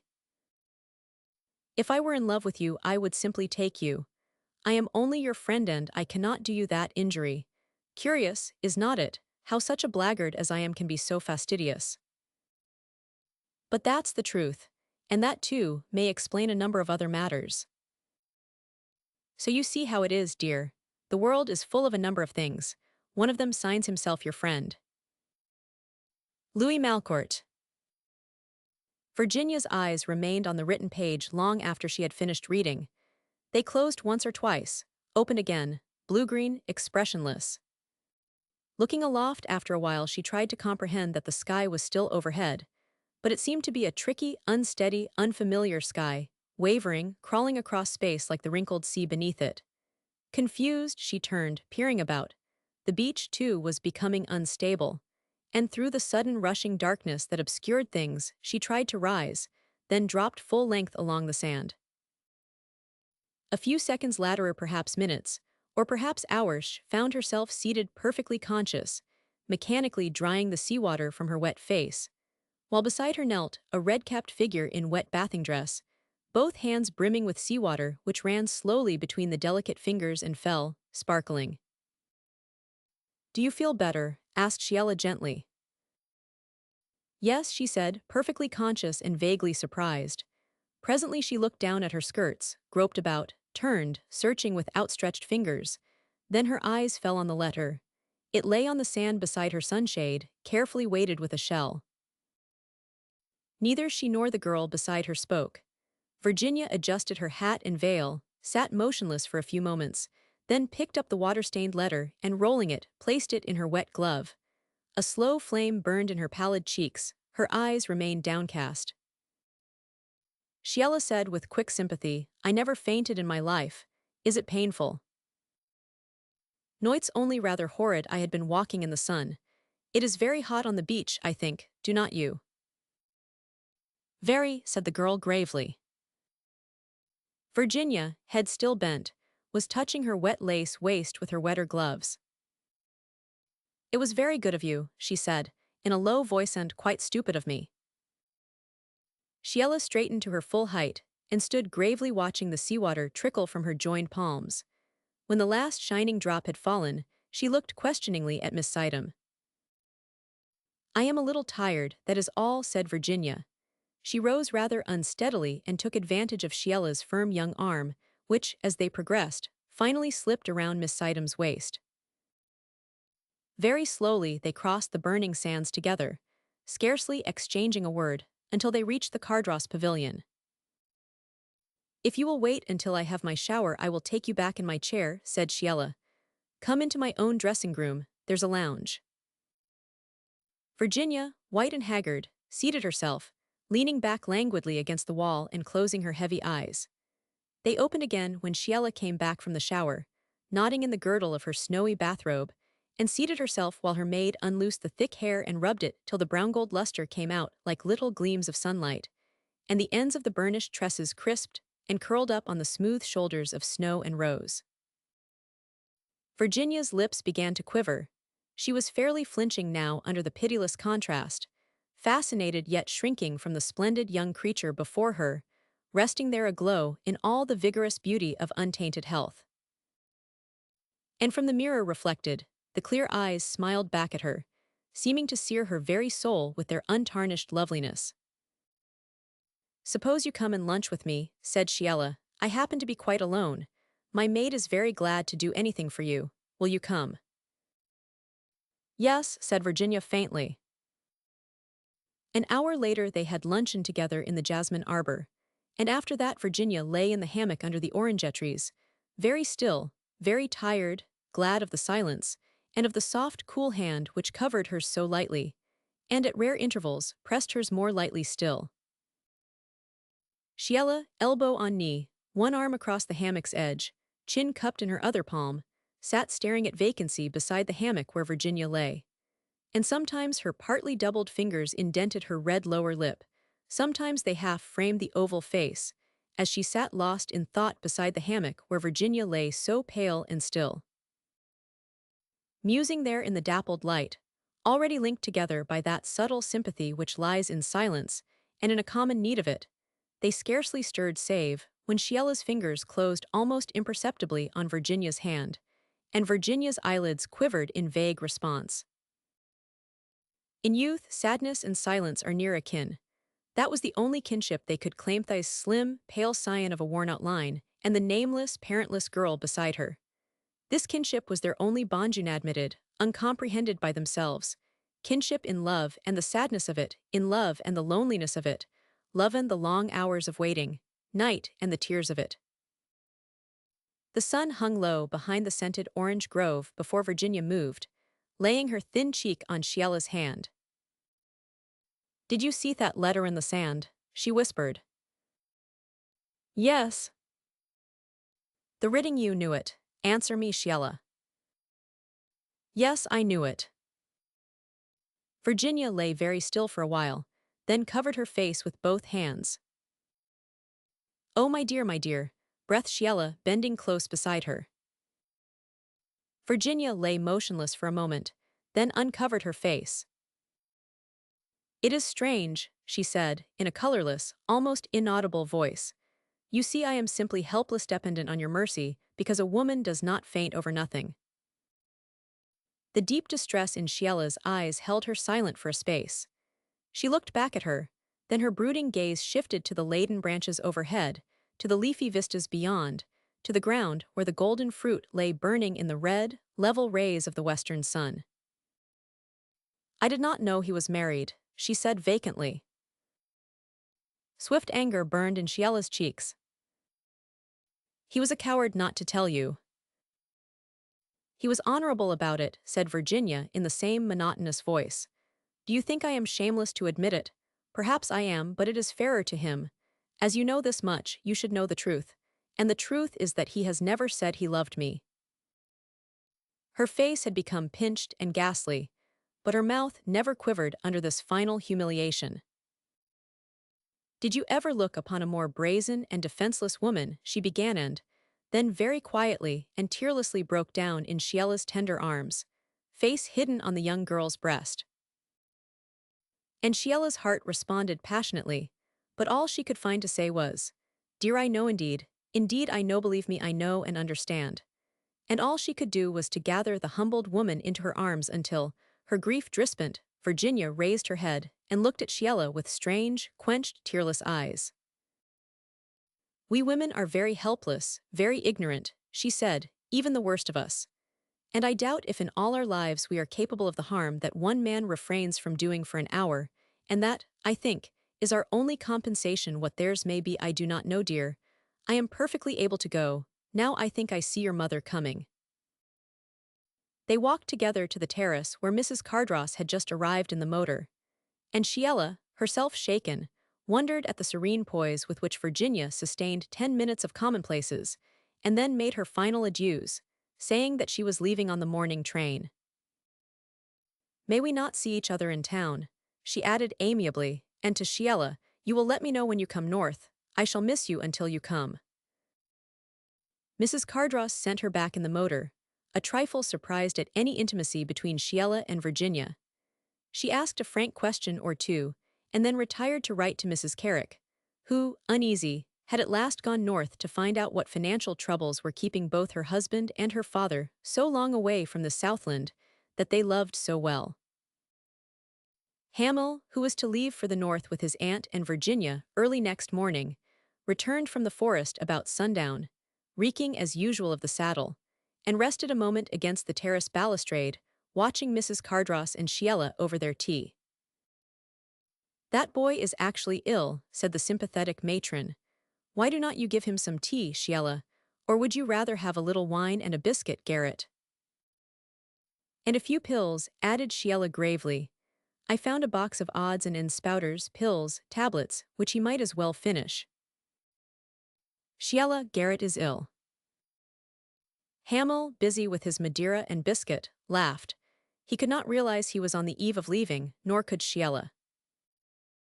Never, said he to the anxious lady, have I felt better in my life, and I am sure it is due to your medicines. It's all very well for Sheila to laugh at quinine. Mosquitoes do not sting her. But I would probably be an item in one of those phosphate beds by this time if you had not taken care of me. Sheila laughed. Hamel, in excellent humor, went off to dress. Everybody seemed to be in particularly good spirits that evening, but later, after dinner, Gray spoke complainingly of the continued absence of his father. As for Acton Carrick, he's the limit, added Gray disgustedly. He has not been here this winter except for a day or two, and then he took the train from Miami straight through to New York. I say, Hamel, you will look him up and write us about him, will not you? Sheila looked at Hamel. Do you understand anything about financial troubles? She asked in a bantering voice. I have had some experience with my own, he said. Well then, what is the matter with the market? Shall I whisper it? If you are prepared to rhyme it, I dare you. It was the rule of the house that anybody was privileged to whisper at table, provided they put what they had to communicate into rhyme. So he thought busily a moment, then leaned over very gravely and whispered close to her ear. Tease money makes the market go. When money's high, the market's low. When money's low, the market's right. And speculators sleep at night. But dear, there is another mart, where ticks the ticker called my heart, and their exhaustless funds await to back my bankrupt trust in fate. For you will find, as I have found, the old logic yet is sound, and love still makes the world go round. I always knew it, said Sheila contemptuously. Knew what, dear? Asked her mother, amused. That Mr. Hamel writes those sickening mottos for Christmas crackers. There are pretty ones in them sometimes, said Cecile, reminiscently spearing a big red strawberry which resembled the popular and conventional conception of a fat human heart. Gray, still serious, said, Unless we are outside of the danger zone, I think Father ought to teach me something about business. If we blow up, observed Cecile, I will do clever monologues and support everybody. I would like that. And Sheila already writes poetry. Nonsense, said Sheila, very pink. Sheila, you do. I did in school, turning pinker under Hamel's tormenting gaze. And you do yet. I found an attempt on the floor in your flowing penmanship, continued the pitiless younger sister. What is there to blush about?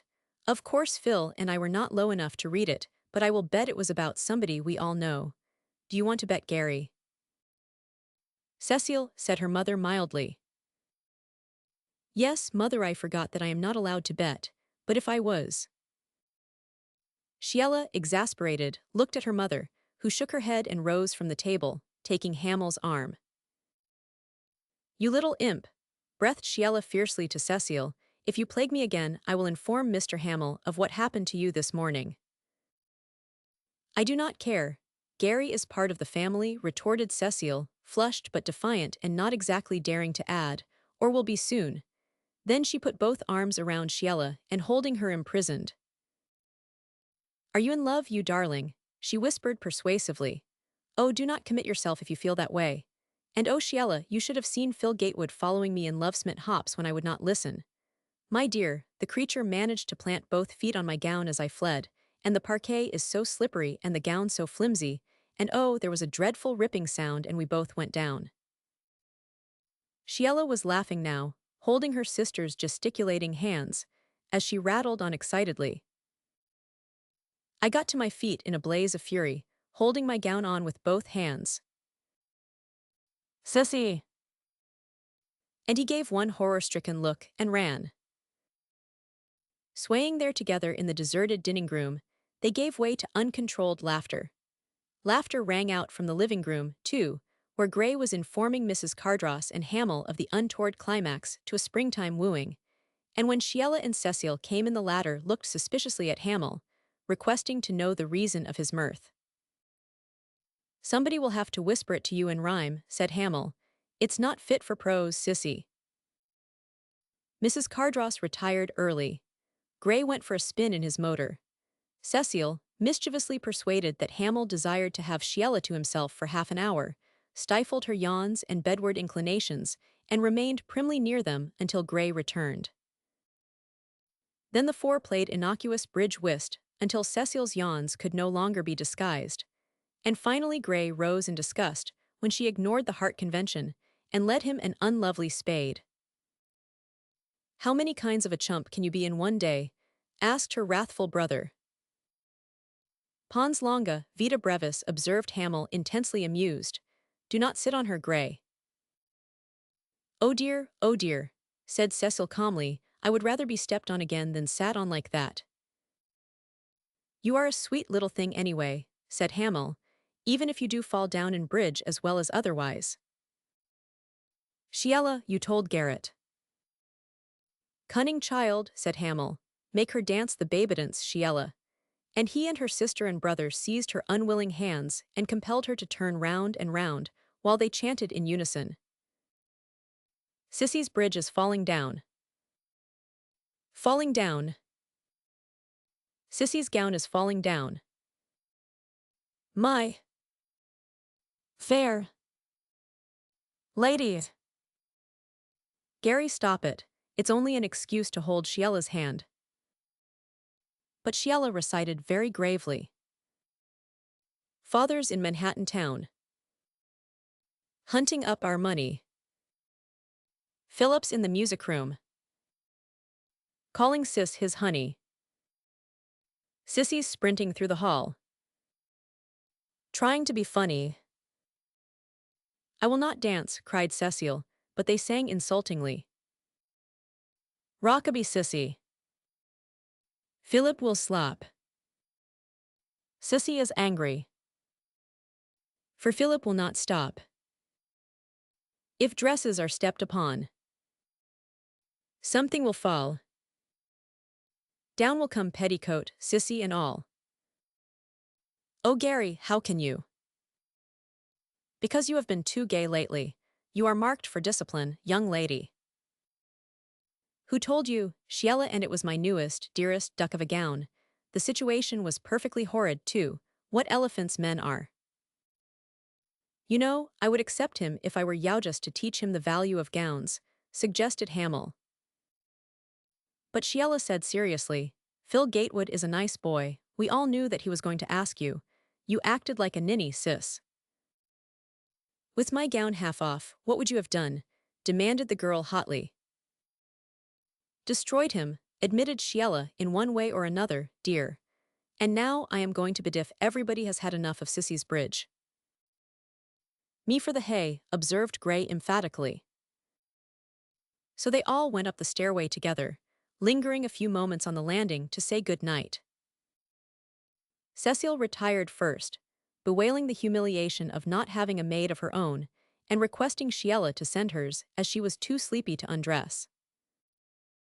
Gray caught sight of a moth fluttering around the electric lights and made considerable noise securing the specimen, after which he also retired, cyanide jar containing the victim tucked under his arm. Chapter 18, Peril. Sheila, standing by the lamplit table and resting one slim hand on the edge of it, waited for Hamel to give the signal for separation. Instead he said, "Are you really sleepy?" "No." "Then I dare not night." "For any particular reason?" "For 1,001 is that I simply cannot believe you are really going north tomorrow. Why do you?" She had asked it nearly 1,000 times. "I have got to begin Portlaws Park, and besides, my work here is over." "Is that all you care about me?" Oh, you are truly like the real Ulysses. Now toils the hero, trees on trees o'erthrown. Fall crackling round him, and the forests groan. Do you remember, in the Odyssey, when poor Calypso begs him to remain? Thus spoke Calypso to her godlike guest. This shows thee, friend, by old experience taught, and learned in all the wiles of human thought. How prone to doubt, how cautious are the wise. Thus wilt thou leave me, are we thus to part? Is Portlaw's park the passion of thy heart? Laughing, he answered in the Grecian verse. Whatever the gods shall destine me to bear, 'tis mine to master with a constant mind. Inured to peril, to the worst resigned. Still I can suffer, their high will be done. From the soft oval of her face the smile faded, but her voice was still carelessly gay. And so he went away. But concerning his nymph, Calypso, further Homer saith not. Yet in the immortal verse it chanced to be he, not she, who was married, and I think I will retire now if you have nothing more agreeable to say to me. I have, in the garden. No, I dare not risk it tonight. The guards are about. It is my last night here.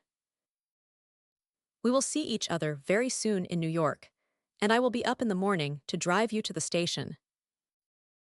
But Sheila, there was a bad nigger hanging around the groves last night, and our patrols are out now. It's too risky. Besides. Besides what? I have been thinking, he said, tenderly impatient.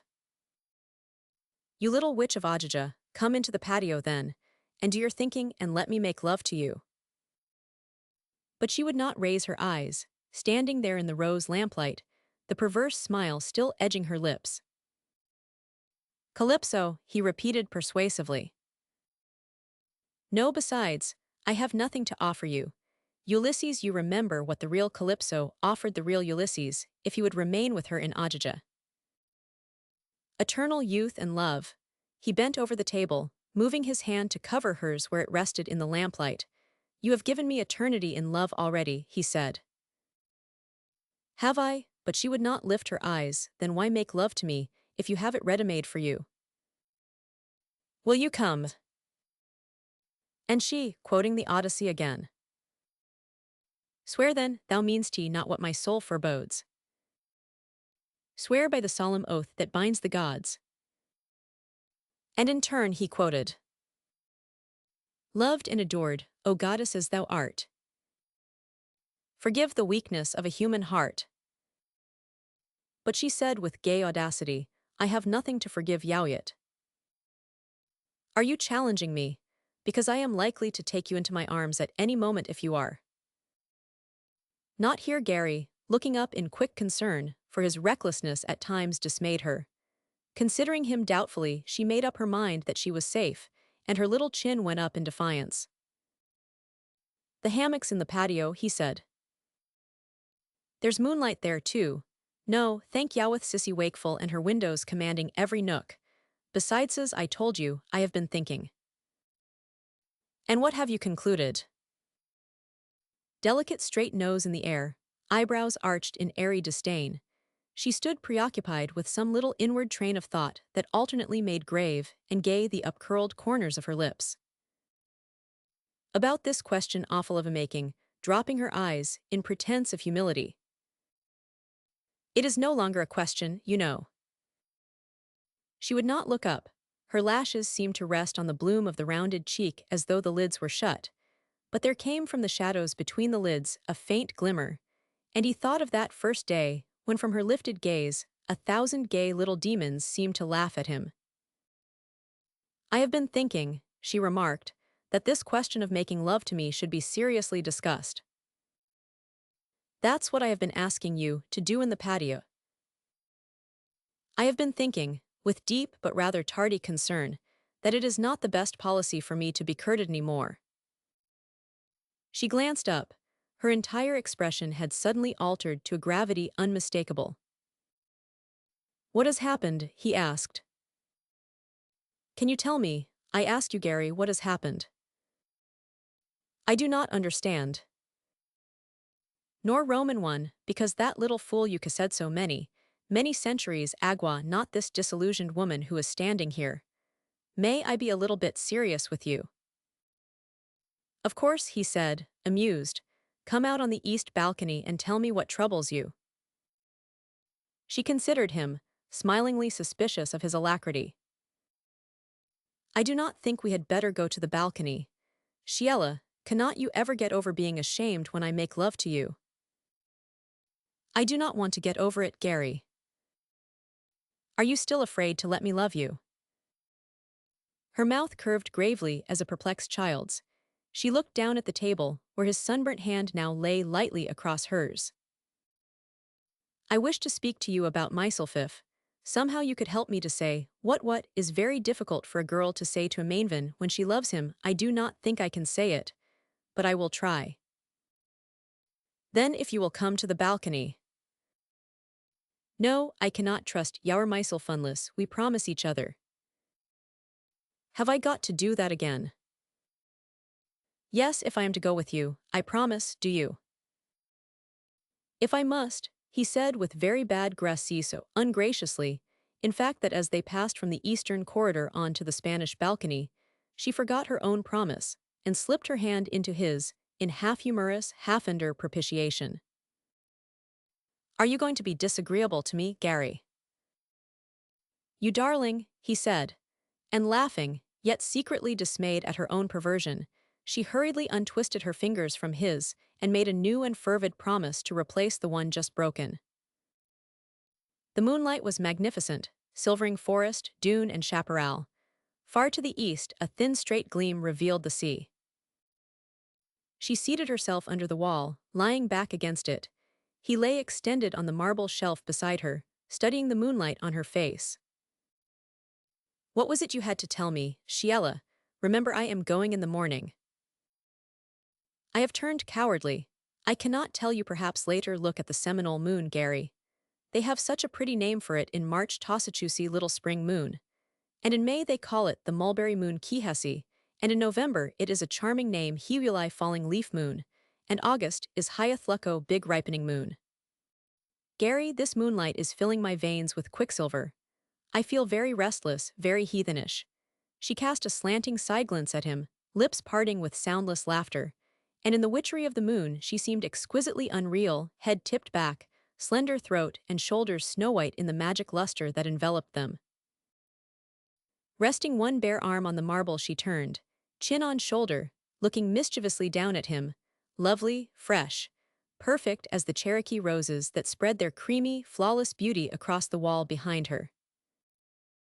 Imperceptibly, her expression changed to soft friendliness, to tenderness, to a hint of deeper emotion, and her lids drooped a little, then opened gravely under the quick caress of his eyes, and very gently she moved her head from side to side as reminder and refusal. Another man's wife, she said deliberately, thy neighbor's wife, that's what we have done. Like a cut of a whip, her words brought him upright to confront her, his blood tingling on the quick edge of anger. For always, deep within him, lay that impotent anger latent. Always his ignorance of this man haunted him like the aftermath of an ugly dream. But of the man himself she had never spoken since that first day in the wilderness. And then she had not named him. Her face had grown very serious, but her eyes remained unfathomable under his angry gaze. Is there any reason to raise that specter between us? He demanded. Dear, has it ever been laid? She asked sorrowfully. The muscles in his cheeks tightened, and his eyes narrowed unpleasantly. Only the one feature saved the man from sullen commonness in his suppressed anger, and that was his boyish mouth, clean, sweet, nobly molded, giving the lie to the baffled brutality gleaming in the eyes. And the spark died out as it had come, subdued, extinguished when he could no longer sustain the quiet surprise of her regard. How very, very young you are after all, she said gently. Come nearer. Lift your sulky, wicked head. Now ask my pardon for not understanding. I ask it but when you speak of him. Hush, he is only a shadow to you, scarcely more to me. He must remain so. Do you not understand that I wish him to remain a shadow to you, a thing without substance, you without a name? He bent his head, nodding almost imperceptibly. Gary. He looked up in response. There is something else. If I could only say it, I might if you would close your eyes. She hesitated, half fearful, then drew his head down on her knees, daintily, using her fingertips only in the operation. Are you listening to what I am trying to tell you? Yes, very intently. Then it's about my being afraid of love. Are you listening? It is very difficult for me to say this. It is about my being afraid I used to be when I did not know enough to be.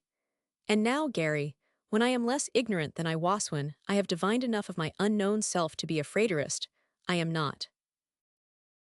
She bent gently above the boyish head, lying face downward on her knees, waited timidly for some response, touched his hair. I am listening, he nodded. She said, my will to deny you, my courage to control myself seemed to be waning. I love you so, and it is becoming so much worse, such a blind, unreasoning love, and oh, you think it will grow so much worse that I could be capable of anything ignoble. Do you think I might be mad enough to beg my freedom?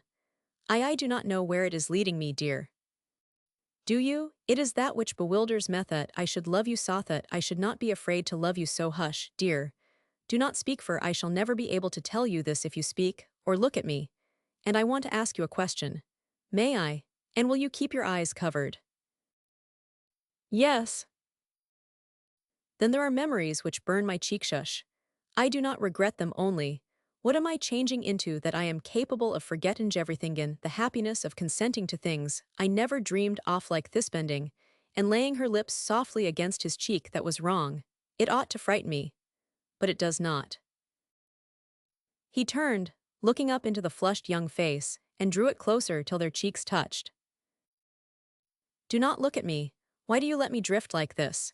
It is madness to give up to each other the way we do. I wish we could give up the world for each other.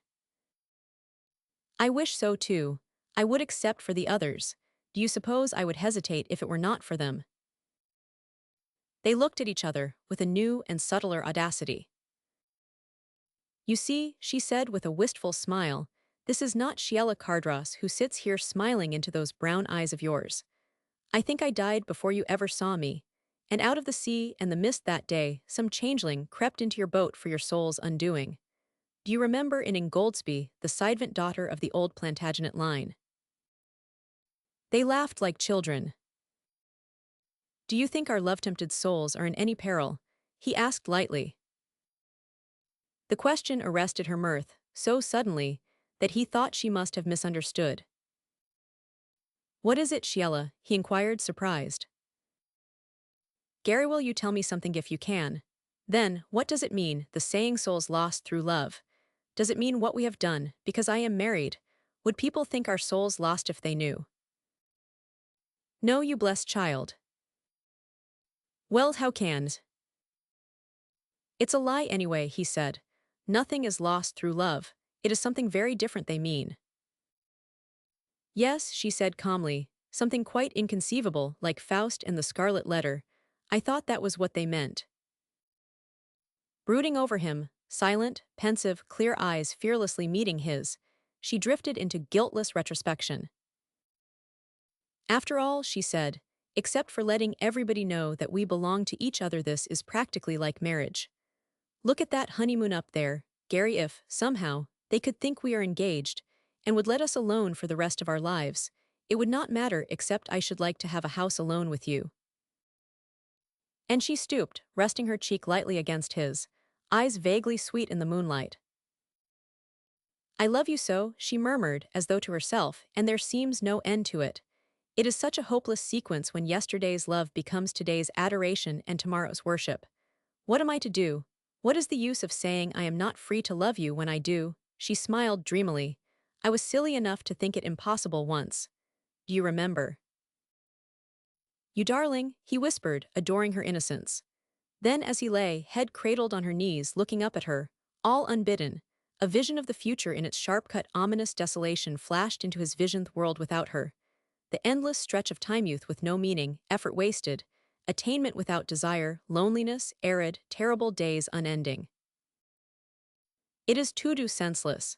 He breathed, stumbling to his feet as the vague, scarcely formulated horror of it suddenly turned keen and bit into him as he began to realize for the first time something of what it threatened. "What is it, Gary?" she asked in gentle concern as he stood looking darkly at her. "Is it time to go? You are tired, I know." She rose and opened the great glass doors. "You poor tired boy," she whispered, waiting for him. And as he did not stir, "What is the matter, Gary?" "Nothing. I am trying to understand that our winter is ended." She nodded. "Mother and Gray and Cecile and I go north in April. I wish we might stay through May. That is, if you." She looked at him in silent consternation. "Where will you be?" He said in a sullen voice. "That is what I was thinking of our separation. Do you realize that it is almost here?" "No," she said faintly, "I cannot." He moved forward, opening the glass doors wider. She laid one hand on his arm as though to guide herself, but the eastern corridors were bright with moonlight, every corner illuminated. They were very silent until they turned into the south corridor and reached her door. And there, he suddenly gave way to his passionate resentment, breaking out like a spoiled boy. "Sheila, I tell you it's going to be unendurable.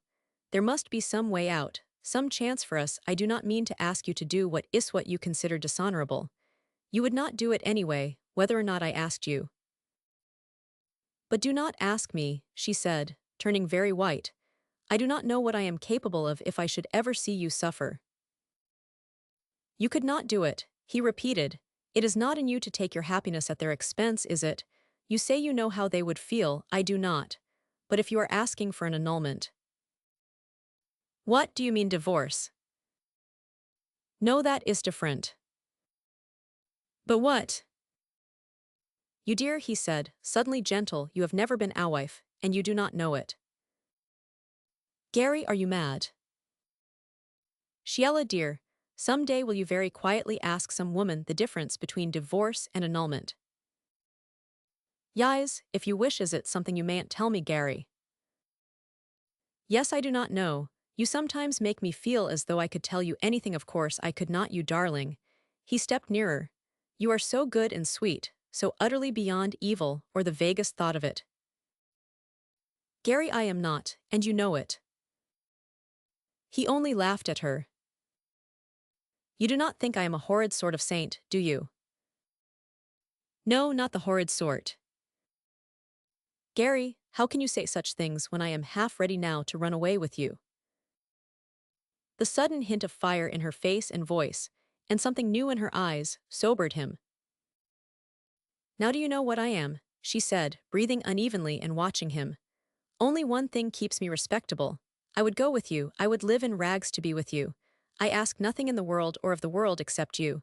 You could make me what you pleased, mold, memor me. I believed I would be the happiest woman who ever loved. That is your saint."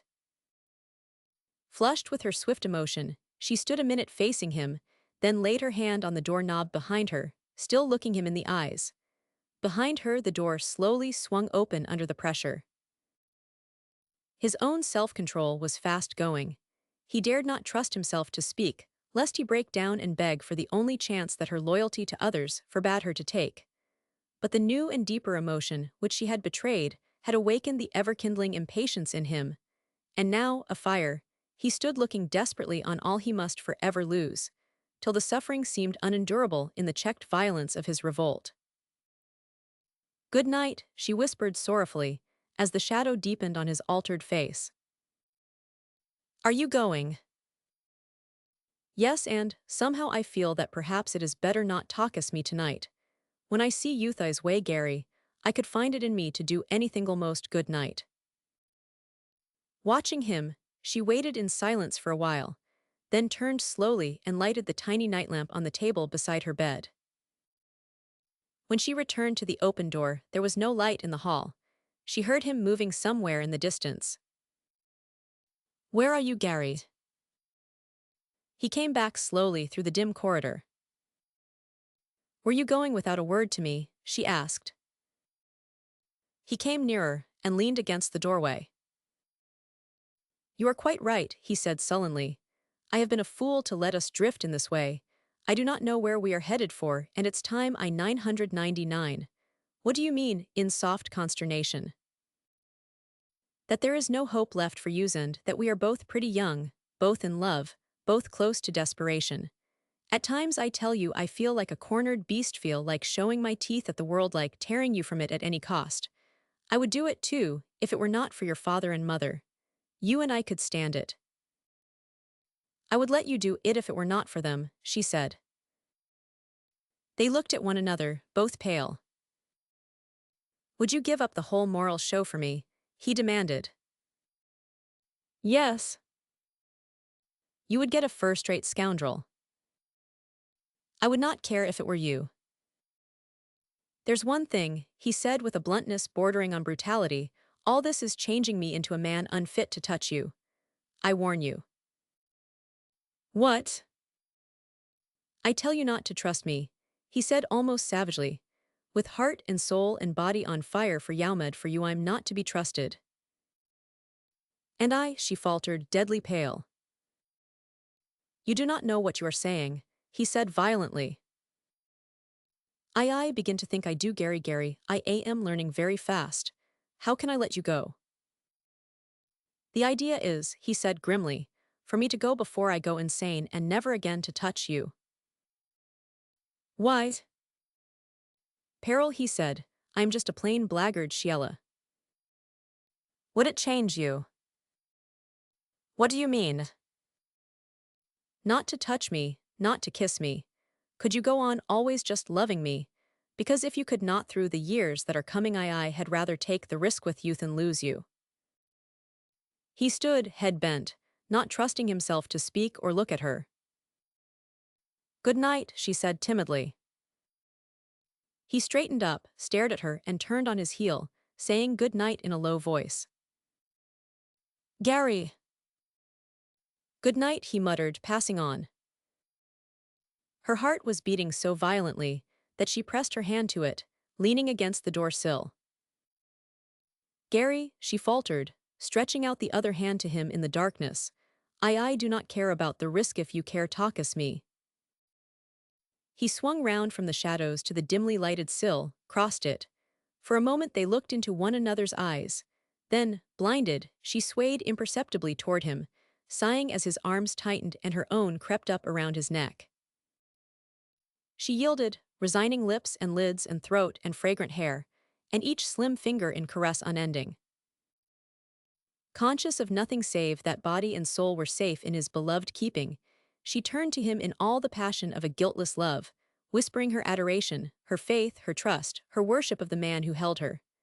Then, adrift once more, the breathless magic overwhelmed her, and she drew him to her, closer, desperately, hiding her head on his breast. Take me away, Gary, she stammered, take me with you. There is no use fighting it back. I shall die if you leave me, will you take me? It will beaverthing thatset you would have methat you might wish foreign an awife. She was crying now, crying her heart out, her face crushed against his shoulder, clinging to him convulsively. Will you take me, Gary? What am I without you? I cannot give you up. I will not, nobody can ask that of me, how can they ask that of me? To give you up to let you go out of my little world for ever to turn from you, refuse you. What a punishment for one instant's folly. If they knew they would not let me suffer this way, they would want me to tell them. His dry lips unclosed. Then tell them, he tried to say, but the words were without sound, and in the crisis of temptation, at the very instant of yielding, suddenly he knew, somehow, that he would not yield. It came to him calmly, without surprise or shock, this stupid certainty of himself. And at the same moment the crisis was passing, leaving him stunned, impassive, half senseless as the resurgent passion battered at his willpower, to wreck and undo it, deafening, imperative, wave on wave, in vain. The thing to do was to hold on. One of them was adrift, the other dared not let go. He seemed to realize it somehow. Odd bits of phrases, old-fashioned sayings, maxims long obsolete came to him without reason or sequence. Greater love hath no man, O man, O man, and as ye do unto the least of these odd bits of phrases, old-fashioned sayings, maxims, alas, long obsolete, long buried with the wisdom of the dead. He held her still locked in his arms. From time to time, unconsciously, as her hot grief spent itself, he bent his head, laying his face against hers, while his haggard, perplexed gaze wandered about the room. In the dimness, the snowy bed loomed beside them. Pink roses patterned curtain and wall. The tiny nightlight threw a roseate glow across her gown. In the fresh, sweet stillness of the room, there was no sound or stir save their uneven breathing. Very gently, he lifted one of her hands, and looked at it almost curious with his small white hand, so innocently smooth as unblemished as a child's this unsullied little hand, that for an instant seemed to be slowly relaxing its grasp on the white simplicity around her in this dim, fresh, fragrant world of hers, called, intimately, her room. And here where night and morning had so long held sacred all that he cared for upon earth, her in the white symbol of the world, her room, gave himself again to her, without a word, without hope, knowing the end of all was near for them. But it was she, not he, who must make the sign that ended all, and after a long, long time, as she made no sign. "Dearest," he breathed, "I know now that you will never go with me for your father's sake." That was premature, for she only clung the closer. He waited cautiously, every instinct alert, his head close to hers, and at last the hot fragrance of her tears announced the beginning of the end. "Sheila!" A stifled sound from his shoulder, where her head lay buried. "Choose now," he said. No answer. "Choose." She cowered in his arms. He looked at the little hand once more, no longer limp but clenched against his breast, and he knew that the end was close at hand, and he spoke again, forcing her to her victory. "Dearest, you must choose." "Gary." "Between those others and me." She shrank out of his arms, turned with a sob, swayed, and sank on her knees beside the bed, burying her head in her crossed arms. This was her answer, and with it he went away into the darkness, reeling, groping, while every pulse in him hammered ironic salutation to the victor who had loved too well to win. And in his whirling brain sounded the mocking repetition of his own words. "Nothing is lost through love.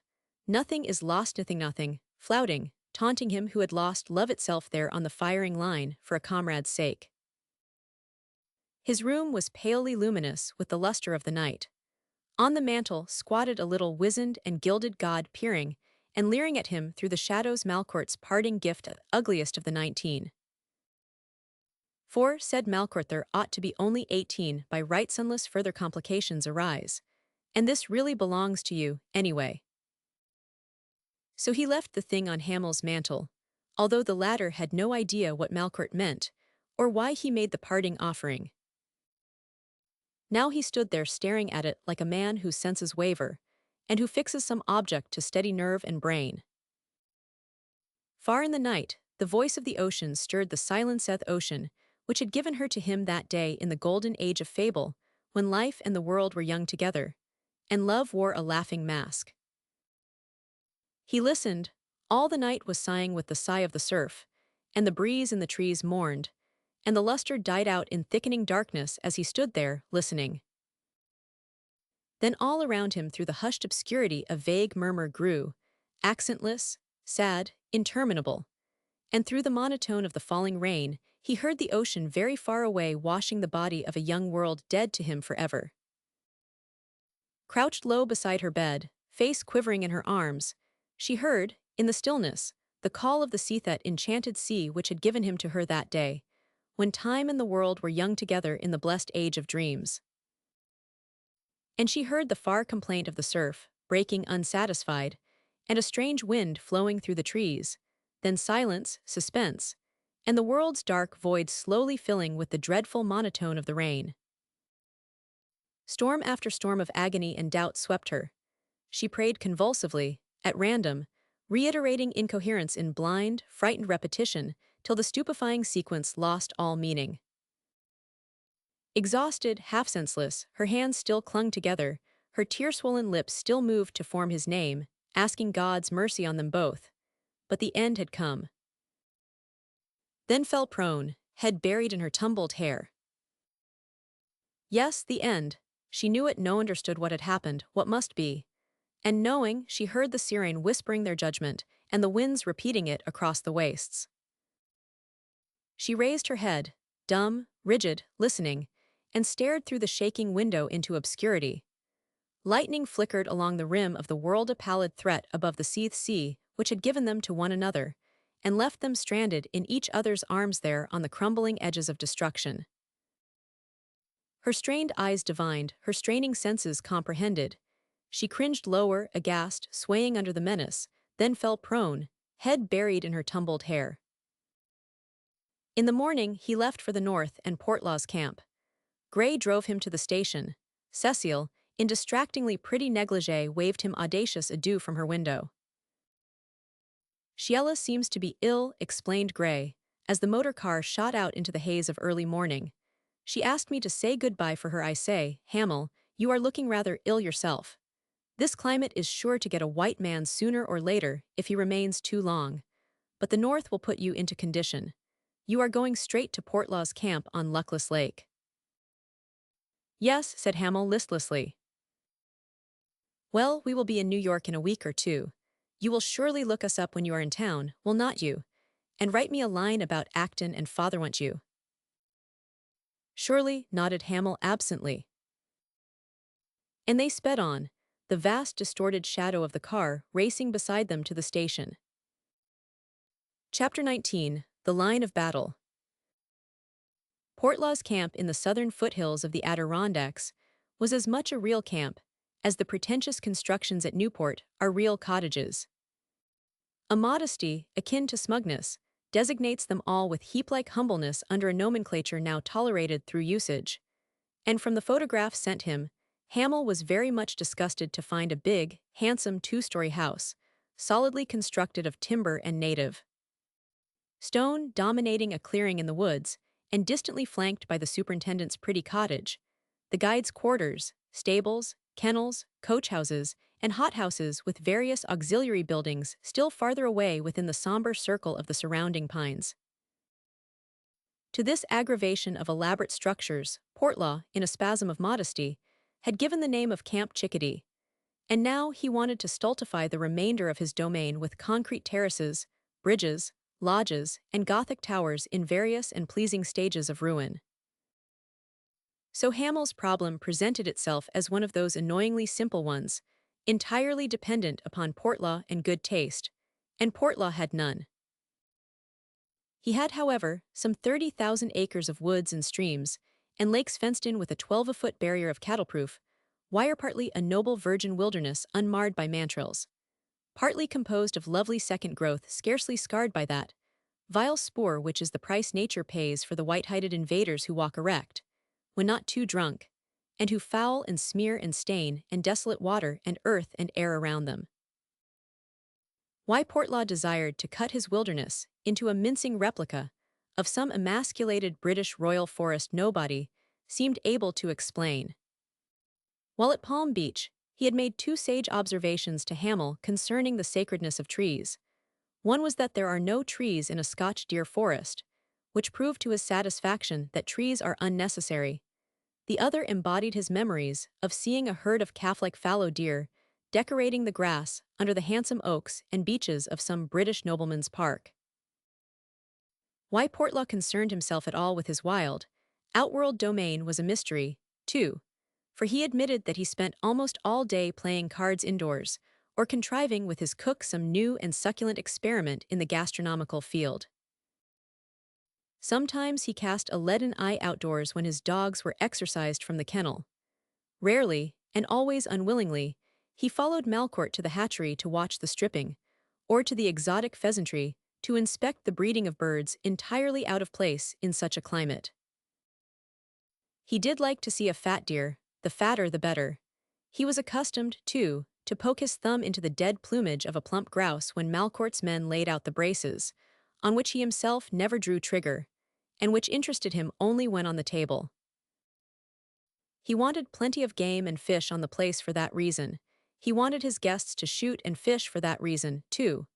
Otherwise he cared nothing for his deer, his grouse, and his trout. And why he suddenly had been bitten with a mania for improving the flawless wilderness about him, even Malcourt did not know. Hamel, therefore, was prepared for a simple yet difficult problem to do as little harm to the place as possible, and to appease Portlaw at the same time, and curb his meddlesome and iconoclastic proclivities. Spring had begun early in the north. Shallow snows were fading from the black forest soil along the stream's edges, and from the pebbled shores of every little lake. Already the soft ice was afloat on pool and pond, muskrats swam, the eggs of the woodcock were beginning their chilly incubation, and in one sheltered spring hole behind the greenhouse Malcourt discovered a solemn frog afloat. It takes only a single frog to make the springtime. That week the trailing fragrance of arbutus hung over wet hollows along the hills, and at night, high in the starlight, the thrilling clangor of wild geese rang out, truest sky music of the north among all the magic folk songs of the wild. The anchoress let go and went out early, and a few pioneer trout jumped that week. The cock grouse, magnificent in his exquisite puffed ruff, paced the Blackwit drumming log, and the hollow woodlands throbbed all day with his fairy drumming. On hardwood ridges, every sugar bush ran sap. The aroma from fire and kettle sweetened the air. A few battered, hibernating butterflies crawled out of cracks and crannies and sat on the sap ends, sunning their scarlet-banded wings. And out of the hot south into the fading silver of this chill northern forest world came Hamel, sunburned, sombreed, silent. Malcourt met him at Pride's Fall with a buckboard and a pair of half-broken little Morgans, and away they tore into the woods, scrambling uphill, plunging downhill, running away most of the time to the secret satisfaction of Malcourt, who cared particularly for what was unsafe in life. He looked sideways at Hamel once or twice, and a trifle disappointed that the pace seemed to suit him, let the little horses out. "Bad thing to meet a logging team," he observed. "Yes," said Hamel absently. So Malcourt let the horses run away when they cared to, they needed it, and he enjoyed it. Besides, there were never any logging teams on that road. Malcourt inquired politely concerning the Villa Cardross and its occupants. Hamel answered in generalities. "You have finished there, then?" "Practically. I may go down in the autumn to look it over once more." "Is Cardross going to put in the Schwarzwald pigs?" "Yes, they are ordered." "Portlaw wants some here. I would give $10, poor as I am, if I could get Portlaw out in the snow and fully occupied with an irritated boar." "Under such circumstances one goes up a tree," inquired Hamel, smiling. "One does if one is not too fat and can shed snowshoes fast enough. Otherwise one keeps on shooting one's 45-70. By the way, you were in New York for a day or two. How's the market?" "Sagging. Money is scarce. I saw Mr. Cardross and Acton Carrick. Nobody seems enthusiastic over the prospect. While there are no loans being called, there are few being made. I heard rumors, of course. A number of banks and trust companies are getting themselves whispered about. Outside of that, I do not know, Malcourt, because I have not much money, and what I have is on deposit with the Shoshone Securities Company, pending a chance for some safe and attractive investment." "That's Cardross, Carrick Co."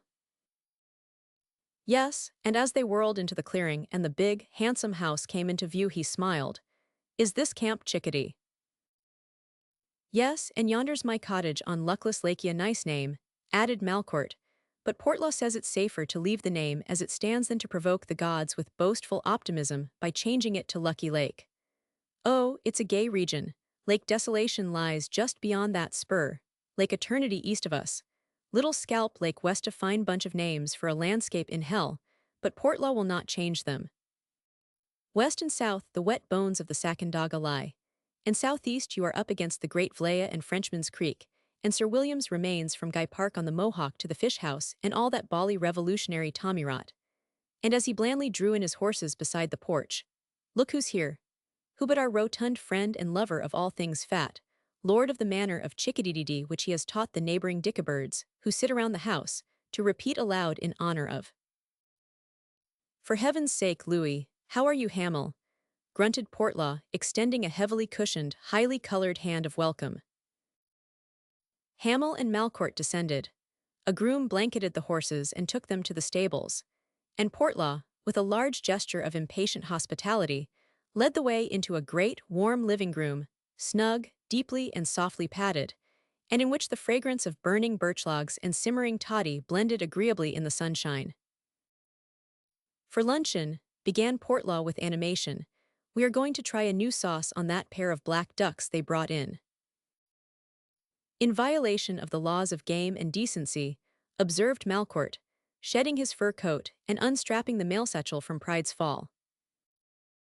Shut up, Louis. Cannot a man eat the things that come into his own property? And he continued unfolding to Hamel his luncheon program while, with a silver todda stick, heirloom from bibulous generations of Portlaws, he stirred the steaming concoction which, he explained, had been constructed after the great Sir William's own receipt. You have never tried a Molly Brant toddy. Man alive, you have wasted your youth, he insisted, genuinely grieved. Well, wise men, chiefs, and sachems, here's more hair on your scalp locks, and a fat buck to every bow. Malcourt picked up his glass. Cho, he said maliciously, but Portlaw did not understand the irony in the Seminole salutation of the black drink, and the impudent toast was swallowed without suspicion. Then Hamel's luggage arrived, and he went away to inspect his quarters, prepare for luncheon, and exchange his attire for forest dress. For he meant to lose no time in the waste corners of the earth when Gotham town might any day suddenly bloom like Eden with the one young blossom that he loved. There was not much for him in Eden Nolittle enough, except to be in her vicinity, near her at times, at intervals with her long enough to exchange a word or two under the smooth mask of convention, which leaves even the eyes brightly expressionless. Never again to touch her hand save under the formal laws sanctioned by usage, never again to wake with the intimate fragrance of her memory on his lips, never again to wait for the scented dusk to give them to each other to hear her frail gowns rustle on the terrace, her footfall in the midnight corridor, her far, sweet hail to him from the surf, her soft laughter under the roses on the moonlit balcony. That all of it was forever ended, but he believed that the pallid northern phantom of the past was still left to him, supposed that now, at least, they might miserably consider themselves beyond peril. But what man supposes of woman is vain imagining, and in that shadowy neutral ground which lies between martyrdom and sin, no maid dwells for very long before she crosses one frontier or the other. When he descended the stairs, once more he found Portlaw, surrounded by the contents of the mail sack, and in a very bad temper, while Malcourt stood warming his back at the blazing birch logs, and gazing rather stupidly at a folded telegram in his hands. Well, Hamel, damn it all, what do you think of that? Demanded Portlaw, turning to Hamel as he entered the room, and unheeding Malcourt's instinctive gesture of caution which he gave, not comprehending why he gave it, Portlaw went on, fairly pouting out his irritation. In that bally mailsack, which Louis brought in from Pride's Fall, there's a telegram from your friend, Neville Cardross, and why the devil he wants Louis to come to New York on the jump. I have a small balance at the Shoshone Trust, said Malcourt. Do you suppose there's anything queer about the company? Hamel shook his head, looking curiously at Malcourt. Well, what on earth do you think Cardross wants with you? Demanded Portlaw. Read that telegram again. Again Malcourt's instinct seemed to warn him to silence.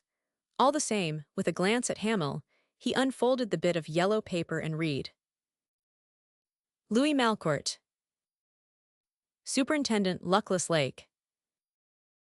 Adirondacks. Your presence is required at my office in the Shoshone Securities building on a matter of most serious and instant importance. Telegraph what train you can catch. Mr. Carrick will meet you on the train at Albany. Neville Cardross. Answer paid. Well, what the devil does it mean? Demanded Portlaw peevishly. I cannot spare you now. How can I? Here's Hamel all ready for you to take him about and show him what I want to have done. I wonder what it means, mused Malcourt. Maybe there's something wrong with the Trestlevane end of the family. The Shoshone Securities people manage her investments here. The way to do is to wire and find out, grumbled Portlaw, leading the way to the luncheon table, as a servant announced that function. for it was certainly a function with Portlaw. All eating was more or less of a ceremony, and dinner rose to the dignity of a rite. I cannot imagine what that telegram. Forget it, snapped Portlaw. Do you want to infect my luncheon? When a man lunches, he ought to give his entire mind to it. Talk about your lost arts, the art of eating scarcely survives at all. Find it again, and you revive that other lost art of prandial conversation. Digestion's not possible without conversation. Hamel, you look at your claret in a funny way. I was admiring the color where the sun strikes through, said the latter, amused. Oh, I thought you were remembering that claret is temporarily unfashionable. That's part of the degeneracy of the times. There never was and never will be any wine to equal it when it has the body of a Burgundy and the bouquet of wild grape blossoms. Louis, cocking his heavy red face and considering a morsel of duck, what is your opinion concerning the proper mélange for that plum-cut salad dressing? They say, said Malcourt gravely, that when it's mixed, a current of electricity passed through, it gives it a most astonishing flavor. What? So they say at the Stuyvesant Club. Portlaw's eyes bulged. Hamel had to bend his head low over his plate, but Malcourt's bland impudence remained unperturbed. Good God, muttered Portlaw. Hamel, did you ever hear of passing electricity through a salad dressing composed of olive oil, astragon, arequipa pepper, salt, Samara mustard, essence of anchovy, chives, distilled fresh mushrooms, truffles pickled in 1840 port, did you? No, said Hamel, I never 999. For a while silence settled upon the table, while Portlaw struggled to digest mentally the gastronomic suggestion offered by Malcourt. I could send to town for a battery, he said hesitatingly, or there's my own electric plant. Malcourt yawned. There was not much fun in exploiting such a man. Besides, Hamel had turned uncomfortable, evidently considering it the worst of taste on Malcourt's part. What am I to do about that telegram? He asked, lighting a cigarette. Portlaw, immersed in sauce and the electrical problem, adjusted his mind with an effort to this other, and less amusing question. Wire for particulars and sit tight, advised Portlaw. We have just 3 now for preference, and if you go kiting off to town Hamel and I will be forced into double dummy, and that's a horrible mental strain on a man, isn't it, Hamel? I could use the long-distance telephone, said Malcourt pensively. Well, for the love of Mike, go and do it, shouted Portlaw, and let me try to enjoy this Anley's cheese. So Malcourt sauntered out through the billiard room, leaving an aromatic trail of cigarette smoke in his wake, and he closed all the intervening doorways he himself could not have explained. He was absent a long time. Portlaw had terminated the table ceremony, and now, ensconced among a dozen fat cushions by the fire, a plump cigar burning fragrantly between his curiously clean-cut and sharply chiseled lips, he sat enthroned, majestically digesting, and his face of a Greek hero, marred by heavy flesh, had become almost somnolent in its expression of well-being and corporeal contentment. I do not know what I would do without Louis, he said sleepily. He keeps my men hustling, he answers for everything on the bally place. He's so infernally clever that he amuses me and my guests. He's on the job every minute. It would be devilishly unpleasant for me if I lost him, and I am always afraid of it. There are usually a lot of receptive girls making large eyes at him. My only safety is that they are so manny and so easy. If Cardross had not signed that telegram, I would bet my bodiceovage it concerned some entanglement. Hamel lay back in his chair and studied the forest through the leaded casement. Sometimes he thought of Portlaw's perverse determination to spoil the magnificent simplicity of the place, with exotic effects lugged in by the ears. Sometimes he wondered what Mr. Cardross could have to say to Malcourt. What matter of such urgent importance could possibly concern those 2 men? And thinking, he thought of Sheeland, of their last moments together, thought of her as he had left her, crouched there on her knees beside the bed, her face and head buried in her crossed arms. Portlaw was nodding drowsily over his cigar. The April sunshine streamed into the room through every leaded pane, inlaying the floor with glowing diamonds. Dogs barked from the distant kennels. Cocks were crowing from the farm. Outside the window, he saw how the lilac's dully varnished buds had swollen, and where the prophecy of snowdrop and crocus under the buckthorn hedge might be fulfilled on the morrow. Already over the green-brown, soaking grass 1 or 2 pioneer grackle were walking busily about, and somewhere in a near tree, the first robin chirped and fussed in its loud and familiar fashion, only partly pleased to find himself in the grey thaw of the scarcely comfortable north once more. Portlaw looked up dully. Those robins come up here and fatten on our fruit, and a fool law forbids us to shoot 'em. Robin pie, he added, is not to be despised, but a sentimental legislature is the limit sentiment always did bore me. How do you feel after your luncheon? All right, said Hamel, smiling. I would like to start out as soon as Malcourt comes back. Oh, do not begin that sort of thing the moment you get here, protested Portlaw. My heavens, man, there's no hurry. Cannot you smoke a cigar and play a card or two? You know I have other commissions. Oh, of course, but I hoped you would have time to take it easy. I have looked forward to having you here. So has Malcourt. He thinks you are about right, you know. And he makes damn few friends among men. The door opened, and Malcourt entered slowly, almost noiselessly. There was not a vestige of color in his face, nor of expression as he crossed the room for a match and relighted his cigarette. Well, inquired Portlaw, did you get Cardross on the wire? Yes. Malcourt stood motionless, hands in his pockets, the cigarette smoke curling up blue in the sunshine. I have got to go, he said. What for? Demanded Portlaw, then sulkily begged pardon and pouted his dissatisfaction in silence. When do you go, Malcourt? Asked Hamel, still wondering. Now, he lifted his head but looked across at Portlaw. I have telephoned the stable and called up Pride's Fall to flag the 5:30 express, he said. Portlaw was growing madder and madder. Would you mind telling me when you expect to be back? He inquired ill-temperedly.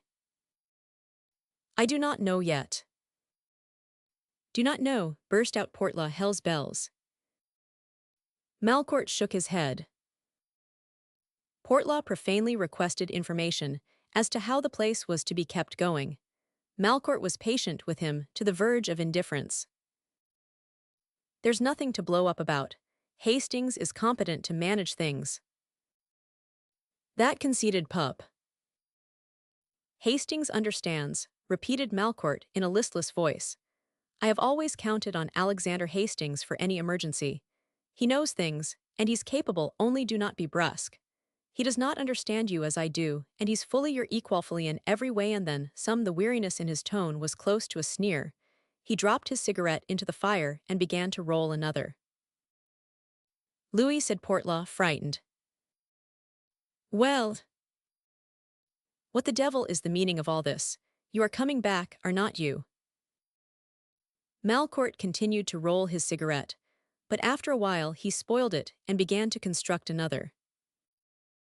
Are you Louis? What? Coming back here soon. If it's the thing to do, I do not know yet, you must not press the matter now. You think there's a chance that you will not come back at all, exclaimed Portlaw, aghast. Malcourt's cigarette fell to pieces in his fingers. I will come if I can, Billy.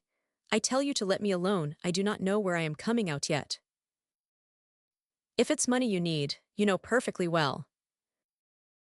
But Malcourt shook his head. From the moment of his entrance, he had kept his face carefully averted from Hamel's view, had neither looked at him nor spoken except in monosyllabic answer to a single question. The rattle of the buckboard on the wet gravel drive brought Portlaw to his feet. A servant appeared with Malcourt's suitcase and overcoat. There's a trunk to follow. Williams is to pack what I need. Goodbye, Billy. I would not go if I did not have to. Portlaw took his offered hand as though dazed. You will come back, of course, he said, in a couple of days or a week if you like, but you will be back, of course. You know, if there's anything the matter with your salary, just say so. I always meant you should feel perfectly free to fix your salary to suit yourself. Only be sure to come back in a week, will not you? Goodbye, said Malcourt in a low voice. I would like to talk to Hamel if he can give me a few moments. Bareheaded, Hamel stepped out into the clear, crisp, April sunshine, where the buckboard stood on the gravel. The strong outdoor light emphasized Malcourt's excessive pallor, and the hand he offered Hamel was icy. Then his nervous grasp relaxed. He drew on his dog-pelt driving gloves and buttoned the fur coat to the throat. I want you, Toto, remember that I always liked you, he said with an effort, in curious contrast to his habitual fluency. You will not believe it some day. But it is true, perhaps I will prove it, yet my father used to say that everything except death had been proven, and there remained, therefore, only one event of any sporting interest to the world. He was a very interesting man, me father. He did not believe in death, and I do not. This sloughing off of the material integument seems to me purely a matter of the mechanical routine of evolution, a natural process in further and inevitable development, not a finality to individualism. Fertilization, gestation, the hatching, growth, the episodic deliverance from encasing matter which is called death, seem to me only the first few basic steps in the sequences of an endless metamorphosis. My father thought so. His was a very fine mindes, a finer mind still. Will you understand me if I say that we often communicate with each other, me father and I? Communicate, repeated Hamel. Often. Hamel said slowly, I do not think I understand. Malcourt looked at him, the ever-latent mockery flickering in his eyes. Then, by degrees, his head bent forward in the old half-cunning, half-wistful attitude as though listening. A vague smile touched the pallor of his face, and he presently looked up with something of his old debonair impudence. The truly good are always so interested in creating hell for the wicked, he said, that sometimes the good get into the pit themselves just to see how hot it really is. And find the wicked have never been their Hamel, the hopelessly wicked, and there are few of them who are not mentally irresponsible, never go to hell, because they would not mind it if they 999. It's the good who are hell's architects, and often its tenants. I am speaking of all prisoners of conscience. The wicked have none. He shrugged his shoulders. There's always an exit from one of these temporary little pits of torment, he said. When one finds it too oppressive in the shade, when one obtains a proper perspective, and retains one's sense of humor, and enough of conscience to understand the crime of losing time, and when, in correct perspective, one realizes the fictitious value of that temporary phase called the human unit, and when one cuts free from the absurd dogma concerning the dignity and the sanctity of that human unit. I am keeping you from your cigar and armchair, and from Portlaw, a good, kindly gossip, who fed my belly and filled my purse and loved me for the cards I played. I am a yellow pup to mock him.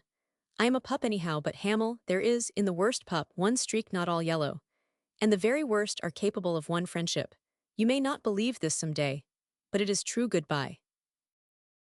Is there anything, Malcourt? Nothing you can do for me. Perhaps something I can do for you, and laughing, I will consult my father. He's not very definite on that point yet. So Malcourt swung aboard the wagon, nodded again to Hamel, waved a pleasant adieu to Portlaw at the window, and was gone in a shower of wet gravel and mud. And all that day Portlaw fussed and fumed and pouted about the house, tormenting Hamel with questions and speculations concerning the going of Malcourt, which for a while struck Hamel merely as selfish ebullitions.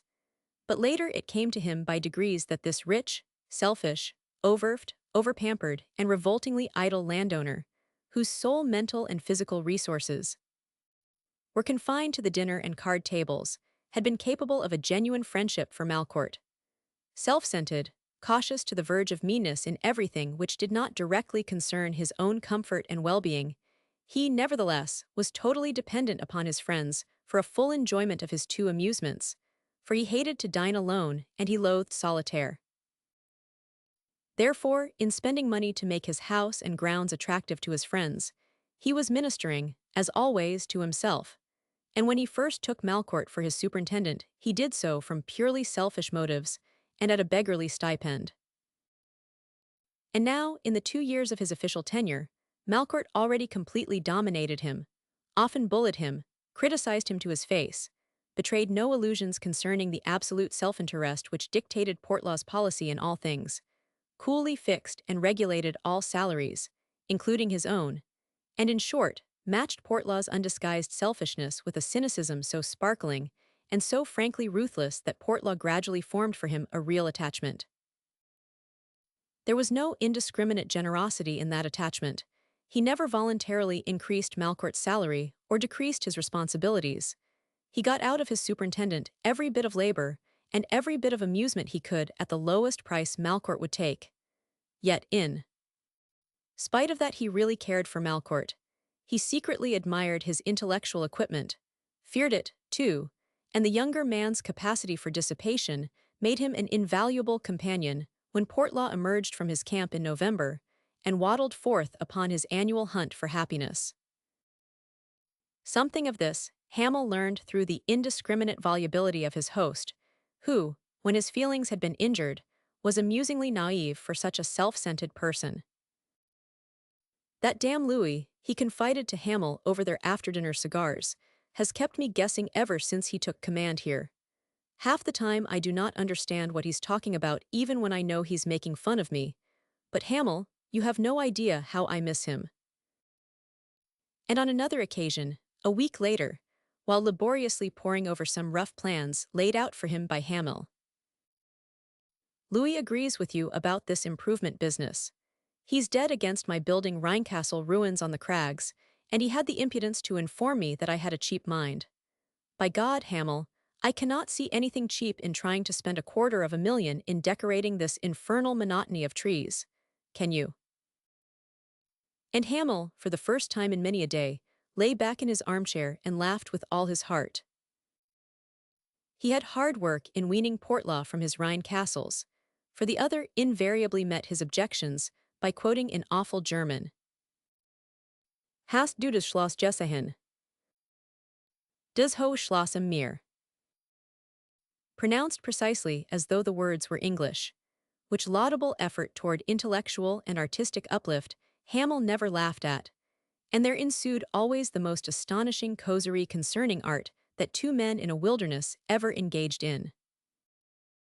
Young Hastings, a Yale academic and forestry graduate, did fairly well in Malcourt's place, and was doing better every day. For one thing, he knew much more about practical forestry and the fish and game problems than did Malcourt, who was a better organizer than executive. He began by dumping out into a worthless and landlocked bass pond every brown trout in the hatchery. He then drew off the water in the brown trout ponds, sent in men with sens and shotguns, and finally, with dynamite, purged the free waters of the brown danger for good and all. "When Malcourt comes back," observed Portlaw, "you will have to answer for all this." "I will not be questioned," said Hastings, smiling. "Oh, and what do you propose to do next?" "If I had the money you think of spending on ruined castles, very respectfully I'd build a wall in place of that meshware fence." "Why?" asked Portlaw. "The wire deceives the grouse when they come driving headlong through the woods. My men pick up dozens of dead grouse and woodcock along the fence. If it were a wall, they would go over it. As it is, if I had my way, I would restock with western ruffed grouse, cut out that pheasantry altogether, and try to breed our own native game bird." "What, you cannot breed ruffed grouse in captivity?" "I have done it, sir," said young Hastings modestly. That night, over the plans, Portlaw voiced his distrust of Hastings and mourned aloud for Malcourt.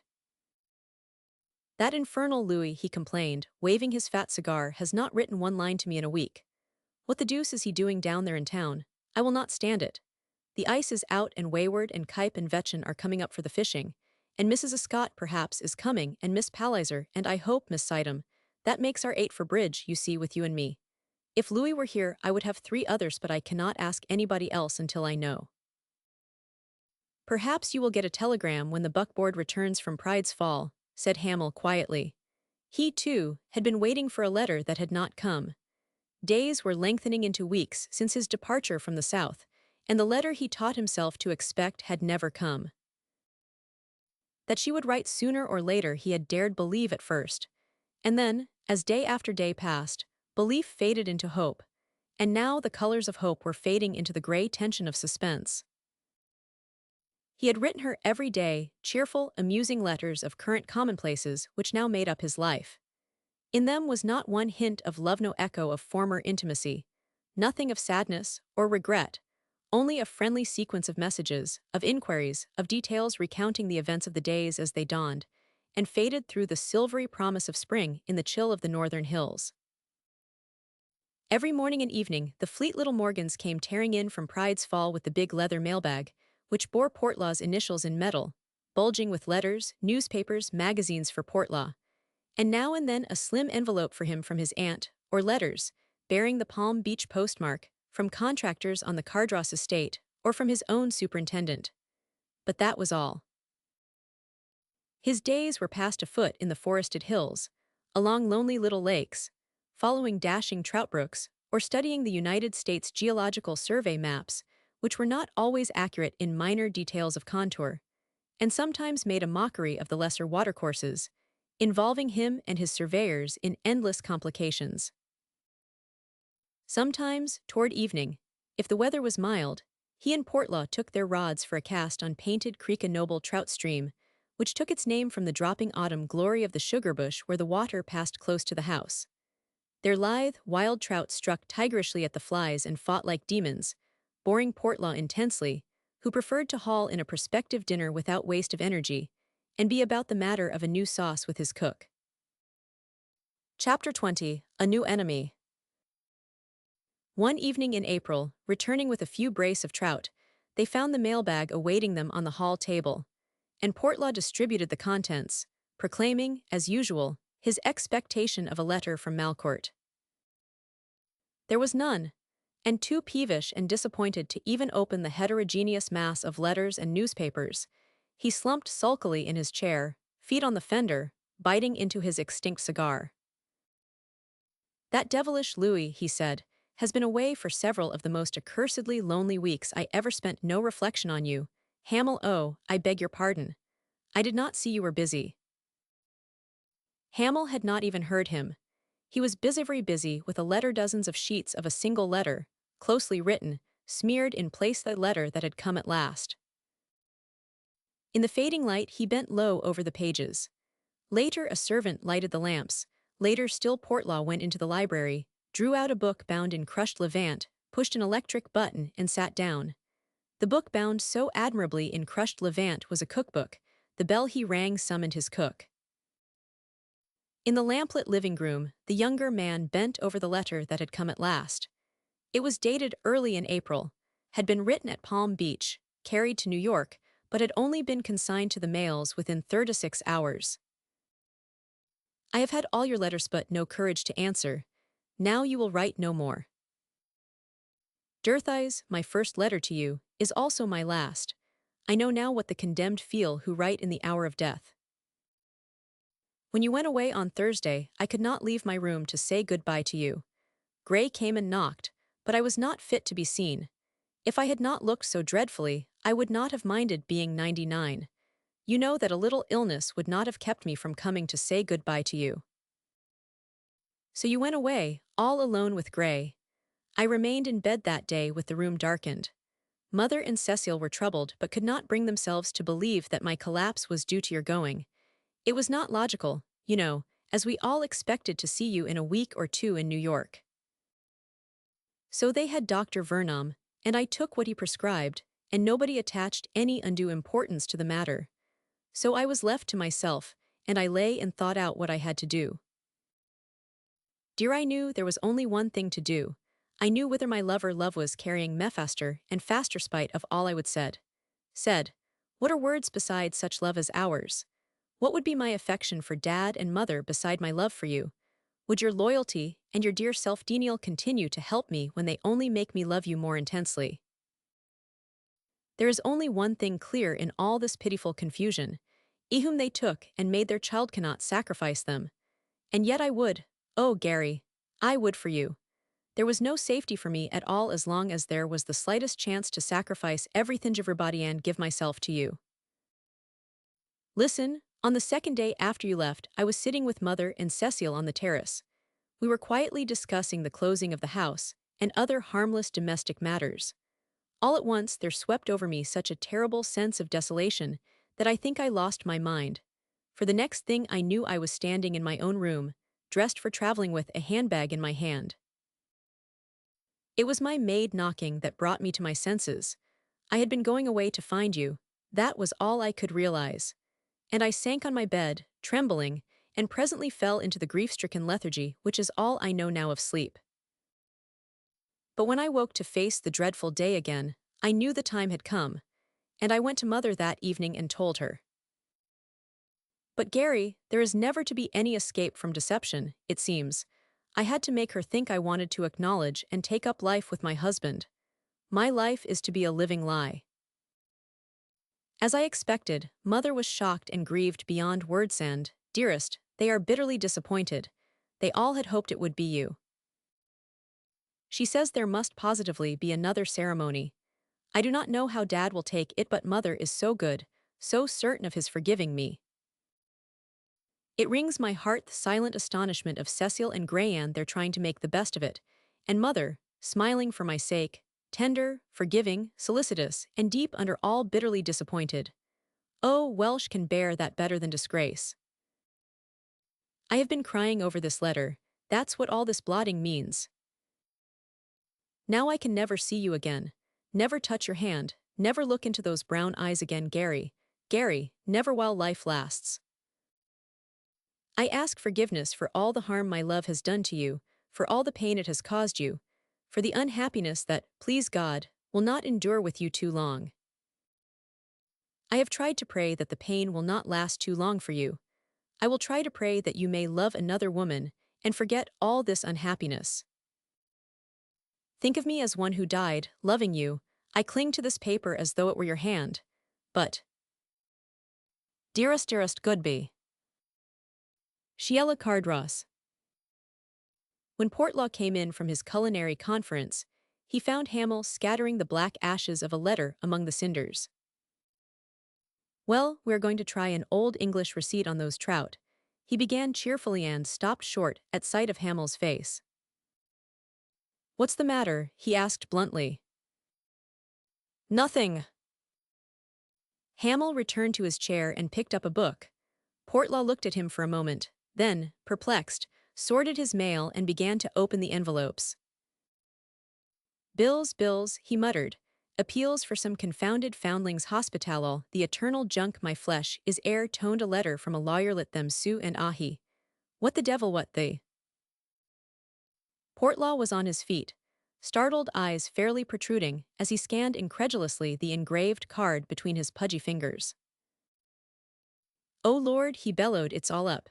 The entire bally business has gone up. That pup of a Louis, oh, there's no use. Look here, Hamel. I tell you I cannot believe it, I cannot, and I won't look what that fool card says. And Hamel's stunned gaze fell on the engraved card. Mr. and Mrs. Neville Cardross have the honor of announcing the marriage of their daughter Sheila to Mr. Louis Malcourt. The date and place followed. Portlaw was making considerable noise over the matter, running about distractedly with little, short, waddling steps. Occasionally he aimed a kick at a stuffed armchair, which did not hurt his foot too much. It was some time before he calmed enough to pout and fume and protest in his usual manner, appealing alternately to heaven as witness, and to Hamel for corroboration that he had been outrageously used. Now who the devil could suspect him of such intention? Wailed poor Portlaw. God knows, he was casual with the sex. There have been dozens of them, Hamel, literally dozens in every port, from Mamie and Stella up to Gladys and Ethelberta. Yes, he was Harry to some and Reginald to other shy loan the game. Hamel, the game amused him, but so help me kings and aces. I never looked for this never so help me, and I thought him as safe with the Vered Veers as he was with the Pudding sisters Farina and Tapioca. And no passionately displaying the engraved card look who's here. Oh Pip, what's the use? Dinner modified his grief. Hope bubbled in the burgundy, simmered in the soup, grew out of gravy like the sturdy, eternal weed she is, parasitic in the human breast. He's probably married 1,000,000 or so, suggested Portlaw, mollified under the seductive appeal of a fruit salad dressed with a mixture containing nearly 100 different ingredients. If he has, I do not see why he should not build a camp next to mine. I will give him the land if he does not care to pay for it, he added cautiously. Do not say anything to him about it, Hamel. After all, why should not he pay for the land? But if he does not want to between you and me, I'll come within appreciable distance of almost giving him what land he needs. Oh fizz, that damn Louis. And I am wondering about several matters. After dinner, Portlaw settled down by the fire, cigar lighted, and began to compose a letter to Malcourt, embodying his vivid ideas concerning a new house near his own for the bridal pair. Hamel went out into the fresh April night. The young grass was wet under the stars, a delicate fragrance of new buds filled the air. He had been walking for a long time, when the first far hint of thunder broke the forest silence. Later lightning began to quiver through the darkness. A wind awaking overhead whispered prophecy, wailed it, foreboding. Then slowly the woods filled with the roar of the rain. He was moving on, blindly, at random, conscious only of the necessity of motion. Where the underbrush halted him, he sheered off into the open timber, feeling his way, falling sometimes, lying where he fell for a while till the scourge of necessity lashed him into motion again. About midnight the rain increased to a deluge, slackened fitfully, and died out in a light rattle of thunder. Star after star broke out through the dainty vapors overhead. The trees sighed and grew quiet. For a while drumming drops from the branches filled the silence with a musical tattoo. Then there remained no sound save, far away in the darkness, the muffled roar of some brook brimming bank-high with the April rain. And Hamel, soaked, exhausted, and believing he could sleep, went back to the house. Toward morning sleep came. He awoke restless and depressed.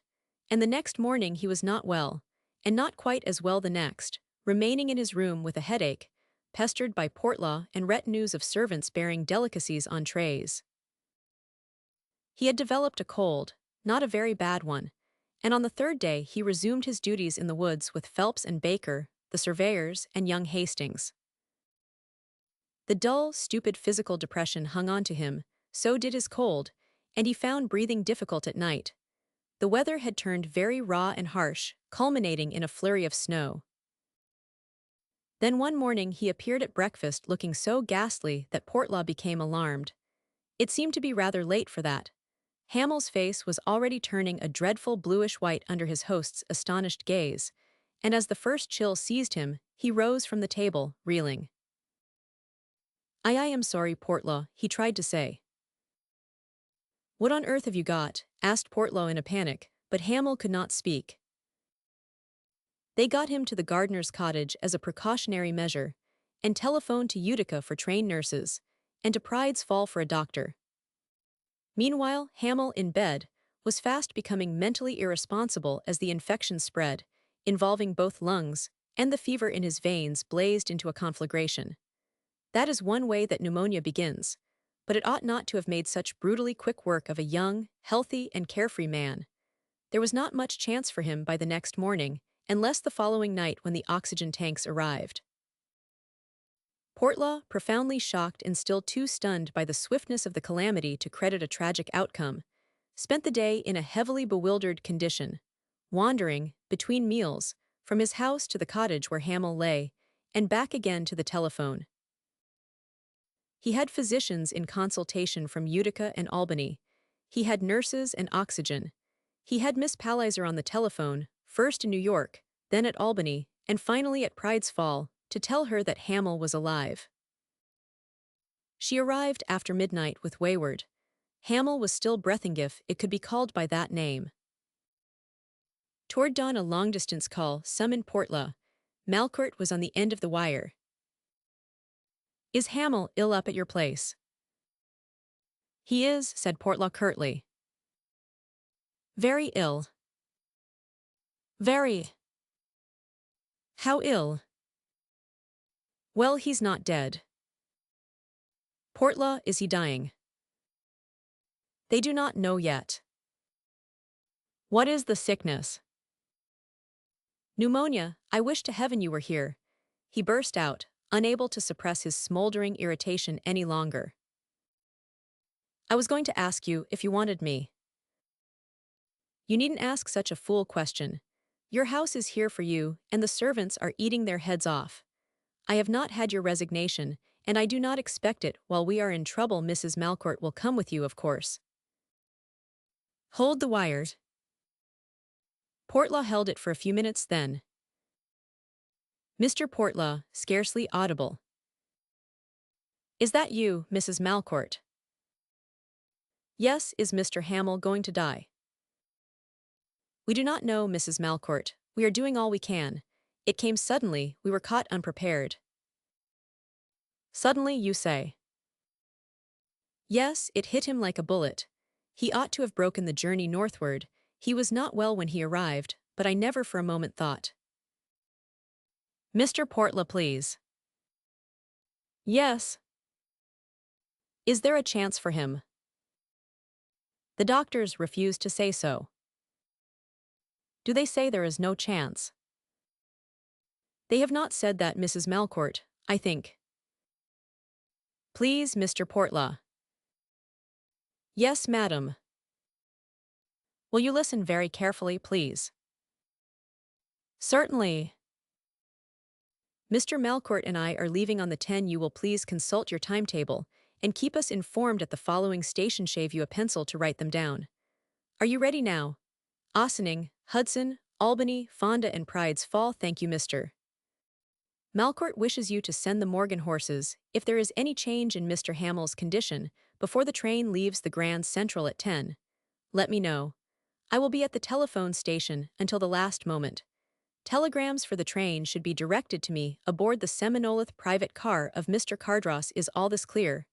Thank you. With a confused idea that he was being ordered about too frequently of late, Portlaw waddled off bedward. But sleep eluded him. He lay there watching through his window the light in the window of the sick room, where Hamel lay fighting for breath. And sometimes he quivered all over in scared foreboding. And sometimes the thought that Malcourt was returning seemed to ease for a moment the dread load of responsibility that was already playing the mischief with his digestion. A curry had started it. A midnight goldenbuck superimposed upon a miniature mince pie had, to his grief and indignation, continued an outrageous conspiracy against his liver begun by the shock of Hamel's illness. But what completed his exasperation was the indifference of the physicians attending Hamel, who did not seem to appreciate the gravity of an impaired digestive system, or comprehend that a man who could not enjoy eating might as well be in Hamel's condition. And Portlaw angrily swallowed the calomel so indifferently shoved toward him and hunted up Wayward, to whom he aired his deeply injured feelings. What you need are drovers' remedies, observed Wayward, peering at him through his spectacles, and Portlaw unsuspiciously made a memorandum of the famous livestock and kennel panacea for future personal emergencies. The weather was unfavorable for Hamel. A raw, wet wind rattled the windows. The east lowered thick and gray with hurrying clouds. Volleys of chilly rain swept across the clearing from time to time. Portlaw and Wayward sat most of the time in the big living room playing Canfield. There was nothing else to do except to linger somewhere within call and wait. Constance Palliser remained near whichever nurse happened to be off duty, and close enough to the sick room to shudder at what she heard from within. All day, all night, ceaselessly ominous, pitiable, heartbreaking. At length Wayward took her away, without ceremony, into the open air. Look here, Constance, you're sitting there and hearing such things is not helping Gary. Lansdell is doing everything that can be done. Miss Race and Miss Clay are competent. You are simply frightening yourself sick. She protested, but he put her into a hooded ulster, buckled on her feet a pair of heavy carriage boots, and drew her arm under his, saying, "If there's a chance, Gary is having it, and you have got to keep your strength. I wish this mist would clear." Hooper telephoned to Pride's for the weather bulletin, but it is not encouraging. They walked about for an hour, and finally returned from the wet woodland paths to the bridge, leaning on the stone parapet together. A swollen brook roared under the arches, carrying on its amber wave-crests tufts of green grass and young leaves and buds, which the promise of summer had tenderly unfolded to the mercy of a ruthless flood. "Like those young lives that go out too early," murmured Constance. "See that little windflower, Jim, uprooted, drowning Gan that dead thing tumbling about half underwater. Wayward laid a firm hand across hers.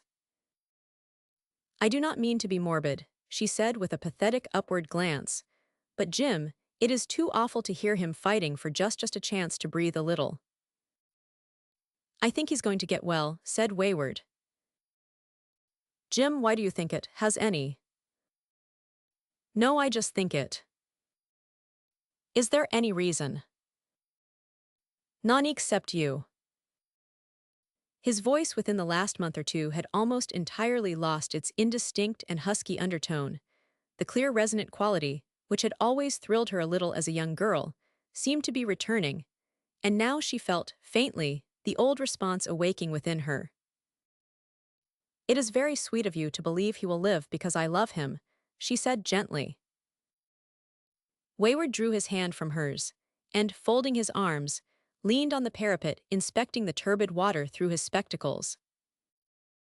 There are no fights too desperate to be won, he said. The thing to do is to finish still fighting. Jim. Yes. This time her hand sought his, drew it toward her, and covered it with both of hers.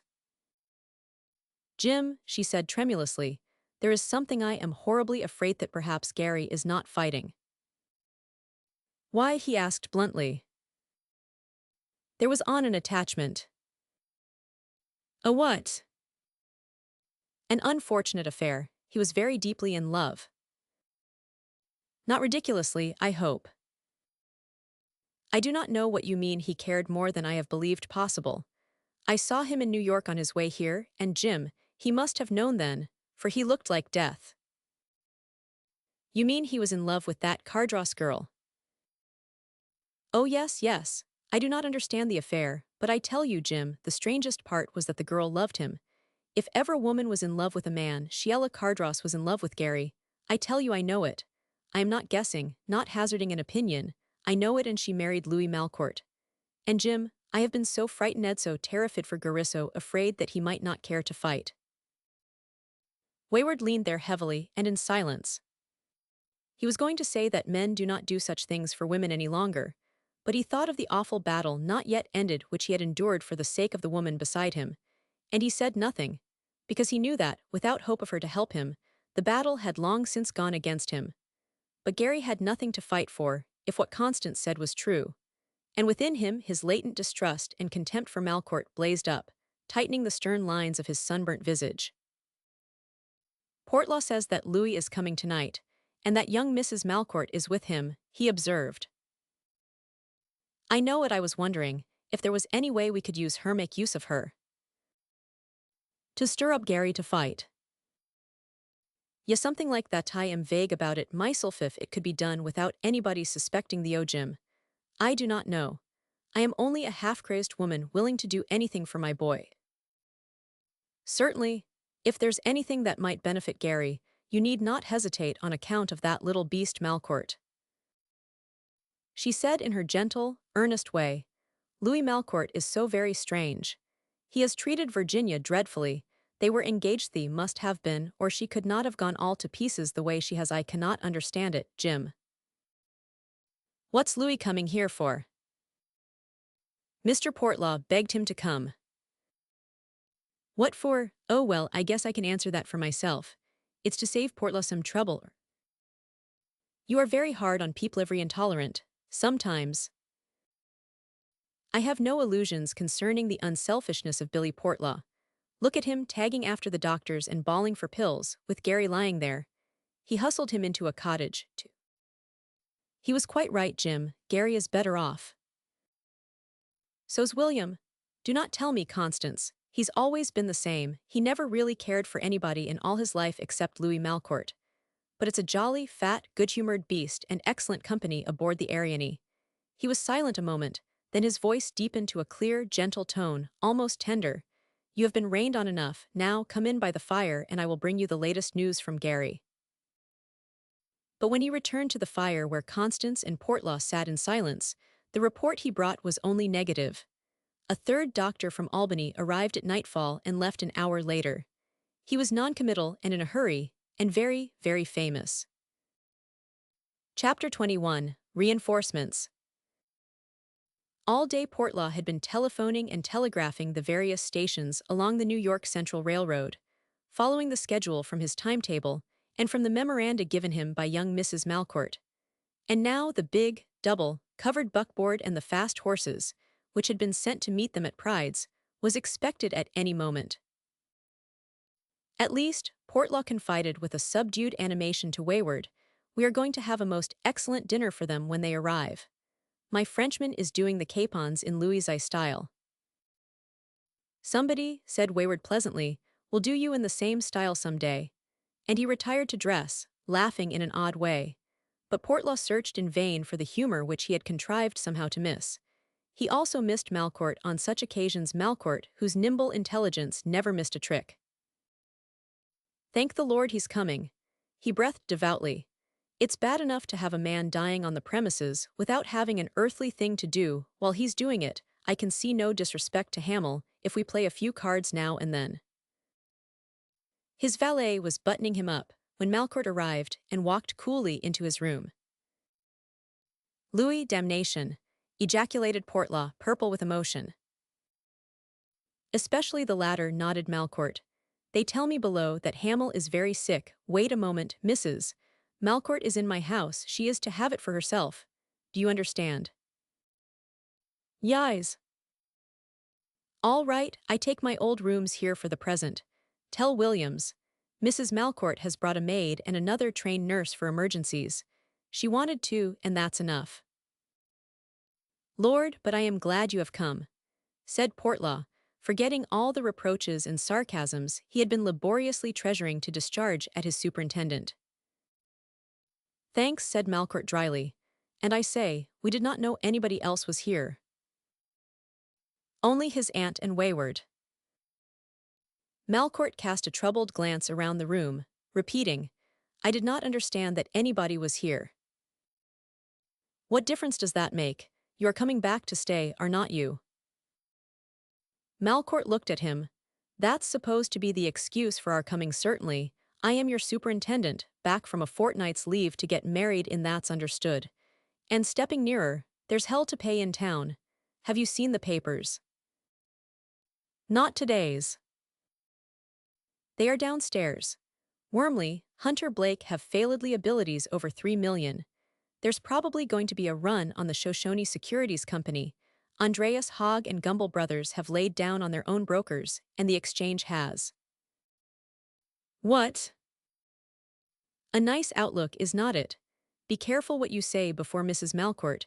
She does not realize that Cardross, Carrick Co. may be involved." Portlaw said with that simple self-centered dignity which characterized him in really solemn moments.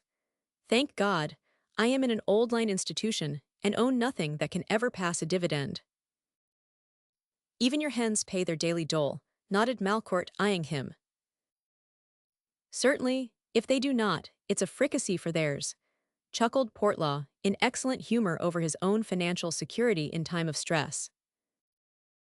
So they descended to the living room together, where Constance and Wayward stood whispering by the fire. Malcourt greeted them. They exchanged a few words in faultless taste, then he picked an umbrella from the rack and went across the lawn to his house, where his bride of a fortnight awaited him. Portlaw rubbed his pudgy hands together contentedly.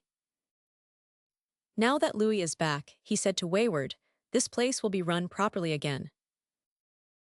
"Is it likely," asked Wayward, "that a man who has just married several millions will do duty as your superintendent in the backwoods?"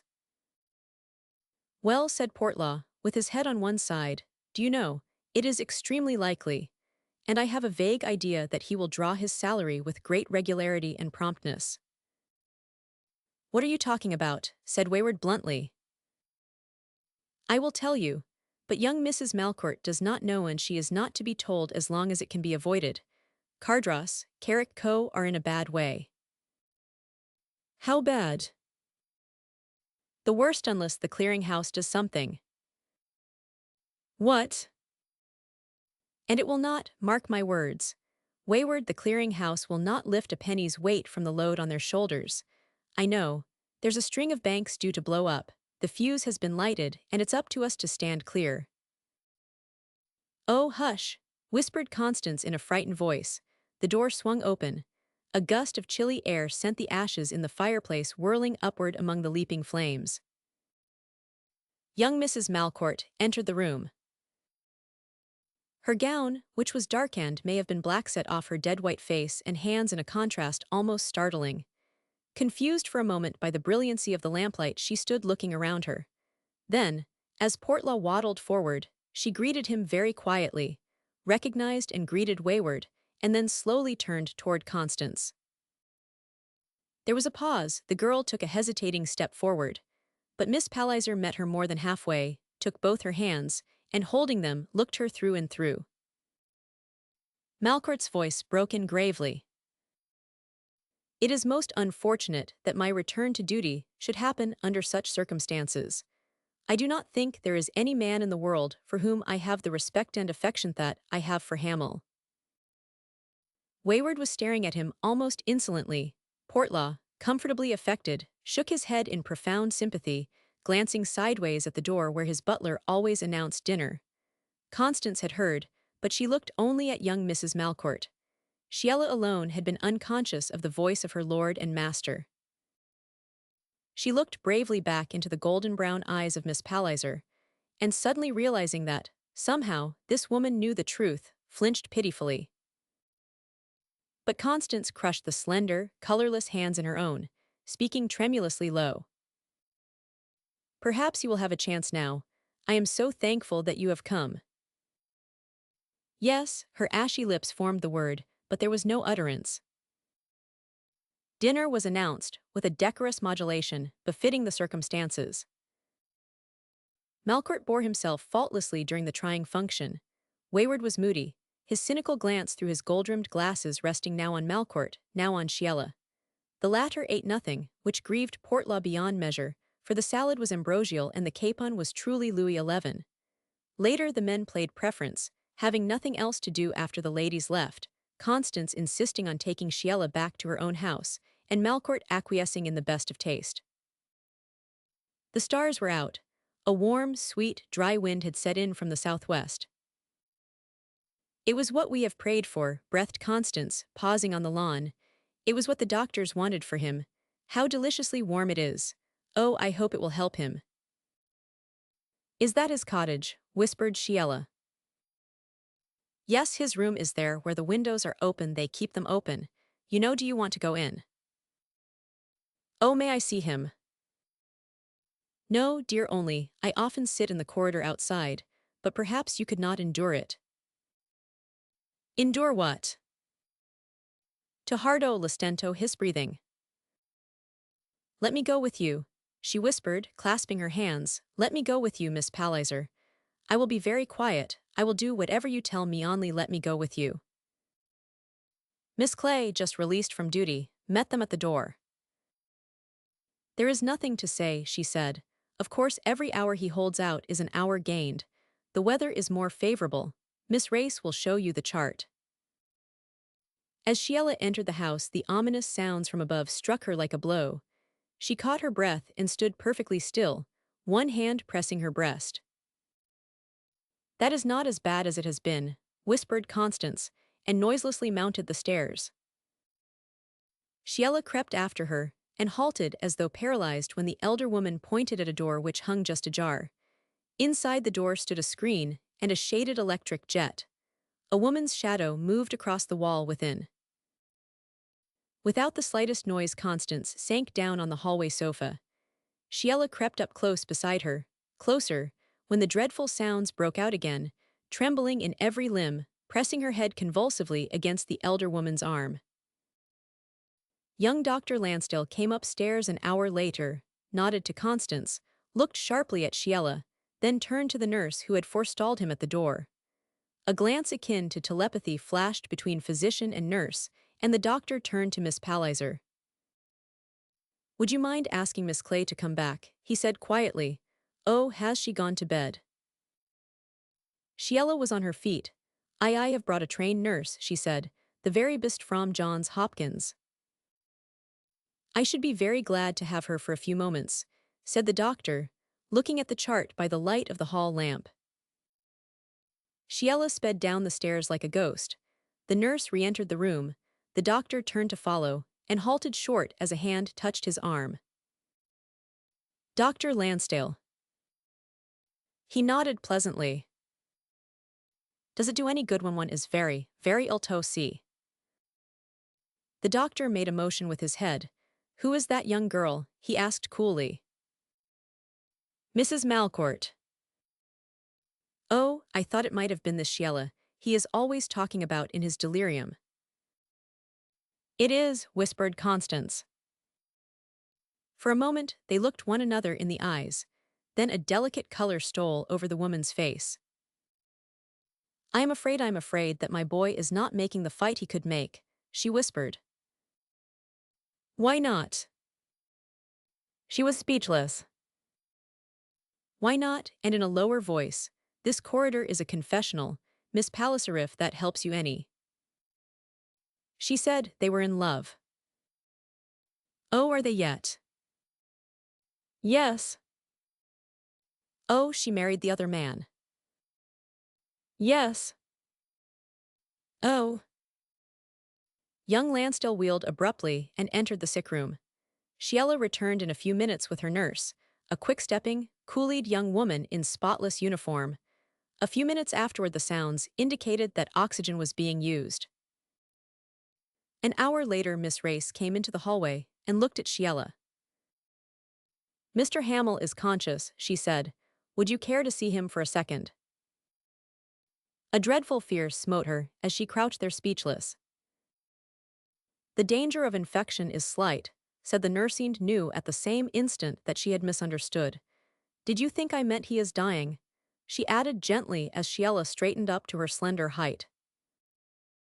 Is he better? Whispered Constance. He is conscious, said the nurse patiently.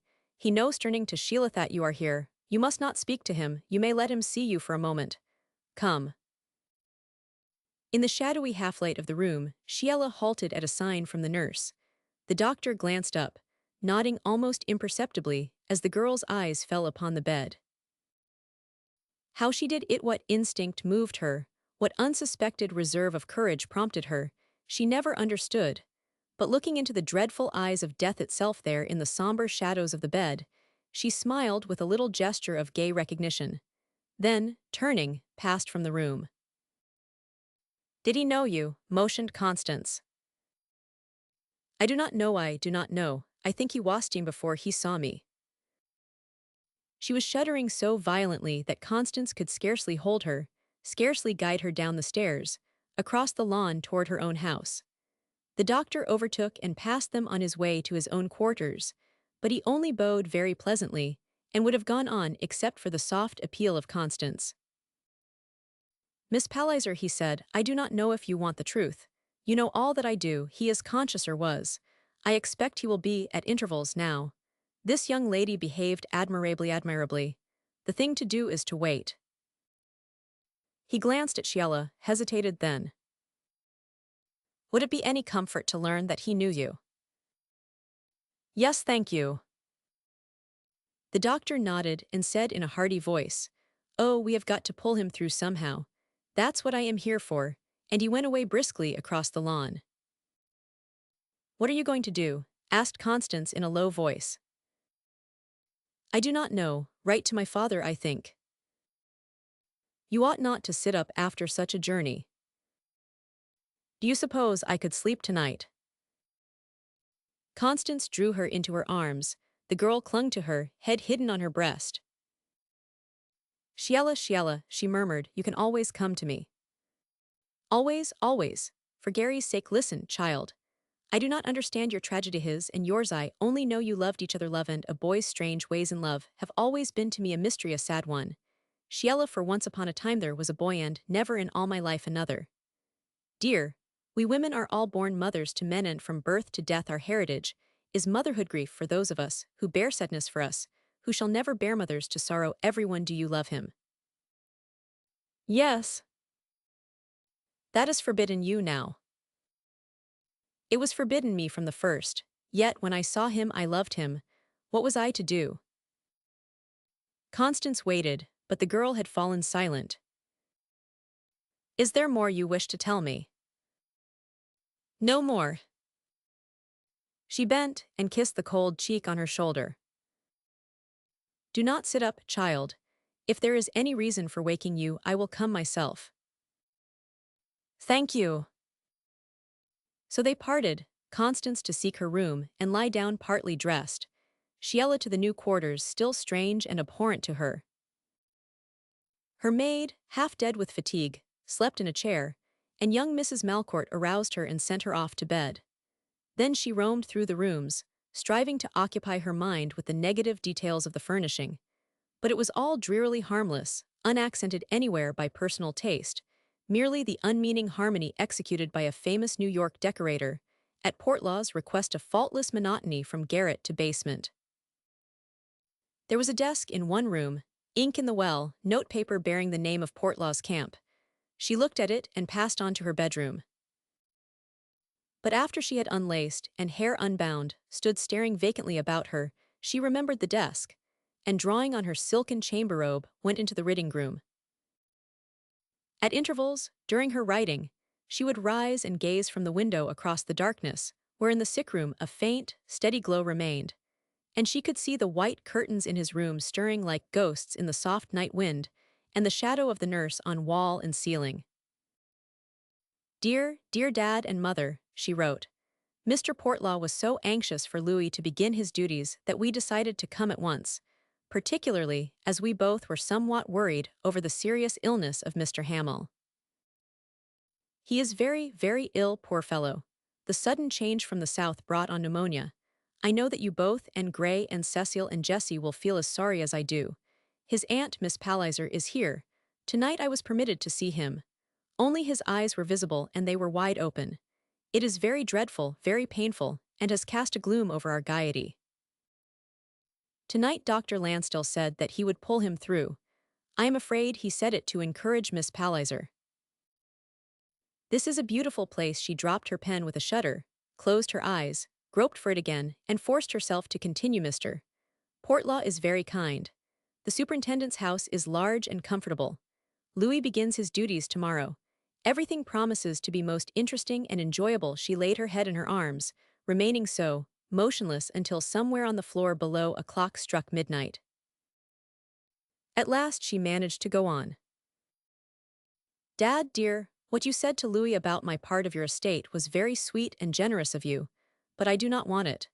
Louis and I have talked it over in the last fortnight, and we came to the conclusion that you must make no provision for me at present.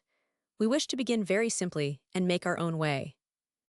Besides, I know from something I heard Acton say that even very wealthy people are hard-pressed for ready money, and so Phil Gatewood acted as our attorney and Mr.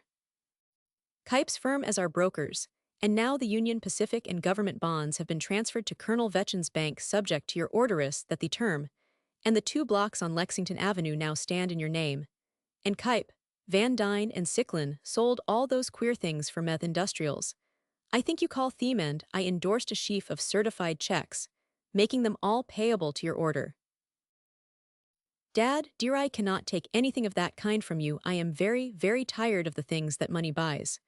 All I shall ever care for is the quiet of unsettled places, the silence of the hills, where I can study and read and live out the life I am fitted for.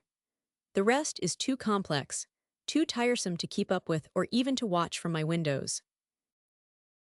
Dear Dad and dear Mother, I am a little anxious about what Acton said to Gray about money troubles that threaten wealthy people, and so it makes me very happy to know that the rather overwhelming fortune which you so long ago set aside for me to accumulate until my marriage is at last at your disposal again.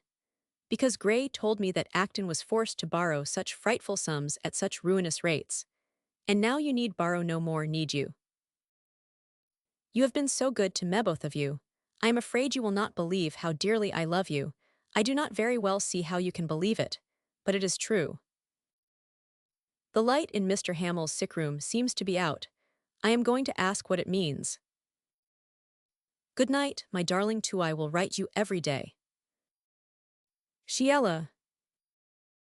She was standing, looking out across the night at the darkened windows of the sick room, her sealed letter in her hand, when she heard the lower door open and shut, steps on the stairs, and turned to face her husband. What is it? She faltered. What is what? He asked coolly. The reason there is no light in Mr. Hamill's windows. He's asleep, said Malcourt in a dull voice. Louis, are you telling me the truth? Yes, I would tell you if he were dead. He is not. Lansdell thinks there is a slight change for the better, so I came to tell you. Every tense nerve and muscle in her body seemed to give way at the same instant as she dropped to the lounge. For a moment her mind was only a confused void, then the routine instinct of self-control asserted itself. She made the effort required of her, groping for composure and self-command. He is better, you say. Lansdell said there was a change which might be slightly favorable. I wish I could say more than that, Sheila. Buth is better, then, pitifully persistent. Malcourt looked at her a moment. Yes, he is better, I believe it. For a few moments they sat there in silence. That is a pretty gown, he said pleasantly. What? Oh, young Mrs. Malcourt bent her head, gazing fixedly at the sealed letter in her hand. The faint red of annoyance touched her pallor perhaps, because her chamber robe suggested an informality between them that was impossible. I have written to my father and mother, she said, about the securities. Have you? He said grimly. Yes, and Louis, I forgot to tell you that Mr. Kuyp telephoned me yesterday assuring me that everything had been transferred and recorded, and that my father could use everything in an emergency if it comes as you thought possible. And I wish to say, went on in a curiously constrained voice, that I appreciate what you have done, what you so willingly gave up. An odd smile hovered on Malcourt's lips. Nonsense, he said. One could not give up what one never had and never wanted, and you say that it was all available yesterday. Available. At the order of Cardross, Carrick Co. Mr. Kuyp said so. You made over all those checks to them. Yes, Mr. Kuyp took them away. And that Lexington Avenue stuff. Deeded and recorded. The bonds. Everything is father's again. Was it yesterday? Yes, why? You are absolutely certain. Mr. Kuyp said so. Malcourt slowly rolled a cigarette and held it, unlighted, in his nervous fingers. Young Mrs. Malcourt watched him, but her mind was on other things. Presently he rose, and she looked up as though startled painfully from her abstraction. You ought to turn in, he said quietly. Good night. Good night. He went out and started to descend the stairs, but somebody was banging at the lower door, entering clumsily and in haste. Louis, panted Portla, they say Hamill is dying. Damn you, whispered Malcourt fiercely, will you shut your cursed mouth?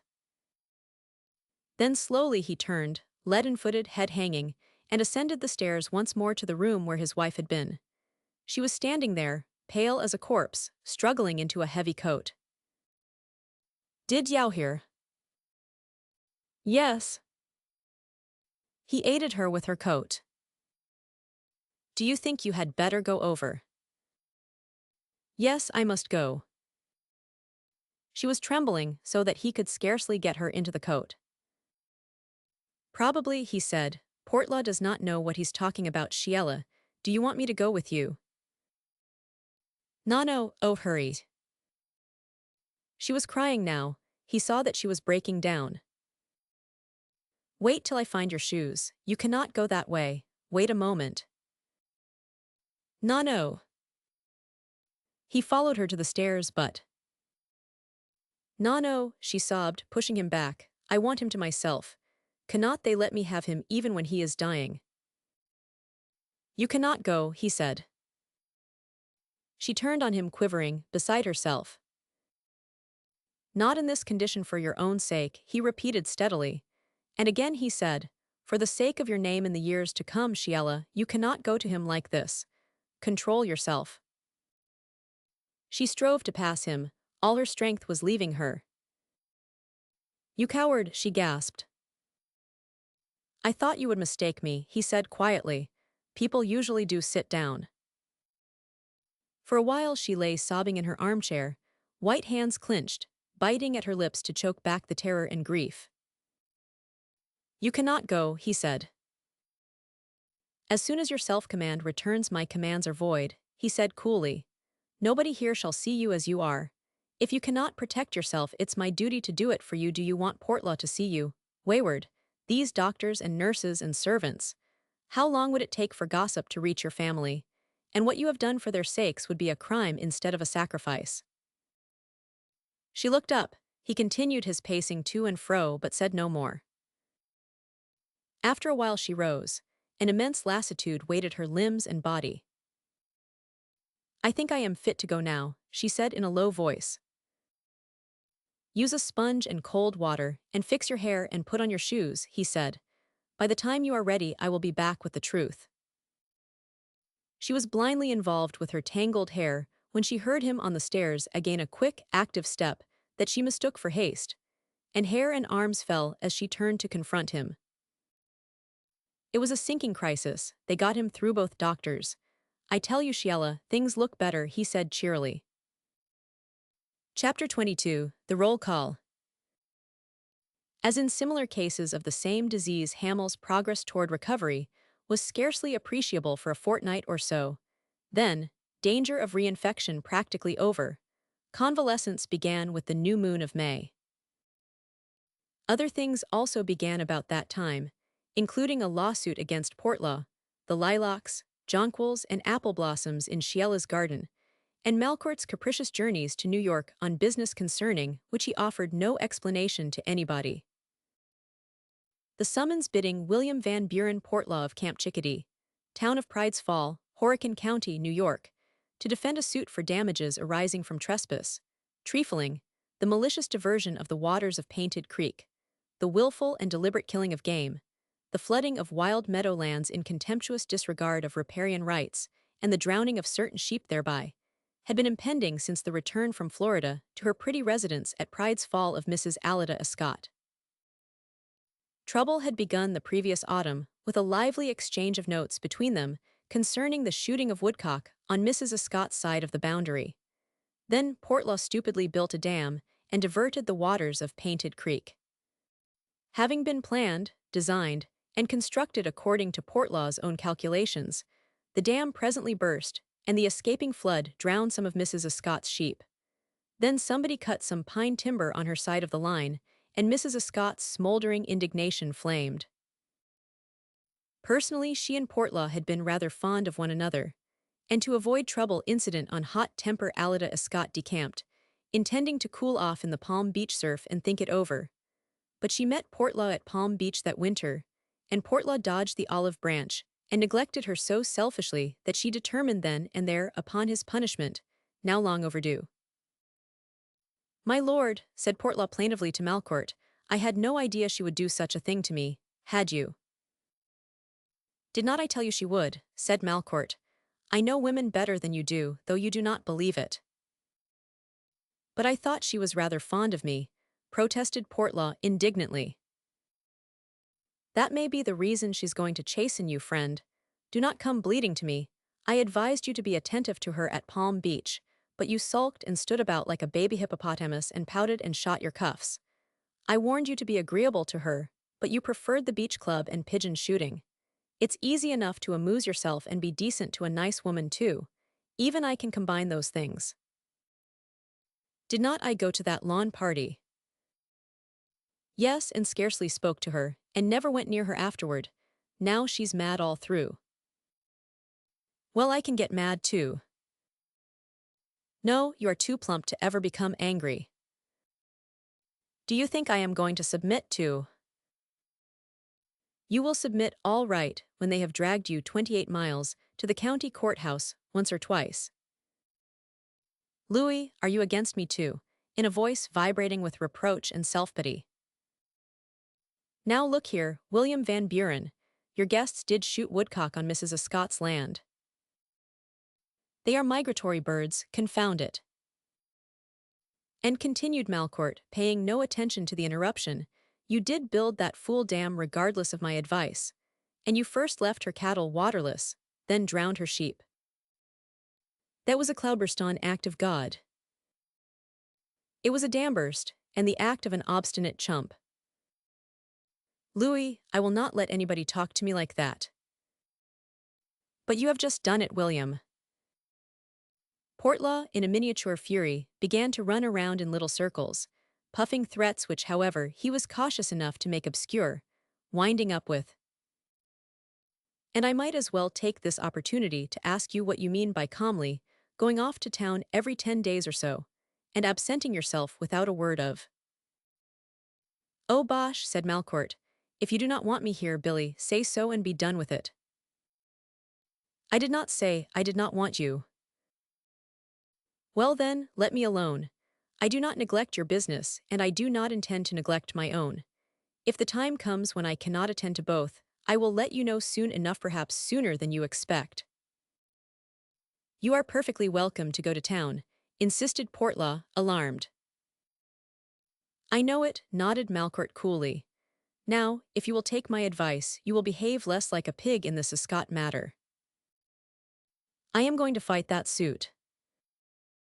"Certainly fight it, but not the way you are planning." "Well, how then?" "Go and see the little lady." "See her, she would not receive me." "Probably not. That's unimportant. For heaven's sake, Portlaw, you are becoming chuckle-headed with all your feeding and inertia and pampered self-indulgence. You are the limit, with your 38-inch girth and your twin chins and baby wrists. You know, it's pitiable when I think what a clean-cut, decent-looking, decently set-up fellow you were only 2 years ago. It's enough to make a cat sick." "Can I help what I look like?" bellowed Portlaw wrathfully. "What an idiot question," said Malcourt with weary patience. "All you have got to do is to cuddle yourself less and go out into the fresh air on your ridiculous legs." "Ridiculous," gasped the other. "Well, I am damned if I stand that." "You will not be able to stand at all if you continue eating and sitting in armchairs. You do not like what I say, do you?" with easy impudence. "Well, I said it to sting you if there's any sensation left under your hide. And I will say something else. If you would care for somebody beside yourself for a change, and give the overworked ego a vacation, you would get along with your pretty neighbor yonder." "Oh yes, you would. She was quite inclined to like you before you began to turn, physically, into a stall-fed prize winner. You are only 37 or 8. You have a reasonable chance yet to exchange obesity for perspicacity before it smothers what intellect remains. And if you are anything except what you are beginning to resemble, you will stop sharp, behave yourself, go to see your neighbor, and with a shrug marry her. Marriage's easy a way out of trouble as it is in." He swung carelessly on his heel, supple, erect, graceful as always. But he threw back over his shoulder, "You would better acquire the rudiments of a figure before you go according Alida a Scott," and left Portlaw sitting, petrified in his wadded chair. Malcourt strolled on, a humorously malicious smile hovering near his eyes, but his face grew serious as he glanced up at Hamel's window. He had not seen Hamel during his illness, or his convalescence had made no attempt to, evading lightly the casual suggestions of Portlaw that he and his young wife pay Hamel a visit, nor did he appear to take anything more than a politely perfunctory interest in the sick man's progress. Yet Constance Palliser had often seen him pacing the lawn under Hamel's window long after midnight, during those desperate hours, when the life flames scarcely flicker at those ominous moments, when so many souls go out to meet the impending dawn. But now, in the later stages of Hamel's rapid convalescence, which is characteristic of a healthy recovery from that unpleasant malady, Malcourt avoided the cottage, even ceased to inquire, and Hamel had never asked to see him, although, for appearance sake, he knew that he must do so very soon. Wayward and Constance Palliser were visiting Mrs. Scott at Pride's Fall. Young Mrs. Malcourt had been there for a few days, but was returning to prepare for the series of house parties arranged by Portlaw, who had included Cecil Cardross and Philip Gatewood in the first relay. As for Malcourt, there was no counting on him. He was likely to remain for several days at any of the 5 distant gatekeepers' lodges across the mountains, or to be mousing about the woods with wardens and foresters, camping where convenient, or to start for New York without explanation. All of which activity annoyed Portlaw, who missed his manager at table and at cards missed his nimble humor, his impudence, his casual malice, missed even the paternal toleration which this younger man bestowed upon him, a sort of half-tolerant, half-contemptuous supervision. And now that Malcourt was so often absent, Portlaw was surprised to find how much he missed the veiled authority exercised, how dependent on it he had become, how secretly agreeable had been the half-mocking discipline, which relieved him of any responsibility, except as overlord of the culinary regime. Like a spoiled schooled, badly brought up, he sometimes defied Malcourt's authorities in the matter of the dame enjoying his own perversity, but he always got into hot water and was glad enough to return to safety. Even now, though his truancy had landed him in a very lively lawsuit, he was glad enough to slink back through the stinging comments to the security of authority, and his bellows of exasperation under reproof were half pretense. He expected Malcourt to get him out of it if he could not extract himself. He had no idea of defending the suit. Besides, there was sufficient vanity in him to rely on a personal meeting with Mrs. Scott, but he laughed in his sleeve at the idea of the necessity of making love to her. And one day when Hamel was out for the third or fourth time, walking about the drives and lawns in the sunshine, and Malcourt was not in sight, Portlaw called for his riding breeches and boots. He had not been on a horse in years, and it seemed as though only faith and a shoehorn could get him into his riding breeches. But with the aid of heaven and a powerful valet, he stood before his mirror arrayed at last, and presently went out across the lawn and through the grove to Malcourt's house. Young Mrs. Malcourt, in pink gingham apron and sunbonnet, was digging with a trowel in her garden when he appeared upon the landscape. "I do not want you to tell Louis," he cautioned her with a very knowing and subtle smile, "but I am just going to ride over to Pride's this morning and settle this lawsuit matter and surprise him." Sheila had straightened up, trowel in her gloved hand, and now stood looking at him in amused surprise. "I did not know you rode," she said. "I should think it would be very good for you." "Well," he admitted, turning red, "I suppose I ought to ride now and then. Louis has been at me rather viciously, but you will not tell him, will you?" "No," said Sheila. "Because, you see, he does not think me capable of settling this thing, and so I am just going to gallop over and have a little friendly chat with Mrs. Scott." "Friendly," very gravely. "Yes," he said, alarmed. "Why not?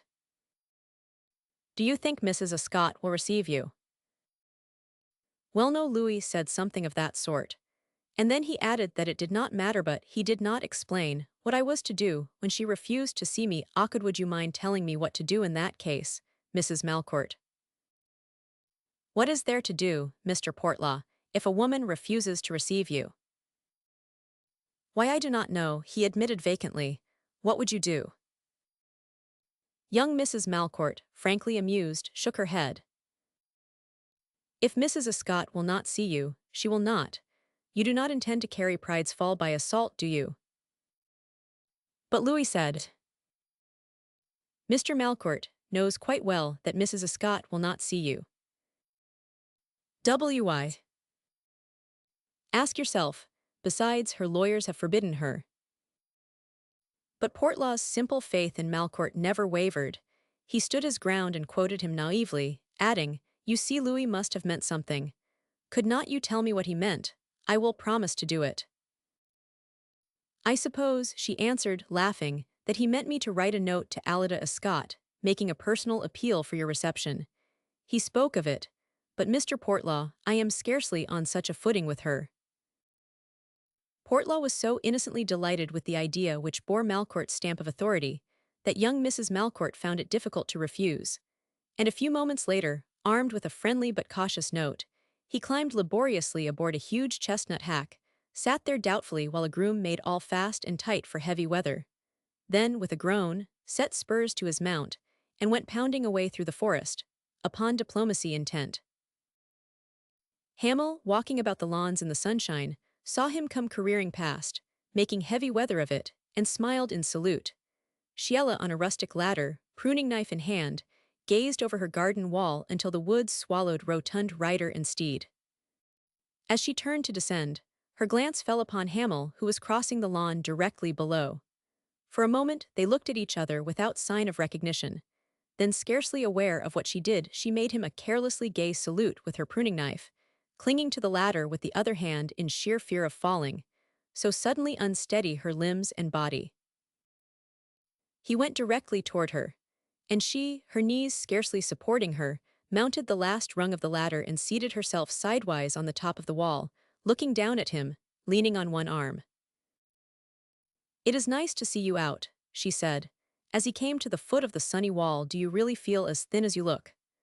I had a letter from your aunt today asking an outsider's opinion of your condition, and now I will be able to give it. You do look pathetically thin, but I shall not tell her that, if you are tired standing up, you may come into my garden, where there are some very agreeable benches. I would like to have you come if you care to."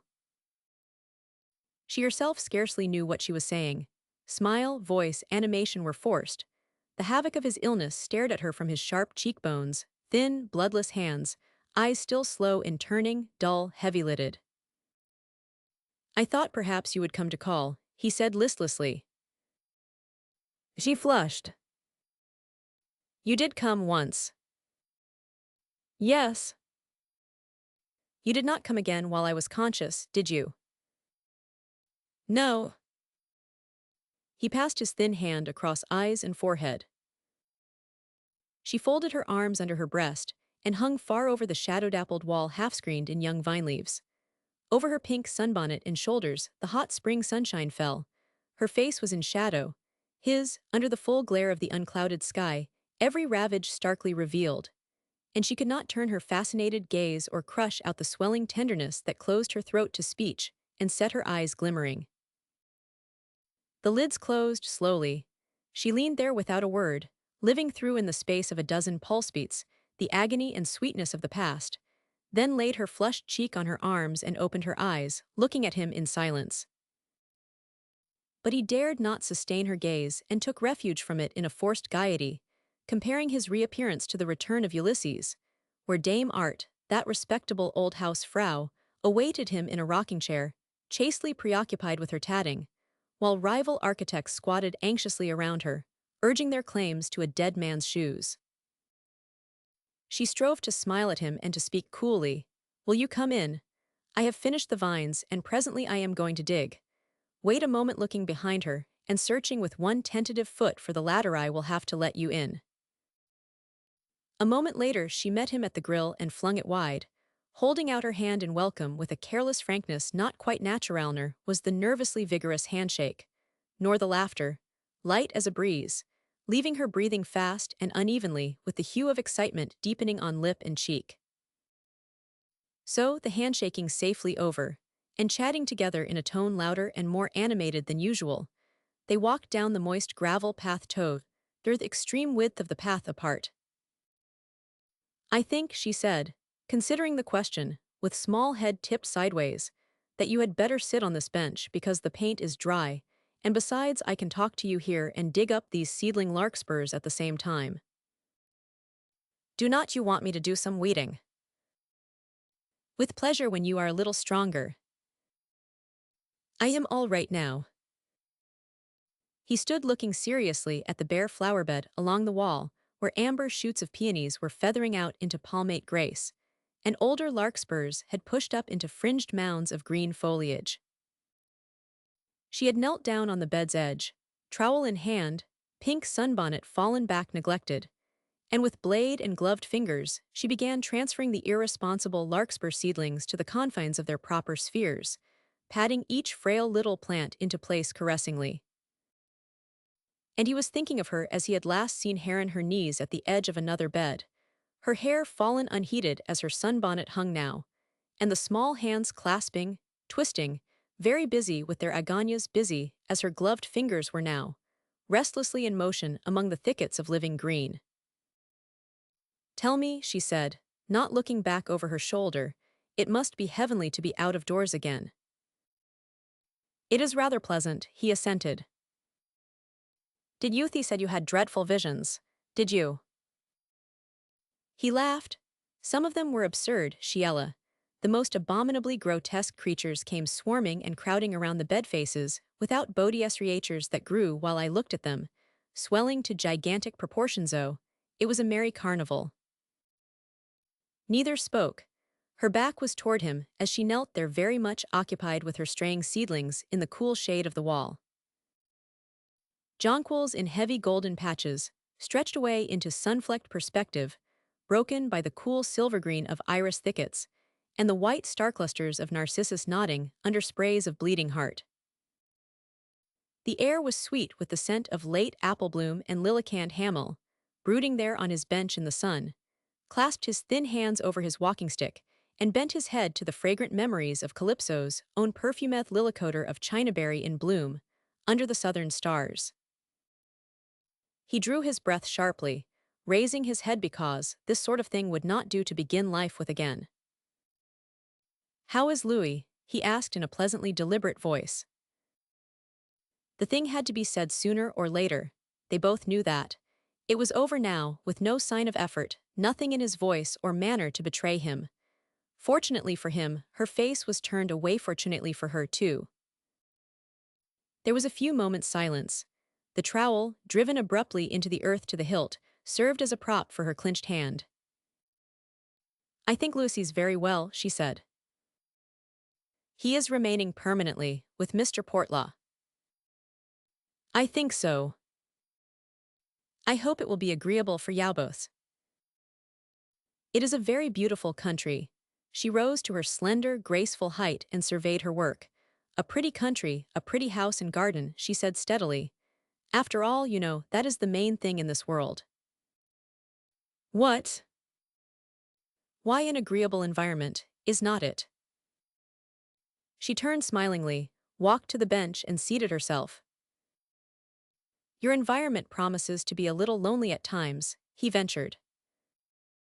"Oh yes, but I rather like it, when it's not overpopulated. There will be a great deal for me to do in my garden teaching young plants self-control." "Gardens freeze up, Shiela." "Yes, that is true. But you will have good shooting." "I will never again draw trigger on any living thing." "What, the girl who'd—" "No girl, no, a woman who can never again bring herself to inflict death." "Why?" "I know better now." "You rather astonish me," he said, pretending amusement. She sat very still, thoughtful eyes roaming, then rested her chin on her hand, dropping one knee over the other to support her elbow. And he saw the sensitive mouth droop a little, and the white lids drooping too until the lashes rested on the bloom of the curved cheek. So he had seen her, often, silent, absent-minded, thoughts astray amid some blessed daydream in that golden fable they had lived and died in. She said, as though to herself, "How can a woman slay? I think those who have ever been victims of pain never desire to inflict it again on any living thing." She looked up humbly, searching his face. "You know, it has become such a dreadful thing to meth responsibility for pain and death. It is horrible for humanity to usurp such a power to dare interfere with life to mar it. End it. Children do not understand. I was nothing more a few months ago. To my intelligence, the shallow arguments of those takers of life called sportsmen was sufficient. I supposed that because almost all the little children of the wild were doomed to die by violence, sooner or later, that the quicker death I offered was pardonable on the score of mercy." She shook her head. "Why death and pain exist, I do not know. He who deals them must know why." He said, surprised at her seriousness. "Right or wrong, a matter of taste cannot be argued." "A matter of taste. Every fiber of me rebels at the thought of death, of inflicting it on anything. God knows how I could have done it when I had so much of happiness myself." She swung around toward him. "Sooner or later, what remains to say between us must be said, Gary. I think the time is nowhere in my garden. In the clear daylight of the young summer you have that last letter of my girlhood. I burned it. I have every letter you ever wrote me. They are in my desk upstairs. The desk is not locked." Had you not better destroy them? Why? As you wish, he said, looking at the ground. One keeps the letters of the dead, she said. Your youth and minish made a little gesture downward, as though smoothing a grave daintily. They were very unwise, sitting there in the sunshine side by side, tremendously impressed with the catastrophe of life, and with each other still young enough to be in earnest, to take life and each other with that awesome finality which is the dread privilege of youth. She spoke with conviction of the mockery of life, of wisdom and its sadness. He looked upon the world in all the serious disillusion of youth, and saw it strewn with the fragments of their wrecked happiness. They were very emotional, very unhappy, very, very much in love. But the truly pathetic part of it all lay in her innocent conviction that a marriage witnessed by the world was a sanctuary within the circle of which neither she nor he had any reason to fear each other or themselves. The thing was done, hope slain. They, the mourners, might now meet in safety to talk together over the dead, suffer together among the graves of common memories, sadly tracing, reverently marking with epitaphs, appropriate the tombs which held the dead days of their youth. Youth believes, age is the skeptic. So they did not know that, as nature abhors a vacuum, youth cannot long tolerate the vacuity of grief. Rose vines, cut to the roots, climb the higher. No checking ever killed a passion. Just now her inexperience was driving her into platitudes. Dear Gary, she said gently, it is such happiness to talk to you like this, to know that you understand. There is a regulation forbidding prisoners to converse upon the subject of their misdemeanors, but neither he nor she seemed to be aware of it. Moreover, she was truly convinced that no nun in cloister was as hopelessly certain of safety from world and flesh and devil as was her heart and its meditations, under the aegis of admitted wedlock. She looked down at the ring she wore, and a faint shiver passed over her. You are going to Mrs. Scott. Yes, to make her a Trianon and a smirking little park. I cannot quarrel with my bread and butter, but I wish people would let these woods alone. She sat very still and thoughtful, hands clasped on her knee. So you are going to Mrs. Scott, she repeated. And still thoughtful, I am so fond of Alida Scott, she is very pretty, is not she? Very, he said absently. Do not you think so, warmly? I never met her but once. She was considering him, the knuckle of one forefinger resting against her chin in an almost childish attitude of thoughtful perplexity. How long are you to remain there, Gary? Where, coming out of abstraction? They're at Mrs. Scott's. Oh, I do not know, a month, I suppose. Not longer. I cannot tell, Sheila.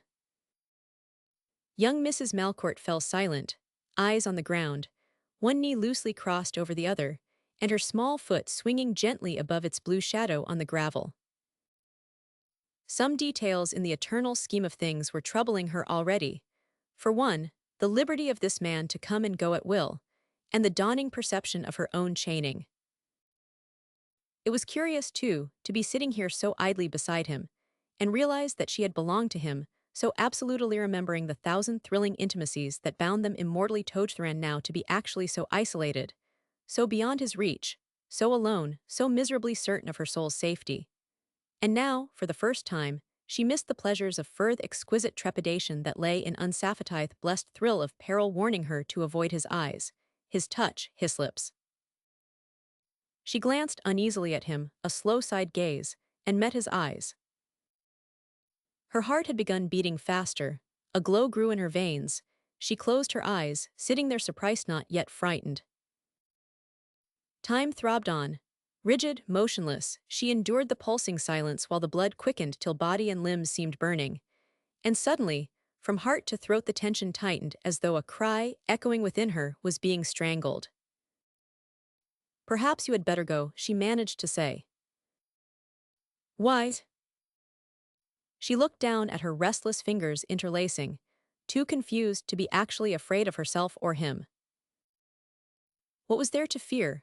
What occult uneasiness was haunting them? Where might lie any peril now? How could the battle begin again when all was quiet along the firing languid with the quiet of death? Do dead memories surge up into furies? Can dead hopes burn again? Is there any resurrection for the insurgent passions of the past, laid forever under the ban of wedlock? The fear within her turned to impatience to a proud incredulity. And now she felt the calm reaction as though, unbidden, an ugly dream, passing, had shadowed her unawakened senses for a moment, and passed away. As long as they lived there was nothing to be done. Endurance could cease only with death. What was there to fear? She asked herself, waiting half contemptuously for an answer. But her unknown self had now subsided into the obscurity from whence it rose. The phantom of the future was laid. Chapter 23, A Capitulation. As Hamel left the garden, Malcourt sauntered into view, halted, then came forward. "I am glad to see you," he said pleasantly. "Thank you." Neither offered to shake hands. Malcourt, lightly formal, spoke of Hamel's illness in a few words, using that excellent taste which was at his command when he chose to employ it. He expressed his pleasure in Hamel's recovery, and said that he was ready at any time to take up the unfinished details of Portlaw's business, agreeing with Hamel that there remained very little to talk over. "The main thing, of course, is to squelch William's last hopes of any Rhine castles," continued Malcourt, laughing. "If you feel like it today, I will bring over the plans as you sketch them." "In a day or two," nodded Hamel. "Or perhaps you will lunch with with us, and you and I can go over the things comfortably." But he saw by the scarcely perceptible change in Hamel's face that there were to be no such relations between them, informal or otherwise, and he went on quietly, closing his own suggestion. "Or, if you like, we will get Portlaw some morning after his breakfast, and end the whole matter by laying down the law to him." "That would be perfectly agreeable to me," said Hamel. He spoke as though fatigued, and he looked it as he moved toward his house, using his walking stick. Malcourt accompanied him to the road. "Hamel," he said coolly, "may I suggest something?" The other turned an expressionless face toward him. "What do you wish to suggest?" "That, some day when you feel physically better, I would like to go over one or two matters with you privately." "What matters?" "They concern you and myself." "I know of no private matters, which concern you and myself are ever likely to." Malcourt's face darkened. "I think I warned you once that one day you would misunderstand my friendship for you." Hamel straightened up, looking him coldly in the eye. "Malcourt," he said, "there is no reason for the slightest pretense between us. I do not like you, I do not dislike you, I simply do not take you into consideration at all. The accident of your intrusion into a woman's life is not going to make any more difference to me than it has already made, nor can it affect my complete liberty and freedom to do and say what I choose." "I am not sure that I understand you, Hamel." "Well, you can certainly understand this, that my regard for Mrs. Malcourt does not extend to you, that it is neither modified nor hampered by the fact that you happen to exist, or that she now bears your name." Malcourt's face had lost its color. He began slowly. "There is no reason, I think." "I do not care what you think," said Hamel. "It is not of any consequence to me, nor will it govern me in any manner." He made a contemptuous gesture toward the garden. "Those flower beds and gravel walks in their eye do not know whether they belong to you, or to Mrs. Malcourt, or to Portlaw, and I do not care. The accidental ownership of property will not prevent my entering it, but its ownership by you would prevent my accepting your personal invitation to use it or even enter it. And now, perhaps, you understand." Malcourt, very white, nodded. "It is so useless," he said, all this bitterness. "You do not know what you are saying, but I suppose you cannot help it. It always has been that way. Things go to smash if I try to do anything well, Hamel. We will go on in your own fashion, if we must for a while. Butent," he laughed mirthlessly, "if it ends in a little shooting you must not blame me." Hamel surveyed him in cold displeasure. "I always expected you would find your level," he observed. Yes, I will find it, mused Malcourt, as soon as I know what it ought to be. Under pressure, it is difficult to ascertain such things. One's true level may be higher or lower.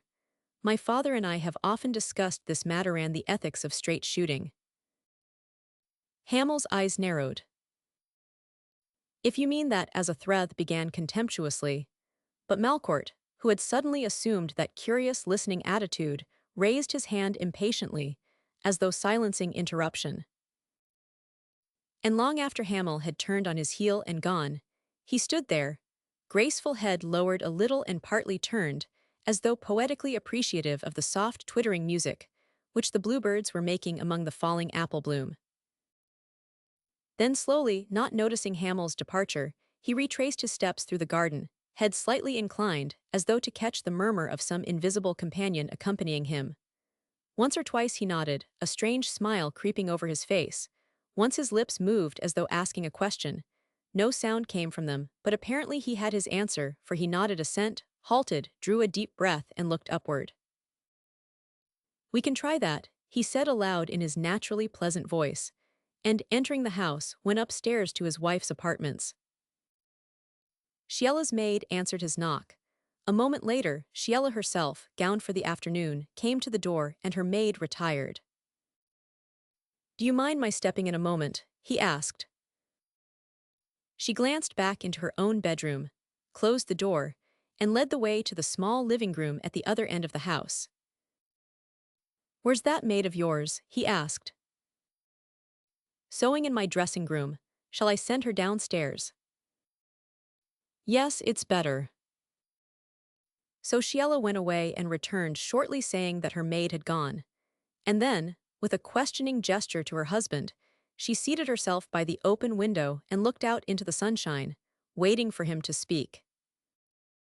"Do you know," he said abruptly, "what saved Cardross, Carrick Co. from going to the wall?" "What?" The quick, crisp question sounded like the crack of a tiny whip. He looked at her, languidly amused. "You knew there was a panic?" he asked. "Yes, of course." "You knew that your father and Mr. Carrick were worried?" "Yes." "You did not realize they were in bad shape?" "Not very, were they?" "That they needed money, and that they could not go out into the market and borrow it because nobody would lend any money to anybody." "I do not understand such details." "Details? Ahais, quite so. Then you were not aware that a run was threatened on the Shoshone Securities Company and certain affiliated banks?" "Yes, but I did not suppose it meant anything alarming." "And you did not understand that your father and brother-in-law could not convert their securities into the ready cash they needed to meet their obligations, did you?" "I do not understand details, Louis, no." "Or that they were desperate?" Her face altered pitifully. "On the edge of bankruptcy," he went on. "What?" "Then," he said deliberately, "you do not know what helped them, what tided them over those 2 days, what pulled them through by the slimmest margin that ever saved the credit of anybody." "Not me money." "Yes, your money." "Is it true, Louis?" "Absolutely." She leaned her head on her hand and sat gazing out of the open window. There were tears very near her eyes, but the lids closed and not one fell or even wet the thick lashes resting on her cheeks. "I supposed it would please you to know what you have done." The face she turned toward him was wonderful in its radiance. She said, "I have never been as happy in all my life, I think. Thank you for telling me. I needed just that." He studied her for a moment, nimble wits at work. Then, "Has your father and the others in their letters said anything about it to you?" "Yes, father has. He did not say matters had been desperate." "I suppose he does not dare commit such a thing to paper it. You do not burn your letters," he added blandly. "I have no reason to. It might save servants' gossip." "What gossip?" in cold surprise. There's a desk full of Hamel's letters upstairs, judging from the writing on the envelopes. He added with a smile, although I do not pry, some servants do, and if there is anything in those letters you do not care to have discussed below stairs, you ought either to lock them up or destroy them. Her face was burning hot, but she met his gaze with equanimity, slowly nodding serene assent to his suggestion. Sheila, he said pleasantly, it looks to me as though what you have done for your family in that hour of need rather balances all accounts between you and them. What? I say that you are square with them for what they have done in the past for you. She shook her head. I do not know what you mean, Louis. He said patiently, you had nothing to give but your fortune, and you gave it. Yes. Which settles your obligations toward them, puts them so deeply forever in your debt that he hesitated, considering the chances. Then, seriously persuasive. They are now in your debt, Sheila. They have sufficient proof of your unselfish affection for them to stand a temporary little shock. Why do not you administer it? What shock? In an altered voice. Your divorce. I thought you were meaning that. I do mean it. You ought to have your freedom. You are ruining your own life and Hamel's and yours. Let that go, he said almost savagely. I can always get along. But I want you to have your freedom to marry that damned fool Hamel. The quick blood stung her face under his sudden blunt brutality. You think that because I returned a little money to my family, it entitles me to publicly disgrace them. Malcourt's patience was fast going. Oh, for heaven's sake, Sheila, shed your swaddling clothes and act like something adult. Is there any reason why two people situated as we are cannot discuss sensibly some method of mitigating our misfortune? I will do anything you say in the matter. Divorce is a good thing sometimes. This is one of the times, and I will give you every reason for a successful suit against me. She rose, cheeks aflame, and in her eyes scorn ungovernable. He rose too, exasperated. You will not consider it, he asked harshly. No. Why not? Because I am not coward enough to ask others to bear the consequences of my own folly and yours.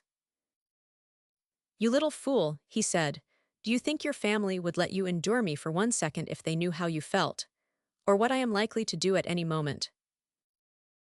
She stood without replying, plainly waiting for him to leave the room and her apartments. All her color had fled.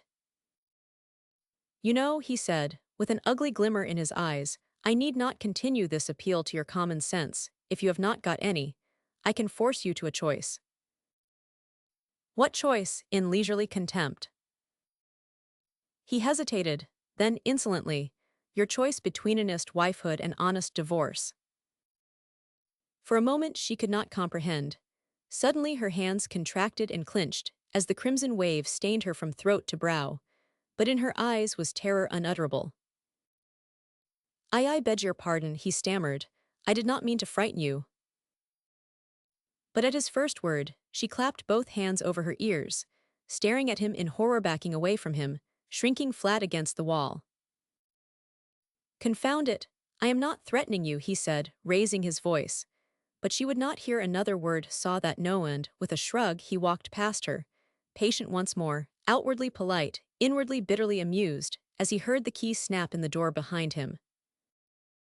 Standing in his own office on the floor below, he glanced vacantly around him. After a moment he said aloud, as though to somebody in the room, well, I tried it, but that is not the way. Later, young Mrs. Malcourt, passing, saw him seated at his desk, head bent as though listening to something interesting, but there was nobody else in the office. When at last he roused himself, the afternoon sun was shining level in the west. Long rosy beams struck through the woods, turning the silver stems of the birches pink. On the footbridge spanning the meadow brook, he saw his wife and Hamel leaning over the handrail, shoulder almost touching shoulder, and he went to the window and stood intently observing them. They seemed to be conversing very earnestly. Once she threw back her pretty head and laughed unrestrainedly, and the clear sound of it floated up to him through the late sunshine. And once she shook her head emphatically, and once he saw her lay her hand on Hamel's arm in impulsive gesture, as though to enforce her words, but it was more like a caress. A tinge of malice altered Malcourt's smile as he watched them. The stiffening grin twitched at his cheeks. Now I wonder, he thought to himself, whether it is the right way after all. I do not think I will threaten her again with alternatives. There's no telling what a fool might do in a panic. Then, as though the spectacle bored him, he yawned, stretched his arms and back gracefully, turned and touched the button that summoned his servant. "Order the horses and pack as usual, Simmons," he said with another yawn. "I am going to New York. Is not Mr. Portlaw here yet?" "No, sir." "Did you say he went away on horseback?" "Yes, sir, this morning." "And you do not know where?" "No, sir, Mr. Portlaw took the south road." Malcourt grinned again, perfectly certain, now, of Portlaw's destination, and thinking to himself that unless his fatuous employer had been landed in a ditch somewhere, en route, he was by this time returning from Pride's Fall with considerable respect for Mrs. Scott. As a matter of fact, Portlaw had already started on his way back. Mrs. Scott was not at Pride's Hall her house when he presented himself at the door. Her servant, evidently instructed, did not know where Mrs. Scott and Miss Palliser had gone or when they might return. So Portlaw betook himself heavily to the village inn, where he insulted his astonished stomach with a noonday dinner, and found the hard wooden chairs exceedingly unpleasant. About 5 o'clock, he got into his saddle with an unfeigned groan, and out of it again at Mrs. Scott's door. They told him there that Mrs. Scott was not at home. Whether this might be the conventional manner of informing him that she declined to receive him, or whether she really was out, he had no means of knowing. So he left his cards for Mrs. Scott and Miss Palliser, also the note which young Mrs. Malcourt had given him, clambered once more up the side of his horse, suppressing his groans until out of hearing, and well on his way toward the fatal boundary. In the late afternoon, sky and water had turned to a golden rose hue. Clouds of gnats danced madly over meadow pools, calm mirrors of the sunset, save when a trout sprang quivering, a dark, slim crescent against the light, falling back with a mellow splash that set the pool rocking. At gaze a deer looked at him from sedge, furry ears forward, stamped, winded him, and not frightened very much, trotted into the dwarf willows, halting once or twice to look around. As he advanced, his horse splashing through the flooded land fetlock deep in water, green herons flapped upward, protesting harshly, circled overhead with leisurely wing beats, and settled on some dead limb, thin, strange shapes against the deepening orange of the western heavens. Portlaw, sitting his saddle gingerly, patronized nature askance, and he saw across the flooded meadow, where the river sand had piled its smothering blanket, which phenomenon he was guiltily aware was due to him. Everywhere were signs of the late overflow on new gravel channels for Painted Creek, river willows bent low where the flood had winnowed, piles of driftwood jammed here and there, a single stone pier stemming midstream, ancient floor and cover gone. More of his worker the consequences of Itthai's desolation, from which, under his horse's feet, rose a hawk, flapping, furious, a half-drowned snake dangling from the talon clutch. "Ugh," muttered Portlaw, bringing his startled horse under discipline, then forged forward across the drowned lands, sorry for his work, sorry for his obstinacy, sorrier for himself. For Portlaw, in some matters was illogically parsimonious, and it irked him dreadfully to realize how utterly indefensible were his actions and how much they promised to cost him. Unless, he thought cannily to himself, I can fix it up with her for old friendship's sake, doing the regretful sinner business. As the horse thrashed out of the drowned lands up into the flat plateau where acres of alders, their tops level as a trimmed hedge, stretched away in an even green sea, a distant, rapping sound struck his ear, sharp, regular as the tree-tapping of a cockathood's. Indifferently convinced that the great, noisy woodpecker was the cause of the racket, he rode on toward the hardwood ridge dominating this plateau where his guests, last season, had shot Woodcockone of the charges in the suit against him. The thing to do, he ruminated, is to throw myself gracefully on her mercy. Women like to have a chance to forgive you, Louis says so, and he ought to know. What a devilishly noisy woodpecker. And looking up, he drew bridle sharply. For there, on the wood's edge, stood a familiar grey mare, and in the saddle, astride, sat Alida Escott, busily hammering tacks into a trespass notice printed on white muslin and attached to the trunk of a big maple tree. So absorbed was she in her hammering that at first she neither heard nor saw Portlaw when he finally ventured to advance, and when she did, she dropped the tack hammer in her astonishment.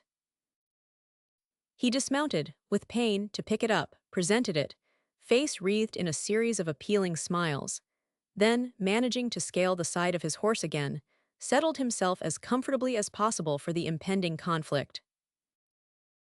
But Alida Escott, in her boyish riding breeches and deep-skirted coat, merely nodded her thanks, took hold of the hammer firmly, and drove in more tacks, paying no further attention to William Van Buren Portlaw and his heart-rending smiles.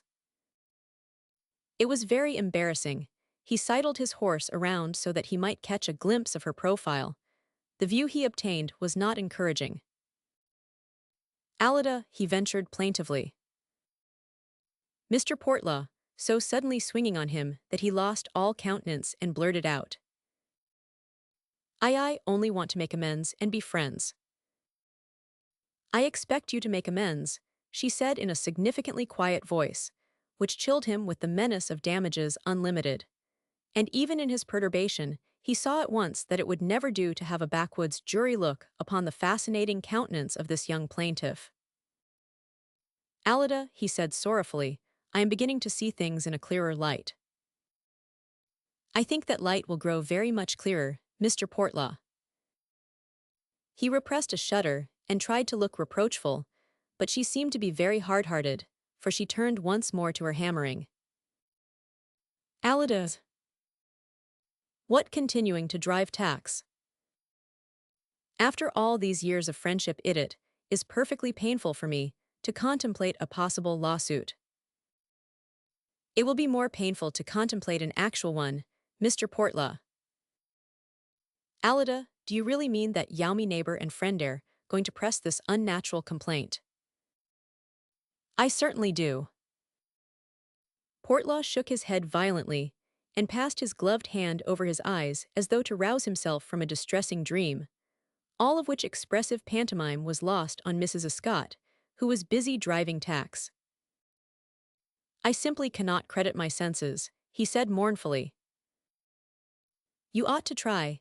It will be still more difficult later, she observed, backing her horse so that she might inspect her handiwork from the proper point of view.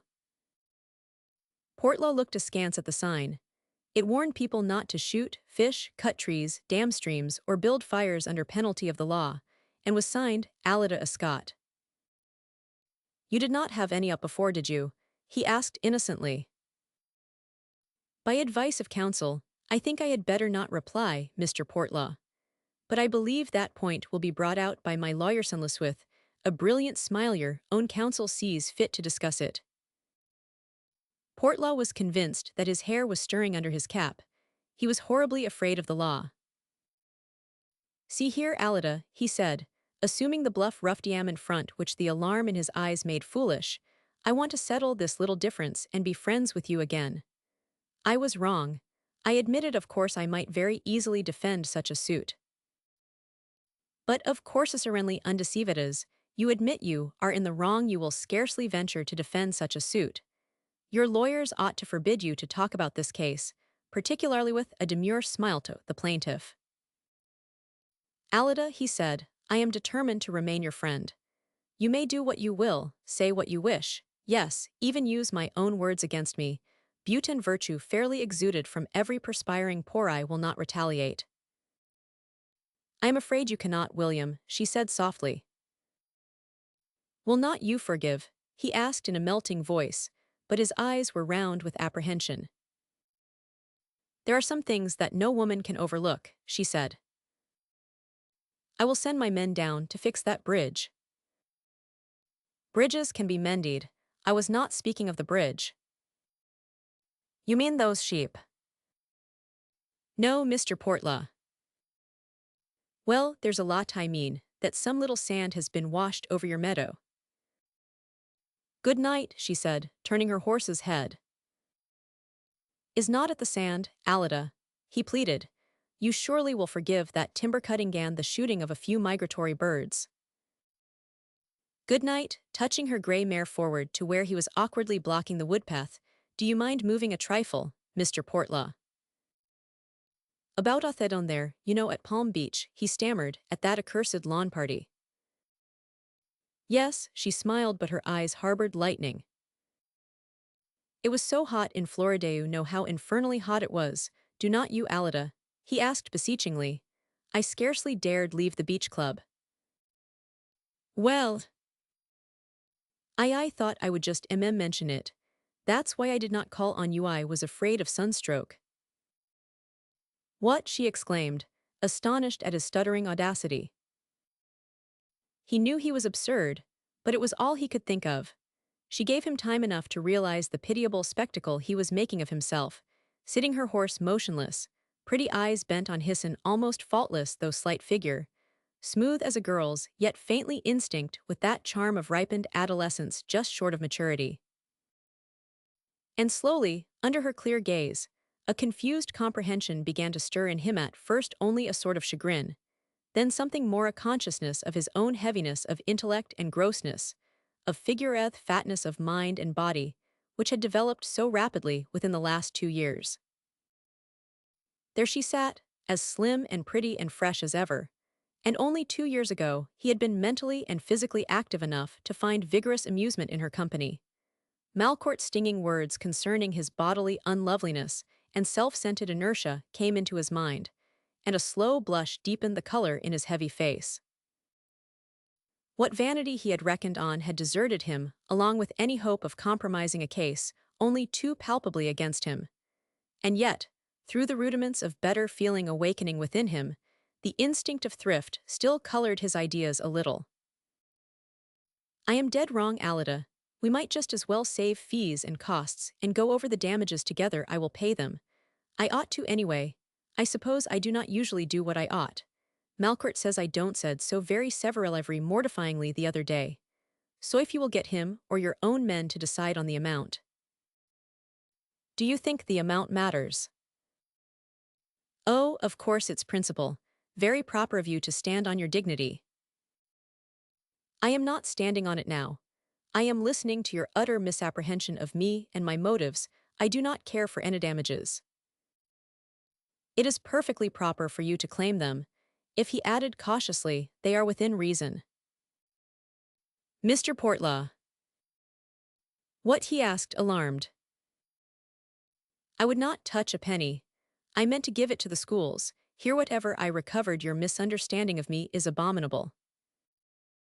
He hung his head, heavy-witted, confused as a stupid schoolboy, feeling helplessly his clumsiness of mind and body. Something of this may have been perceptible to Herme, have softened her ideas concerning him, ideas which had accumulated bitterness during the year of his misbehavior and selfish neglect.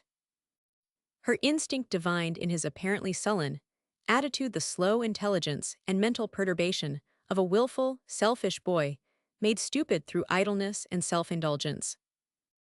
Even what had been clean-cut, attractive, in his face and figure was being marred and coarsened by his slothful habits to an extent that secretly dismayed her, for she had always thought him very handsome, and with that natural perversity of selection, finding in him a perfect foil to her own character, had been seriously inclined to like him. Attractions begin in that way, sometimes, where the gentler is the stronger, the frailer, the dominant character, and the root is in the feminine instinct to care for, develop, and make the most of what palpably needs a protectorate. Without comprehending her own instinct, Mrs. Scott had found the preliminary molding of Portla an agreeable diversion, had rather taken for granted that she was doing him good, and was correspondingly annoyed when he parted his moorings and started drifting aimlessly as a derelict scow awash, floundering seaward without further notice of the trim little tug standing by and amiably ready to act as convoy. Now, sitting her saddle in silence, she surveyed him, striving to understand Himhai's recent indifference, his deterioration, the present figure he was cutting, and it seemed to her a trifle sad that he had no one to tell him a few wholesome truths. "Mr. Portlaw," she said, "do you know that you have been exceedingly rude to me?" "Yes, Edo know it." "Why?" she asked simply. "I do not know. Did not you care for our friendship? Did not it amuse and interest you? How could you have done the things you did in the way you did? If you had asked my permission to build a dozen dams, I would have given it. Did not you know it? But my self-respect protested when you so cynically ignored me." "I am a beast all right," he muttered. She gazed at him, softened, even faintly amused at his repentant bad boy attitude. "Do you want me to forgive you, Mr. Portlaw?" "Yes, but you oughtn't." "That is quite true. Turn your horse and ride back with me. I am going to find out exactly how repentant you really are. If you pass a decent examination, you may dine with Miss Palliser, Mr. Wayward and me. It's too late anyway to return through the forest. I will send you over in the motor." And as they wheeled and walked their horses forward through the dusk, she said impulsively, "We have 4 for bridge if you like." "Alida," he said sincerely, "you are a corker."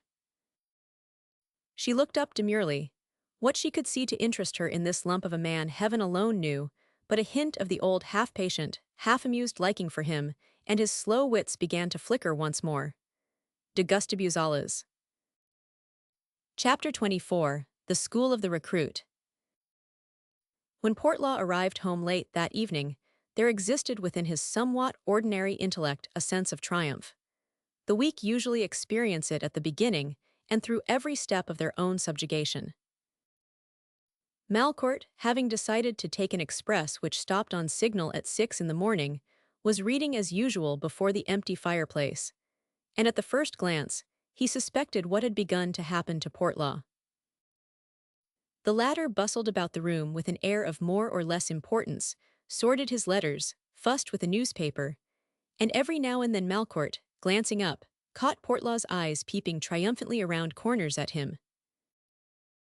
"You have been writing," he said, much amused. "Are you stiff?" "A trifle," replied the other carelessly. "I must keep it up. Really, you know, I have rather neglected the horses lately."